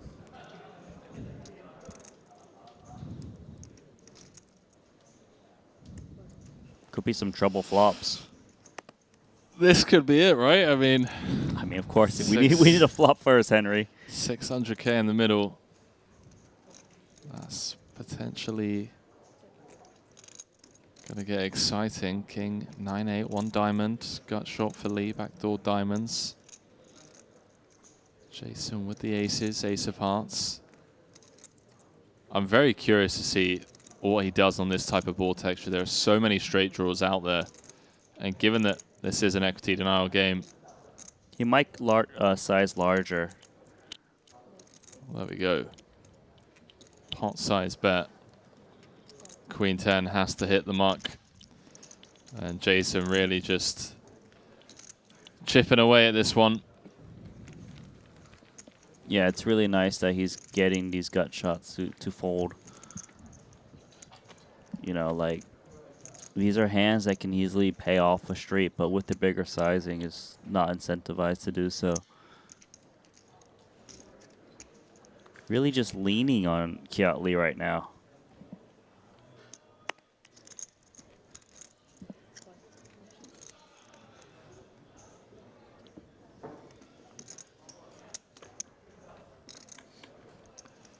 One in the chat.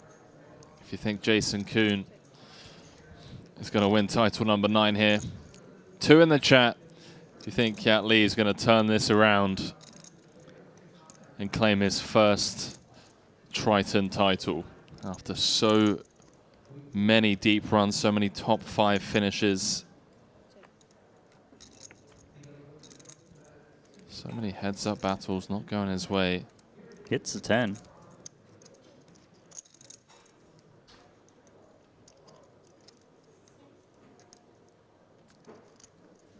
And Kiat is going to take a stance, but an overbet is rather scary for this 10-9. Kind of out of nowhere and gets the best hand to fold. Nicely played, Kiat Lee. A turnaround.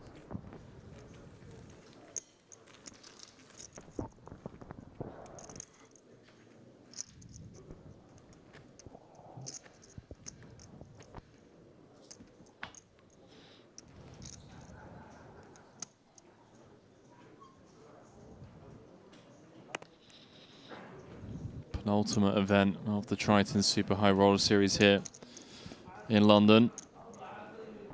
828,000 going to the champion. We are sweating along over from the Triton Poker Plus app. That final table of event number 17, where Danny Tang has retaken the chip lead.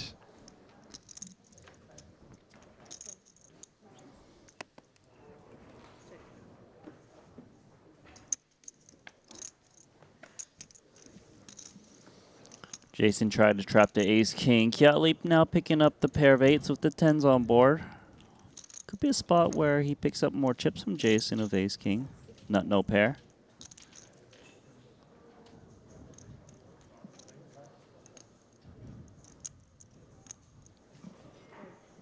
Wow, did he just lay down a pair of 8s?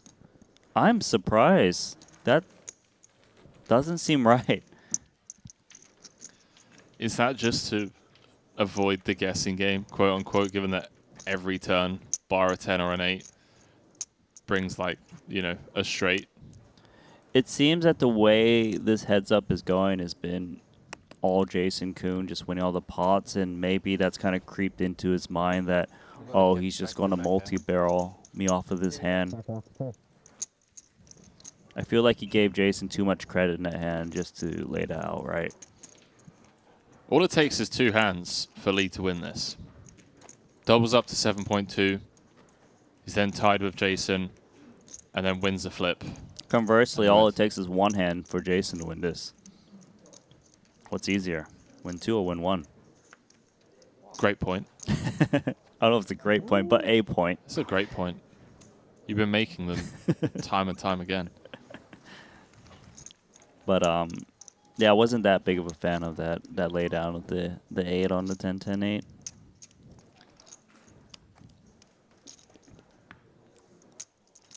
You've been in the lab.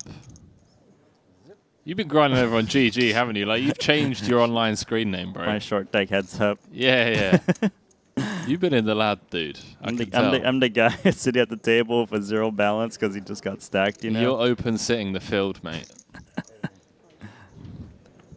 I appreciate you trying to talk me up.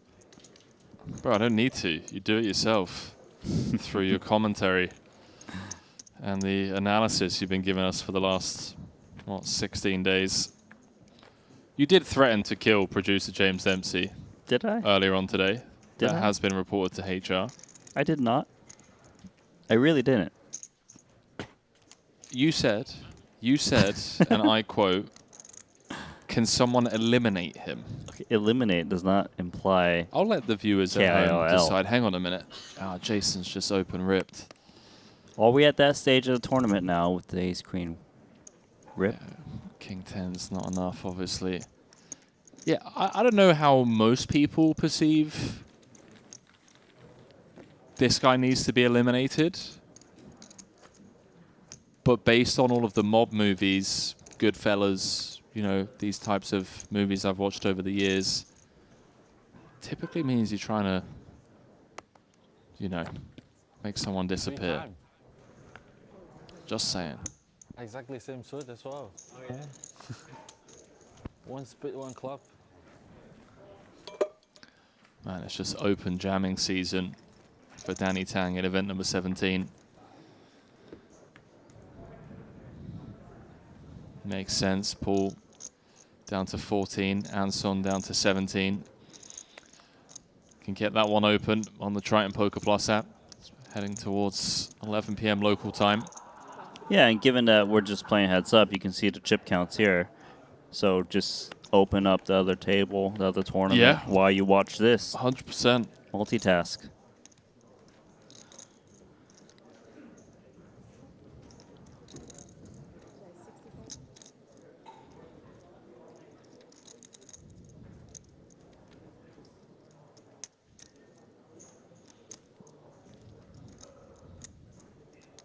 Pair of jacks here for Kiat. Sees the small bet. Don't think he'll be folding this one, but maybe a raise from time to time. A 200K. Define the hand now. If your opponent gives heavy action, lay it down.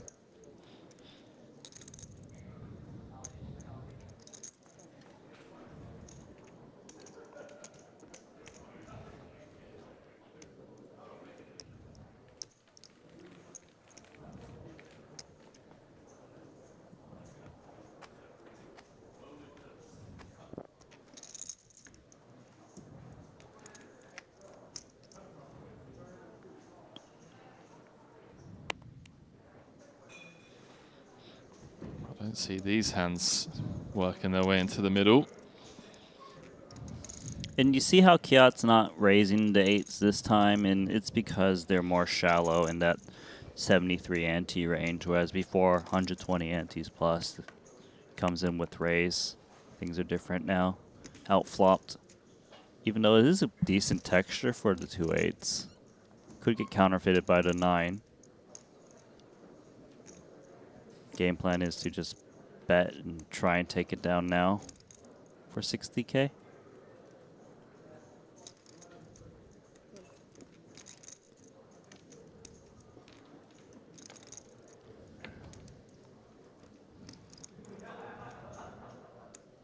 It's just been a one-sided affair, and I'm sat here seeing the hole cards,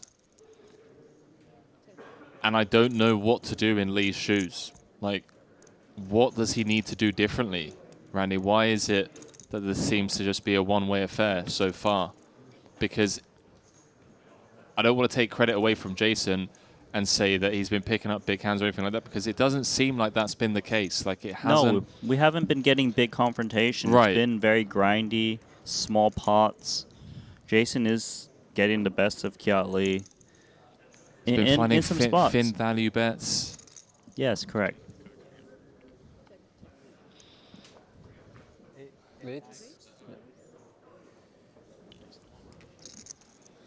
Well, 10.3 million now for Jason. Really wants that title number 9.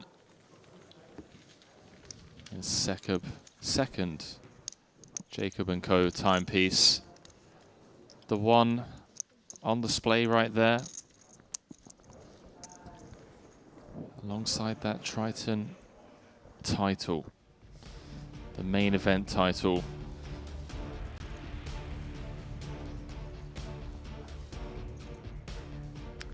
There they are, the official timekeeper of the Triton Super High Roller Series.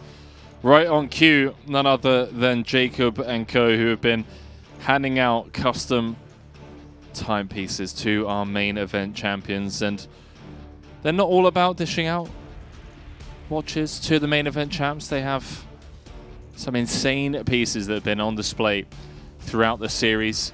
One of my favorites is the Astronomia watch with the functioning roulette wheel, mainly because it's the watch that KT bought, and mainly because he started taking bets at the table, was allowing people to bet up to $1,000, if I'm not mistaken, as we jump back into this. I don't know how that worked out for him, but seems to be doing well.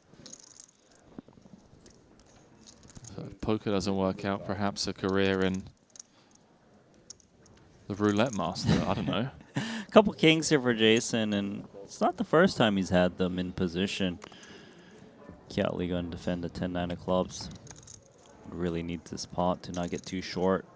Does flop the open end of the pair of nines, but the two kings, his outs, busy in Jason Kuhn's hand.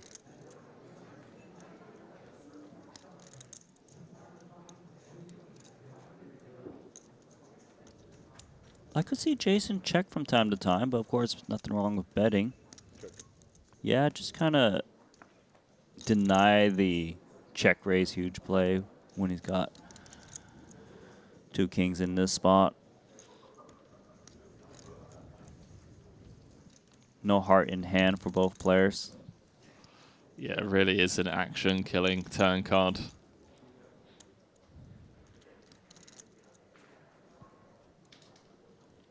Jason trying to decide if he should bet against Jack X, 10X, and check back river. He's going to check. Oh, hello. Lee going to be picking up a much-needed pot. Things really hadn't been going his way. Check. Checks through. Straight is good. Up to 3.9 again. Kings hit the mark. Update from that final table of event number 17. Boss is down to 8 antes. Anson down to 11. I mean, it is insane ICM out there for the middling stacks, such as Daniel Dvoris and Ty Hart.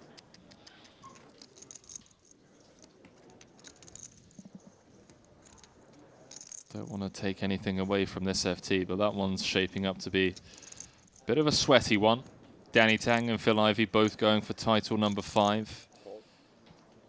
Stephen Chidwick looking for his second.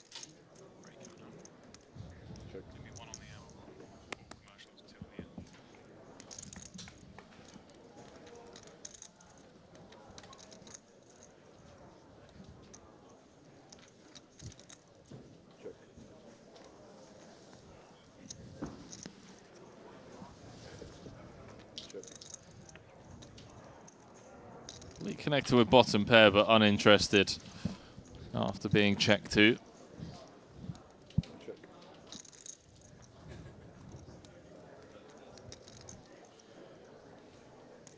Jason checking once more.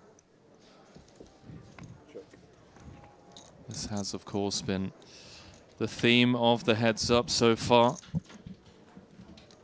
By and large, due to just how deep we kick things off here.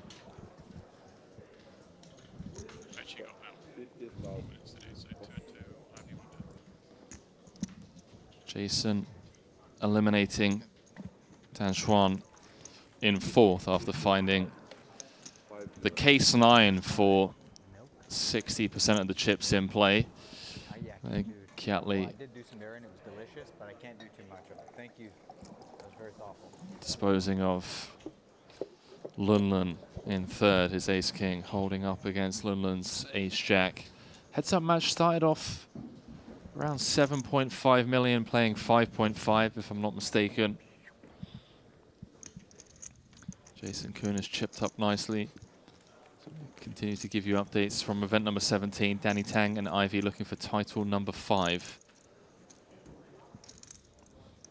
Jason Kuhn out here looking for title number 9.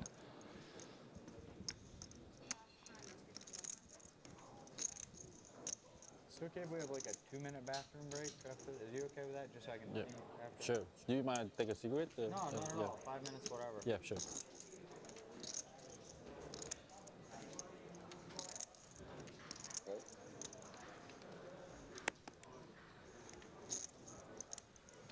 Does sound like we are coming up to a scheduled break. That doesn't sound like they're going to take all of it. Just quick run to the restroom. Little gut shot here for Kiat. Backdoor clubs. Sure. Not opting to bet here. Does come in.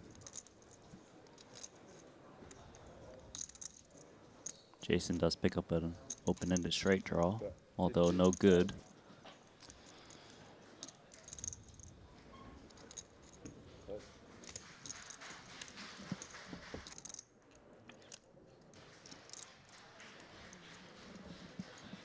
Boss has just been eliminated from event number 17.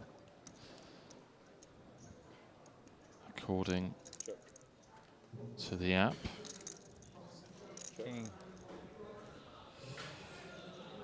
King no good.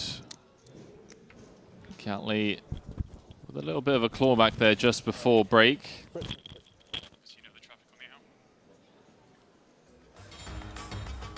There we have it. Chip counts brought to you by betacr.eu. Almost a 3-to-1 chip lead when we return from break. See, the ante will be increasing as well, meaning that the average stack is going to be dropping down quite a significant amount. 598,000 guaranteed for both. 828 going to the eventual champion. And to be brutally honest with you, Randy, not to take anything away from Kiat, but it feels like it's been a very one-sided affair in this heads-up match. Yeah, and Jason Kuhn, who's played so many short deck heads-up matches already in his career, is feeling very comfy, you know, with those deep stacks. Now that the blinds have gone up a bit and Kiat's grinded down, you know, maybe this is a territory where Kiat's more comfortable. 77 antes he has, 199 of his opponent. But as Jason is grinding away, we'll see if he can kind of get that 9th title here today. Yeah, obviously taking nothing away from Kelly, is a phenomenal short deck player, has multiple final tables under his belt, you know, top 3 finishes, top 4 finishes, even runner-up in a couple of spots, but just seems to be outmatched this deep. But you make a great point, 77 antes now. Is this the kind of stack depth that he is more comfortable with when we do return from break? So a lot to keep an eye on. Would love to see him kind of get that double, perhaps get a little bit of a confidence boost coming back into this, and for these two Titans to really lock horns and they look to duke it out for the short deck main event title. 230,000 difference between first and second.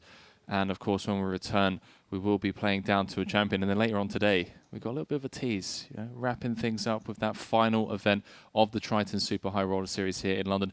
Don't go too far. When we return, we'll be crowning a champion in the short deck main event.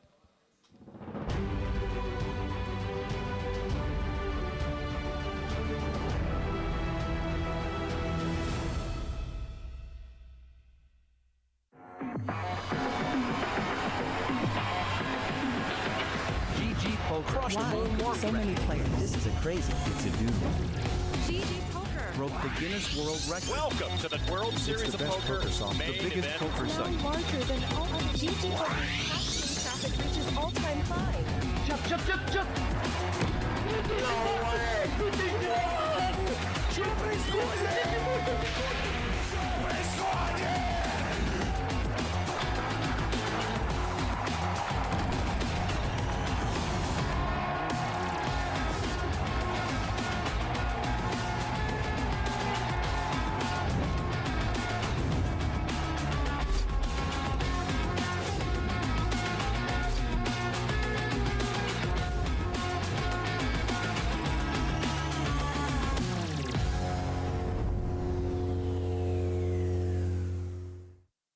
One of my favorite ways to understand GTO strategies is to look at the expected value of different plays. Whenever you see a spot to GTO Wizard, you can hit this dropdown and select Strategy plus EV. For example, opening Ace-10 offsuit from under the gun is worth about 9 big blinds per 100, but opening Ace-9 offsuit loses about 5 big blinds per 100.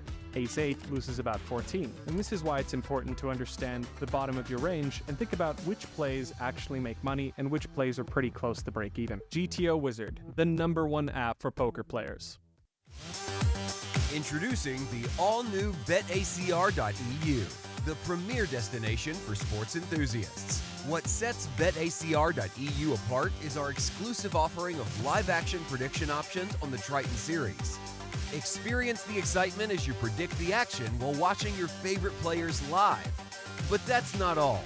By opening your account now, you can take advantage of our incredible offer. Receive a generous 15% free play on your first top-up, up to $250.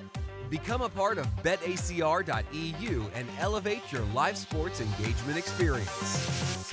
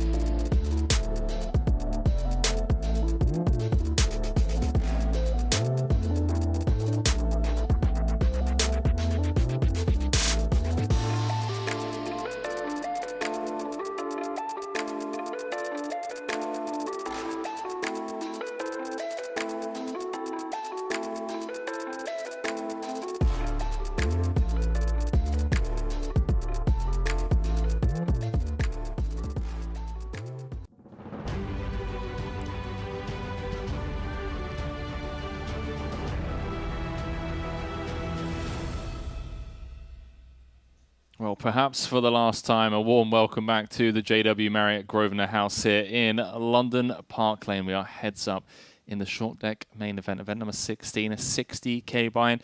Jason Kuhn squaring off against Kiat Lee. Jason in the hunt for title number 9. Kiat Lee looking for his first. Both players guaranteed 598,000. And of course, we're talking more about the heads-up match, Randy, as we're going to be jumping into this heads-up match. But should we just divert our attention a little bit to that event number 17? Sure.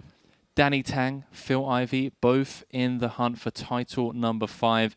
Sat over there with Boss Paul, Daniel Dvoris, Taihar, Anson Yu, and Stephen Chidwick. And note just how incredibly short the stacks are over there.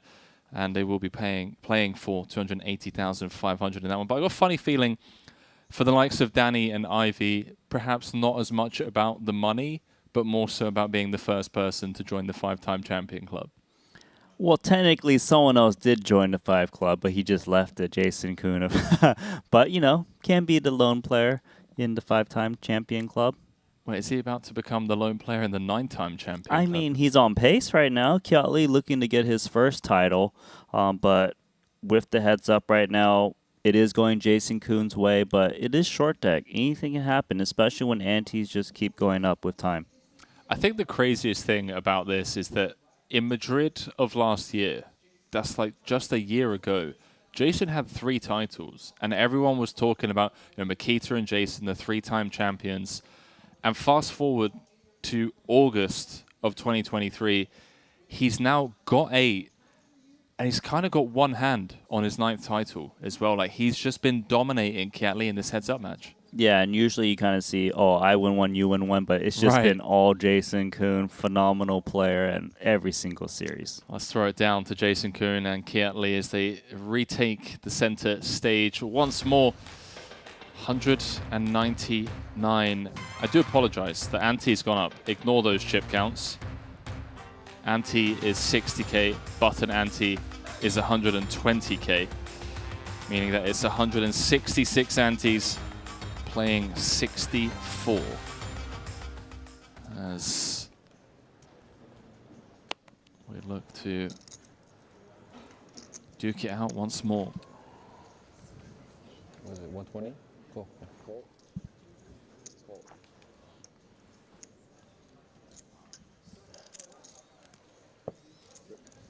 We'll see if that break is going to help Kiat Lee kind of just think about how to approach this heads-up match. Does flop best. Kings and nines. The type of texture where you have so much of it and there's only one overcard to your pair of kings where you might just try to induce from these types of hands instead. Yeah, 100%. Get a bit trappy.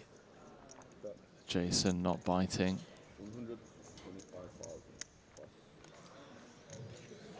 He's got his work cut out, Randy. He's squaring off against someone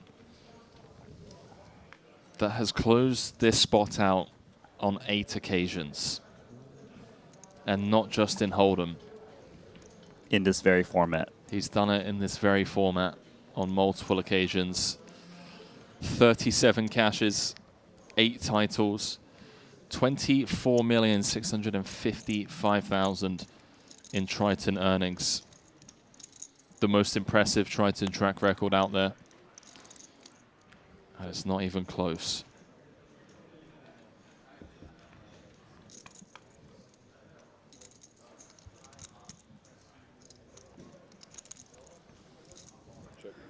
Three club board for Kiat Lee. Nice that he also has that pair of sixes to go along with his club draw. Check through. Pairs the board. Jason, no club in hand.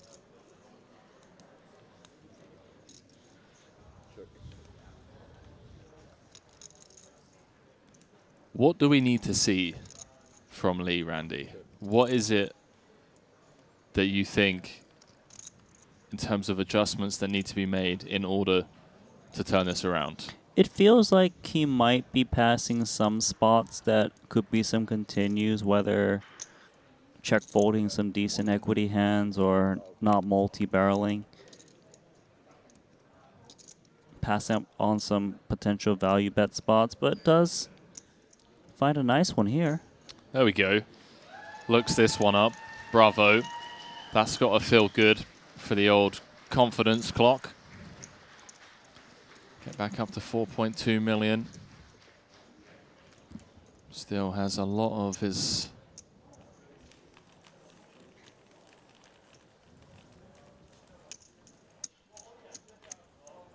work to be done here. Very tough.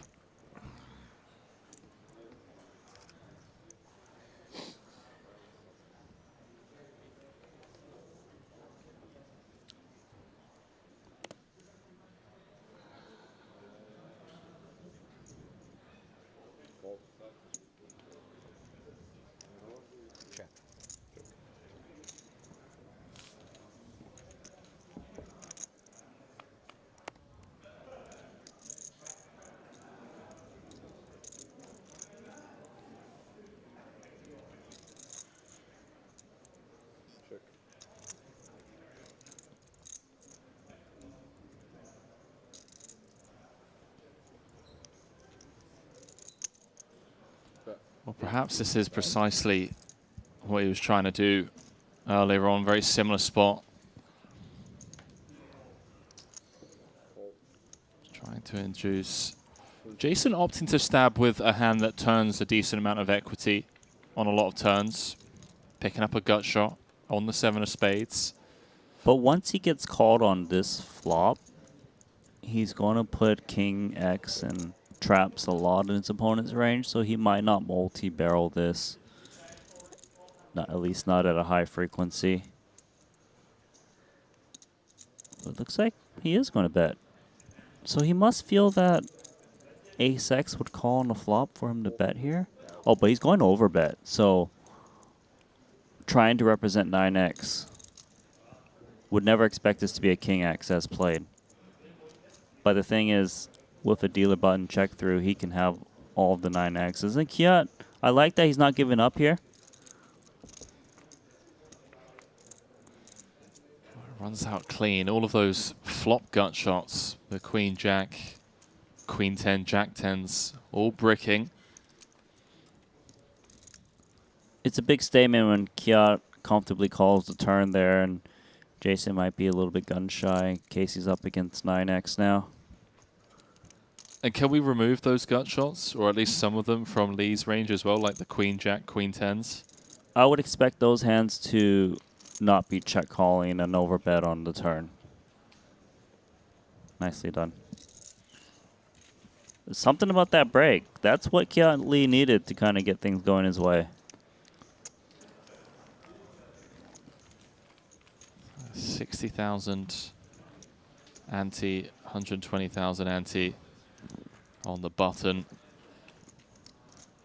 They are down to 5 in that 25k short deck. Event number 17 is now Phil Ivey, the overwhelming chip leader, after a massive double up against Danny Tang with some kings. Jason with the limp.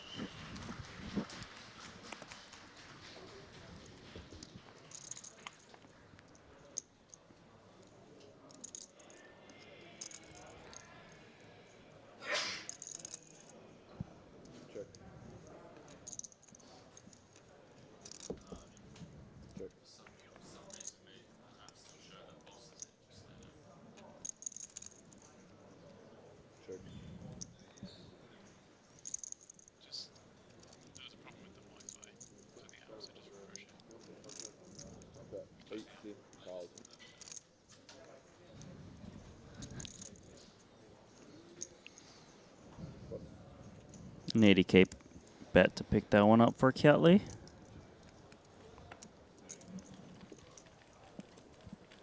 Really like this bucket hat, the one with the logo everywhere, the monogram. You gonna get one? You gonna snag one? It's my favorite of all the bucket hats we've seen that they brought out. Do you think it's another custom collaborative piece? I don't think so, but I could be wrong. You have to have 8 titles to get one?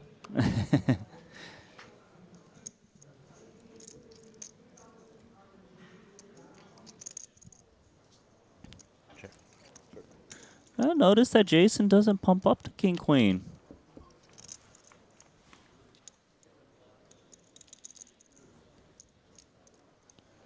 Does flop best on the ace queen 7. Is this just to keep in these dominated hands? I suppose, and maybe something he doesn't want to kind of get limp jammed on, but we haven't really seen the limp jam play too often. That's true. In this heads-up match. For now, though, does have mid-pair, king kicker.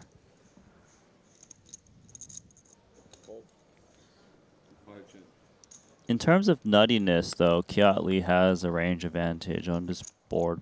Texture, 7 on the turn.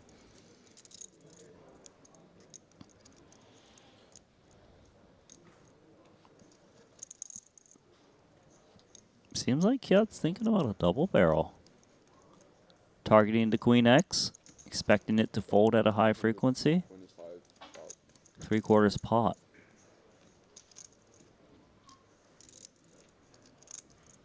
For Jason, it might be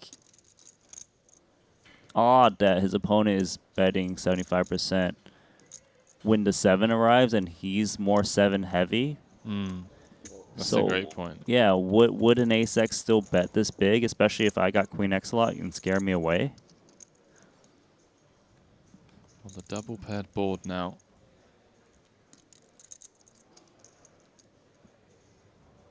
Does Lee just soul read Jason for a queen that's getting sticky and put him to the test?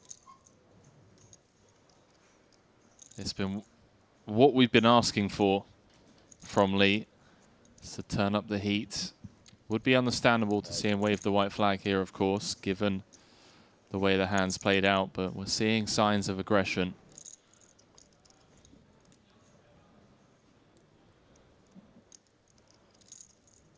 Oh, he's leaning, Randy. It's gone small. For him to bet here means that he gives Jason Koon credit for calling the turn still with Queen X, trying to bluff that off. He's given Jason Koon a really good price, but I could see how Jason might think he's getting milked here.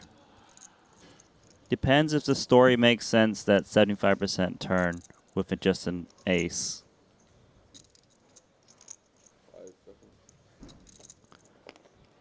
Perhaps too good of a price.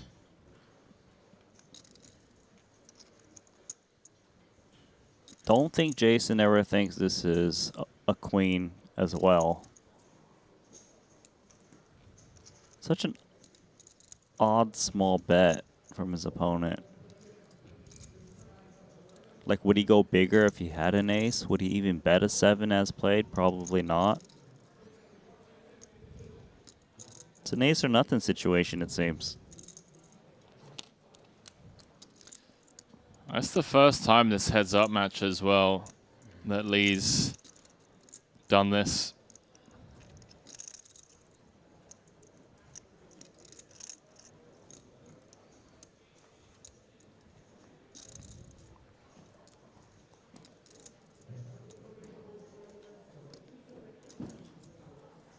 That's the first time we've seen Jason this much in the tank as well. I'm never in a million you're supposed to fold this, but I think you have 8-7 of spades. Oh. That's whatever. Be a very disrespectful fold.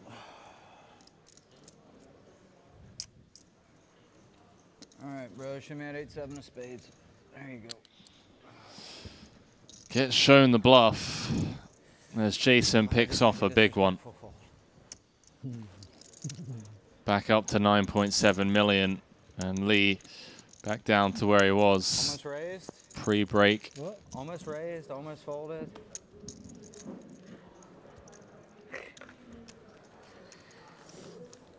And the fact that he says he feels this is a 7-8 of spades means that he doesn't think Ace X would have ever bet the turn with that sizing, as I mentioned earlier.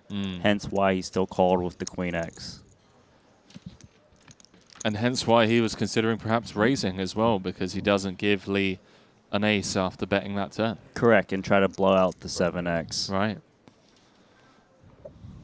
Do love getting insights, of course, into the minds of the world's best players.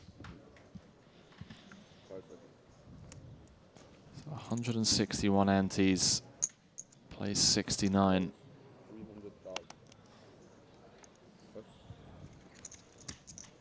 Jason with the raise of Jack-9 offsuit.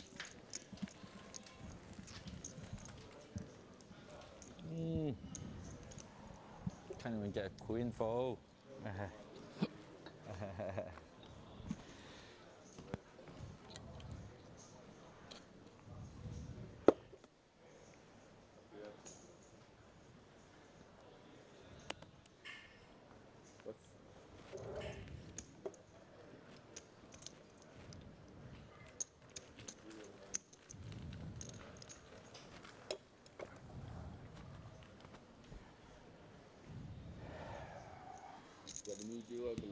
Thanks, bro. And just to give the viewers some context about number 17, event number 17, that is 25k short deck. 5 left. Ivy has 126 antes. Second in chips has 35. Steven Chidwick in third has 32. Tai Ha in fourth has 25, and Danny Tang in fifth has 21. Remember when Wykin won his trophy earlier, he had that huge ship lead as well. So yeah, Ivy on pace. He is indeed. Does have some stiff competition though. All right. You're ahead.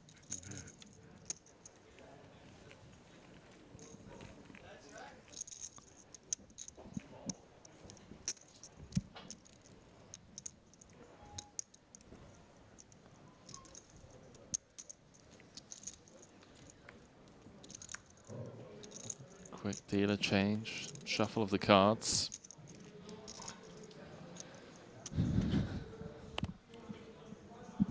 And a walk for Jason Kuhn. Back up to 10 million now. Just cruising along. Really has been a one-sided affair from what we've seen. Big fan of that chain, by the way. I have to ask him where he got that from.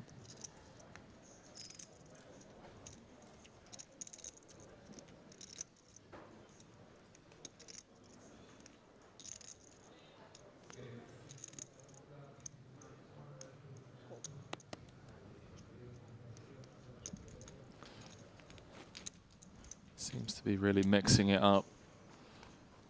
This limp or 3x strategy.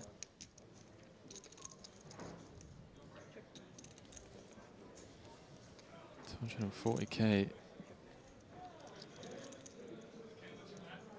As Lee turns top and bottom. Much more comfortable now. He's trying to extract some value.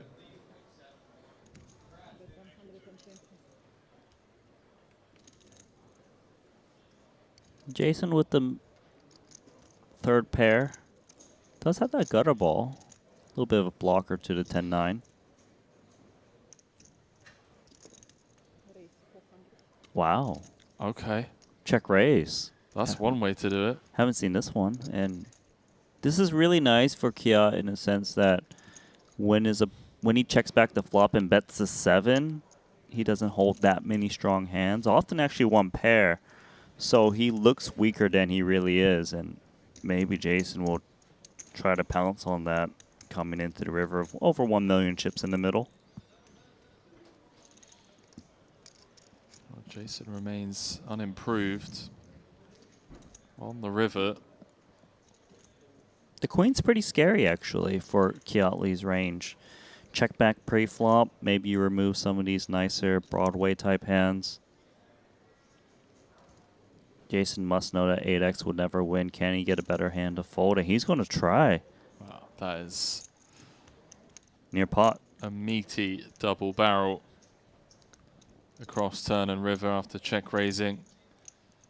900K. One of the weaker two pairs, of course. But he might not fear the big two pairs because would King Queen really check raise the turn? So it's like kings or jacks plus 910? I would say so. I guess King Jack as well. Then again, some of these hands just bet on the turn. Nicely played, Kiatli. That is one of the biggest pots of this heads-up battle so far. And with that, Lee back up to where he started things off in this heads-up match. And that pretty much just goes to show how quickly things can change in short neck. All that hard work from JK, where he's just been chipping away, post-flop, pre-flop, getting the better of his man. Just one ill-timed bluff.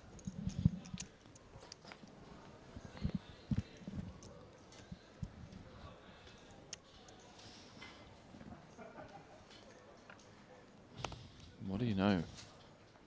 Down to four-handed in that 25K.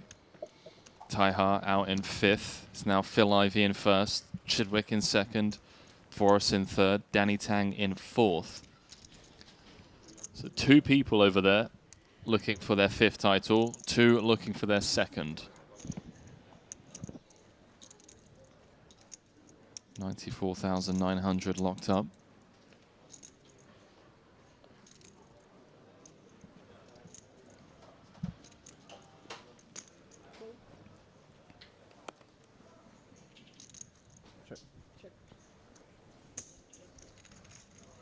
What's it going to take, Randy?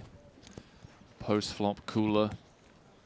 Or is it just going to end for classic flip pre-flop?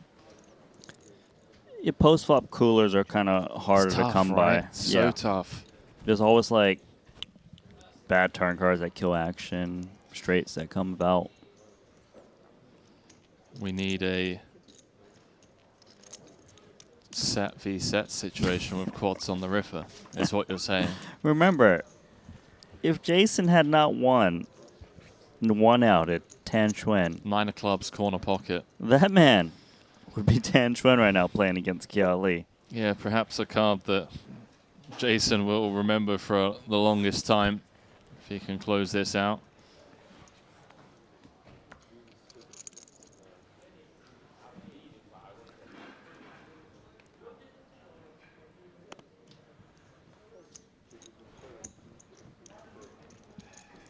So many 6. I like it.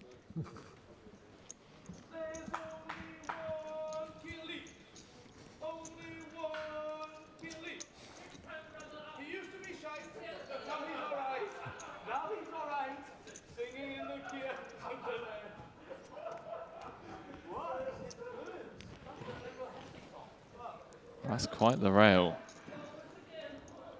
Everyone here for this heads-up battle. This is what I like, a rail that'll get you tilted.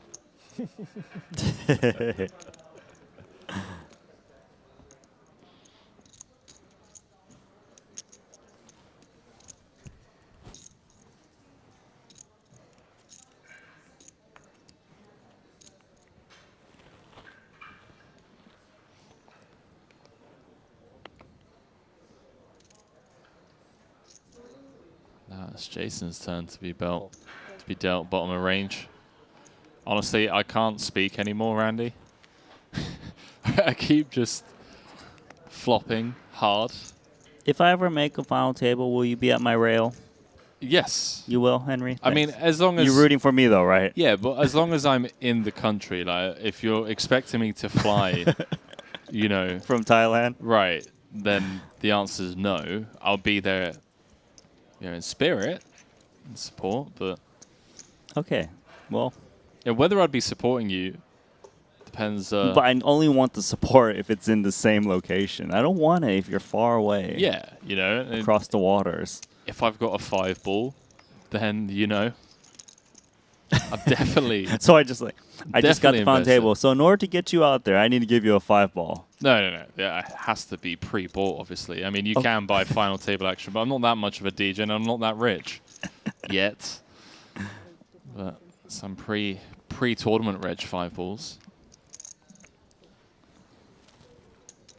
And the thing is I can imagine how awkward it would make you feel as well, because you're just, you know, the nicest guy, and if I'm there, just chatting absolute nonsense to the rest of the players and just trying to tilt them. You're going to keep apologizing on my behalf. It's like, sorry, guys, sorry. Like, don't know who let him in. Mm-hmm.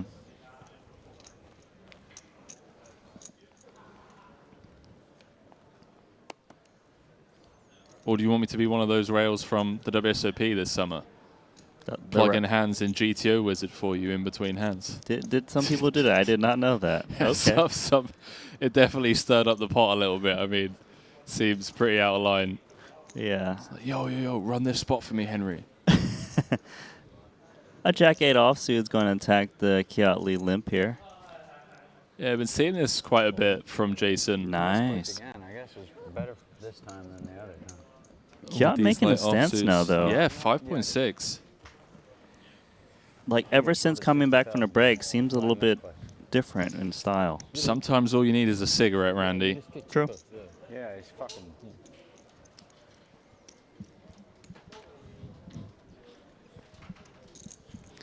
It really has been picking up some heat. The wind at his back since returning from break.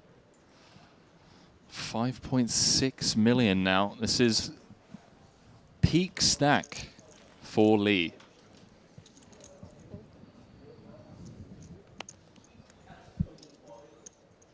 How does 2 10s play this spot? Looks like he will pump it up.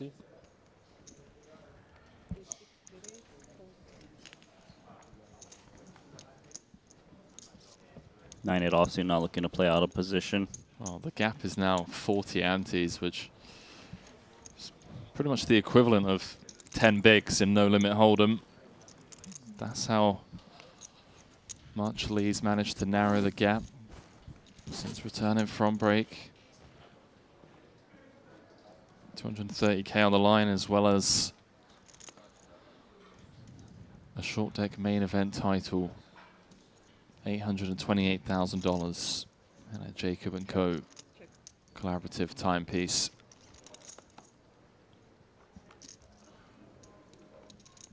Comes ace 9-9. Lee with the best of it, but we've seen Jason Kuhn attack these types of boards.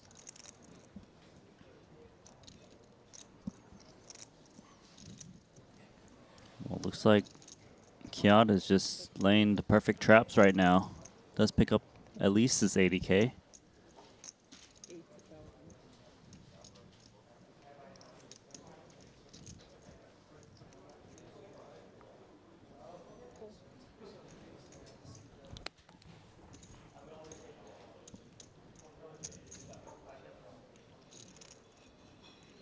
Oh.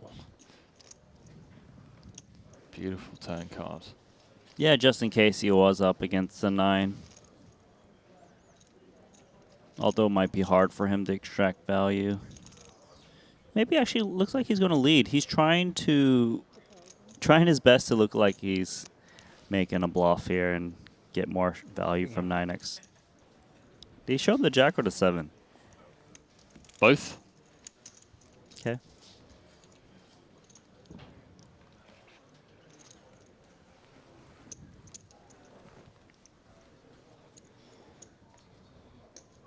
Phil Ivey. Oh, it's chip leading. How many are we down to? They're down to 4. Does he still have the massive chip lead? Phil Ivey, that is? He does not. Danny Tang has retaken the chip lead. I'm waiting for the app to update. Hold on. Ace, Jack, 2 queens. Depending on how Jason approaches this, sometimes chips just go flying in. Does limp. Now we know that Kiat Lee is going to bump it up. He made it 360 before of 2 10s, once again with 2 queens.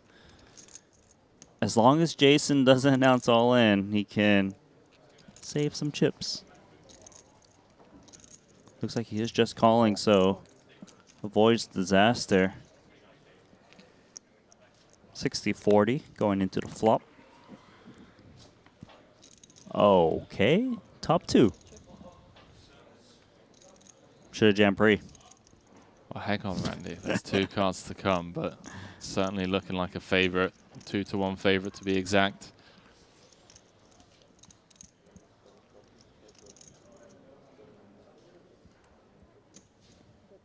Lee's gonna. That's a big bet. 500k into 720.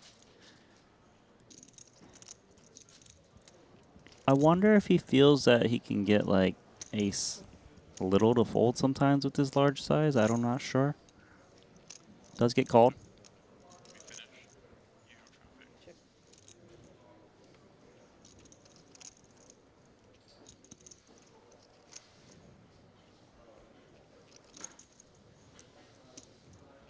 He boats up, improves to the nuts, Randy.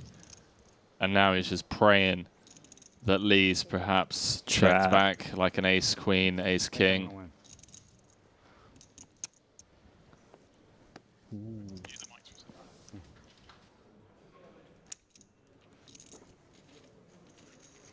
This could be the hand that finish. If you jam. Oh, really? Not on the flop, though, right? Well, just pre. Just pre. I had one of those too. When you had 10-9 of clubs. Oh, that would have been the hand you doubled. Yeah, I doubled it.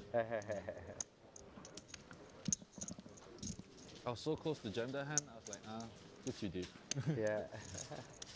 Yeah, there have been a few hands throughout this heads-up match where it's been close. But note that Lee has been the only one folding pre. Like, Jason's been in there with bottom of range as well, but happy to just mix it up more often than not, taking the aggressive line pre-flop with some of the bottom of range combos.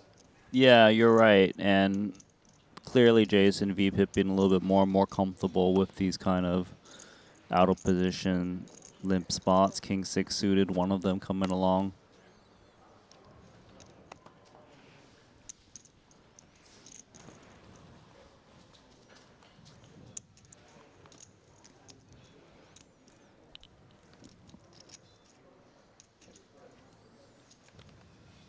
That's flop best.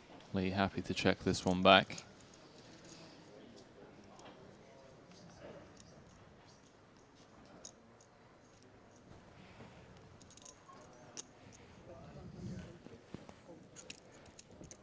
Another pickup here for Jason Kuhn.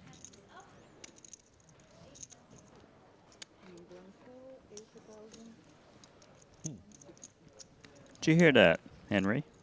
Lines up. 80K, 160K.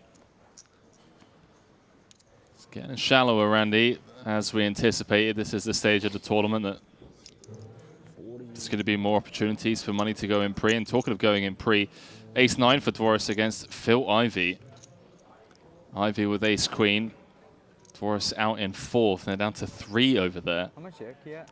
Ivey with the chip lead. More than 4.8, right? Yep. Danny Tang in second, Chidwick in third. So 2/3 of the time, we're going to have a 5-time champion at the end of that one, unless Chidwick can turn it around.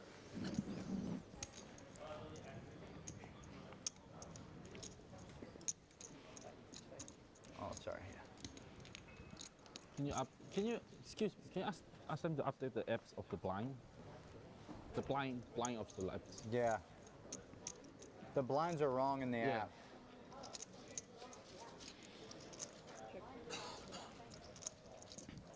So Kya here makes the top pair looking for the 6, but 2 6s in Jason Kuhn's hand.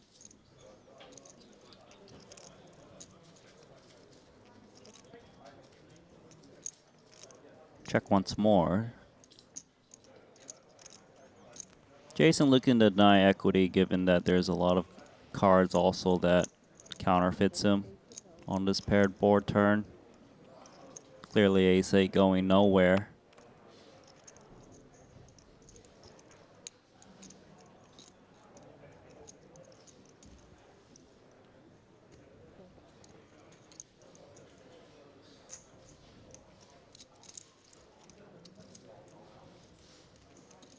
Lee with the 100% check mark. See if Jason wants to continue barreling. No, gonna knuckle it back. Can't beat that. So we're pretty much where we started this heads-up match, Randy. 8.7 plays 5.1.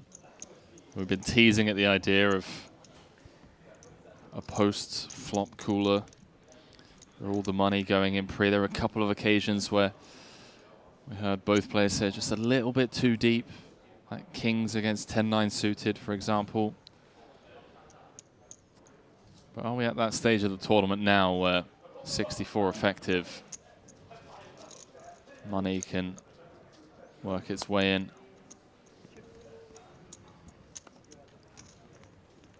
Pre-flop, that is.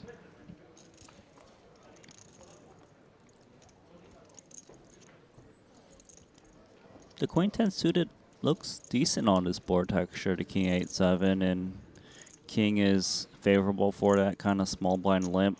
Yeah, guaranteed to turn a straight draw on non-board pairing cards. I like the bigger sizing he uses too, which kicks out the bottom pair. Maybe he goes very tiny, this bottom pair will still continue.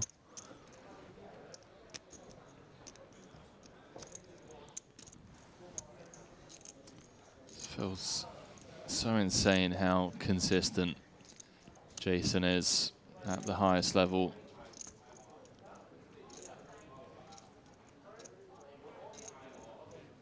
Four cashes here.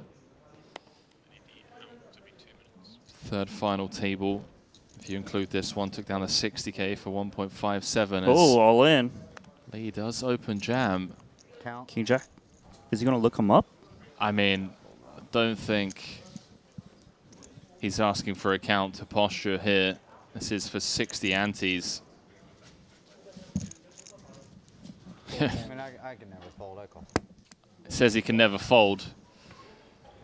King Jack suited Flip, buddy. for Jason Kuhn. Kiat Lee flipping for the chip lead.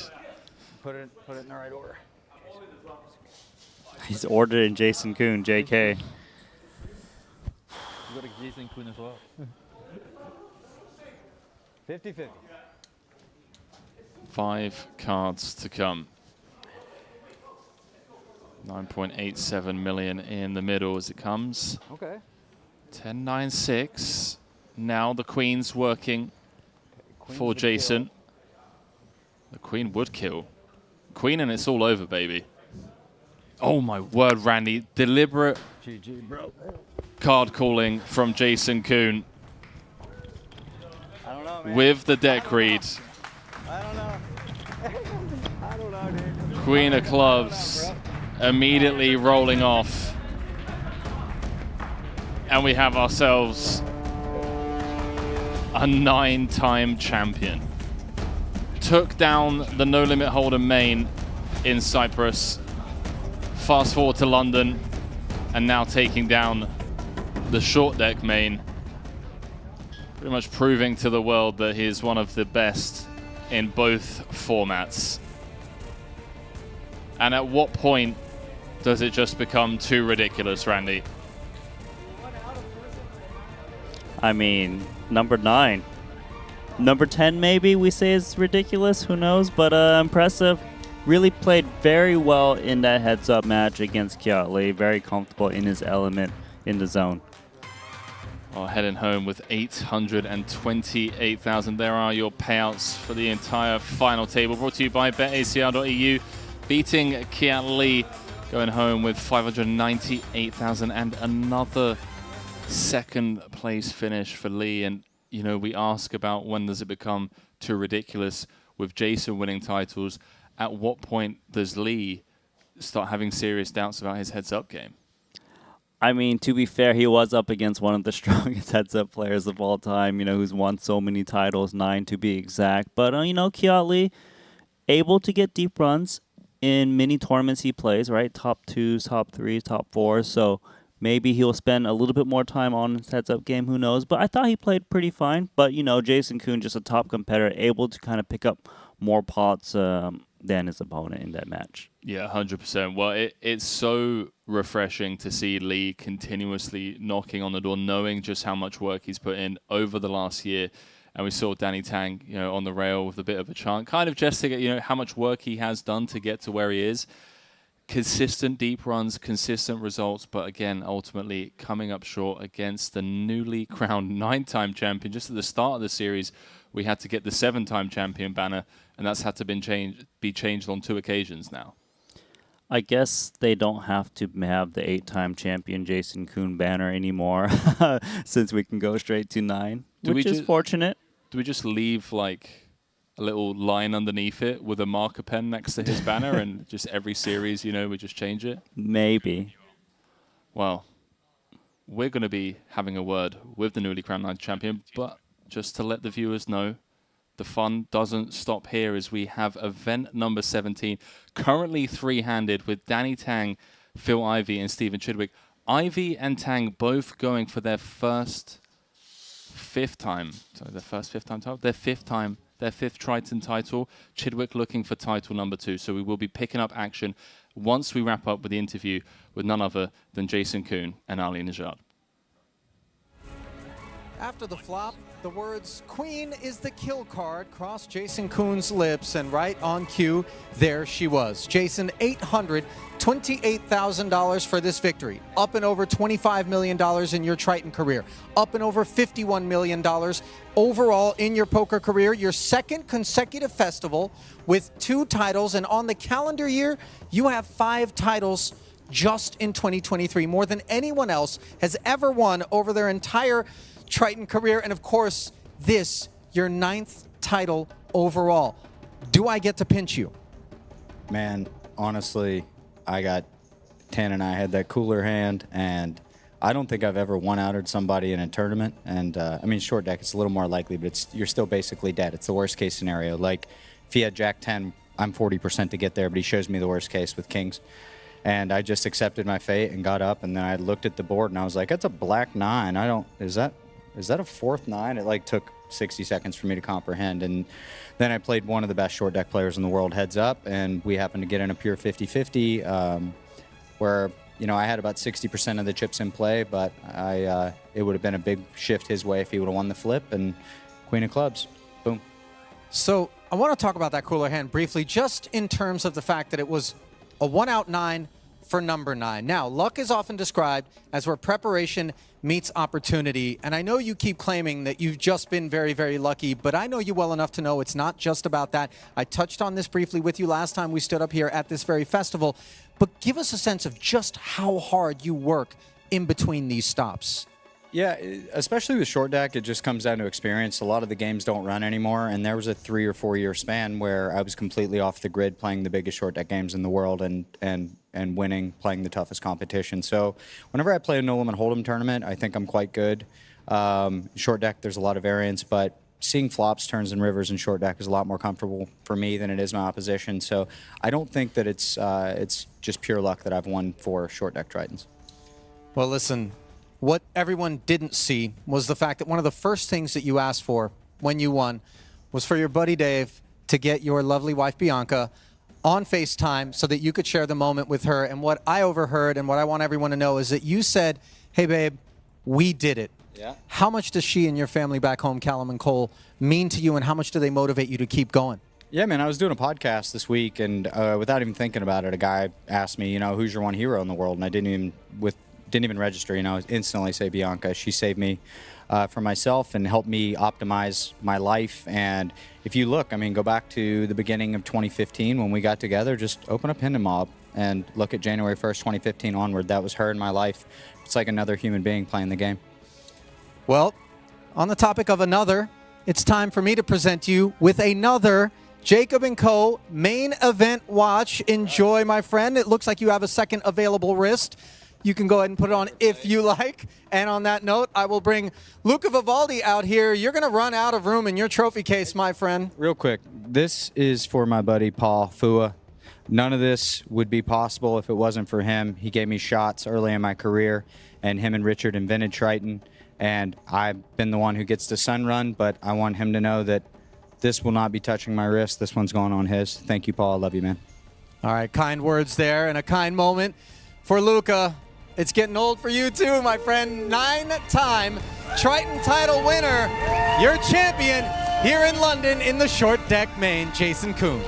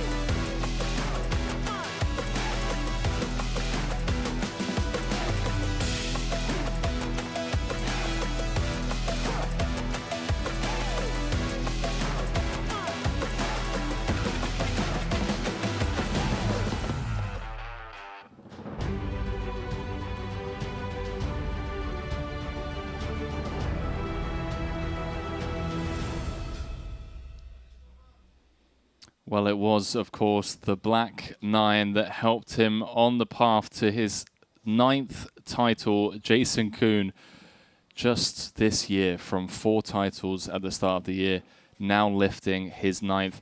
Took down the No Limit Hold'em main in Cyprus. Fast forward 2 months.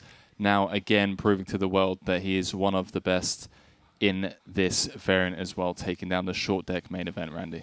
Yeah, and you heard from Jason in the interview saying that he's been playing short deck for a long time, right? He knows how to play the flop turns and rivers, which he feels better than his opposition, has more experience, and he doesn't feel that it's just pure luck for him to win 4 Triton titles in short deck alone. So it's good to hear those words and always having the support of his family immediately letting them know that he got number 9 today. Yeah, and being there since the inception of the game, like you said, that experience really helping him out versus the rest of the field, where he just feels more comfortable on flops, turns, and rivers in spots that perhaps a lot of people are unfamiliar with and don't know how to navigate. Yeah, and especially in short deck. Short deck is a game where it's more known for just getting it in pre-flop, right, and trying to fade in coolers. But if you can kind of get past that part and think about the post-flop stuff, it's a lot more that's to be had. Well, massive congratulations once more to Jason Kuhn on his 9th title, gifting that Jacob & Co. timepiece to his good friend Paul Pua, obviously the founder of Triton, and just giving him credit for the fact that, a lot of the success wouldn't be possible without him. Now, obviously, we did mention that we'd be throwing it down to more short deck coverage, but during the process of interviewing the 9-time champion, things have wrapped up there. I'm going to leave it as a bit of a surprise to the viewers at home on who took down that 25K, throwing it down to Ali Najad for another interview. Well, here at the Triton Super High Roller Series, we generally like to avoid the number 4, and apparently Phil Ivey does as well. What am I talking about? $280,000 for this victory, almost $9 million in career Triton earnings, your 16th cash, but your 5th title, second already here at this festival. Phil, you are known for playing all the games, short deck included. How important do you think it is when we're talking about GOATs to be able to play all the games? Please don't say. Yeah, it's important to play all the games. I think that not enough players play all the games. It's super important as far to me. That's why I like to support the World Series of Poker as well, because they offer like a lot of different games, and I think it's vital to poker to introduce new games, and for all the players to play as many new games as possible. Moments removed from Jason Kuhn winning his 9th. Here you are picking up your 5th. And I'm trying to figure out, because you talked about the fact that you skipped a few festivals. What relit the fire in your belly and has you out here playing the best I think we've ever seen you? Well, I love the game of poker. I always have. I had some personal things I needed to deal with, and that got dealt with, and now I'm back playing again. I love to play. I'm gonna keep coming, supporting Paul and Triton, and hopefully get a few more. Well, now you've become the thing to deal with, and now it's time to deal you your 5th title as I bring in Luca Vivaldi, short and sweet as Phil likes it. Ladies and gentlemen, put it together, the 25K short deck champion, none other than Phil Ivey.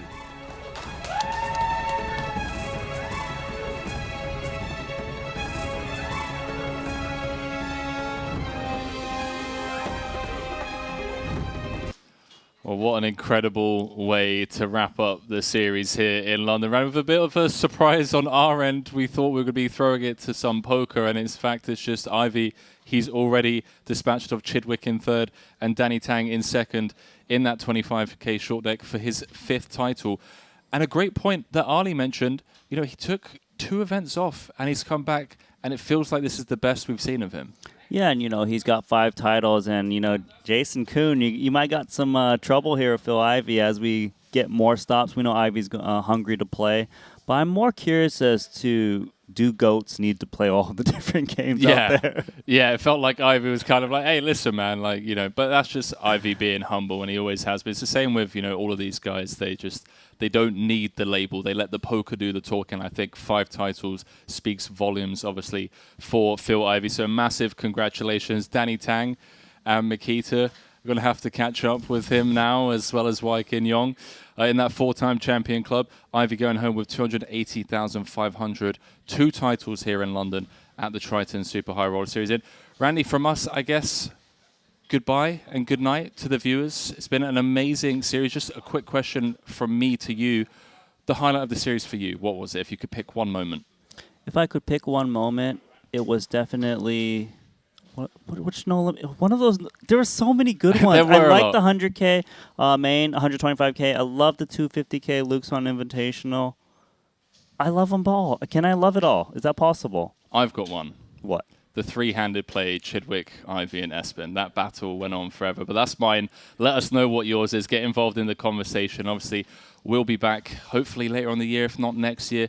And for those of you that are already missing us, what have we got coming out the next 2 days? The next 2 days, we do have that $1 million cash game, and that's going to be the best stuff of this series. So watch that tomorrow. Watch it day after. Subscribe so you make sure you don't miss any of that, like as usual. And I guess that's all I got to say. Several seven-figure pots to look forward to in that one. So enjoy the cash games whilst we're away on break. And from all of the team here, the Share Hands crew, all of the Triton staff, the VIP concierges, the dealers, the players, and of course you, the viewers at home, Ali Najad, Maria Ho, Randy Liu, alongside myself, good night.